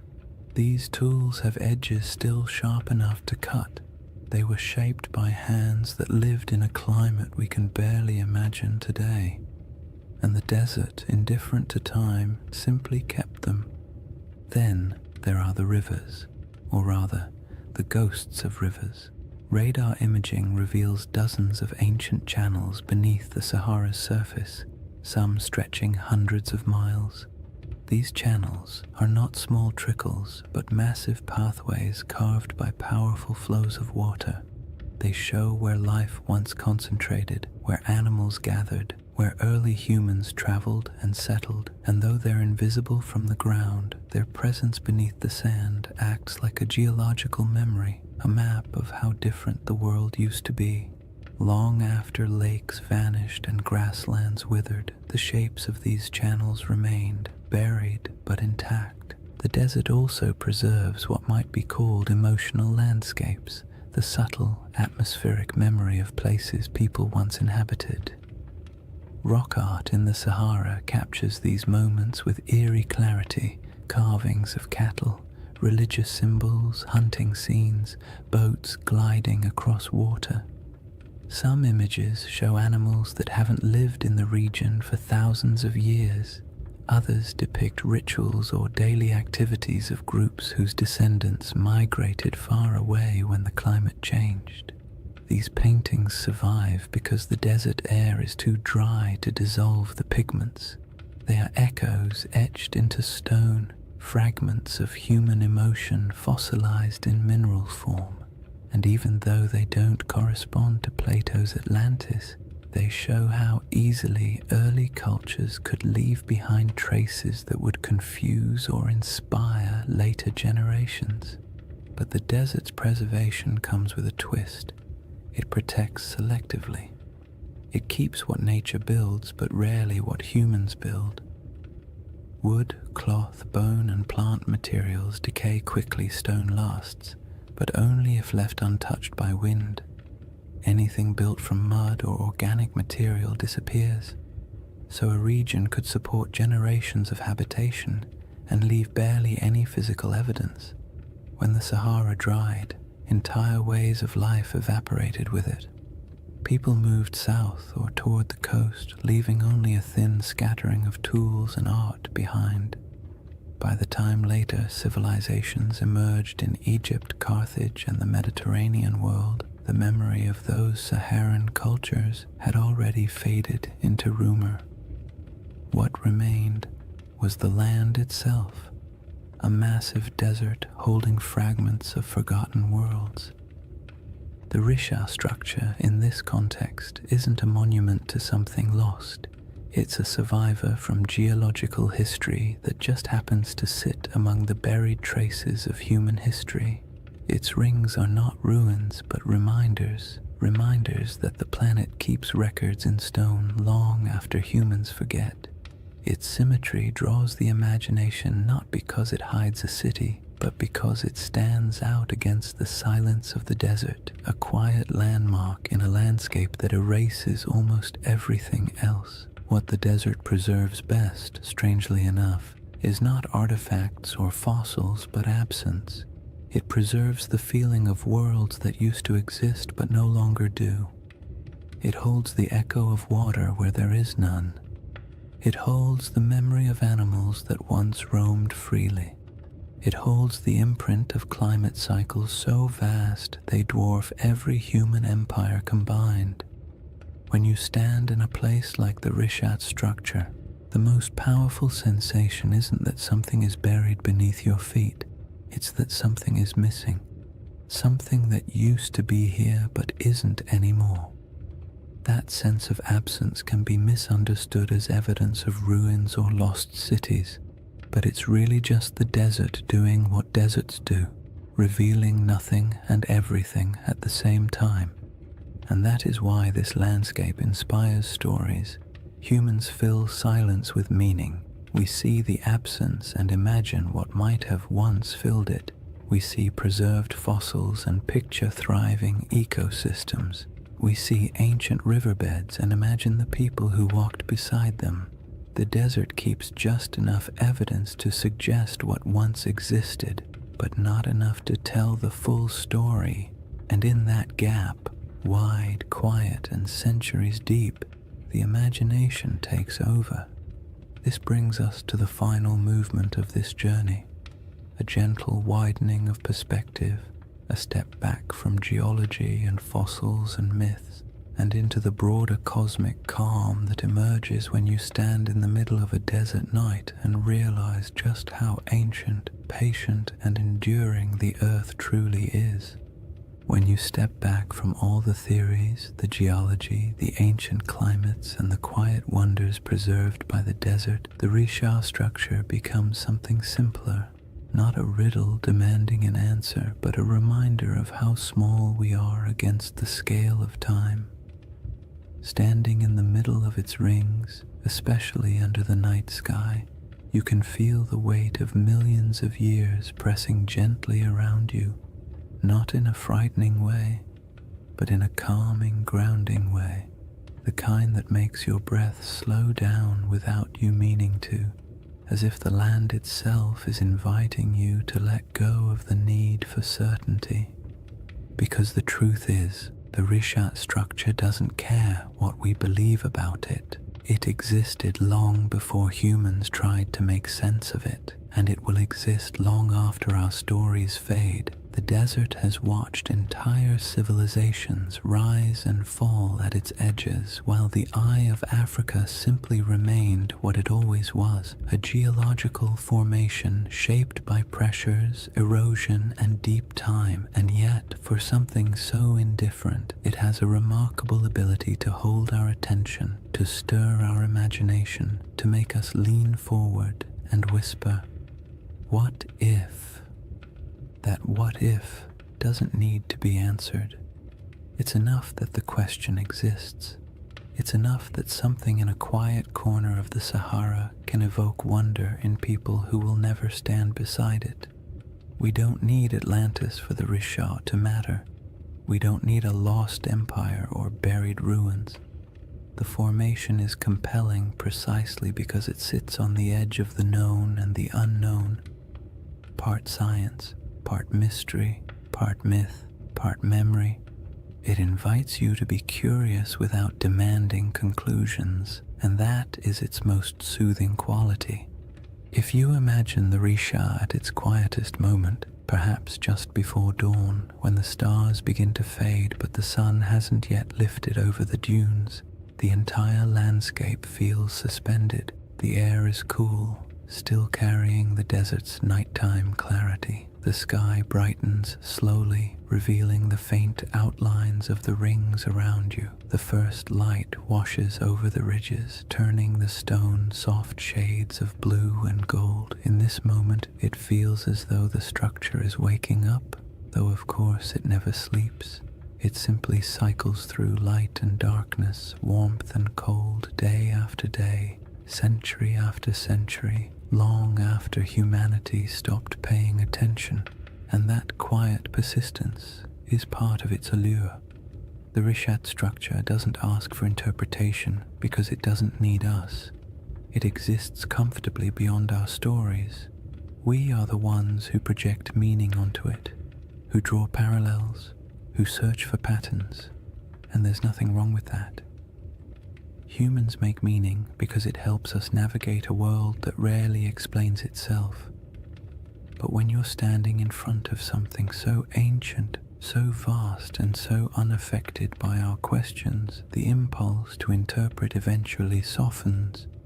You start to accept the landscape the way you accept the night sky, beautiful, mysterious, complete without needing answers. This is why the final feeling the Risha structure gives isn't excitement or fear or even curiosity. It's perspective, the kind of perspective that makes you realize how temporary human history is compared to geological time. Civilizations rise, cities flourish, myths form, and then everything fades. But the land remains. The Sahara has been green, then brown, then green again, then sand, then grass, then dunes. The world shifts constantly, but overspans so long that it's easy to forget. Human history is only a blink in the Earth's memory. When you imagine the Eye of Africa remembering, it's not literal, of course. Rock doesn't hold memories the way we do, but landscapes preserve patterns, scars, layers, and echoes of what came before. The Risha structure remembers not through intention, but through endurance, through the way its rings hold the imprint of ancient forces, through the way it witnessed the Sahara's transformation without changing its own essential shape, through the way it stands in the middle of emptiness, still holding the quiet dignity of something older than our oldest stories. And as you let that perspective sink in, the idea of Atlantis becomes less about a place and more about a feeling that somewhere, sometime, a world existed that is now gone, a feeling that memory outlasts evidence, a feeling that not everything that disappears is lost forever. Some things simply fade into new forms, new landscapes, new interpretations. The Risha structure doesn't solve the Atlantis mystery, but it offers a gentle space where that mystery can rest, unpressured and unbothered. In the end, the most peaceful thought of all is this: maybe Atlantis was real, maybe it wasn't. Maybe it was a memory of a greener Sahara. Maybe it was an echo of rivers and lakes that vanished before history began. Or maybe it was just a story, a beautifully structured story passed down through generations. But somewhere out there in the quiet heart of the desert, the Eye of Africa is still watching. Not searching, not revealing, just watching. Watching the night sky turn. Watching the dunes shift. Watching time pass with the patience only the earth itself can hold. And there is something profoundly comforting about that. To know that long after questions fade and theories shift and stories evolve, the land remains silent, enduring, timeless. A slow, cosmic heartbeat in the middle of the Sahara, inviting you to breathe a little slower, to let your thoughts drift, and to fall gently into rest. If you've made it this far, awake, half asleep, or somewhere in that gentle in-between space where thoughts drift like sand across a desert floor, then you've journeyed through one of Earth's quietest mysteries. And maybe that's the real beauty of the Risha structure. Not that it holds answers, but that it encourages the kind of patient wondering that modern life rarely gives us time for. In a world full of noise, urgency, and constant stimulation, the Eye of Africa offers the opposite: silence, space, perspective, a slow reminder that the planet moves at a pace far older and far calmer than anything we build on its surface. When you think back to what we've explored, the green Sahara that once flourished with lakes and herds, the ancient river systems buried beneath dunes, the rock art carved by hands that lived in a world we can barely imagine, the geological forces that sculpted the Risha's rings millions of years before humans ever walked near them, it becomes clear that the story of this place isn't about a lost civilization. It's about a lost landscape, a world that once existed, quietly thrived, and then vanished not because of catastrophe, but because Earth itself shifted into a new rhythm. The Rishat structure is a witness to all of it, a memory in stone shaped not by human intention but by natural processes that unfold over spans of time far beyond our comprehension. And even though the Atlantis comparison has become part of its identity, the truth is you don't need a legend to appreciate this formation. You don't need Plato or myths of rings and cities or theories about ancient mariners. You only need the simple awareness that our planet contains places so strange and so beautiful that they feel like stories even before we start telling them. The Rishat structure is one of those places. Perfectly circular, timeless, a little unsettling, completely mesmerizing, the kind of formation that makes you pause and remember that the Earth was sculpting wonders long before anyone arrived to give them names. There's a quiet comfort in imagining the Eye of Africa as a presence rather than a puzzle, not a watcher in any mystical sense, but a symbol of endurance. It has seen the Sahara as a cradle of life, then as a wilderness, and now as a vast ocean of sand. It has seen climates shift, species migrate, and entire ecosystems vanish into memory. And through all of it, it stayed where it was, letting time carve every ridge, every basin, every curve. There's something almost meditative about that, the idea that some things don't chase meaning, they simply endure and allow us to come to them with whatever questions or stories we carry. As you settle into the final moments of this journey, imagine once more the Rishat structure under the stars, the rings around you fading into shadow, the sky stretching overhead like an ancient tapestry, the air cool, the sand carrying the day's warmth, the wind quiet enough to feel like the earth is holding its breath. In that moment, all the theories, all the debates, all the speculation falls away.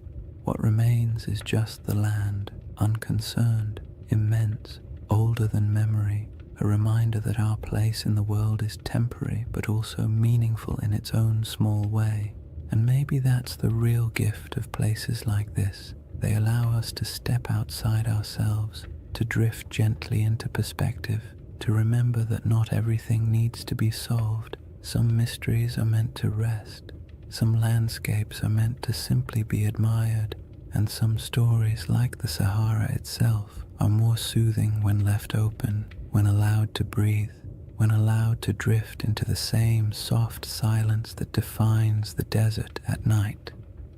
So as you drift towards sleep or into a deeper state of calm, let the Rishat structure fade into that quiet space behind your thoughts. Let the rings dissolve into darkness, the stars soften overhead, and the desert wind carry away whatever tension you brought with you. The earth has been here a long time, and it will be here long after the worries of today have faded. You are small compared to the scale of geological time, but that smallness is not a burden. It's a comfort, a reminder that it's okay to rest. Thank you for spending this time exploring one of the planet's most beautiful and enigmatic features. If you enjoyed this journey and you'd like to drift through more forgotten landscapes and ancient mysteries crafted to help you unwind, consider liking the video and subscribing to the channel. It truly helps, and it means a lot. And before you fall asleep fully, let me know in the comments where you're watching from and what time it is for you. I love seeing the entire world gathered in one quiet, shared moment. For now, take one last breath. Let it go slowly, and let the desert night close around you. The Eye of Africa will keep its silent watch. You only need to rest.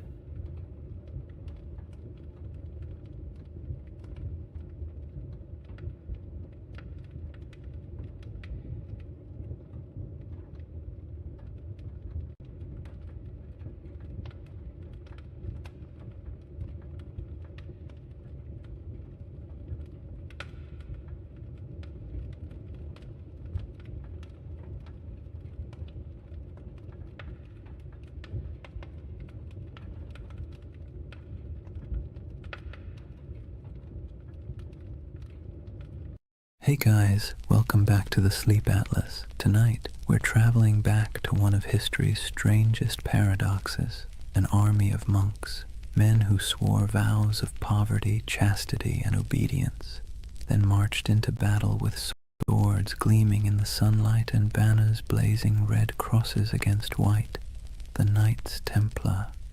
For the next 2 hours, you're not in the 21st century anymore. You're in the age of cathedrals and crusades, relics and rumors, faith and fear. And as always, if you enjoy these journeys through history that help you fall asleep, please subscribe for more nights like this one. It helps the channel, and it helps you find your way back when you need another story to drift away to. Now tell me in the comments, what's keeping you up tonight?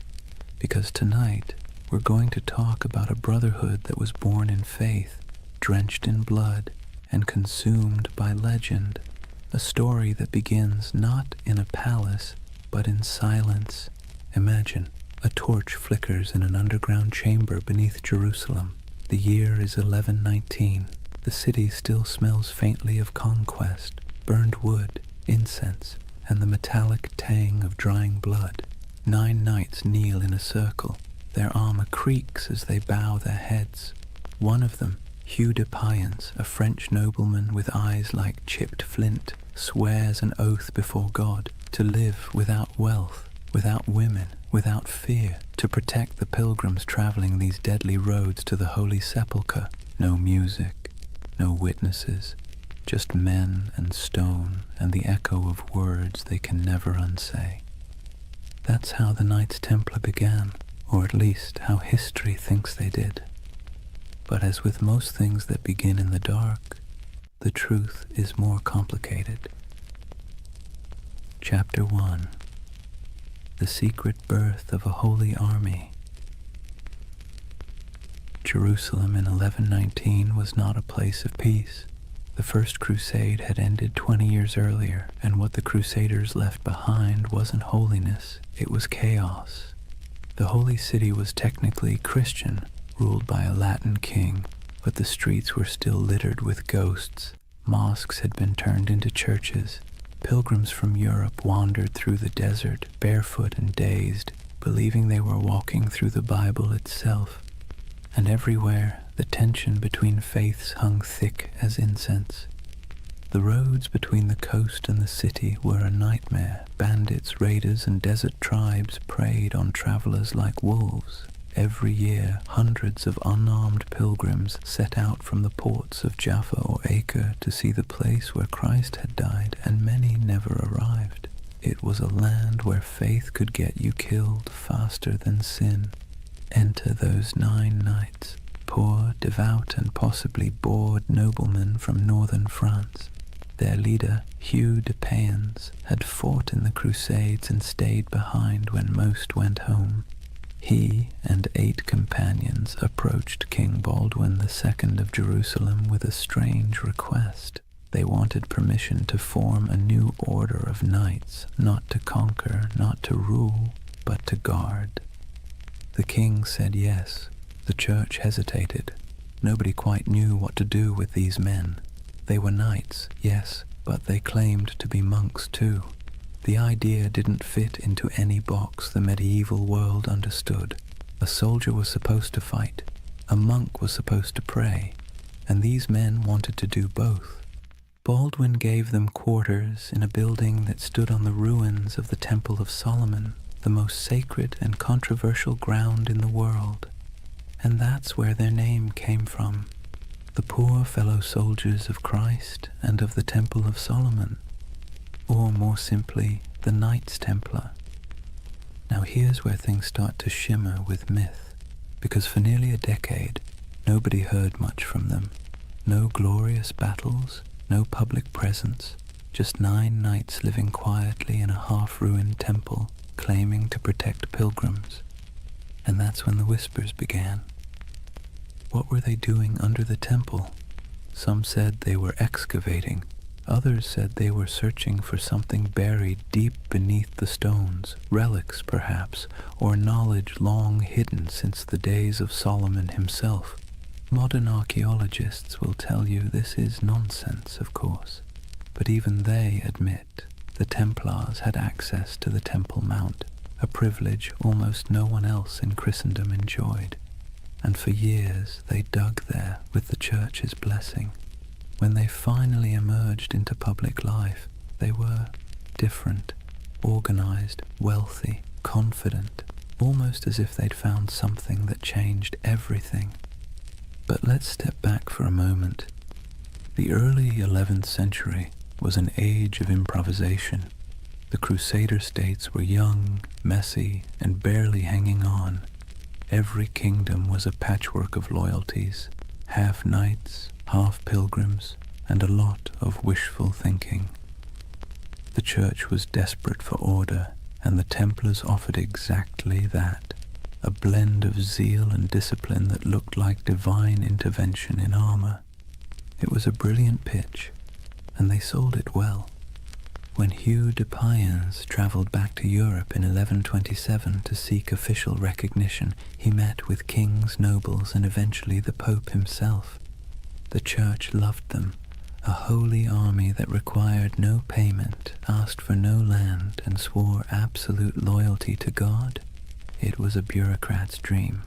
Pope Honorius II granted them official status, and a few years later, in 1139, another pope, Innocent II, took it even further.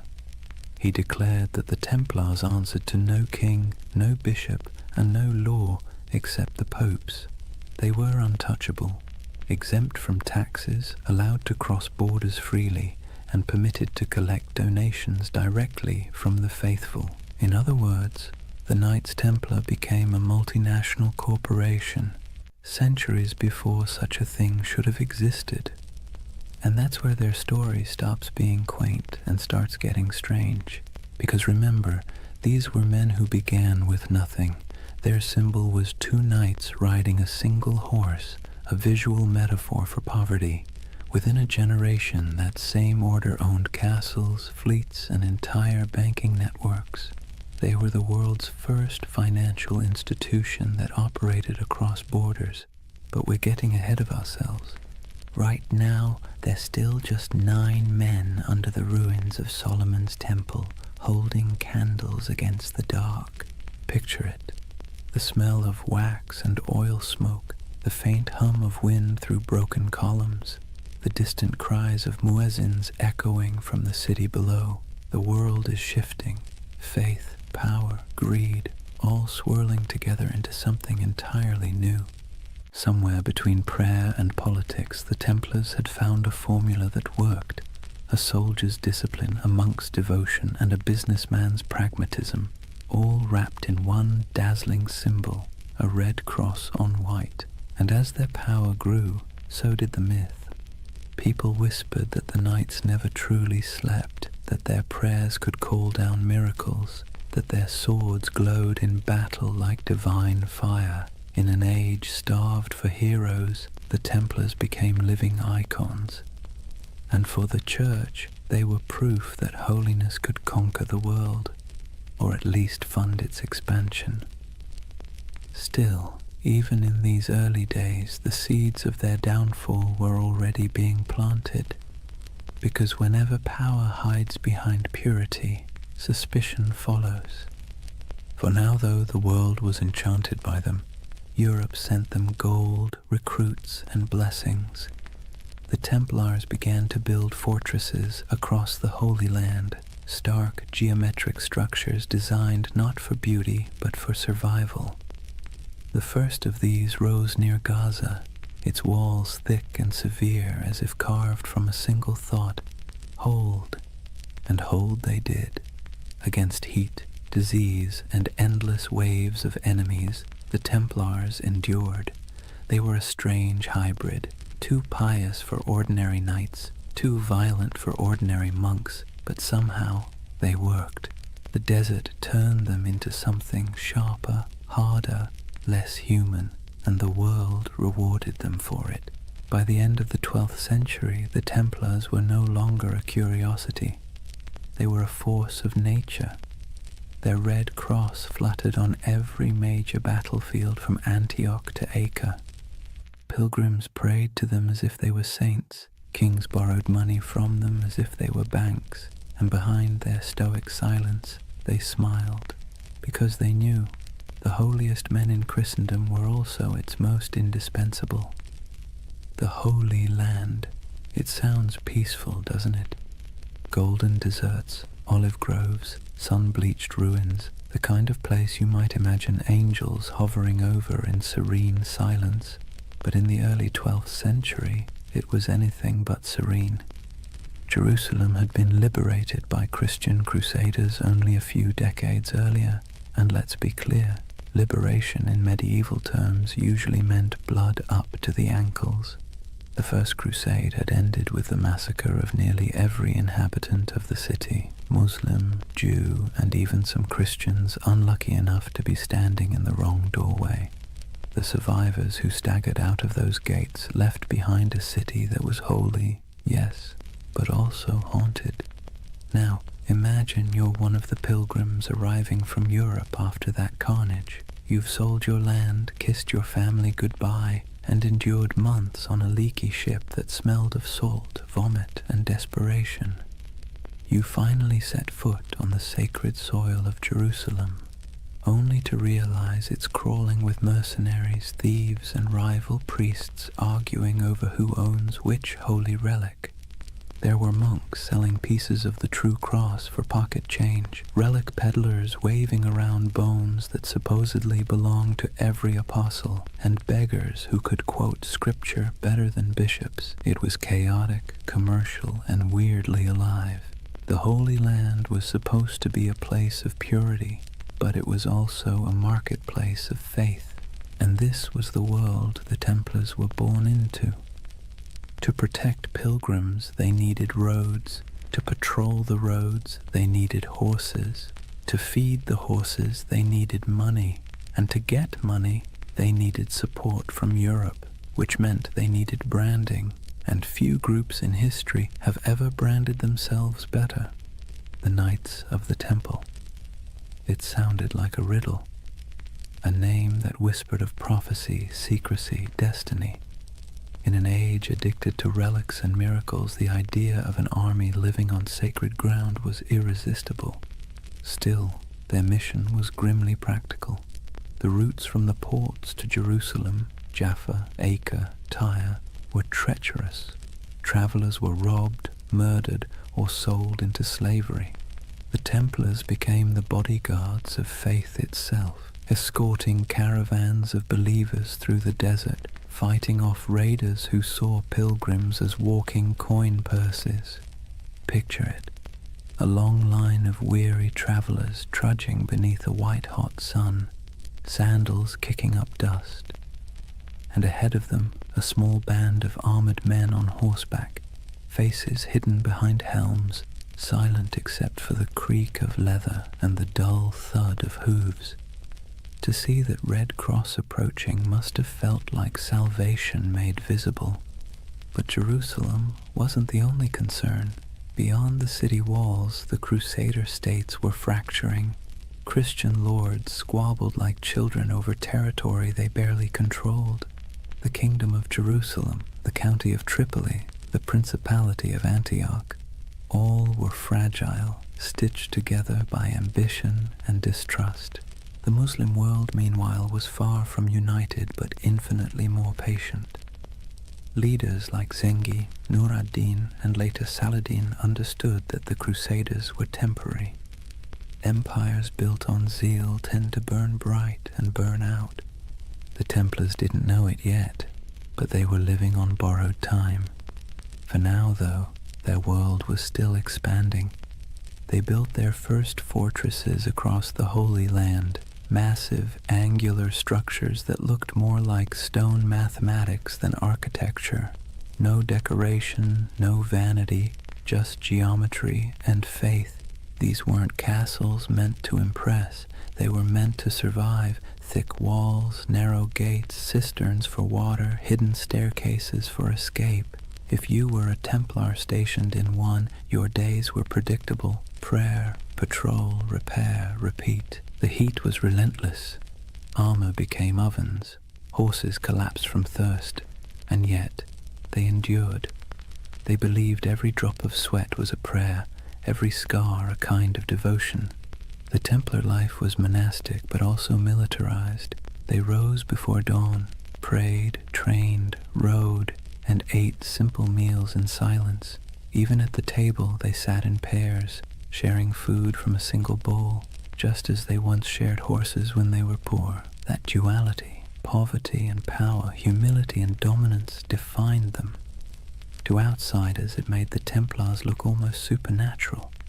They were disciplined in a world that thrived on chaos. They didn't drink, gamble, or chase women. They didn't hoard gold for themselves, but for the order. Compared to the average Crusader knight, who often behaved like a drunk tourist with a sword, the Templars seemed godlike. But discipline has its price. Their strictness made them feared, but it also made them cold, and in a land that worshipped stories, coldness was suspicious. Rumors spread that they worshipped strange idols, that their prayers were not quite Christian, that beneath their white mantles they bore symbols not approved by Rome.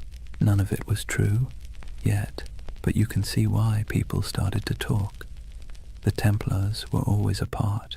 They answered to no king, no priest, and no local authority.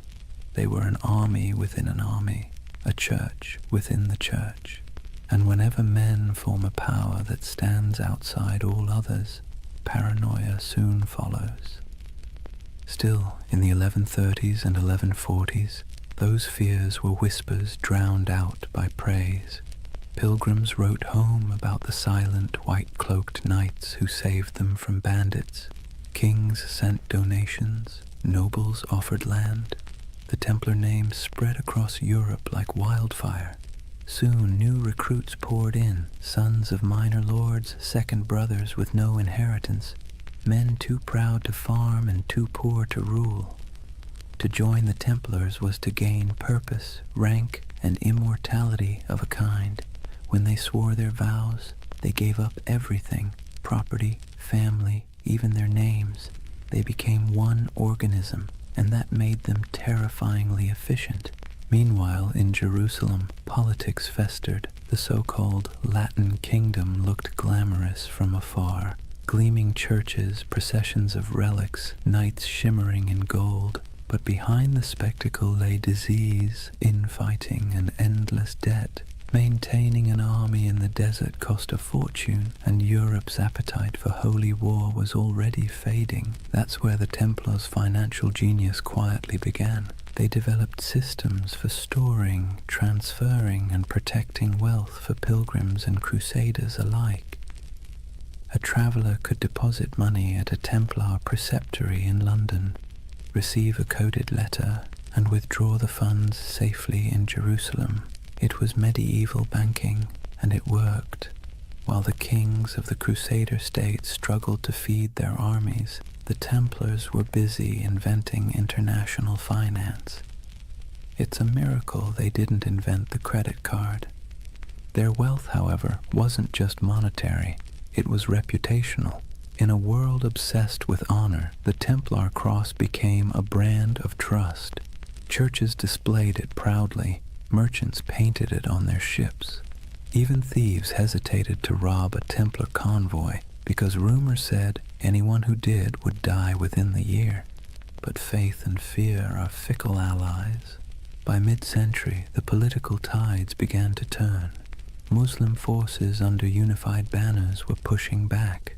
The dream of permanent Christian rule in the East was already fraying.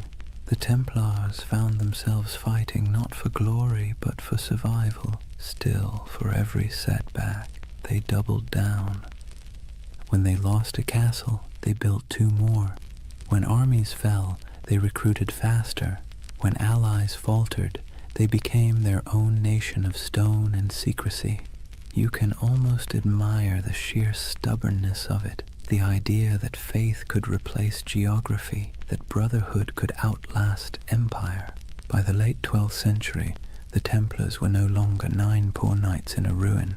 They were the backbone of Christendom's military and financial power. Their headquarters in Jerusalem gleamed with marble. Their fortresses dotted the coasts of Syria and Palestine. Their banner, a red cross on white, was feared from Cairo to Constantinople, and yet the cracks were already showing. The Holy Land had always been an illusion of permanence. Empires rose there only to crumble beneath the same sun. The Templars, for all their discipline, could not change geography. They were foreigners defending a dream, and dreams, like empires, are fragile things. For now, though, as the night deepens and the desert cools, imagine the campfires of the Templar outposts glowing under a canopy of stars. The wind sighs across the sand. The horses snort softly in their sleep. A monk knight kneels beside a stone wall, whispering a prayer in Latin that drifts into the dark like smoke. Somewhere far to the west, Europe sleeps, safe, wealthy, and unaware that its most sacred soldiers are already walking the thin edge between salvation and damnation. Imagine the year is 1120. The air in Jerusalem still hums with dust and incense, the streets winding like veins between crumbling walls and half-rebuilt churches. The Crusaders hold the city now, but barely. Pilgrims shuffle past soldiers, merchants haggle beside priests. Somewhere, a choir is singing in Latin while a camel coughs nearby. It's the kind of world where the sacred and the absurd coexist perfectly comfortably, and beneath all that noise something else is stirring. 9 men, that's all. 9 poor French knights, led by a man named Hugues de Payan. They arrive in Jerusalem without fanfare. No army, no banner, no gold. They make a simple request to King Baldwin II, the use of a few rooms on the Temple Mount. The king agrees, perhaps amused by their humility. He gives them quarters in the old Al-Aqsa Mosque, which the Crusaders believed sat atop the ruins of Solomon's Temple. That's where the story becomes hazy. Officially, these knights called themselves the poor fellow soldiers of Christ and of the Temple of Solomon. Their stated mission: to protect pilgrims traveling to and from the Holy Land. A noble enough cause and one desperately needed. But here's the question. Historians still whisper over their coffee. If their job was guarding roads, why did they spend the next 9 years living almost entirely underground? According to later accounts, the Templars rarely left the Temple Mount during that first decade. They dug tunnels, moved stones, and kept their activities secret. When questioned, they gave vague answers about renovations and holy works, which, let's be honest, is exactly what you say when you don't want people to ask more questions. So what were they doing? The truth is, no one knows for certain. But speculation has filled that silence for centuries. Some believe they were excavating ancient ruins, searching for relics buried since the days of Solomon.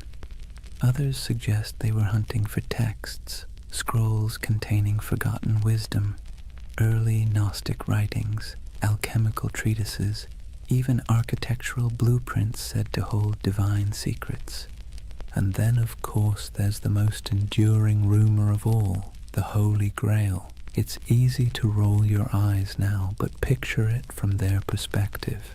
You're in the 12th century, sleeping on the ruins of the most mythic temple in history.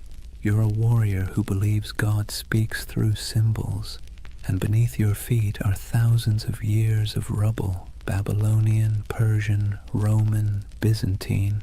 If faith ever had a basement full of mysteries, this was it. The Templars' time under the Temple Mount became the seed of every legend that followed. Later chroniclers claimed they discovered something extraordinary, but were maddeningly vague about what that was.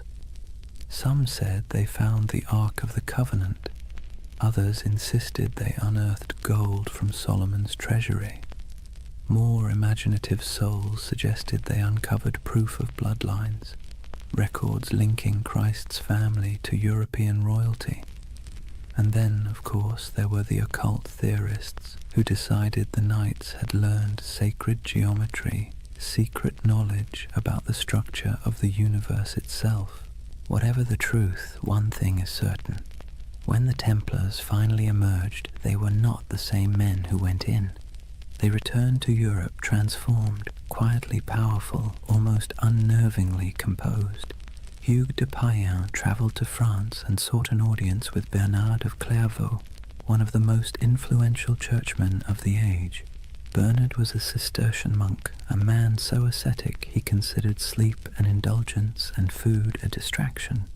Yet he was also a brilliant strategist, the closest thing the medieval church had to a public relations genius. Hugues explained the mission, a brotherhood of knights bound by poverty, chastity, and obedience, dedicated to God but armed for war. Bernard immediately saw the potential. It was a paradox so perfect it had to be divine. Monks who killed, soldiers who prayed, holy poverty funded by the wealth of nations. In 1129, at the Council of Troyes, the Templars received official papal approval. They were no longer just a handful of wanderers. They were an order of the Church. Bernard even wrote a sermon for them in praise of the new knighthood, describing the Templar as a man who fears neither demons nor men, because he bears Christ in his heart and steel in his hand. It was marketing genius. Overnight, the Templars went from mysterious diggers under a ruin to God's chosen army. Donations poured in, nobles offered land, peasants offered sons. The Templar banner, white for purity, red for martyrdom, became one of the most recognized symbols in Christendom. But still, the whispers persisted. Even as they rose, people kept asking, what did they find beneath that temple?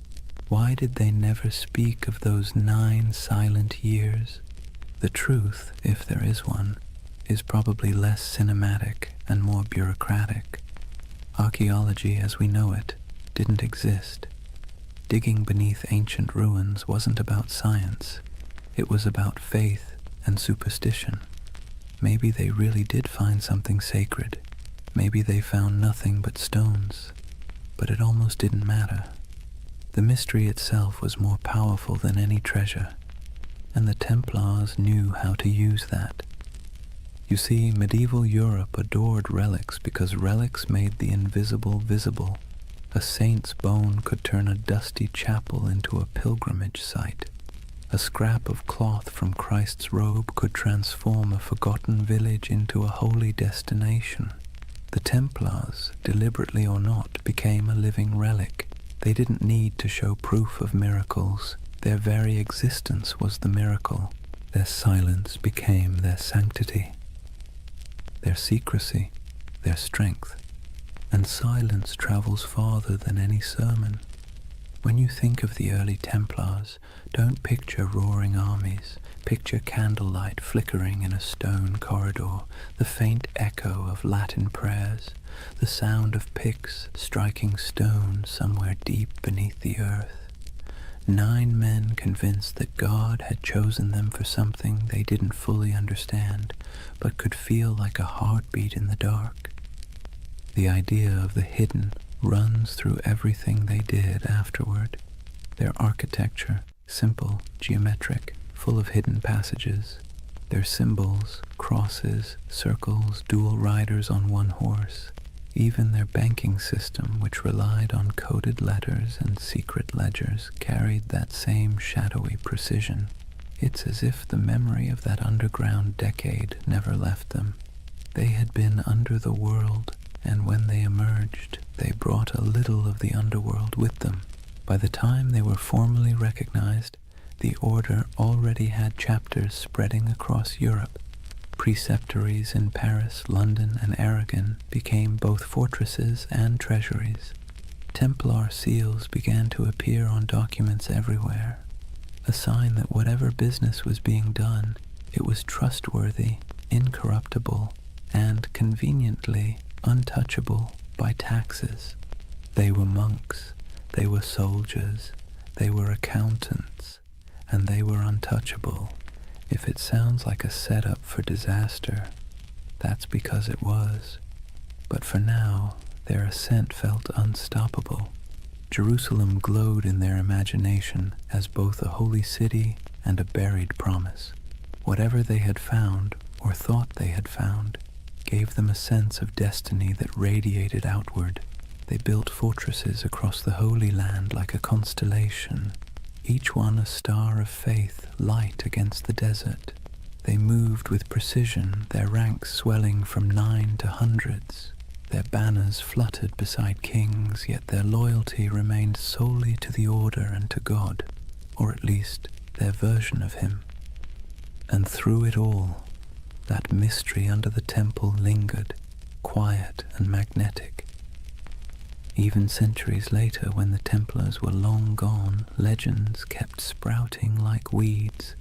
Freemasons claimed descent from their architects.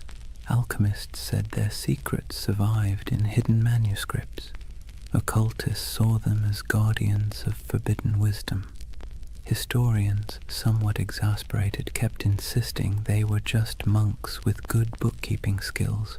But deep down, everyone wanted to believe there was something more, that somewhere beneath the dust of Jerusalem, a secret still slept. So perhaps it's fitting that the story of the Knights Templar begins not with battle, but with silence, not with conquest, but with curiosity.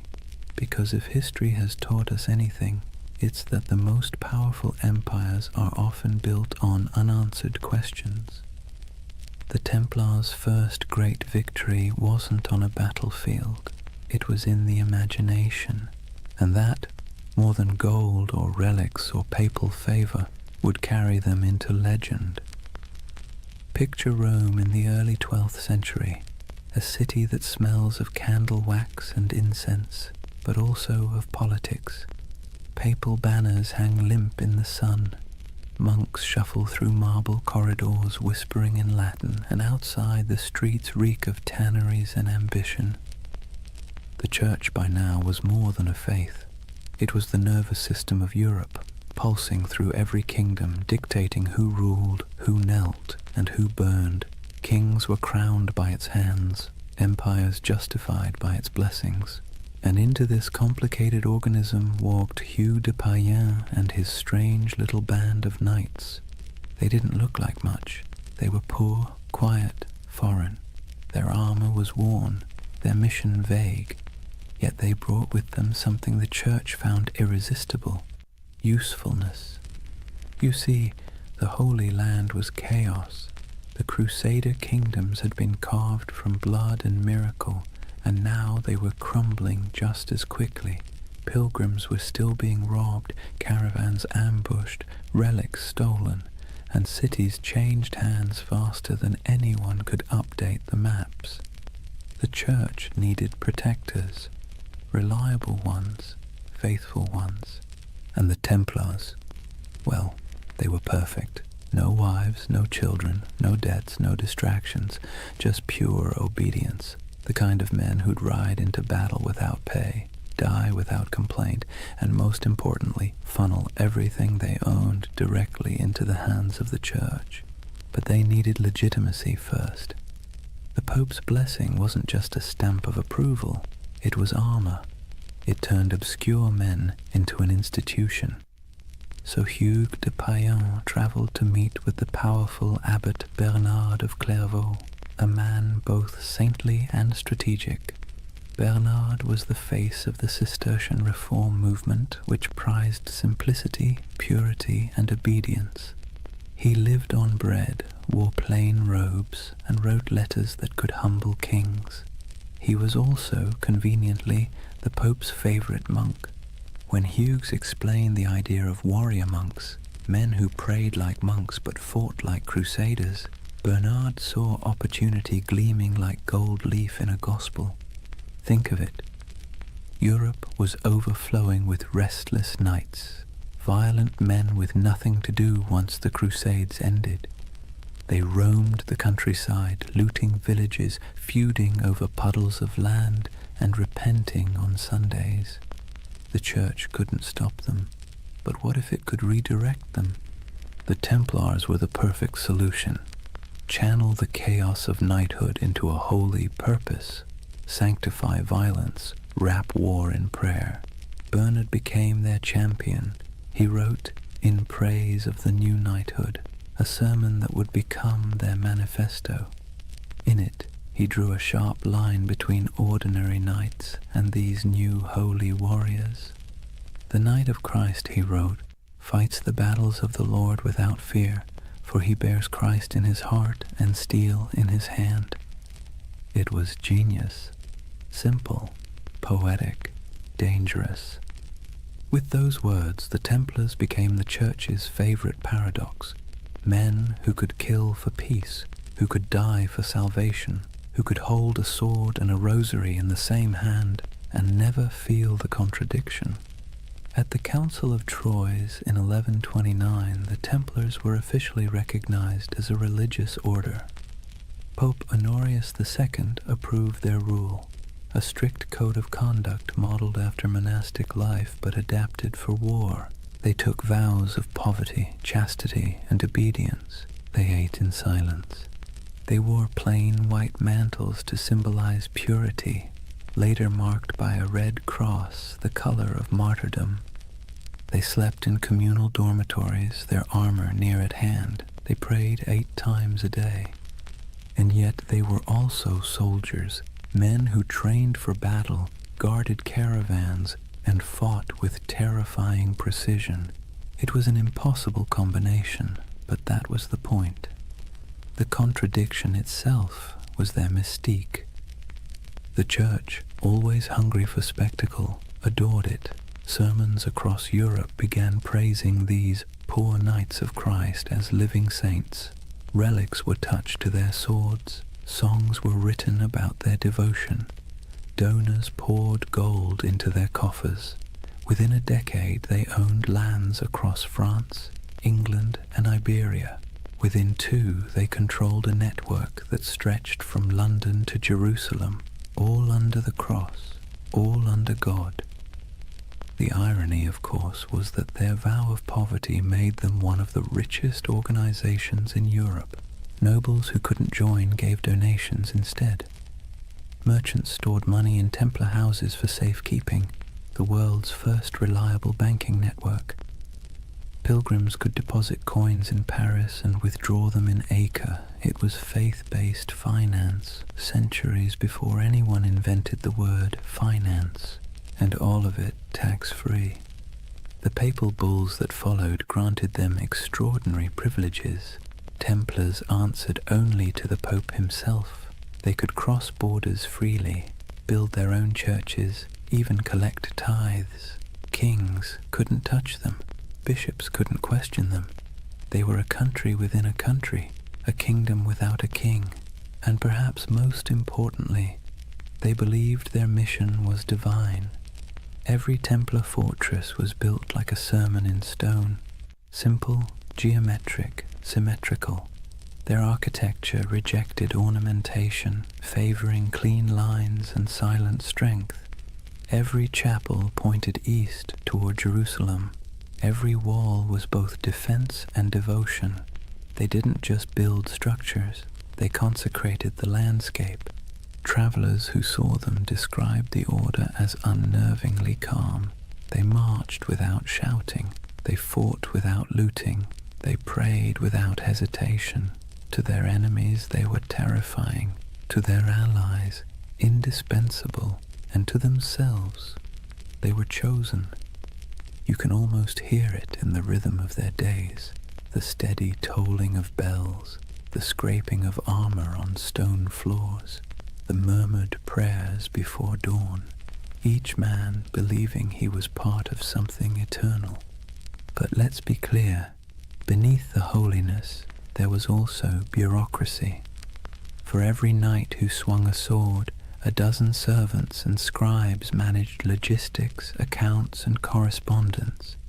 Templar commanderies became administrative hubs full of ledgers, seals, and shipments. They dealt in contracts as often as crusades. Still, their image remained pure. To medieval Europe, the Knights Templar were walking proof that heaven and earth could coexist, that spiritual discipline could be forged into literal steel. But to the cynical eye, they were something even more interesting, the Church's experiment in privatized holiness. They were what happens when faith becomes an organization, efficient, obedient, and profitable. By the mid-12th century, the Templars had become indispensable. Crusader kings relied on them for defense. Merchants trusted them with their fortunes. Popes used them as envoys and bankers. If you wanted something done quickly, quietly, and absolutely, you called the Templars. But with power came something more dangerous than sin, perception. People began to notice that the order's members rarely answered questions. They had their own language, their own symbols, their own rites. Their headquarters, a vast round church in London modelled after the Holy Sepulchre in Jerusalem, seemed deliberately mysterious. And then there were the rumours, always the rumours. Some said they still possessed what they found under Solomon's temple. Others claimed they performed secret ceremonies, that they whispered oaths in the dark, that they had seen things no mortal should. And yet the Church did not question them, not yet. For now Rome was content. The Templars had become everything it could hope for, holy warriors, loyal bankers, global agents of faith. But you can sense the shift coming, can't you? The same way you feel a storm before it breaks. Because no institution, no matter how divine, can grow this fast, this powerful, without making enemies. Kings who owed them money began to resent them. Clergy jealous of their wealth began to whisper, and the pilgrims they once protected began to wonder if these poor knights might be serving something other than God. But that part of the story comes later. For now the order stands at its shining zenith, a creation of faith and fear, cloaked in purity but humming with power. The Vatican's blessing had turned them from a rumor into a reality, and that reality would reshape the medieval world in ways no one, not even the Pope, could have imagined. It's almost poetic, really. The Church had set out to sanctify war, and in the process it had created something far more potent, the first multinational corporation of the soul. And as history will show, nothing that powerful ever stays holy for long. Imagine the early morning light over Jerusalem, a pale gold haze drifting through the heat, settling softly over the domes and stones. The city still breathes the air of miracles and blood. Pilgrims shuffle along narrow streets, whispering prayers in every language. Merchants haggle in the shadow of sacred ruins, and the sound of distant bells drifts through the desert wind like a memory that refuses to fade. And somewhere among the hills, a line of riders moves slowly, white mantles gleaming, swords at their sides, red crosses stitched over their hearts. The Knights of the Temple. They ride in silence, always in silence. To the people watching they seem otherworldly, not nobles, not monks, something in between. They do not laugh or boast. They rarely remove their helmets in public, and when they pass through a market, the crowd parts as if by instinct. It's said that a Templar's gaze could freeze a man, not with fear, but with the strange gravity of conviction. In that moment, the myth was already being born. The story spread faster than their horses could ride. Word of a brotherhood who answered only to God, men who took no wives, owned no lands, and gave everything to their order, soldiers who prayed before battle and confessed after killing, knights who marched under the sign of the cross but lived by a code sharper than any blade. Europe adored them. The Church, of course, encouraged it. Myths are good for business, and the Templars were perfect propaganda. They embodied everything the papacy wanted the faithful to believe: purity, discipline, divine protection. Sermons compared them to angels with swords. Paintings showed them glowing in battle, untouched by arrows, faces calm in the chaos of holy war. But the truth was more human and, in a way, more beautiful. Most Templars were ordinary men drawn from a world that offered few choices, younger sons of minor nobles who'd inherited nothing, restless adventurers, repentant sinners, and zealots in search of purpose. They joined not because they were fearless, but because the world outside offered even less certainty. And for all its rules and austerity, the temple offered something rare: belonging. In a Europe fractured by war, famine, and class, the order was one of the few places where a man's worth wasn't defined entirely by birth. Inside the walls of a commandery, everyone wore the same cloak, ate the same bread, followed the same hours of prayer. Rich or poor, noble or peasant, all knelt together before dawn. It was unity by discipline, equality by surrender.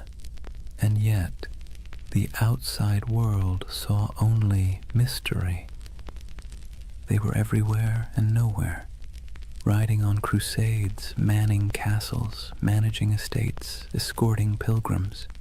A traveler might encounter a Templar outpost in the forests of Burgundy, another in the sands of Antioch, another on a cold island in the North Sea, and each one would look exactly the same: white walls, red crosses, silence. They had become an idea that transcended geography. When they rode into battle, their presence was like a symbol made flesh. Chroniclers described them as unbreakable formations of white and red, banners flapping, hooves thundering, lances angled in perfect symmetry. They rode in pairs, one knight, one sergeant, their discipline tighter than any army before them, and they didn't retreat, ever. There's a story, probably exaggerated but worth repeating, that at the Battle of Montgisard in 1177, fewer than 100 Templars helped turn the tide against Saladin's massive army. Outnumbered 20-1, they charged headlong into the desert heat, cutting through enemy lines in a frenzy of faith and exhaustion. When it was over, their commander supposedly knelt in the sand and whispered a single prayer: Non nobis Domine, non nobis sed nomini tuo de gloriam. Not unto us, O Lord, but to your name give glory.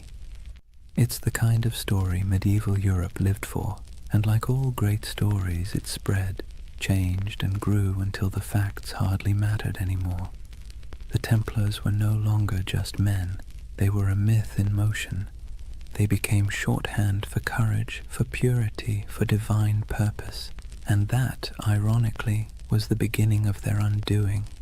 Because the higher a legend rises, the further it has to fall. But for now, they stood at the edge of eternity. Their coffers swelled with donations. Their castles gleamed across Christendom like white stars on a dark sea. Their red cross was the most recognized symbol in Europe. Kings sought their loans. Bishops sought their blessing. Pilgrims sought their protection. It must have felt like destiny, a divine reward for faith and sacrifice. And yet, beneath the surface, something subtle was changing. The order that began with 9 men and a dream was turning into a machine. Their vows of poverty persisted, but their treasuries overflowed. Their humility was genuine, but their power was growing beyond measure. Their lands stretched across thousands of miles. Their archives held contracts and secrets that kings would have killed to read. And because they answered only to the Pope, no monarch, no bishop, no secular court could touch them. They were untouchable, the Church's holy weapon, sharpened to perfection. But history, like the sea, is always shifting. The Crusader states were beginning to crumble. The Muslim world had learned from its defeats and was uniting under stronger leaders.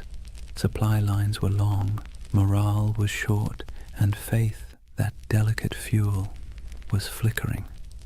The dream of permanent Christian dominion in the East was dying, and the Templars, who had built their identity on that dream, suddenly found themselves defending something that no longer existed.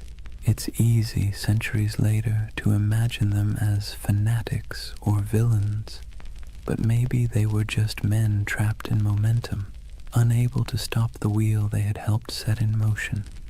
By the time their banners fluttered over the last surviving Crusader fortresses, their legend had already outgrown them. In Europe they were saints, in the East they were demons, and in their own hearts, who knows, perhaps a little of both. The ordinary knights must have felt it, the slow decay beneath the glory, the endless wars that achieved nothing, the heat, the sand, the weight of armor, the prayers whispered into silence, the feeling of being instruments of something divine, and yet increasingly something political. But legends don't need clarity, they need symbols, and the Templars had become the most powerful symbol in the medieval world, the perfect fusion of faith and violence.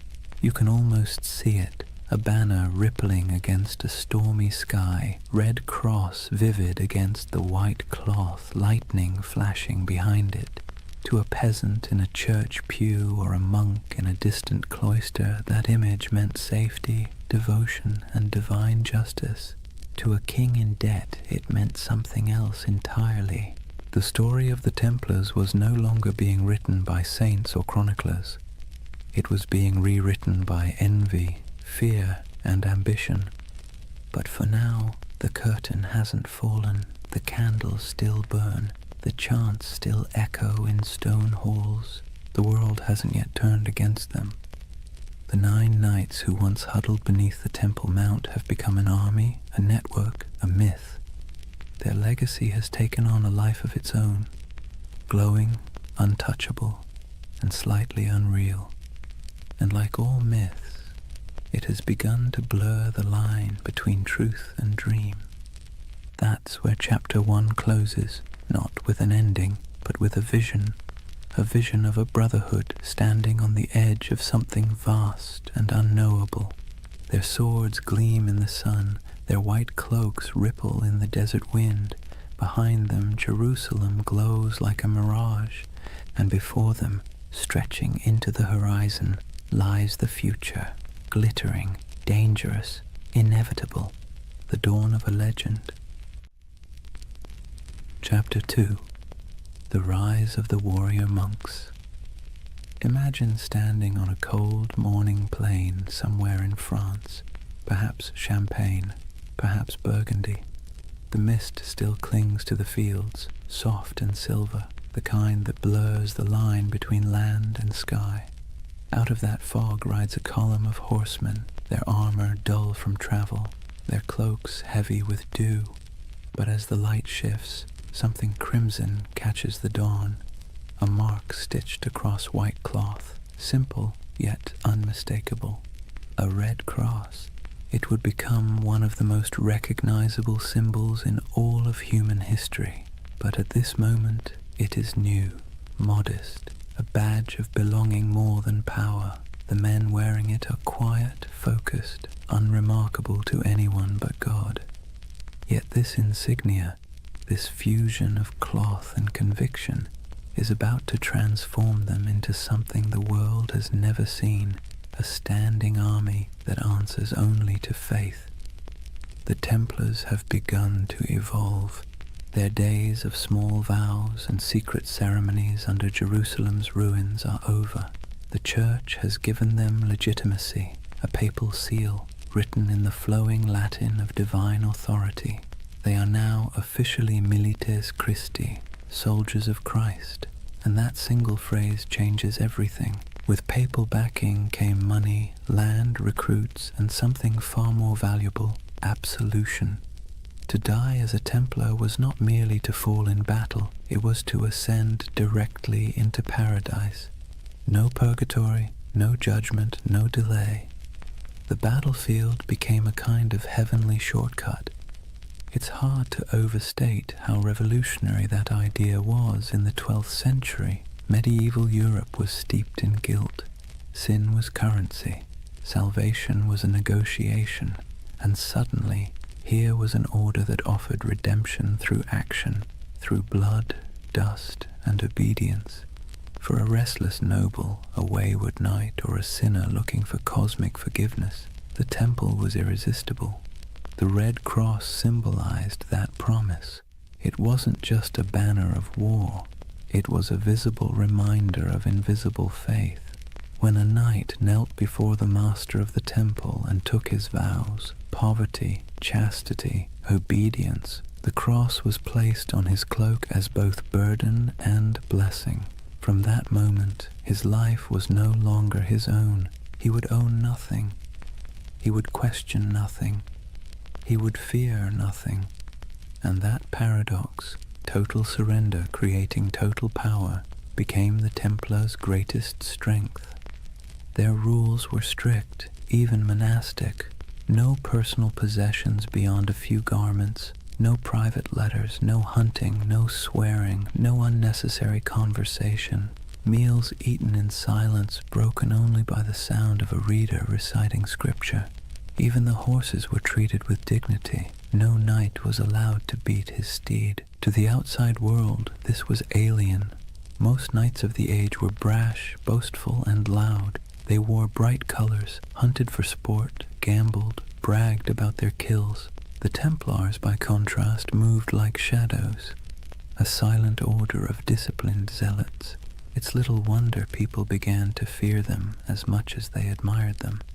But discipline has a strange beauty to it. Imagine the symmetry of their camp at dawn. White tents in perfect rows, banners hanging still in the air. Each man waking at the same hour, dressing in the same garments, praying the same words. The clang of armor, the rasp of whetstones on steel, the steady rhythm of order in a world of chaos.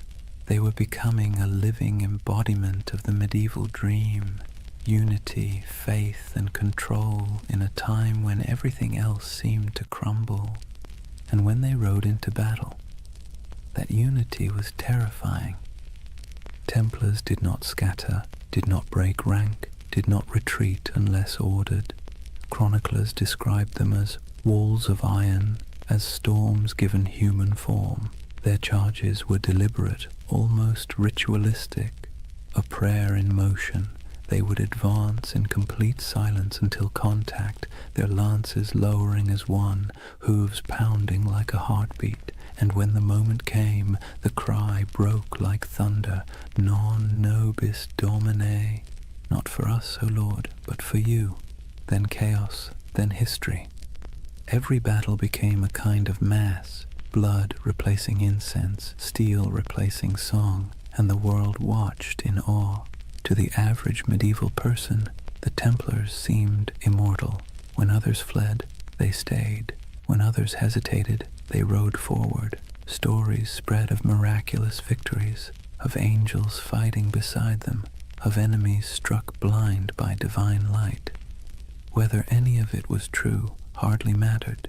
Faith had become spectacle, but behind the spectacle was a machine.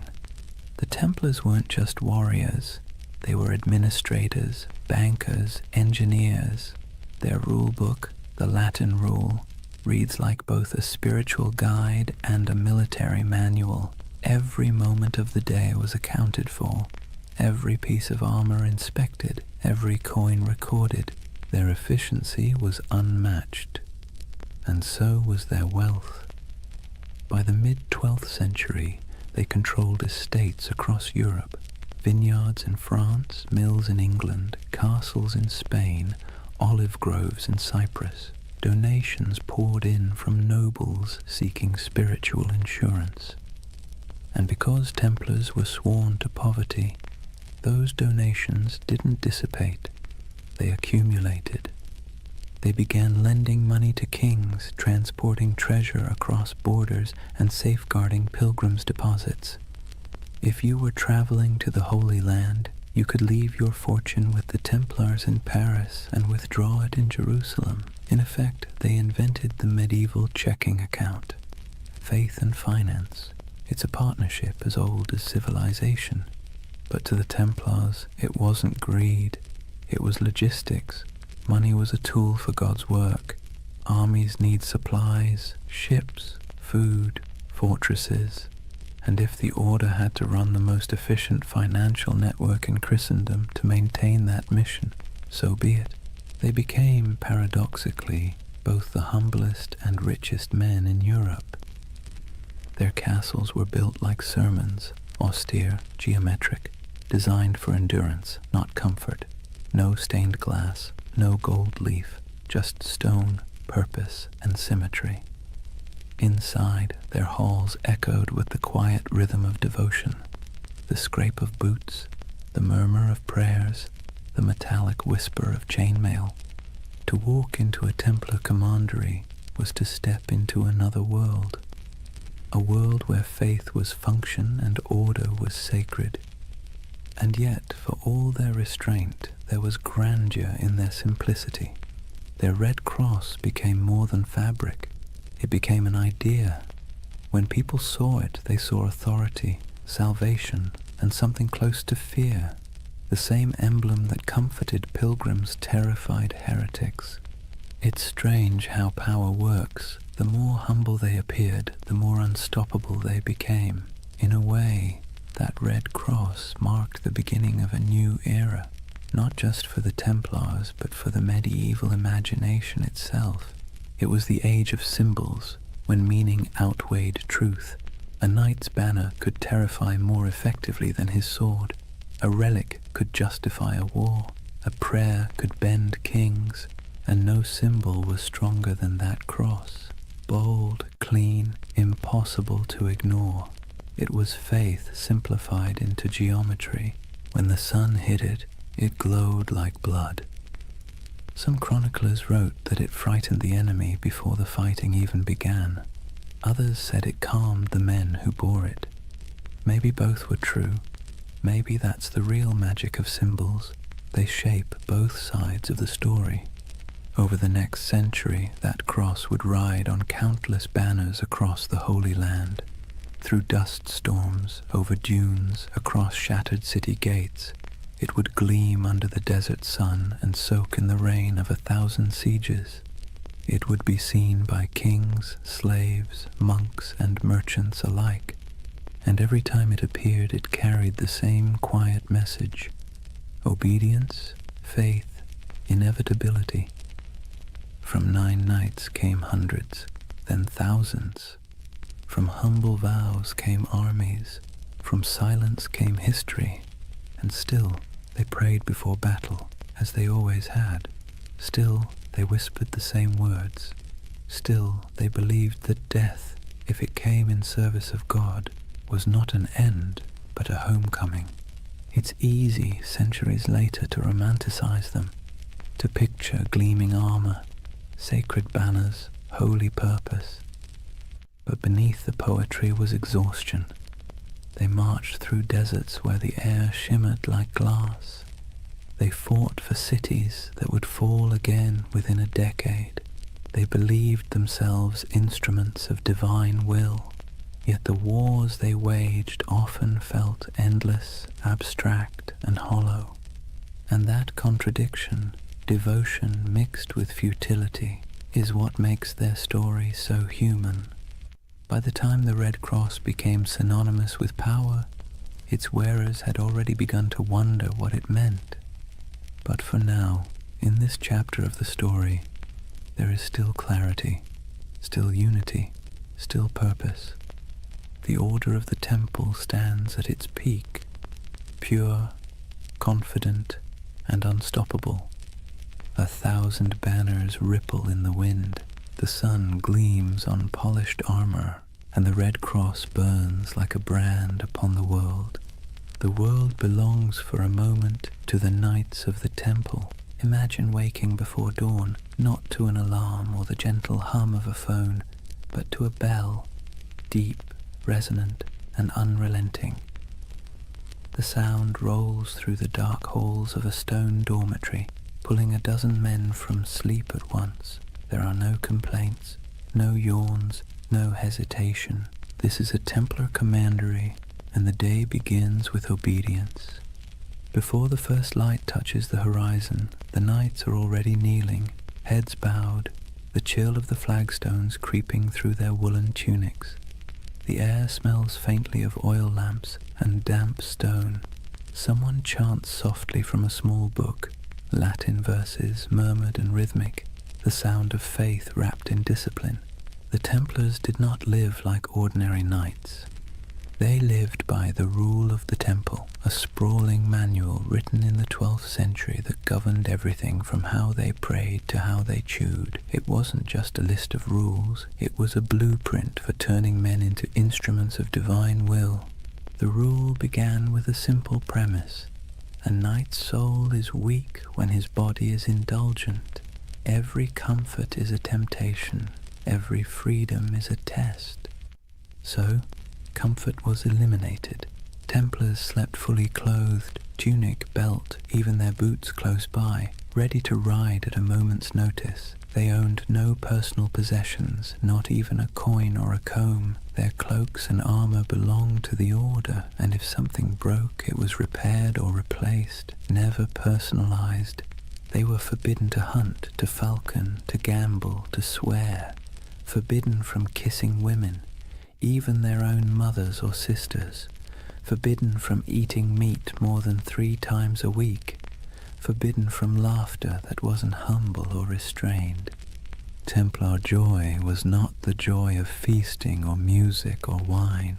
It was the quiet satisfaction of obedience, and obedience to them was the purest form of freedom. Every knight took a vow of poverty, chastity, and obedience, the holy trinity of control. But unlike monks who lived behind monastery walls, Templars carried their vows into the world. They were soldiers, but their battlefield was also their monastery. Every act, from sharpening a sword to cleaning a saddle, was a kind of prayer. At dawn, they gathered in the chapel. The service was brief. They were not contemplatives, but men of action. Each prayer was followed by ritual silence. They listened for commands, received their orders, and dispersed without argument. Theirs was a faith built on motion, not meditation. After prayers came breakfast, bread, sometimes cheese, and a cup of watered wine. Meals were eaten in near silence. As they ate, one brother stood at a lectern and read aloud from scripture or from the rule itself, reminding everyone that even the act of eating was a sacred task. The sound of chewing, the scrape of spoons, the droning Latin, it all blended into a rhythm of humility. When they weren't fighting, they worked. Some tended horses, rubbing down the flanks of massive destriers, checking hooves, repairing tack. Others mended chainmail, inspected swords, or organized provisions for long campaigns. A Templar's world was practical, full of physical labor, repetition, and readiness. And yet, beneath all this discipline, there was a strange comfort. The rule removed choice, and with it, uncertainty. A Templar didn't have to wonder what his purpose was. It was written in the rule, enforced by his brothers, and sanctified by God. Every decision had already been made for him. In a world where chaos was normal, where famine, war, and plague struck without warning, that kind of certainty was a luxury few could afford. But of course, it came at a cost.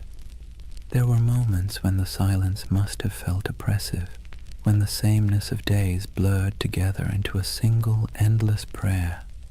Imagine years of this life, The same bread, the same rules, the same faces under the same white cloaks. No family, no possessions, no indulgence beyond the thin comfort of faith. And yet, the Templars endured it, perhaps because the alternative, a world without order, without divine meaning, felt far worse.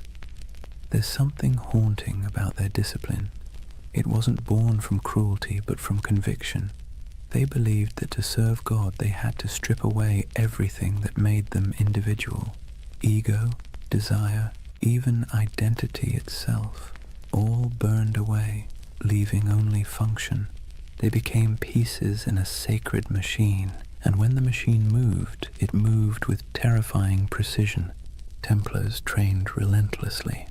Their battle formations were geometric, mathematical, rows of cavalry timed to strike in perfect waves. Each knight knew his place. If one fell, the next filled the gap instantly. Their charges were coordinated like choreography, their retreats executed like clockwork. Their enemies called them demons in white. They didn't scream or taunt or show mercy. They advanced silently until the moment of impact, when they cried out only one phrase: Non nobis Domine, non nobis, sed nomini tuo de gloriam. Not to us, O Lord, but to your name be the glory. It was their mantra, their battle hymn, their surrender to something larger than themselves. And yet, despite all this spiritual rigor, the Templars weren't monks lost in abstraction. They were engineers, architects, accountants. They ran farms, managed estates, built fortresses, and oversaw trade routes. Their castles were marvels of design, squat, symmetrical, designed to deflect siege engines and channel attackers into kill zones. But even in architecture, their aesthetic was austere. No ornamentation, no murals, no stained glass, just stone, perfectly aligned, perfectly useful. Templar castles didn't preach beauty, they preached order. Their lives mirrored that architecture. Functional, fortified, minimal.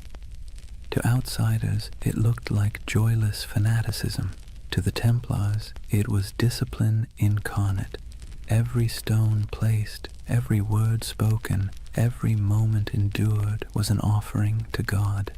And yet, as centuries passed, cracks began to form. Subtle at first, then spreading. Because discipline without question breeds power, and power, even sacred power, invites suspicion. The Templars' strict hierarchy made them efficient, but it also made them secretive. Their rituals were closed to outsiders. Their vows of silence protected not only their faith, but their operations. Kings and bishops began to whisper, what did these warrior monks do behind closed doors? Did their oaths hide something darker? The rule of the temple, written to sanctify obedience, began to look like a veil. And the more power the order gained, the more castles, the more treasure, the more influence, the more that veil began to draw attention. It's a pattern as old as history.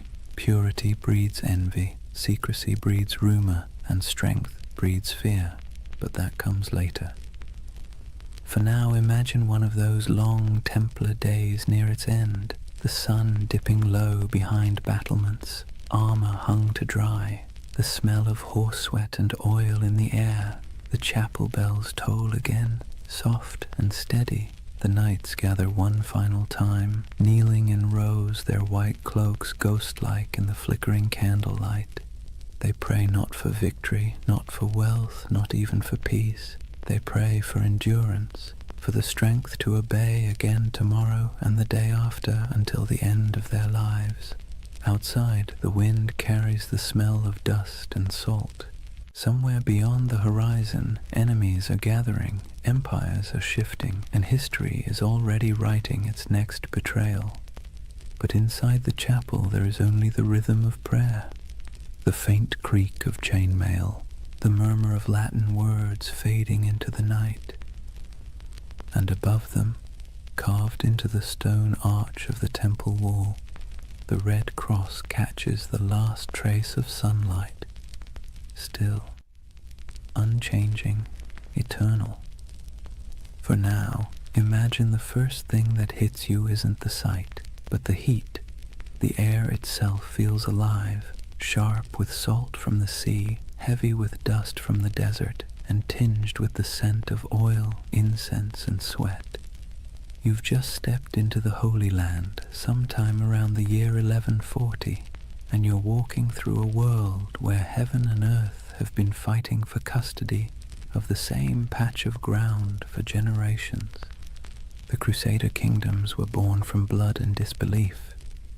After the First Crusade captured Jerusalem in 1099, waves of settlers, soldiers, and zealots streamed eastward, knights chasing absolution, merchants chasing profit, peasants chasing a miracle. What they found was a land older and more complicated than anything they'd been promised. Picture Jerusalem then, not the golden city of postcards, but a dense, sun-bleached labyrinth of limestone walls, narrow streets, and markets bursting with languages: Arabic, Greek, Latin, Armenian, Hebrew, all colliding in the same dusty air. Bells rang from churches while the call to prayer echoed from minarets. Frankish knights and Muslim merchants haggled over silk. Pilgrims shuffled barefoot past relics too sacred to question. The Holy Land was less a battlefield than a mosaic, fragile, shimmering, and always on the verge of breaking. For the Templars, this was both home and battleground. They arrived as guardians of faith but quickly became administrators of empire. They built massive fortresses to anchor the Crusader presence, stone giants rising from the desert like mirages made real. One of their most famous was Crac des Chevaliers, the castle of the knights. If you've ever stood on a cliff and felt the wind try to push you backward, you'll know the feeling of that place. Perched high above the Homs Gap in modern Syria, it was less a castle and more a declaration. Double walls, circular towers, arrow slits that could whisper death at 100 yards. The stones gleamed pale under the sun, and from its ramparts you could see for miles the mountains, the valleys, and the endless horizon of sand and sky. Inside, it was strangely orderly. Kitchens, chapels, barracks, even a bathhouse. You could live there for months without stepping outside, which was convenient, since stepping outside usually meant someone was trying to kill you. The Templars' castles weren't built to impress, they were built to endure. They were a theology of stone, faith expressed in geometry. The Crusader kingdoms themselves were strange hybrids, part European colony, part medieval experiment. French nobles ruled over Middle Eastern cities filled with Syrians, Greeks, and Jews. Mosques stood beside cathedrals. Crusader coins bore Latin inscriptions on one side and Arabic ones on the other. In some ways it worked. Trade flowed, cultures mixed, and for a brief shimmering moment East and West coexisted, not peacefully, but practically. Templars thrived in that liminal space. They spoke local languages, made deals with Muslim rulers, and hired Arab engineers to fortify their walls. Despite their reputation as fanatics, the Templars were pragmatists. They had to be. The Holy Land wasn't a sermon, it was survival. Still, survival came at a price. The heat wore on them, the endless patrols through sand and rock, the smell of blood baked into armor, the weight of divine expectation pressing down like the sun itself. Every campaign was a pilgrimage of exhaustion. Imagine a Templar caravan winding across the desert. Horses sweating beneath white banners marked with red crosses, sand grinding in every crevice of armor. They march in silence except for the creak of leather, the occasional clink of mail. Ahead lies an enemy they can't see, only the shimmer of heat on the horizon. By nightfall they camp beneath a vault of stars so clear it feels like a cathedral of light. Prayers are murmured, wounds are tended. The men sleep on bare ground, swords within reach, their faith both pillow and weapon. In this land even the air felt charged with contradiction, sacred and savage all at once, and nowhere was that clearer than in Jerusalem itself. For a brief century the city stood under Christian control, a jewel of Christendom wrapped in ancient dust. The Templars' headquarters was no ordinary building. It was the Al-Aqsa Mosque, believed at the time to stand on the ruins of Solomon's Temple. To the Muslim world it was one of Islam's holiest sites. To the Templars it was the very foundation of their identity, the Temple of Solomon, the birthplace of their name. They turned its halls into barracks, its courtyards into stables, its shadowed corners into places of prayer and secrecy. There, in the dim glow of oil lamps, the Templars trained, planned, and perhaps, as rumors later claimed, uncovered something ancient. Some said they found relics buried beneath the Temple Mount, the Ark of the Covenant, the Holy Grail, scrolls of forgotten wisdom. Others said they simply found nothing and invented mystery to fill the void. Whatever the truth, their presence in Jerusalem became mythic. The sight of their white mantles moving through the streets, calm, silent, immaculate, inspired awe and unease in equal measure.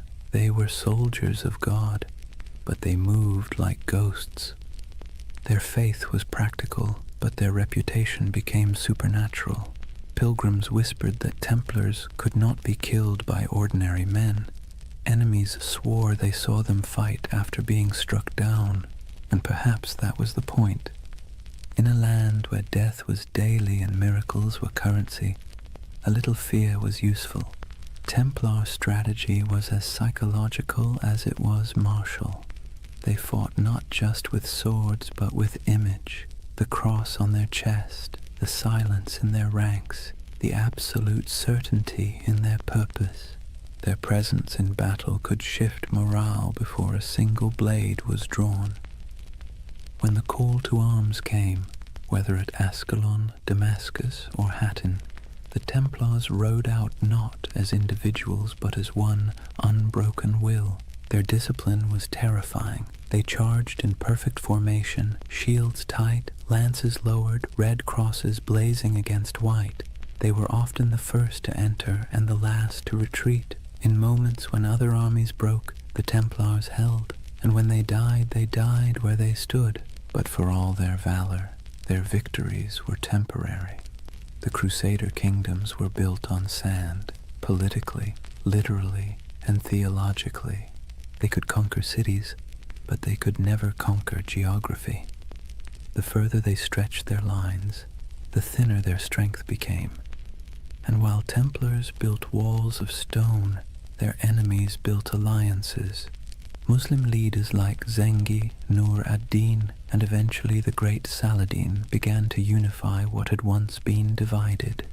The dream of Christian dominion over the East began to falter as reality, relentless and strategic, pressed back.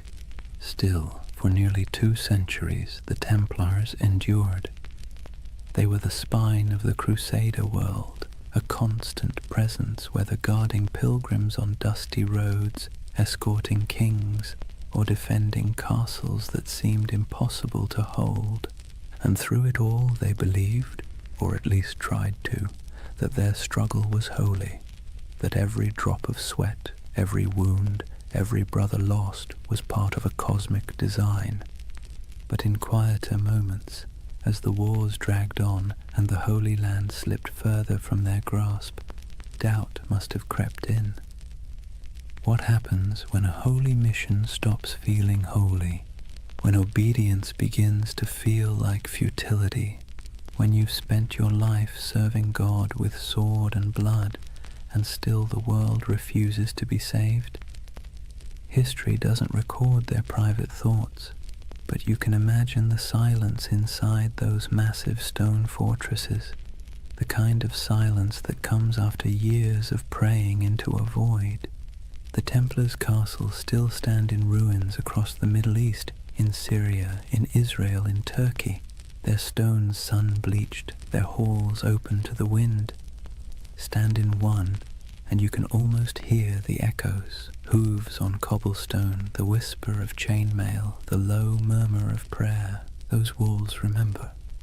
They remember a time when faith and empire shared the same heartbeat, when men rode into battle convinced they were defending heaven itself. And maybe, in their own way, they were. Because for all its contradictions, the Crusader dream wasn't just about conquest, it was about belief, belief so strong it reshaped landscapes, rewrote maps, and built fortresses that still defy time.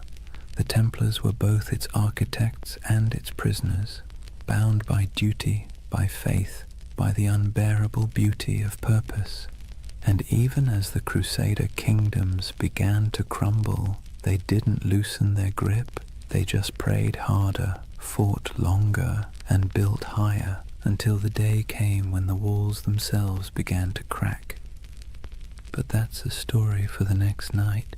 For now, picture that world one last time, the desert glowing gold under the last light of day, the red cross fluttering above a fortress wall, and somewhere inside, a group of knights kneeling in silence, their faces half-shadowed, their faith still unbroken. The wind moves through the stones like a sigh, the candles flicker, and the Holy Land sleeps, as it always has, torn between heaven and earth. Imagine standing in a candle-lit chamber somewhere in Paris in the early 1200s. The air smells of beeswax and damp stone. At a table sits a man in white robes marked with a red cross, quill poised above parchment. Before him, a merchant lays down a pouch heavy with coins, silver deniers, gold florins, copper dirhams from faraway ports. The knight nods, seals the parchment with wax, and hands the merchant a folded document stamped with the sigil of the temple. "Show this in Jerusalem," he says, "and you'll receive the same sum." The merchant bows, the pouch stays, the man leaves. And just like that, without a single coin crossing a sea, the Knights Templar have just performed one of the earliest forms of international banking. You see, the Templars weren't just warriors, they were administrators, financiers and logisticians of staggering sophistication. While kings still measured their treasuries in piles of glittering metal, the Templars had already learned that information, records, signatures, trust was worth more than gold. Their network stretched from the windswept shores of England to the sun-scorched walls of Jerusalem, a chain of commanderies that functioned as safe houses, training centers, warehouses, and financial hubs all at once. Each of these commanderies was like a small universe, self-sufficient and meticulously organized. They had their own chapels, fields, mills, and workshops. Some raised horses, others produced wool, wine, or grain. Every coin earned was logged, weighed, and sent up the chain, an unbroken current flowing toward the heart of the order, and through this system the Templars quietly became one of the richest organizations in the medieval world. The irony, of course, is that they began with vows of poverty, but vows are tricky things. The Templars themselves owned nothing. The order owned everything, and that subtle distinction let them accumulate wealth without technically breaking faith. Their financial system worked with an elegance that modern bankers would envy. A pilgrim traveling from London to Jerusalem could deposit money at a temple house in England and receive a coded letter of credit. Along the route, through Paris, Marseille, Acre, and finally to the Holy City, Templar commanderies would honor the note, deduct expenses, and mark it in ledgers kept under strict guard. The traveler never had to risk carrying his fortune across pirate-infested seas or bandit-strewn roads. In a way, the Templars invented something that feels astonishingly modern, a secure international trust network, and unlike kings or nobles, they were trusted by everyone. Christian, Jew, Muslim, it didn't matter. The Red Cross was as good as a vault door. The Templar ledger became a passport through chaos. Picture the roads of Europe in the 13th century, narrow tracks winding through forests and mountains, lined with monasteries, taverns, and thieves. Now picture a convoy of Templar couriers riding fast, cloaked in white, armed but calm. They carried more than messages. They carried secrets, diplomatic letters, royal decrees, coded inventories, even treaties. A letter stamped with the seal of the temple traveled like lightning compared to anything else in the medieval world. And where there were secrets, there were suspicions. People whispered that the Templars had mastered cryptography, that their ledgers contained hidden symbols, that their archives were guarded by curses. In truth, it was discipline, not magic, that kept their system running, but to the medieval mind, efficiency itself felt supernatural. Each regional commandery reported to a central master, who in turn answered to the Grand Master in Jerusalem and later Paris. The chain of communication was ironclad, the discipline absolute. Orders passed down with the precision of a monastic liturgy. Every brother knew his rank, his duty, and the exact limits of his authority. Templar correspondence reveals a world that hummed like a machine. Cargoes of wheat, shipments of crossbow bolts, barrels of wine, all recorded, all accounted for. Even the smallest commandery in rural France or Scotland was part of a vast, synchronized network, a medieval multinational that existed centuries before the word corporation would be invented.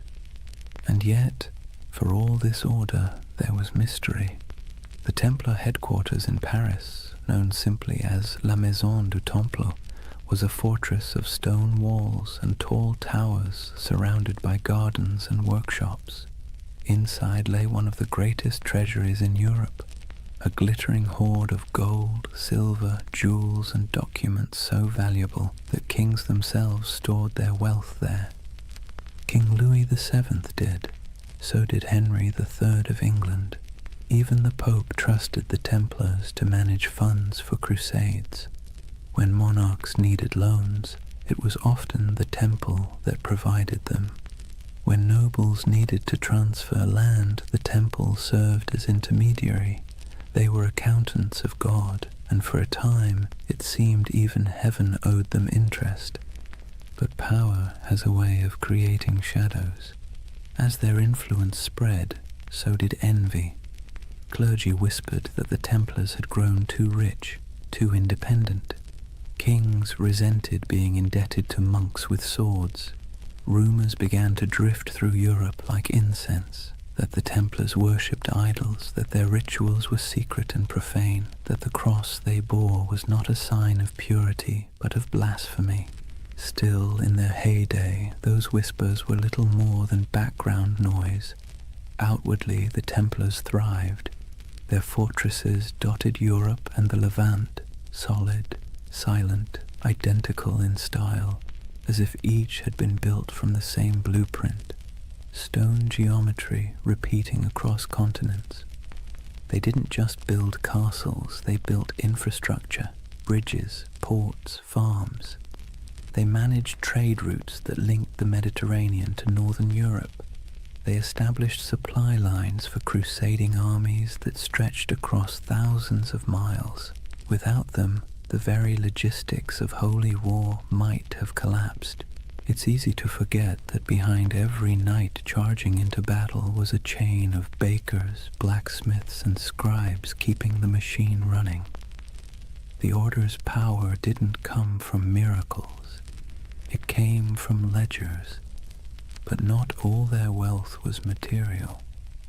the Templars also held something far more dangerous: information. Through their far-flung network, they gathered intelligence about politics, trade, and warfare from every corner of Christendom. They knew which kings were broke, which roads were unsafe, which alliances were shifting. In an age before newspapers, that knowledge was gold. Their reach was so vast that you could travel from Scotland to Syria and never truly leave their shadow. Every few days' journey, you'd find another Templar house, white walls, red cross, the same rhythm of prayer and order. Their presence was both reassuring and unnerving, like a vast skeleton under the skin of medieval Europe. To ordinary people, they must have seemed immortal. Their discipline never wavered, their symbols never changed. Generations rose and fell, and still the Templars endured, unmoved, unstoppable. Even their dress added to the myth. While nobles flaunted velvet and jewels, Templars wore plain wool, dyed white for purity. Their only ornament was the red cross, a reminder of both sacrifice and authority. When they moved through a town, heads bowed, they looked less like men than like an idea, one that walked and breathed and collected rent. And it wasn't only men. Though the order itself was male, its network included women, nuns, widows, and lay sisters who worked in the commanderies, managing estates, caring for pilgrims, brewing ale, and keeping the wheels turning. History rarely mentions them, but without them, the Temple's empire of faith would have faltered. By the mid-13th century, the Templars had reached their zenith. Their ships carried goods across the Mediterranean. Their estates covered vast tracts of Europe. Their influence seeped into every court, every treasury, every crusade, and yet, like all empires, they had already sown the seeds of their own decline. The Holy Land, their reason for existing, was slipping away. Muslim forces were reclaiming city after city. The Crusader states were shrinking, and with them the spiritual justification for the Temple's existence. But the Templars adapted. They shifted their focus westward, becoming less of a crusading order and more of a financial and political one. Their castles became banks, their swords gathered dust, their prayers became ledgers, and with each ledger, their power grew. But so did resentment. Imagine being a king and realizing that the most efficient, trustworthy, and wealthy organization in your realm doesn't answer to you. It answers to no one but God, and maybe the Pope. That unease was the first tremor before the fall. But for now, in the candlelit rooms of the 1200s, the world still looked stable. Templar scribes bent over parchment, quills scratched, coins clinked softly in wooden chests. Outside, the moonlight shimmered on stone, and the red cross of the order fluttered faintly in the night wind. It was a world of precision, discipline, and quiet ambition, a world that believed itself eternal. And perhaps, for a while, it was. Picture a long stone hall lit by morning light through narrow slits in the wall. The air smells faintly of straw and cold iron. Dozens of men kneel side by side, white mantles draped over their shoulders, red crosses stark against the fabric. No one speaks. The only sounds are the shuffle of boots, the whisper of breath, and the faint crackle of a torch. It's not a church exactly, not a barracks either. It's both, and that contradiction is the essence of the Knights Templar. Discipline was their creed. Every movement, every word, every thought was governed by the rule of the temple, a sprawling set of commandments written in the early 12th century that blended the rigidity of a monastery with the brutality of a battlefield. And yet, for all its severity, there was beauty in that order, a rhythm that shaped their days like the tolling of distant bells. They rose before dawn to pray, their voices echoing in unison. Then came the chores, feeding horses, sharpening weapons, tending armor, mending cloaks, cleaning wounds. Breakfast was simple: bread, sometimes watered wine, rarely meat. Then training, endless training, sword drills in formation, mounted charges across dusty fields, bow practice until fingers blistered. To the outside world, they were holy warriors. To themselves, they were servants of God, of each other, and of discipline itself. Templars lived by vows of poverty, chastity, and obedience, but those words meant something very different in their world. Poverty meant no personal possessions, but the order itself owned vast estates. Chastity meant avoiding women entirely, even in conversation, an easier rule to write than to live by. And obedience meant complete submission to one's commander, even unto death. That last vow was the hardest, and the one that defined them. A Templar didn't fight for victory. He fought to obey. If ordered to hold a line, he held it. If ordered to die, he died. There was no hesitation, no bargaining, no emotion. In battle, this made them terrifying. Other soldiers might panic, flee, or waver. The Templars never broke formation. Even when surrounded, they fought in silence, red crosses vanishing one by one into the dust. It's tempting to romanticize that kind of devotion, but there was nothing romantic about it. It was hard, mechanical, and often lonely. Templars were forbidden to embrace their own brothers without permission, forbidden to joke or sing frivolously, forbidden to play games of chance. Even laughter was discouraged, except in moderation.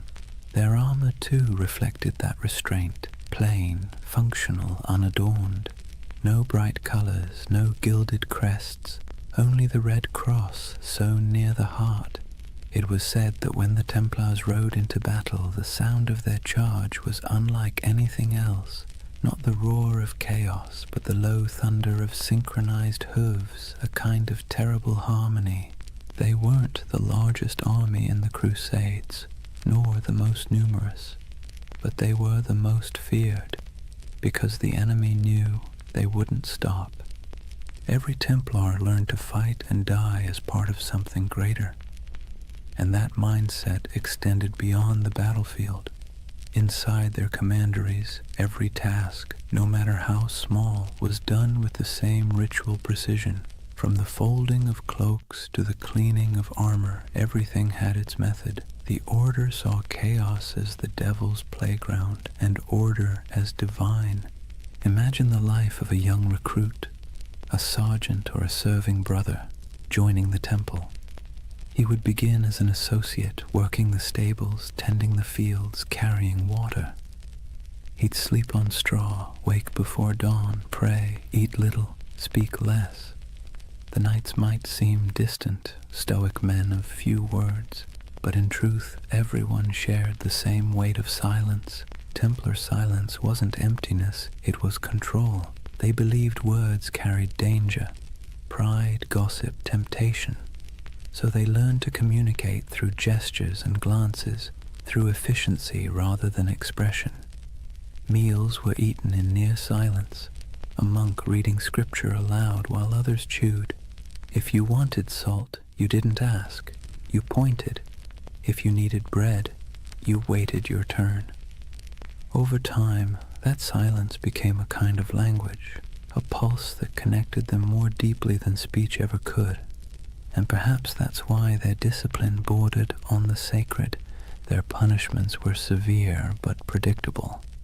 A brother who broke his vows, who stole, lied, or behaved pridefully, might be stripped of his cloak, forced to eat on the floor, or made to lie face down during Mass while others stepped over him.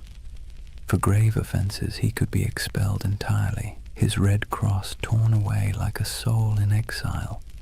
But for most, it never came to that. The Templar mind was trained like a blade, sharp, steady, and resigned. Even their daily routines reinforced obedience. The day was divided by bells, prayer, labor, rest. Each moment accounted for. They prayed before battle, after battle, before eating, before sleeping. Every act was sanctified, every breath a form of worship. And yet, for all their austerity, there was a quiet humanity beneath it. The rule allowed small comforts, wine on holy days, the company of brothers during feasts, laughter when earned. They kept dogs and falcons. They played music sometimes, though always solemnly. Their lives weren't joyless, just measured. To outsiders, that restraint looked inhuman. To insiders, it was peace. Because here's the thing, medieval life was unpredictable, dangerous, and filthy. Plague, famine, war, it was all chaos. The Templars built a life where everything made sense, a world of routine, duty, and clear purpose. That order was their sanctuary. And yet, there's a strange irony in that. For all their vows of humility, the Templars radiated pride. Not arrogance exactly, but a certainty that they were different, chosen. While other knights fought for lords, women, or glory, the Templars fought for eternity. Their enemy wasn't just flesh and blood, it was sin itself. That certainty gave them strength, but it also made them untouchable.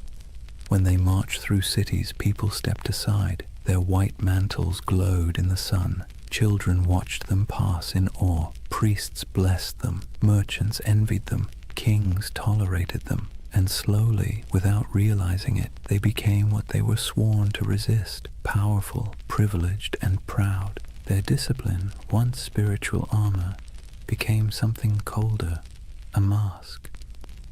By the late 13th century, the Templar ideal had begun to crack. The Holy Land was lost, the Crusades had soured, and yet the Order still trained, still prayed, still obeyed, as if nothing had changed. It's almost haunting, that image. An army without a war, marching in perfect silence toward a future that no longer needed them. They kept their rituals alive even as their purpose faded. The morning prayers, the vows, the cold meals, the endless drills, like monks in armor performing the same liturgy long after the congregation had gone home. If you had visited a Templar stronghold, then, say, Tomar in Portugal, or the great fortress of Crac des Chevaliers, you'd have seen perfection on the surface, polished discipline, unbroken ranks, but beneath it, something else was stirring, uncertainty. What happens to an order built for holy war when holiness itself goes out of fashion? The Templars didn't have an answer.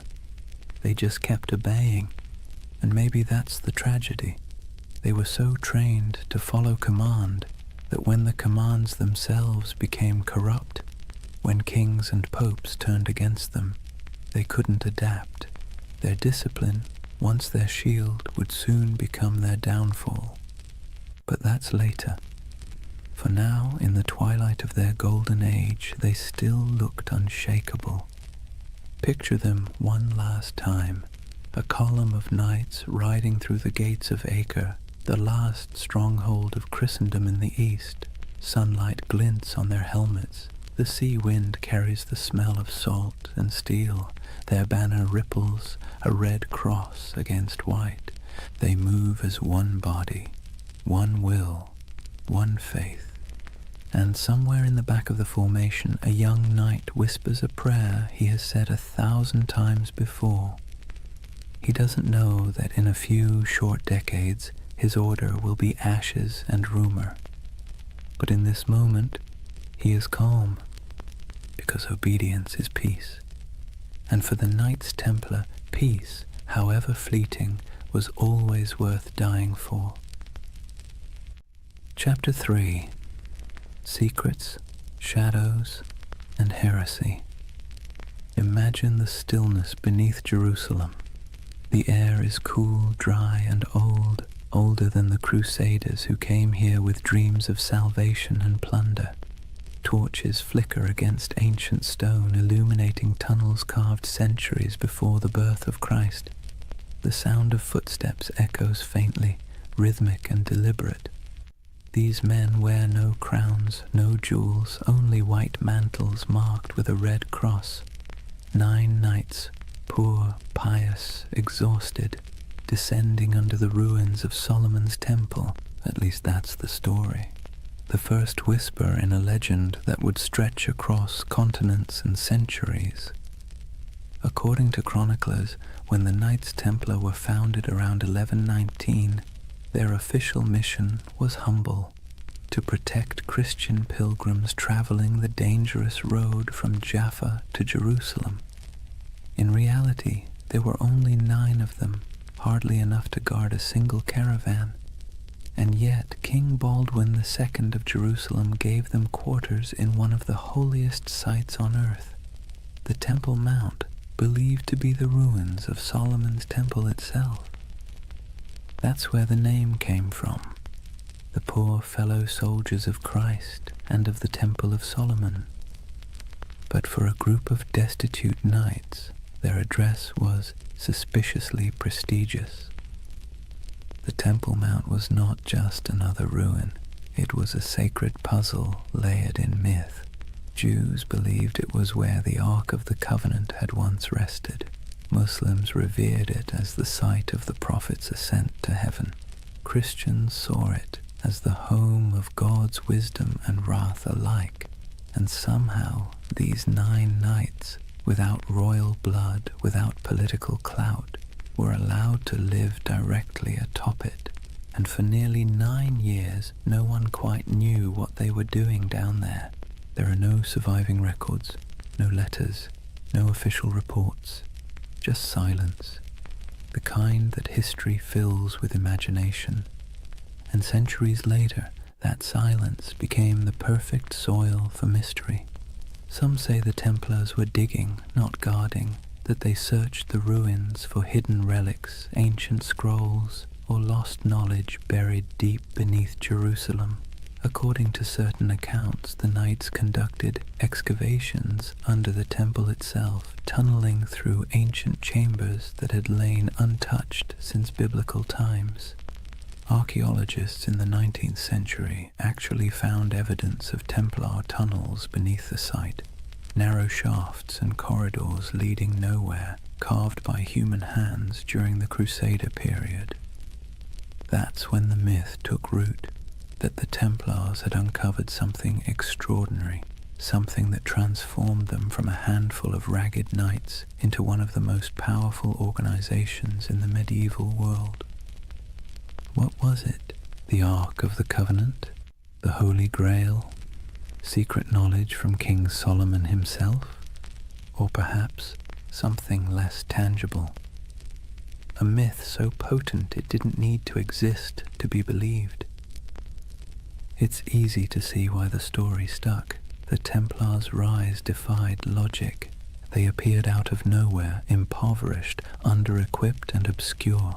Then, almost overnight, they became legends.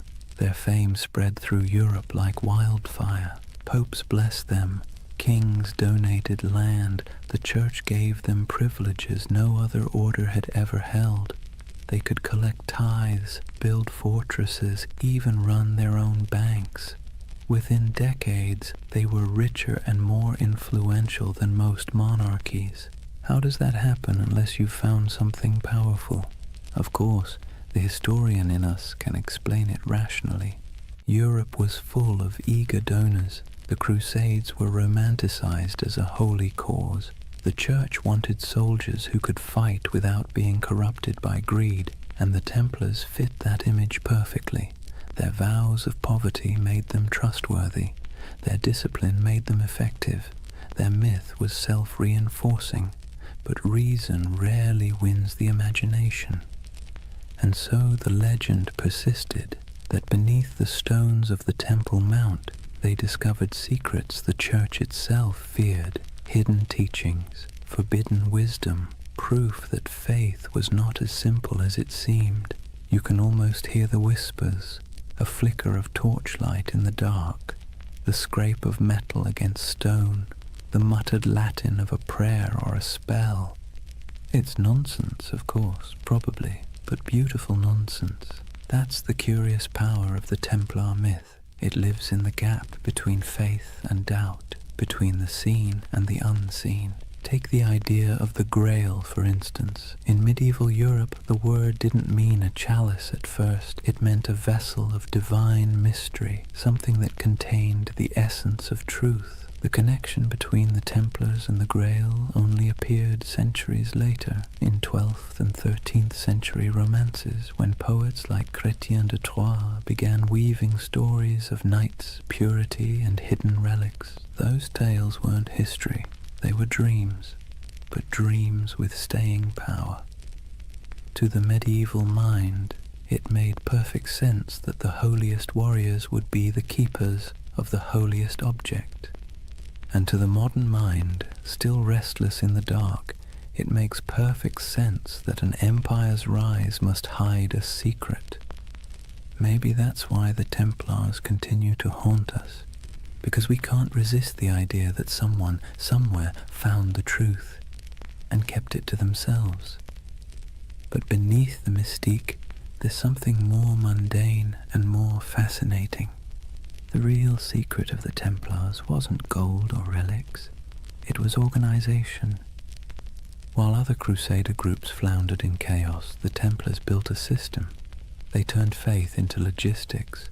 They mastered record-keeping, finance, communication, and property management at a level Europe had never seen before. Their commanderies stretched from Scotland to Syria, forming a network that could move money, men, and messages faster than any king's court. They were medieval globalists, an early blueprint for the international corporation. That was their real treasure, their true grail, not buried under Jerusalem, but written in ledgers and sealed with wax. Still, it's fun to imagine the other version, the one where those 9 knights, by flickering torchlight, brushed away centuries of dust and found something that made them more than soldiers, something that whispered of destiny, because that's the romantic engine of the Templar myth, that somewhere in their cold discipline and rigid faith, they touched a kind of forbidden light. Maybe it wasn't treasure, maybe it was understanding. The Church would later accuse them of heresy, of denying Christ, of spitting on the cross, of worshipping strange idols, all of which sound absurd, until you remember how much they changed between those first 9 nights and the empire they became. Power always transforms faith, sometimes subtly, sometimes completely, and perhaps in those long tunnels beneath the temple, the transformation began. There's a moment halfway between legend and history when we can almost see it. 9 men on their knees, torches flickering, the stones around them whispering echoes of the past. They think they're praying, but maybe in that silence something ancient is listening. And maybe that's why the myth still holds us, because even if the Templars never found the Ark or the Grail or any secret knowledge at all, they still uncovered something remarkable, the power of belief itself. They discovered how mystery can move empires. Imagine a candle-lit chapel deep in the hills of France. The walls are rough stone, the air thick with incense and dust. In the dim light, the symbol of the Red Cross flickers faintly across banners and shields stacked neatly against the wall. A handful of knights kneel in silence before an altar, not before the crucifix, but before something older, stranger, covered in a cloth of deep red. No one speaks, only the low chant of prayer, rhythmic and hypnotic, filling the space like the hum of bees in a summer field. This is the image that has haunted storytellers for centuries. The idea that the Knights Templar possessed secret knowledge, perhaps even a relic of impossible power. And like all the best myths, it's never quite clear whether we want it to be true or whether we enjoy believing it's hidden. The legend of the Holy Grail, for instance, didn't actually begin with the Bible. It began with poets. Around the late 12th century, when the Templars were at their most powerful, A French poet named Chrétien de Troyes wrote of a mysterious grail, a shining vessel carried in a sacred procession, capable of granting eternal nourishment and divine wisdom. He never called it holy, nor said it was a cup. Later, writers turned it into the chalice of Christ, the cup of the Last Supper, or the vessel that caught his blood at the crucifixion. But in Chrétien's day, the Grail was simply something too sacred to name directly. And in that ambiguity, the Templars found a shadow, because who else fit the image better? Knights of divine mystery, warriors of impossible devotion, a brotherhood whose rituals were secret, whose vows were absolute, and whose origins lay under the ruins of Solomon's temple. To a medieval audience it made perfect sense. If the Grail existed, it was the Templars who kept it. Over the centuries, the Grail and the Templars fused together into a single enduring myth, a marriage of chivalry and mysticism that no amount of historical evidence has ever been able to undo. The truth, though, is both smaller and more interesting. The Templars were bureaucrats of the divine. They didn't sit around sipping from golden chalices or unlocking cosmic secrets. They balanced books. They managed estates. They wrote letters in crisp Latin. They were the spiritual accountants of a holy empire. But because they lived in an age obsessed with relics, bones of saints, drops of Christ's blood, splinters of the true cross, they were inevitably drawn into the world of the sacred object. They guarded reliquaries. They escorted pilgrims who sought miraculous artifacts. They helped fund and protect monasteries where fragments of supposed holy items were displayed. So when rumors spread that they had discovered ancient scrolls beneath the Temple of Solomon, texts written by early Jews, Gnostics, or even pre-Christian mystics, the stories stuck. The scroll myth would grow and mutate over time. Some later accounts, centuries after the Templars were gone, claimed they had found the Book of Thoth, an Egyptian text of divine wisdom. Others said they uncovered teachings from the lost tribes of Israel, and some whispered of alchemical diagrams, maps of the cosmos itself, hidden away from the church to protect humanity from knowledge it wasn't ready to bear. Of course, there's no evidence for any of this, but myths thrive where evidence fails, and perhaps that's what made the Templars so irresistible to later imaginations. They embodied that perfect combination of real power and secret silence. The Church itself fueled much of it, unintentionally, because the Templars, though loyal to Rome, answered to no king, no bishop, no worldly authority. They were free to move money, land, and information across borders. They could send coded letters that no one else could read. They had their own internal justice system, their own chapels, their own prayers. In other words, they looked a lot like the very thing the Church feared most, a second church. And that's when suspicion began to bloom. Whispers spread that the Templars practiced strange rituals, that their initiations involved renouncing Christ, spitting on the cross, or worshipping a mysterious head called Baphomet, that their power came not from God but from something older. Most historians agree that these accusations were lies, propaganda created to destroy them later. But it's worth noting why those lies were so effective. Because they sounded plausible. Because secrecy always invites projection.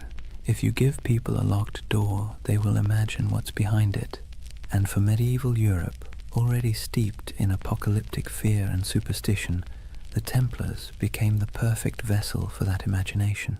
Their very success became suspicious, their discipline unnatural, their wealth sinful, their silence heretical. And yet, maybe there was something beneath all the rumor. Not magic, not relics, but an attitude. See, the Templars didn't pray like other monks. Their spirituality wasn't cloistered, it was militant. Their daily life was about control, obedience, and the annihilation of the self. Every moment of pleasure, every trace of comfort was stripped away to make room for purpose. In a sense, that was a kind of secret knowledge, the knowledge that faith and suffering could be fused into a single weapon. And that's what made them so dangerous. Not to the Muslims they fought in the Holy Land, but to the church that eventually feared them, because the Templars didn't seem to need intermediaries. Their faith was too direct, too efficient, too pure. When you can talk to God through action, you make priests nervous. By the time the Crusader kingdoms began to crumble, the Templars' mystique had already surpassed their usefulness. Europe no longer needed warrior monks, it needed bankers, diplomats, and obedient clergy, and so the Templars' mysticism, once admired, became suspect. It's strange, isn't it, how quickly a symbol of holiness can become a symbol of heresy. 1 century they were Christ's chosen, the next they were whispered to be sorcerers. But perhaps that's the price of mystery. The more tightly you guard your secrets, the easier it is for others to fill them with darkness. And in the quiet moments when we think of the Templars by torchlight, kneeling before something hidden under silk, we feel that same tension, that blend of awe and suspicion, that uneasy beauty of something half-believed. Because part of us wants to believe. We crave hidden truths. We need our mysteries, especially the ones that refuse to resolve. And maybe that's why, centuries later, the Templar myth is still alive. In Dan Brown novels, in video games, in conspiracy theories whispered on YouTube at 3 a.m. Because it scratches that ancient itch, that somewhere, someone knows something we don't. It's funny how little we've changed. The medieval mind looked at the stars and imagined divine design. We look at old ruins and imagine lost technology. Both are acts of yearning, proof that we are wired to believe that history hides something from us.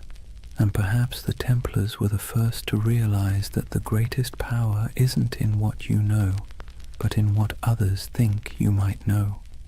Theirs was a religion of silence, and silence in any age is seductive. Imagine the city of Jerusalem in the morning light. The walls are pale gold, dust drifting through narrow streets where merchants lift their shutters and donkeys stamp impatiently in the shade.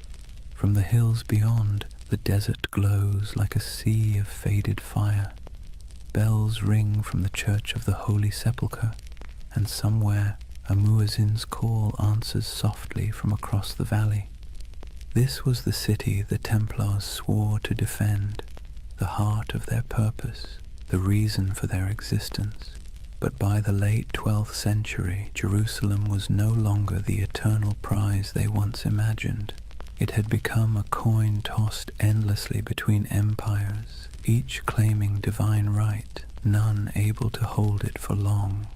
The cracks began, as they so often do, with pride. The Crusader kingdoms, those fragile Latin states carved out after the First Crusade, had grown decadent and divided. The descendants of knights who once marched barefoot to holy war now lived like minor kings, drinking imported wine, bickering over titles, and marrying into local dynasties to secure land and dowries. The Templars, meanwhile, had become something very different from their humble beginnings. They were no longer 9 men kneeling in the dust. They were a multinational corporation of the Middle Ages, thousands strong, with property stretching from Scotland to Syria. They operated fleets, fortresses, and treasuries. They could lend money to kings and fund crusades outright. And that kind of power, while impressive, makes enemies quickly. By the mid-11th century, the balance of the Holy Land had shifted. Muslim forces, long divided, were now uniting under a single banner, led by a man who seemed born for the role, Salah ad-Din Yusuf ibn Ayyub. known in the West as Saladin. If the Crusaders were a tangle of arrogance and infighting, Saladin was the opposite, disciplined, patient, and devout. His armies were not the wild hordes described in European rumor. They were organized, loyal, and most importantly, fighting for home. The Templars met them on countless fields, Hattin, Ascalon, Arsuf, and though they fought with ferocious resolve, they were outmatched by unity and strategy. The Battle of Hattin in 1187 was the breaking point. It began with a cruel trick of the sun. Saladin's army lured the Crusaders away from their water supplies, dragging them across the dry Galilean plains under a blazing July sky. By the time the Templars reached the horns of Hattin, they were half mad with thirst, their chainmail burning against their skin, their banners wilting in the heat. The Muslim forces surrounded them. Archers darkened the sky with arrows, smoke from burning grass choked the air, and when the fighting finally stopped, almost the entire Crusader army was dead or captured.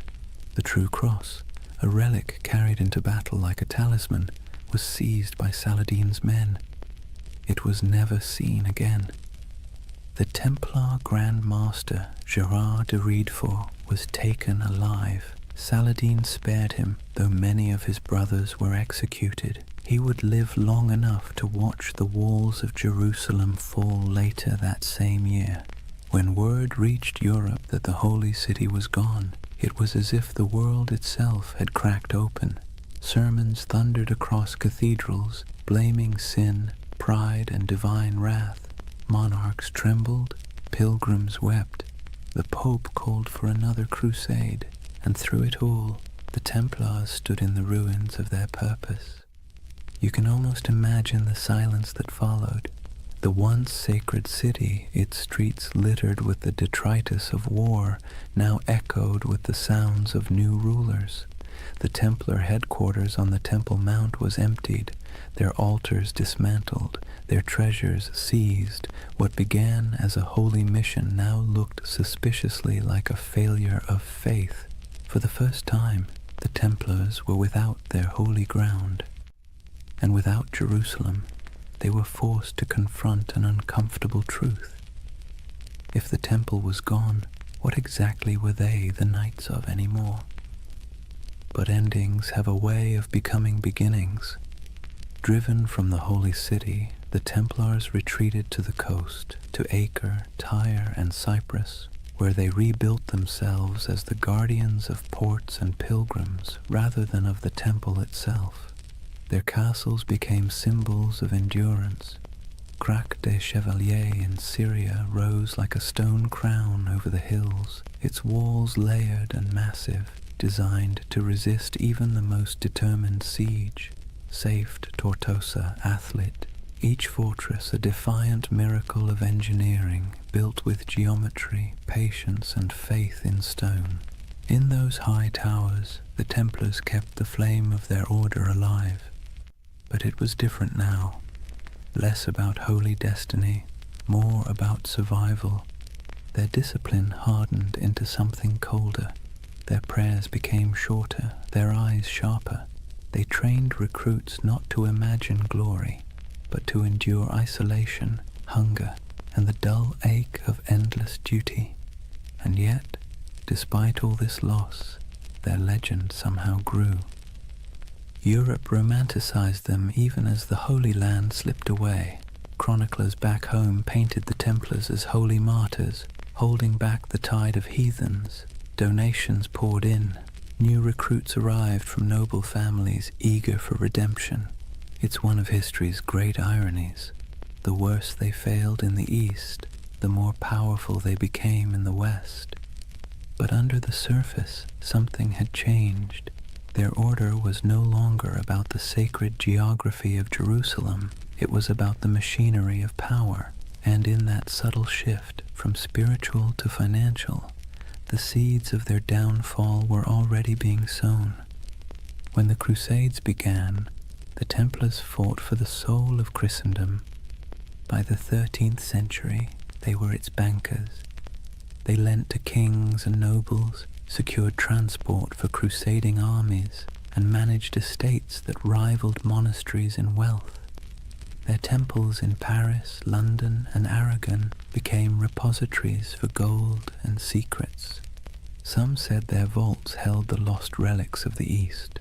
Others whispered that beneath their churches, tunnels led to rooms where initiates swore oaths in candlelight, swearing not to crown or cross, but to something older.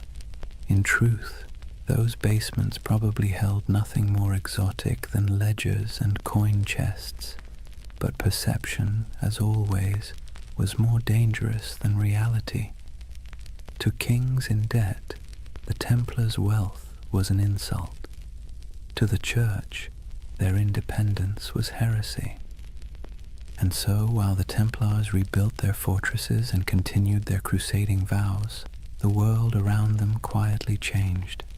New powers rose, old faiths fractured. Europe began to turn inward, to trade, to politics, to profit. The dream of Jerusalem faded like smoke on the horizon. The Templars became relics themselves, living fossils of an age of faith that no longer fit the world they helped create. And perhaps that's the tragedy at the heart of their story. They were men who built a system so efficient, so disciplined, that it outlasted their original purpose. Their creed was supposed to die with Jerusalem, but it didn't. It calcified. It spread through Europe's veins into its banks, its armies, its bureaucracies. Even as they prayed for salvation, they were laying the groundwork for capitalism, for modern finance, for the idea that faith could be managed like currency. When you think about it, that might be their most heretical legacy of all. In the distance, though, back on those coastal walls, you can almost still hear the wind off the sea whistling through the battlements of Acre. The Templar banners still flutter there in imagination, crimson crosses fading against the salt air. They never stopped believing they could reclaim the Holy Land. They never stopped waiting for the day the horns would sound again. But faith, like empire, has tides, and the tide was already receding. Imagine standing on the ramparts of Acre at twilight. The sea stretches endlessly westward, glowing copper beneath the dying sun. Seagulls drift above the harbor where broken ships list in the water, their masts creaking softly. Behind you, the wind carries the scent of smoke and salt, and the low, steady hum of prayer from men who know the end is coming. This is the world of the final crusades, not the holy fire of the first generation, not the fevered marches of kings and saints, but a quieter, more desperate echo. The age of glory was over. What remained was a grim, bureaucratic persistence. Wars fought on borrowed faith, borrowed time, and borrowed money. By the late 13th century, the Kingdom of Jerusalem existed mostly on parchment and in memory. Its capital, if one could call it that, was Acre, a coastal city pressed between a restless sea and endless desert. It was crowded, rich, and tense, a city of pilgrims, traders, and soldiers living shoulder to shoulder in uneasy tolerance. Here the Knights Templar had built their final fortress, a marvel of engineering, all white stone and iron gates, its walls thicker than any catapult could breach. Within those walls, gold and relics were stored in vaults beneath torchlit halls. Above them, in chapels that echoed with Latin chants, the Templars still prayed for Jerusalem, though most knew they would never see it again. They had become the custodians of a dream already dying. The last crusades were not holy wars anymore.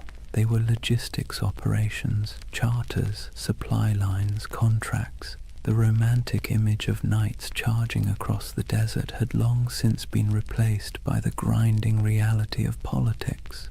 Kings back in Europe promised armies and delivered excuses. Popes issued bulls calling for redemption and sent none.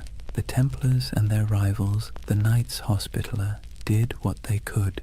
They fortified the remaining coastal strongholds, trained recruits from France and England, and negotiated uneasy truces with Muslim rulers, who now viewed them less as enemies and more as relics of a fading age. For nearly a century, the Templars held their line. A few miles of coast, a handful of towers, and the weight of an entire lost empire on their shoulders. Then, in 1291, the inevitable came. A vast Mamluk army, disciplined, relentless, and armed with the confidence of history, swept across the plains toward Acre. Their banners blackened the horizon. Their engines rolled like thunder.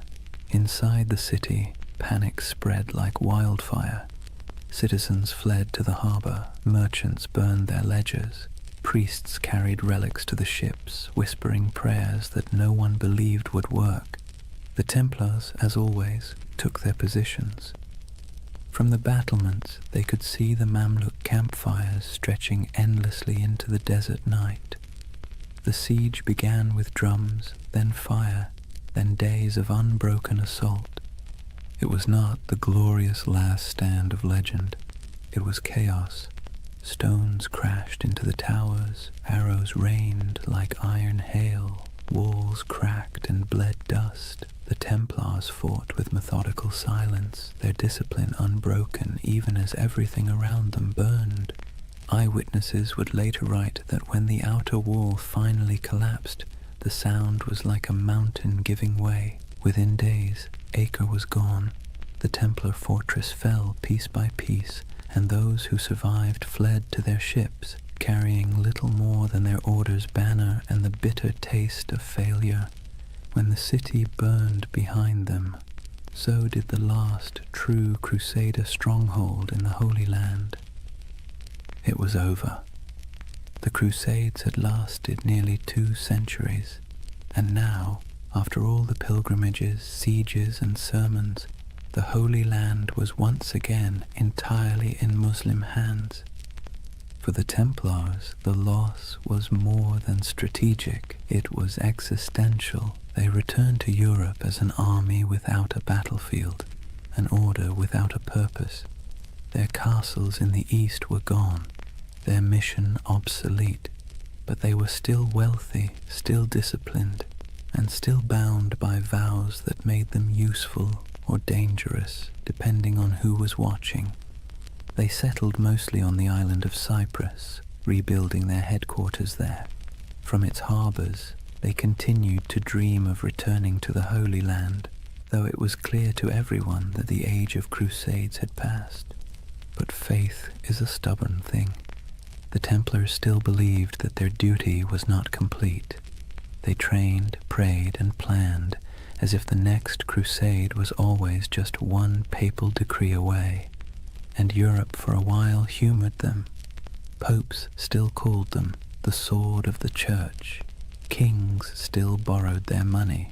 Peasants still whispered prayers for them. But under the surface, the world was changing. Trade was replacing war. Cities were replacing castles. Banks were replacing swords. And the Templars, with their vast holdings and network of treasuries, found themselves at the uncomfortable center of this transition. They had invented the closest thing to modern finance, a system where a pilgrim could deposit gold in Paris and withdraw it in Acre using coded letters of credit. It was genius, practical, and efficient, and in hindsight, catastrophic. Because when the wars ended and the debts came due, kings looked at the Templars' wealth and saw temptation, not salvation. Especially one king in particular, Philip IV of France. Philip was a man both pious and paranoid. He owed the Templars enormous sums of money, loans for his wars, his court, his vanity. But he also saw their independence as an affront.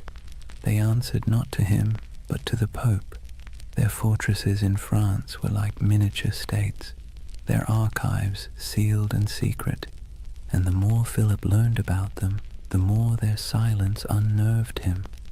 Rumors spread of strange initiation rites, of heretical symbols, of men kissing the cross in reverse. Nonsense, most likely, but for a monarch looking to erase his debts and consolidate power, nonsense can be weaponized. In the years after Acre, Philip began to scheme. He courted the Pope, then bullied him. He planted spies among the Templars. He listened to gossip and invented the rest. The Templars, perhaps naively, continued to operate as they always had, holding mass, training knights, managing estates. They trusted in their reputation, in their service, in their holy mission. They never realized that while they were guarding against heathens abroad, the real danger had been quietly gathering at home. In the fall of 1307, France was restless. Taxes were high, the treasury was strained, and the king's legitimacy was fragile. Philip needed an enemy, and what better villain than a secretive, wealthy brotherhood whose glory had long since faded into rumor? The Templars were about to learn a lesson the Romans once taught long ago, that power without narrative is just a target. Their story had begun with oaths whispered beneath the Temple of Solomon. It was about to end in the flicker of torches and the hiss of sealed orders. History, like the sea, has its own rhythm, rising, falling, devouring. The Templars, once masters of both faith and war, had finally drifted too far from shore. Their banners would not fall on the battlefield, but in the courts of kings. Their last enemy would not wield a sword, but a quill. The Crusades had ended, but the Inquisition was just beginning. Imagine Paris in the early morning of October 13th, 1307. The air is cold, the mist heavy. Bells toll softly from the towers of Notre Dame, their echo rolling over the Seine. Most Parisians are still asleep, unaware that within the hour history itself is about to shift. Across the city, a quiet army stirs. Royal messengers slip through fog-damp alleys, carrying sealed orders bearing the king's personal wax seal. Soldiers, sworn to secrecy, assemble at street corners and bridges. They don't yet know who they're hunting, only that the order comes directly from Philip IV, and that disobedience would mean ruin. When the sun finally breaks the horizon, the trap is sprung. Every Templar house in France, every fortress, every commandery, every quiet estate hidden among vineyards and fields is surrounded. Gates splinter, iron boots echo down stone halls. The knights of the temple, warriors who once faced Saracen armies in the blazing deserts of Palestine, are dragged from their beds half-dressed, bewildered, accused of crimes so grotesque they can barely comprehend them. Blasphemy, idolatry, heresy. The list reads like something pulled from a fever dream, but this was no dream. It was politics, dressed in the robes of faith. Let's be clear, Philip IV was not a fool. He was something more dangerous, clever, desperate, and convinced of his divine right to do whatever was necessary to hold his kingdom together. He had bled France dry with wars against England, then with his campaigns to tax the clergy. When the church resisted, he struck back, exiling the Pope from Rome, installing his own candidate, and essentially turning the papacy into a branch office of the French crown. That Pope was Clement V, a man whose spine was as soft as the velvet cushions he sat on. Officially, he ruled from Rome. In practice, he lived under the shadow of Philip's will, a papal puppet relocated to Avignon. And so, when the King of France whispered that the Templars were dangerous, heretics, maybe even satanic, Clement listened. But the real accusation wasn't spiritual, it was financial. The Templars held vast wealth, not in piles of coins, but in something far more threatening: records, ledgers, IOUs. They were Europe's most sophisticated bankers, managing royal treasuries, facilitating trade, and holding deposits from nobles who trusted their vaults more than their own castles.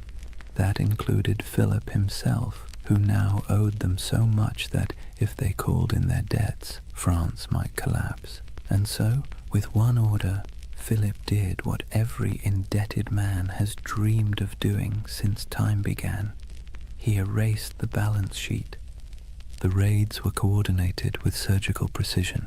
Templars across France were seized simultaneously, their archives confiscated, their leaders imprisoned. Jacques de Molay, the Grand Master, was arrested in Paris, along with his top commanders.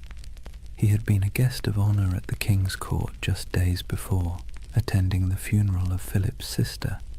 Now his hospitality was rewarded with chains. The interrogations began almost immediately. The king's agents, men of ink and iron, demanded confessions to every sin imaginable. They accused the Templars of denying Christ, of spitting on the cross during initiation, of worshipping a mysterious idol called Baphomet. They spoke of obscene rituals, secret kisses, and dark oaths taken by candlelight. And under torture, men will say anything. By the week's end, confessions poured in, broken, contradictory, desperate. Some swore they had been tricked, others simply wept and signed whatever parchment was placed before them. The king had his proof. But outside the dungeons, the world was less convinced.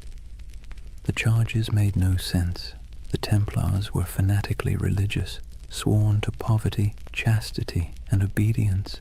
Their prayers structured their lives so tightly that even eating and sleeping were acts of devotion. To accuse them of heresy felt like accusing monks of witchcraft. But logic was irrelevant.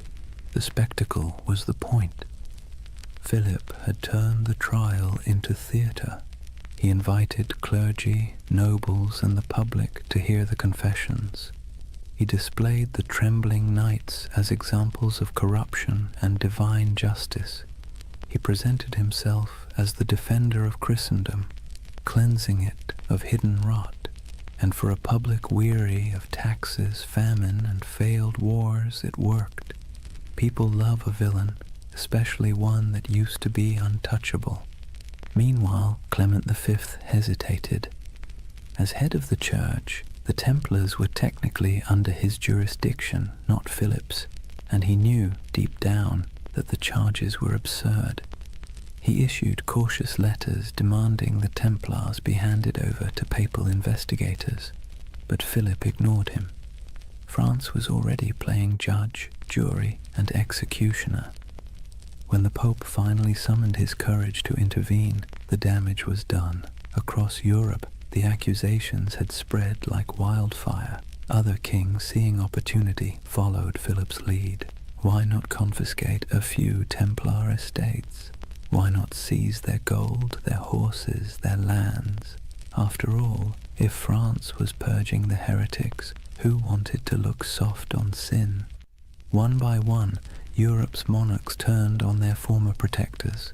In England, Edward II hesitated at first.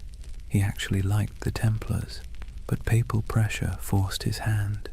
In Spain and Portugal, the order was dissolved and reborn under new names, with new insignia, to preserve their assets while appeasing the church.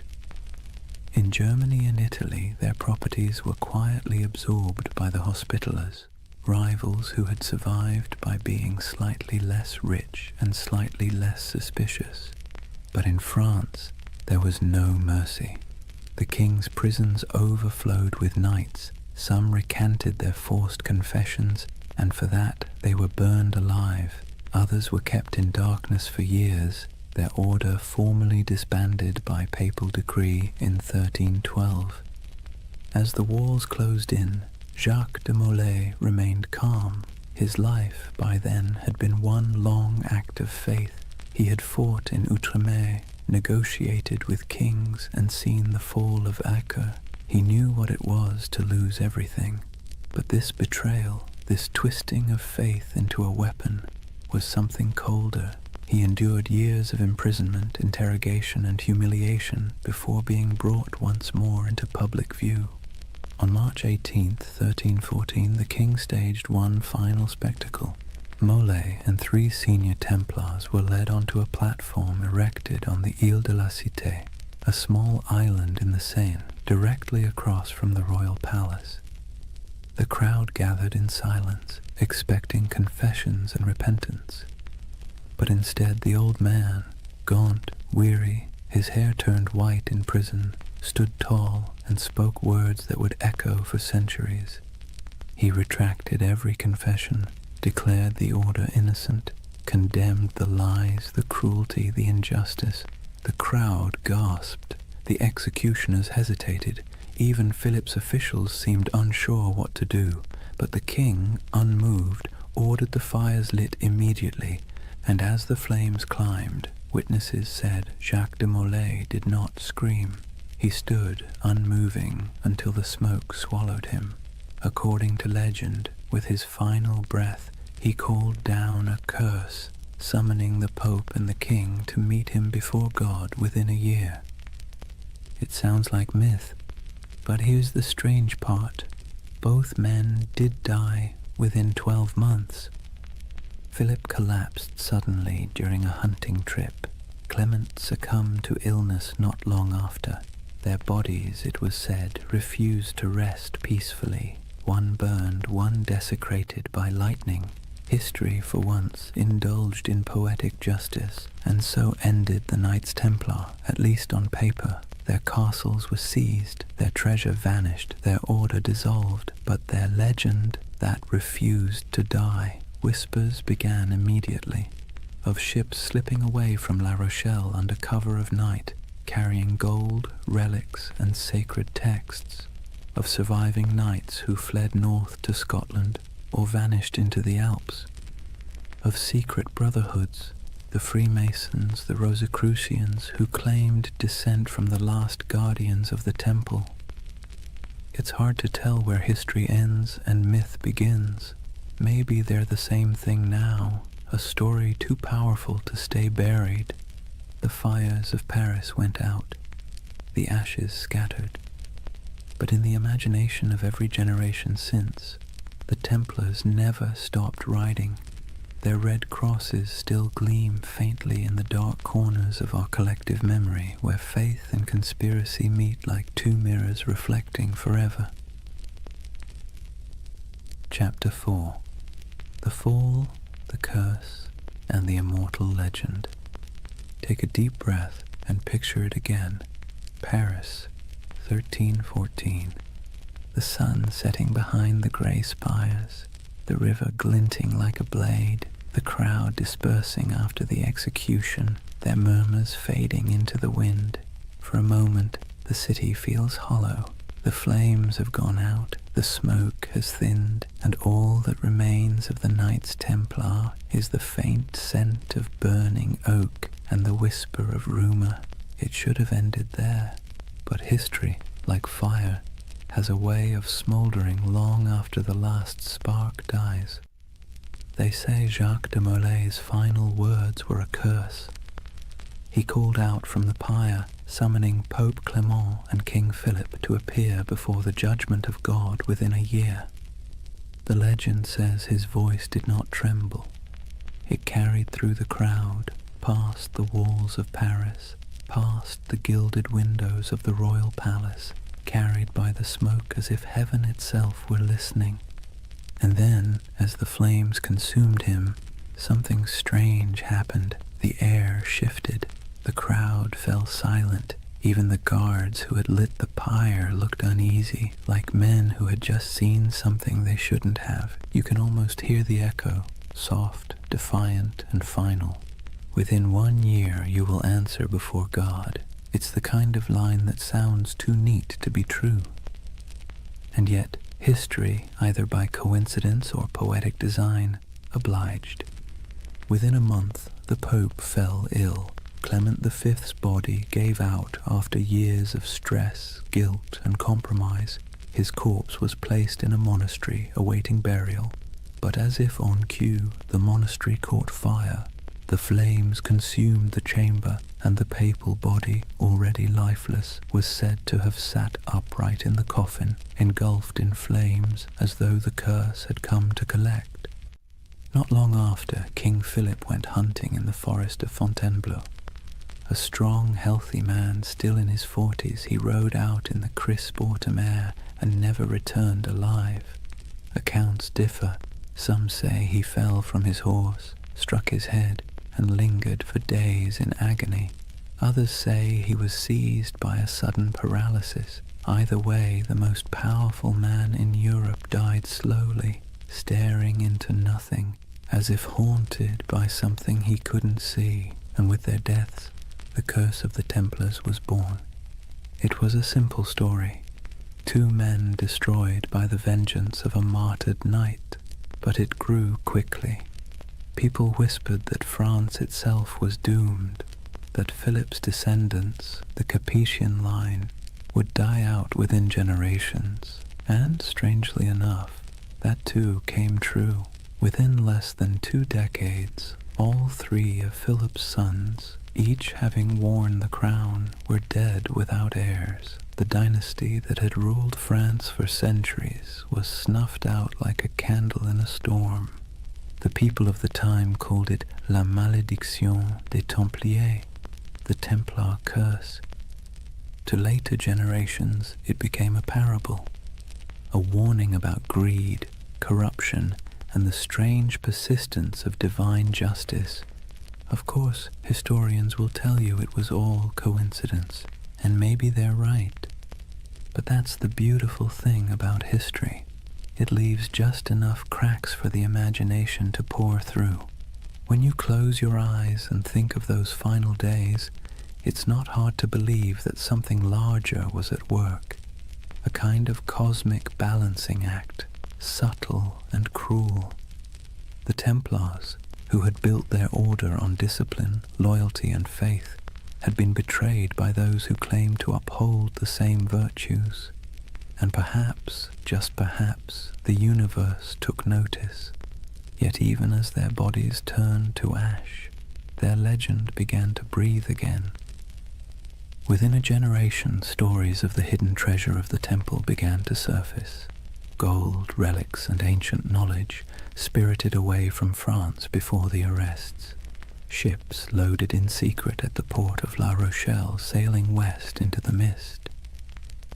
Some claimed they vanished into Scotland, others into Portugal, and some said they crossed the ocean itself, centuries before Columbus, to lands unknown. The myth of the lost Templar fleet became the fuel for countless tales. Sailors swore that on stormy nights they'd seen ghost ships bearing red crosses on their sails, gliding silently across the waves. Monks whispered of secret vaults beneath cathedrals where the last Templars hid sacred relics, and among peasants and pilgrims alike a quiet belief took root. The Templars were not dead. They had merely gone underground, waiting for the world to be ready again. It was an idea too romantic, too mysterious to fade. The church had tried to erase the order's name, to burn their banners, melt their seals, and scrub their records. But the Templars had built something deeper than stone. They had built a story, one that couldn't be killed with fire or buried in royal decrees. And the story began to change shape. In the Middle Ages, people whispered that the Templars had discovered the Holy Grail beneath the ruins of Solomon's temple, that the treasure they carried was not gold, but knowledge, secret doctrines, ancient scrolls, perhaps even relics of Christ himself. These weren't just bedtime stories, they were expressions of longing for a lost wisdom, a purer faith, a world where the sacred and the powerful were one and the same. It's strange, isn't it? The church destroyed them for being too secretive, too independent, and yet that very secrecy made them immortal. The less we knew, the more we wondered, and wonder, as every myth maker knows, is the soil in which legends grow. By the 14th century, the Templars were ghosts. By the 15th, they were saints of imagination. By the 18th, they had been reborn entirely, absorbed into the rituals of the Freemasons, who borrowed their symbols, their oaths, and their mystique. Masonic lodges across Europe adopted the Red Cross, the sword, and the language of brotherhood. In their dimly lit halls, among candles and geometry, men in powdered wigs whispered oaths not unlike those once spoken in Jerusalem. And in those flickering moments, the Templars lived again, not as soldiers, but as symbols, symbols of resistance, of hidden knowledge, of purity lost and truth buried beneath the weight of time. Somewhere along the way, their story stopped being about history at all. It became about us, about our hunger for mystery, our suspicion of power, our desire to believe that somewhere in the forgotten corners of time, the pure and the brave are still watching. And that brings us back to that fateful Friday, the 13th of October, 1307, the day that superstition itself was born. Before that morning, Friday the 13th meant nothing. It was just a date. But after the Templars were seized, tried, and condemned, it became a symbol of betrayal and bad luck. The day the innocent were destroyed by the powerful. The day faith was tested and justice mocked. The day one of the most disciplined brotherhoods in human history was wiped out in a single breath. Centuries later, we still flinch at that date without remembering why. Maybe that's the real curse, not divine vengeance, but cultural memory, a faint echo of injustice that hums quietly beneath the surface of modern life. Every time the calendar aligns and Friday falls on the 13th, we pass through that echo. Most of us shrug it off, but somewhere deep in the collective mind, a voice whispers, "Be careful." It's the whisper of a fire crackling on an island in the Seine. The whisper of 9 knights kneeling in the dark, taking oaths no one else would ever hear. History loves to bury its ghosts, but ghosts, if nothing else, are patient, and so the legend of the Templars endures, not as a warning, not as dogma, but as a lullaby for the restless, a story that reminds us that even in corruption, there can be faith. Even in endings, there can be echoes. That the night, however dark, always remembers the shape of its stars. Close your eyes for a moment and imagine the sea, a cold wind blowing from the west, the smell of salt, iron, and rain. It's October of 1307, just days after the arrests began. France is tightening like a fist. Across the countryside, Templar commanderies, once bustling with horses, treasure, and prayer, now sit silent under royal seals. Soldiers ransack vaults, priests pore over ledgers, and the knights, those who survive the sudden sweep, vanish like smoke, or at least, that's what history says. But if you listen carefully, beneath the crackle of parchment and the scratching of quills, you'll hear the ocean whispering another version. At the western edge of France, in the port of La Rochelle, witnesses claim they saw something strange. A convoy of ships flying the Red Cross of the Temple quietly slipped out to sea just before the arrests. The official records say nothing, but rumors say otherwise. Some say the ships were loaded with gold, silver, relics, and documents, everything the order held sacred. Others say they carried only men, brothers who refused to die in chains. Either way, when the king's men arrived to confiscate the Templar fleet, the docks were empty. Every ship was gone, vanished into the grey Atlantic mist. Where did they go? That question has haunted historians for centuries. Some claim they sailed north to Scotland, where King Robert the Bruce, excommunicated by the Church, might have welcomed the outlawed knights. Scotland, after all, was in rebellion. Its land was cold, rugged, and far from papal reach. It's said that on the eve of Bannockburn in 1314, the same year Jacques de Molay was burned, a small band of armoured riders appeared on the battlefield, carrying the Red Cross. They turned the tide against the English, then disappeared as swiftly as they came. Is it true? Probably not. But as every good myth knows, plausibility is optional when the imagination takes hold. Others believe the Templars went west, farther than any Christian ship had gone, that they reached the shores of Portugal, and from there, the New World itself, centuries before Columbus. In Portugal, after all, the Templar legacy is easy to trace. King Denis, who admired the order's discipline and skill, quietly rebranded them as a new brotherhood, the Order of Christ. Same men, same property, same goals, different name. Under that new banner, they built fortresses, trained explorers, and financed voyages. Centuries later, one of their spiritual heirs, a man named Prince Henry the Navigator, would launch the Age of Exploration, and the Red Cross of the Templars would appear again, painted on the sails of caravels bound for Africa, India, and beyond. You've seen it before, even if you didn't notice it. The ships of Columbus, the sails of Vasco da Gama, the Red Cross fluttering against the wind.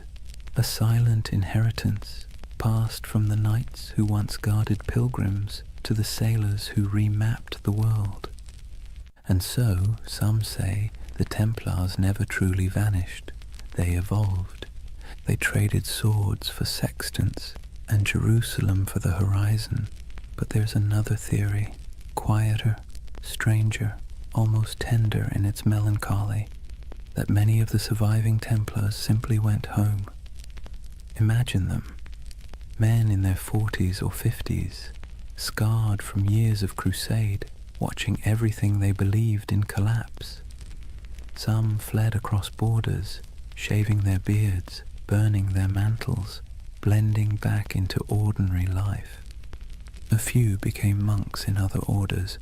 A few became mercenaries fighting in wars for causes that meant less to them than the discipline itself. And some perhaps wandered until they disappeared entirely. It's easy to picture one, an old knight on a country road in Burgundy, walking beside a thin horse, whispering the prayers he'd once spoken in Latin under vaulted stone. The world had moved on, but his habits hadn't. He still woke before dawn. He still ate in silence. He still believed that somewhere, somehow, the temple would rise again. History doesn't record their names, but you can almost feel their absence, like a missing note in a song. Meanwhile, in the cities, the myth began to grow. People whispered that the knights had gone underground, forming secret brotherhoods that passed their wisdom down through generations. Some pointed to the Freemasons, whose ceremonies echoed Templar oaths of loyalty and secrecy. Others to the Rosicrucians, the mystics of the Renaissance who claimed to guard ancient knowledge. And later still, to shadowy organizations whispered about in smoky taverns, societies of men who spoke in symbols, who wore rings marked with crosses, and who always seemed to know more than they should. Whether any of it was true didn't matter. What mattered was that the idea felt true, because deep down, humanity hates endings. We don't like to believe that things simply stop, that great movements vanish overnight. We'd rather imagine that somewhere, beneath the surface, the story continues. And maybe it does. In Scotland, legends grew of hidden lodges beneath cathedrals, where descendants of the Templars met by candlelight. In Spain and Portugal, old families claimed to possess relics from the temple, swords, seals, and parchments that no historian could trace. And in France, the ghost stories began. Peasants said that on stormy nights they saw riders in white cloaks galloping through the woods near old commanderies, their torches flickering like stars. No hoofbeats, no voices, just the wind, the rain, and the sound of metal brushing against metal. The church called it superstition, but the peasants knew better. They said it was the Templars, still keeping watch. Centuries later, during the French Revolution, when mobs looted churches and burned archives, strange things were found. Stone carvings of Templar crosses hidden behind altars, letters sealed with wax bearing the order's symbol, and cryptic diagrams suggesting that not everything had been destroyed. Even Napoleon, the great skeptic, was rumored to have been fascinated by them. When he invaded Egypt in 1798, he brought with him not just soldiers, but scholars, engineers, and, oddly enough, men obsessed with the Templar myth. They saw the pyramids, the ruins of ancient Alexandria, and believed they were walking in the same footsteps as those mysterious knights who had once dug beneath Solomon's temple. It was as if every century rediscovered the Templars anew, each generation projecting its own dreams onto their ghost. For the Renaissance, they were seekers of hidden wisdom. For the Enlightenment, martyrs of superstition. For the modern age, symbols of rebellion against authority. And through it all, their image never changed. White cloaks, red crosses, silent resolve. The perfect blend of purity and menace. That's the strange paradox of the Knights Templar. They began as humble monks sworn to poverty and ended as eternal figures of power. They were meant to defend faith but became symbols of doubt. They were destroyed for secrecy, and yet secrecy is what keeps them alive. When you trace their story from the ruins of Jerusalem to the myths of modernity, you realize that the Templars have become less a chapter of history and more a kind of mirror. Every age sees itself in them. Every conspiracy, every spiritual revival, every lost cause finds its reflection in their legend. Even today, their name is everywhere. Video games, novels, films, coffee brands, even insurance companies. The irony would probably amuse them. Men who once vowed to own nothing now sell everything. But perhaps that's fitting. The Templars were never just about religion or war. They were about the human need to believe in something that endures. And maybe that's why we can't stop imagining where they went. Not because we need the facts, but because we need the comfort of knowing that ideals, courage, loyalty, sacrifice don't just die with men. They drift, they adapt, they survive. So when you think of those ships sailing out of La Rochelle into the fog, try not to see them as fugitives. See them as dreamers, as the embodiment of a simple, quiet truth. That faith and mystery always find a way to escape the fire. Maybe they reached Scotland, maybe they reached the New World, or maybe they're still out there somewhere, beyond the horizon, sailing a sea that never ends. Imagine a cold dawn in Paris, 1307. The streets smell of smoke and fear. Bells toll somewhere in the distance, slow, heavy, deliberate. The king's guards march through the mist, their armor clattering like a death knell. Inside the stone halls of the royal fortress, a handful of exhausted men kneel before a tribunal. Their white mantles, once symbols of divine purpose, are now stained with dirt and tears. The red cross across their chests looks almost like a wound. These are the Knights Templar, the once unbreakable brotherhood now accused of heresy, blasphemy, and witchcraft. Their Grand Master, Jacques de Molay, stands among them. His face is gaunt, his hands tremble, but not from fear, from disbelief. Only a few years earlier, kings had begged for the Templars' loans, popes had blessed their missions, and merchants had trusted their vaults gods with fortunes, and now the same powers that exalted them call them servants of the devil. Let's be clear, the charges were absurd. The Templars were accused of spitting on the cross during secret initiations, of worshipping a mysterious idol named Baphomet, a bearded head that supposedly whispered prophecies, of kissing each other's backsides as oaths of loyalty. It sounds like something invented by a drunk gossip trying to impress a tavern full of bored clerks. But in medieval Europe, rumor and heresy were as lethal as swords. Under torture, men confessed to anything. And King Philip IV of France, buried in debt to the Templars, knew that pain was cheaper than repayment. He wanted their treasure and their silence. So he ordered confession after confession until even the strongest broke. It's strange to imagine these were men trained to endure battle, to ride through sieges, to fight without sleep. And yet here they were, chained in dungeons, whispering prayers that turned into pleas. Some recanted immediately, others held firm until their bodies gave out. But through it all, one question pulsed beneath the surface like a heartbeat. Where is the treasure? Because according to legend, the Templars had amassed unimaginable wealth. Gold from Jerusalem, silver from Europe, relics from the Holy Land.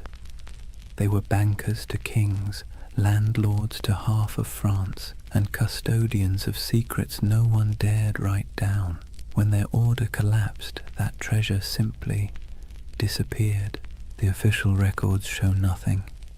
The king found empty vaults, the church seized estates, but no gold. And so the myth began. The missing Templar treasure has been called the most enduring unsolved mystery in medieval history. Over the centuries it's been found 1,000 times, in hidden tunnels under Paris, buried beneath Rosslyn Chapel in Scotland, locked inside the catacombs of Malta, even frozen beneath Nova Scotia's Oak Island, where fortune hunters have been digging for 200 years and still haven't hit bottom. Each theory begins the same way, with the night of October 13th, 1307, when those ships at La Rochelle sailed off into the mist. And each theory ends the same way, with an empty map and more questions. But maybe the treasure wasn't gold at all. Maybe what they protected wasn't wealth, but knowledge.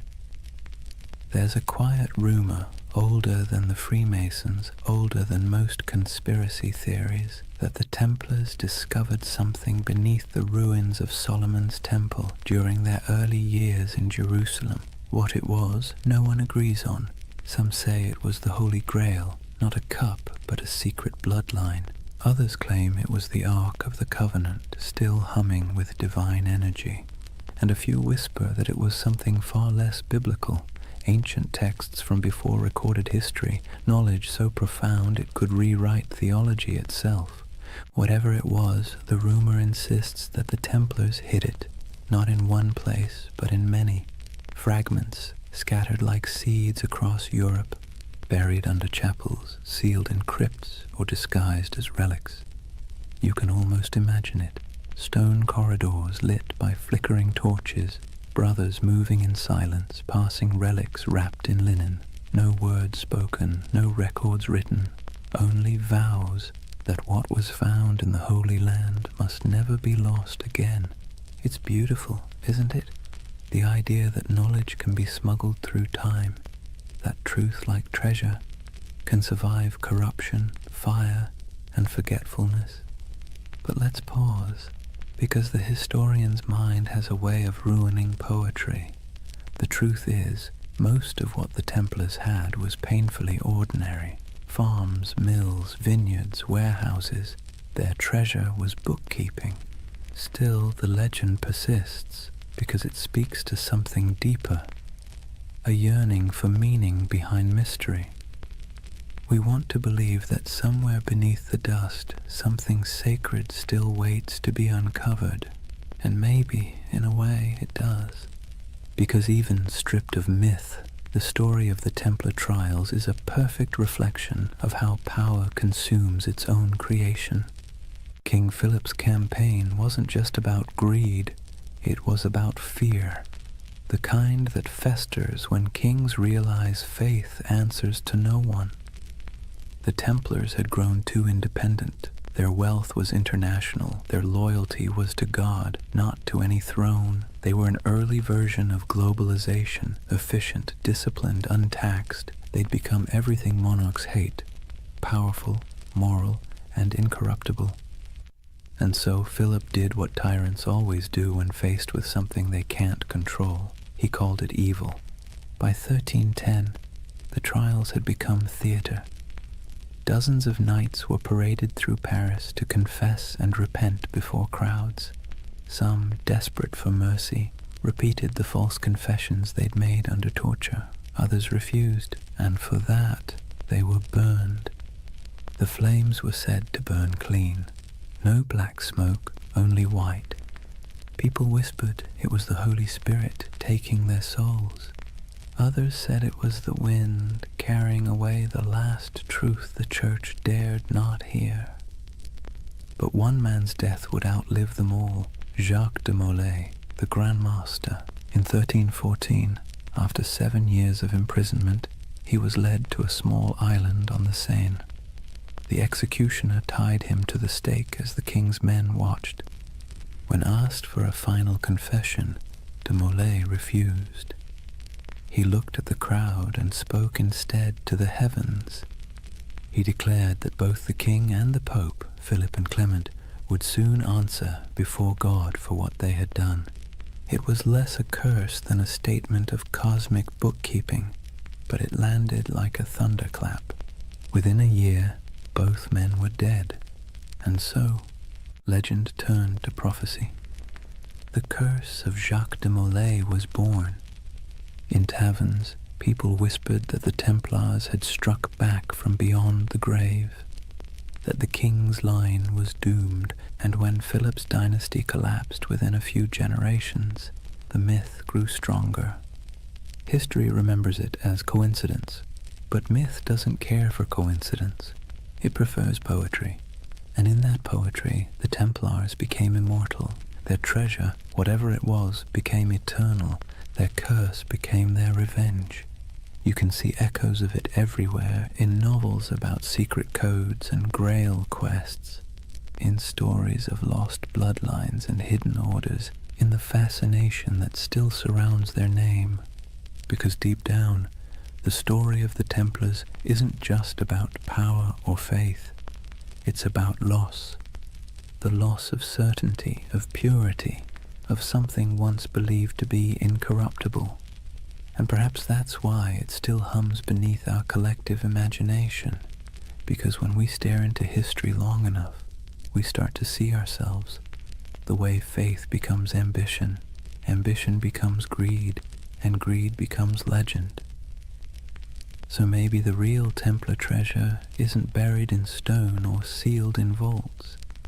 Maybe it's the myth itself, the part of human nature that refuses to stop believing, even when reason tells it to. The belief that something holy might still be hidden under all this noise and dust, that even in ruin there's a secret worth protecting, and somewhere, under moonlight or memory, a ship still drifts through fog, carrying not gold, but the weight of a promise, the promise that no truth ever really disappears. It just waits to be rediscovered. Picture this, the flames dying down on that island in the Seine, the crowd dispersing into the night, their faces glowing with the reflected orange of what they'd just witnessed. And above it all, the black smoke curling toward the spires of Paris, drifting into legend. Jacques de Molay was dead, but his curse, if you believe in such things, had already taken root. The chroniclers of the time, even the cautious ones, couldn't ignore what happened next. Within months, Pope Clement V was dead of illness. Within a year, King Philip IV was thrown from his horse and died suddenly. No heirs, no fortune, no redemption.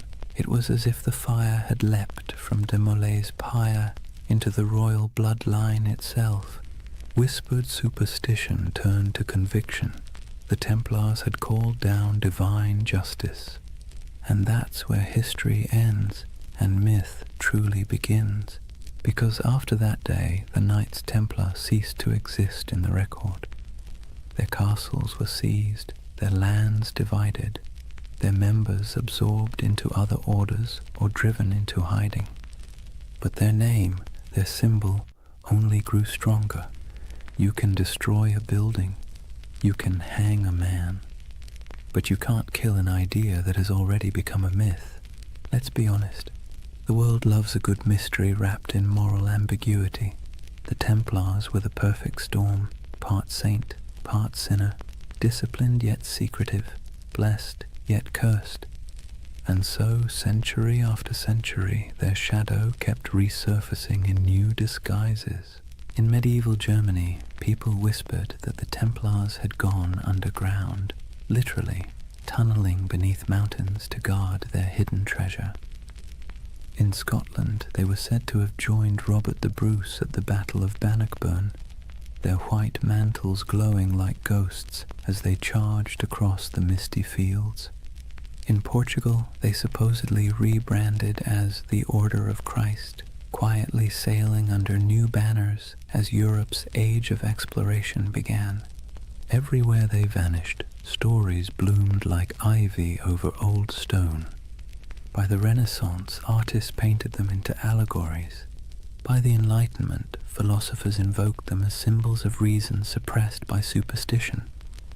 By the 18th century, they'd re-emerged again, this time whispered to be the ancestors of the Freemasons, the supposed keepers of ancient wisdom and architects of secret societies that shaped revolutions and empires alike. No proof, of course. But when has lack of proof ever stopped a good story? And then came the 19th century, a perfect breeding ground for myth. Romantics were obsessed with lost causes, fallen knights, and tragic purity. The Templars became literary gold. Poets wrote of their courage, novelists embroidered their rituals, and painters gave them halos of melancholy light. They became a mirror for every generation's anxieties. The pure few against the corrupt many, the dream of spiritual order in a chaotic world. And that's the secret ingredient to their immortality. Each age reshapes them to fit its own fears and fantasies. For the Victorians, they were noble martyrs. For the mystics, guardians of sacred geometry and alchemical truth. For the modern internet, they're either ancient aliens or early bankers. The spectrum runs from the sublime to the ridiculous, and somehow the Knights Templar fit perfectly into both. But why? Why them and not some other crusading order lost to time? Maybe it's because they sit right on the fault line between faith and doubt. They were monks with swords, believers who killed, poor men who became rich, holy men who served kings. Their contradictions make them endlessly recyclable, adaptable to whatever mystery you want them to represent. And let's be clear, people love contradictions. They feel human, they feel possible. The Templars are not gods or demons. They're a reflection of how ambition twists faith, how purity curdles into power, and how power always inevitably invites its own destruction. It's almost poetic that they were accused of worshipping a severed head, because in a way, that's what their legend became, a body without a leader, kept alive by imagination, headless but somehow still breathing. Let's drift for a moment to one of those places still whispered about, Rosslyn Chapel, Scotland. Built in the 1400s, long after the Templars' supposed end, it's a riot of stone carvings, angels, vines, strange geometric knots, and figures that seem oddly ancient. In the quiet of that chapel, with dust in the sunlight and the faint echo of distant hymns, you can almost believe the stories, that beneath its floor lies a vault, and in that vault lies a secret, one so profound it could change everything we know about history. But then again, maybe it's just a crypt, maybe it's just stone and shadow, and maybe that's the point, that the real magic of the Templars isn't what they left behind, but what we keep searching for. Even their curse, that famous curse of de Molay, wasn't a curse at all until later writers made it one. It was a final speech, a cry for divine justice, but humans can't resist dramatizing justice into vengeance. We want the universe to mean something, to balance the scales, so we turn dying words into cosmic verdicts, and over time, that became the mythology we know today. Friday the 13th, the day of the arrests, turned into a symbol of bad luck. Their crosses became icons of mystery. Their disappearance became proof of survival. It's all absurd, and yet strangely comforting, because buried within the fantasy is a wish that truth survives corruption, that goodness hides rather than dies, that somewhere there's still a secret order of noble souls keeping the flame alive in a world that's long gone dark. And who knows, maybe that's true, not in the literal sense, but in the sense that stories are secret orders. Each retelling keeps the memory alive. Each listener becomes an initiate, one more person who knows that once there were men who tried to turn faith into action and paid the price. So when you hear their name, the Knights Templar, maybe don't imagine treasure or curses or cryptic symbols. Imagine something quieter, a group of men kneeling under torchlight, making promises they could never keep but tried to anyway. Imagine their breath clouding in the cold air, their armor cold against their skin, their hearts probably as uncertain as yours or mine. And perhaps in that uncertainty lies their true immortality, because we don't remember them as saints or villains.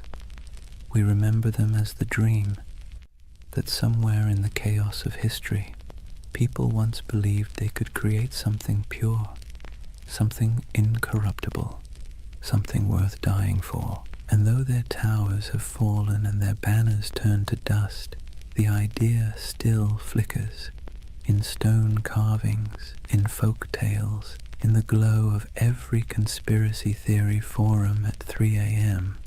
The Templars endure not because they were flawless, but because they were human. And humans have always dreamed of perfection, even as we fall short of it. So when you finally close your eyes tonight, imagine the world they left behind. Imagine the quiet after the fire, the soft sound of waves against forgotten shores. Somewhere a candle burns low, somewhere an oath is whispered again, and somewhere in the deep rhythm of history, the order still rides, not in armor, but in memory, because the truth is, nothing truly holy ever dies. It simply changes shape and waits to be remembered. So now we reach the end, or rather, the echo. The story of the Knights Templar doesn't really end. It simply fades like candlelight in a long corridor, stretching further and further into shadow. If you've stayed with me through this entire journey, through crusades and curses, through deserts and dungeons, take a moment to notice the quiet. The world they built and the world they lost are both long gone, but the silence they left behind still hums with meaning.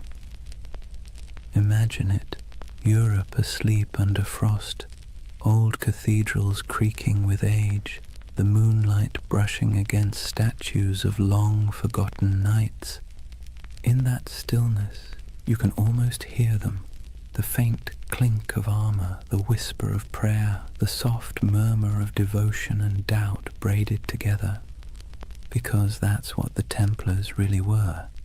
Not gods, not monsters, just men standing at the fragile intersection between the sacred and the human. They tried to build heaven with earthly tools, swords, stone, oaths, and hope. And like everyone who's ever reached too high, they fell. But falling doesn't mean failure. It just means the dream became too heavy for the age that held it. History loves to paint the Templars as symbols of greed, of purity, of secrets, of sin. But perhaps they were simply mirrors, reflecting what every civilization fears most.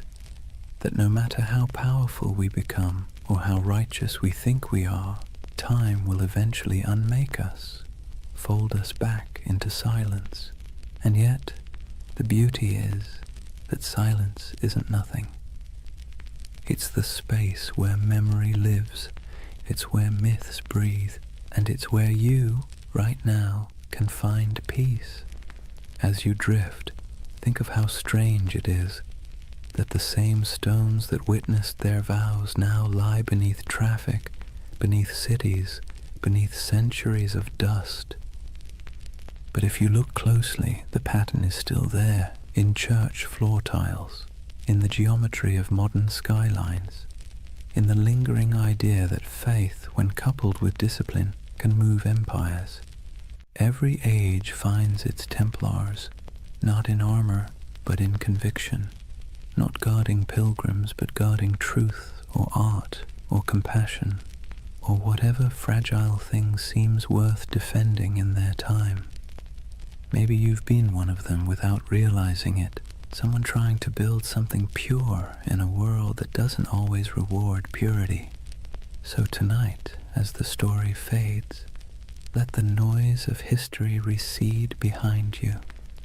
The clash of swords, the whispers of betrayal, the long sermons and louder silences. Let them dissolve into the steady rhythm of your breath, because this is what remains when the myths fall quiet. A reminder that even the grandest empires, the greatest orders, and the most secret brotherhoods eventually return to stillness. And in that stillness, something eternal stirs, not banners, not blood, but the simple, persistent urge to remember that once humans dreamed of divine perfection, that they believed in sacred duty, that they tried, however imperfectly, to bridge the distance between heaven and earth. And maybe that's enough. If you close your eyes now, you might see them one last time, riding slowly into the horizon, the sun setting behind them, their white mantles glowing faintly in the fading light. No words, no music, just the sound of hooves in the sand, steady as a heartbeat. And then, quiet, the kind of quiet that carries centuries. So let the world of the Templars drift away. The wars, the treasures, the secrets, what's left is only peace, soft, steady, endless peace. Thank you for joining this journey through time, for wandering through cathedrals, deserts, and dreams. If you enjoyed this story and want to hear more journeys through history to help you sleep, please subscribe. And before you drift off completely, tell me what's keeping you up tonight. Maybe next time we'll dream through that too. For now, rest easy. You're safe. History will keep its secrets until morning. Good night.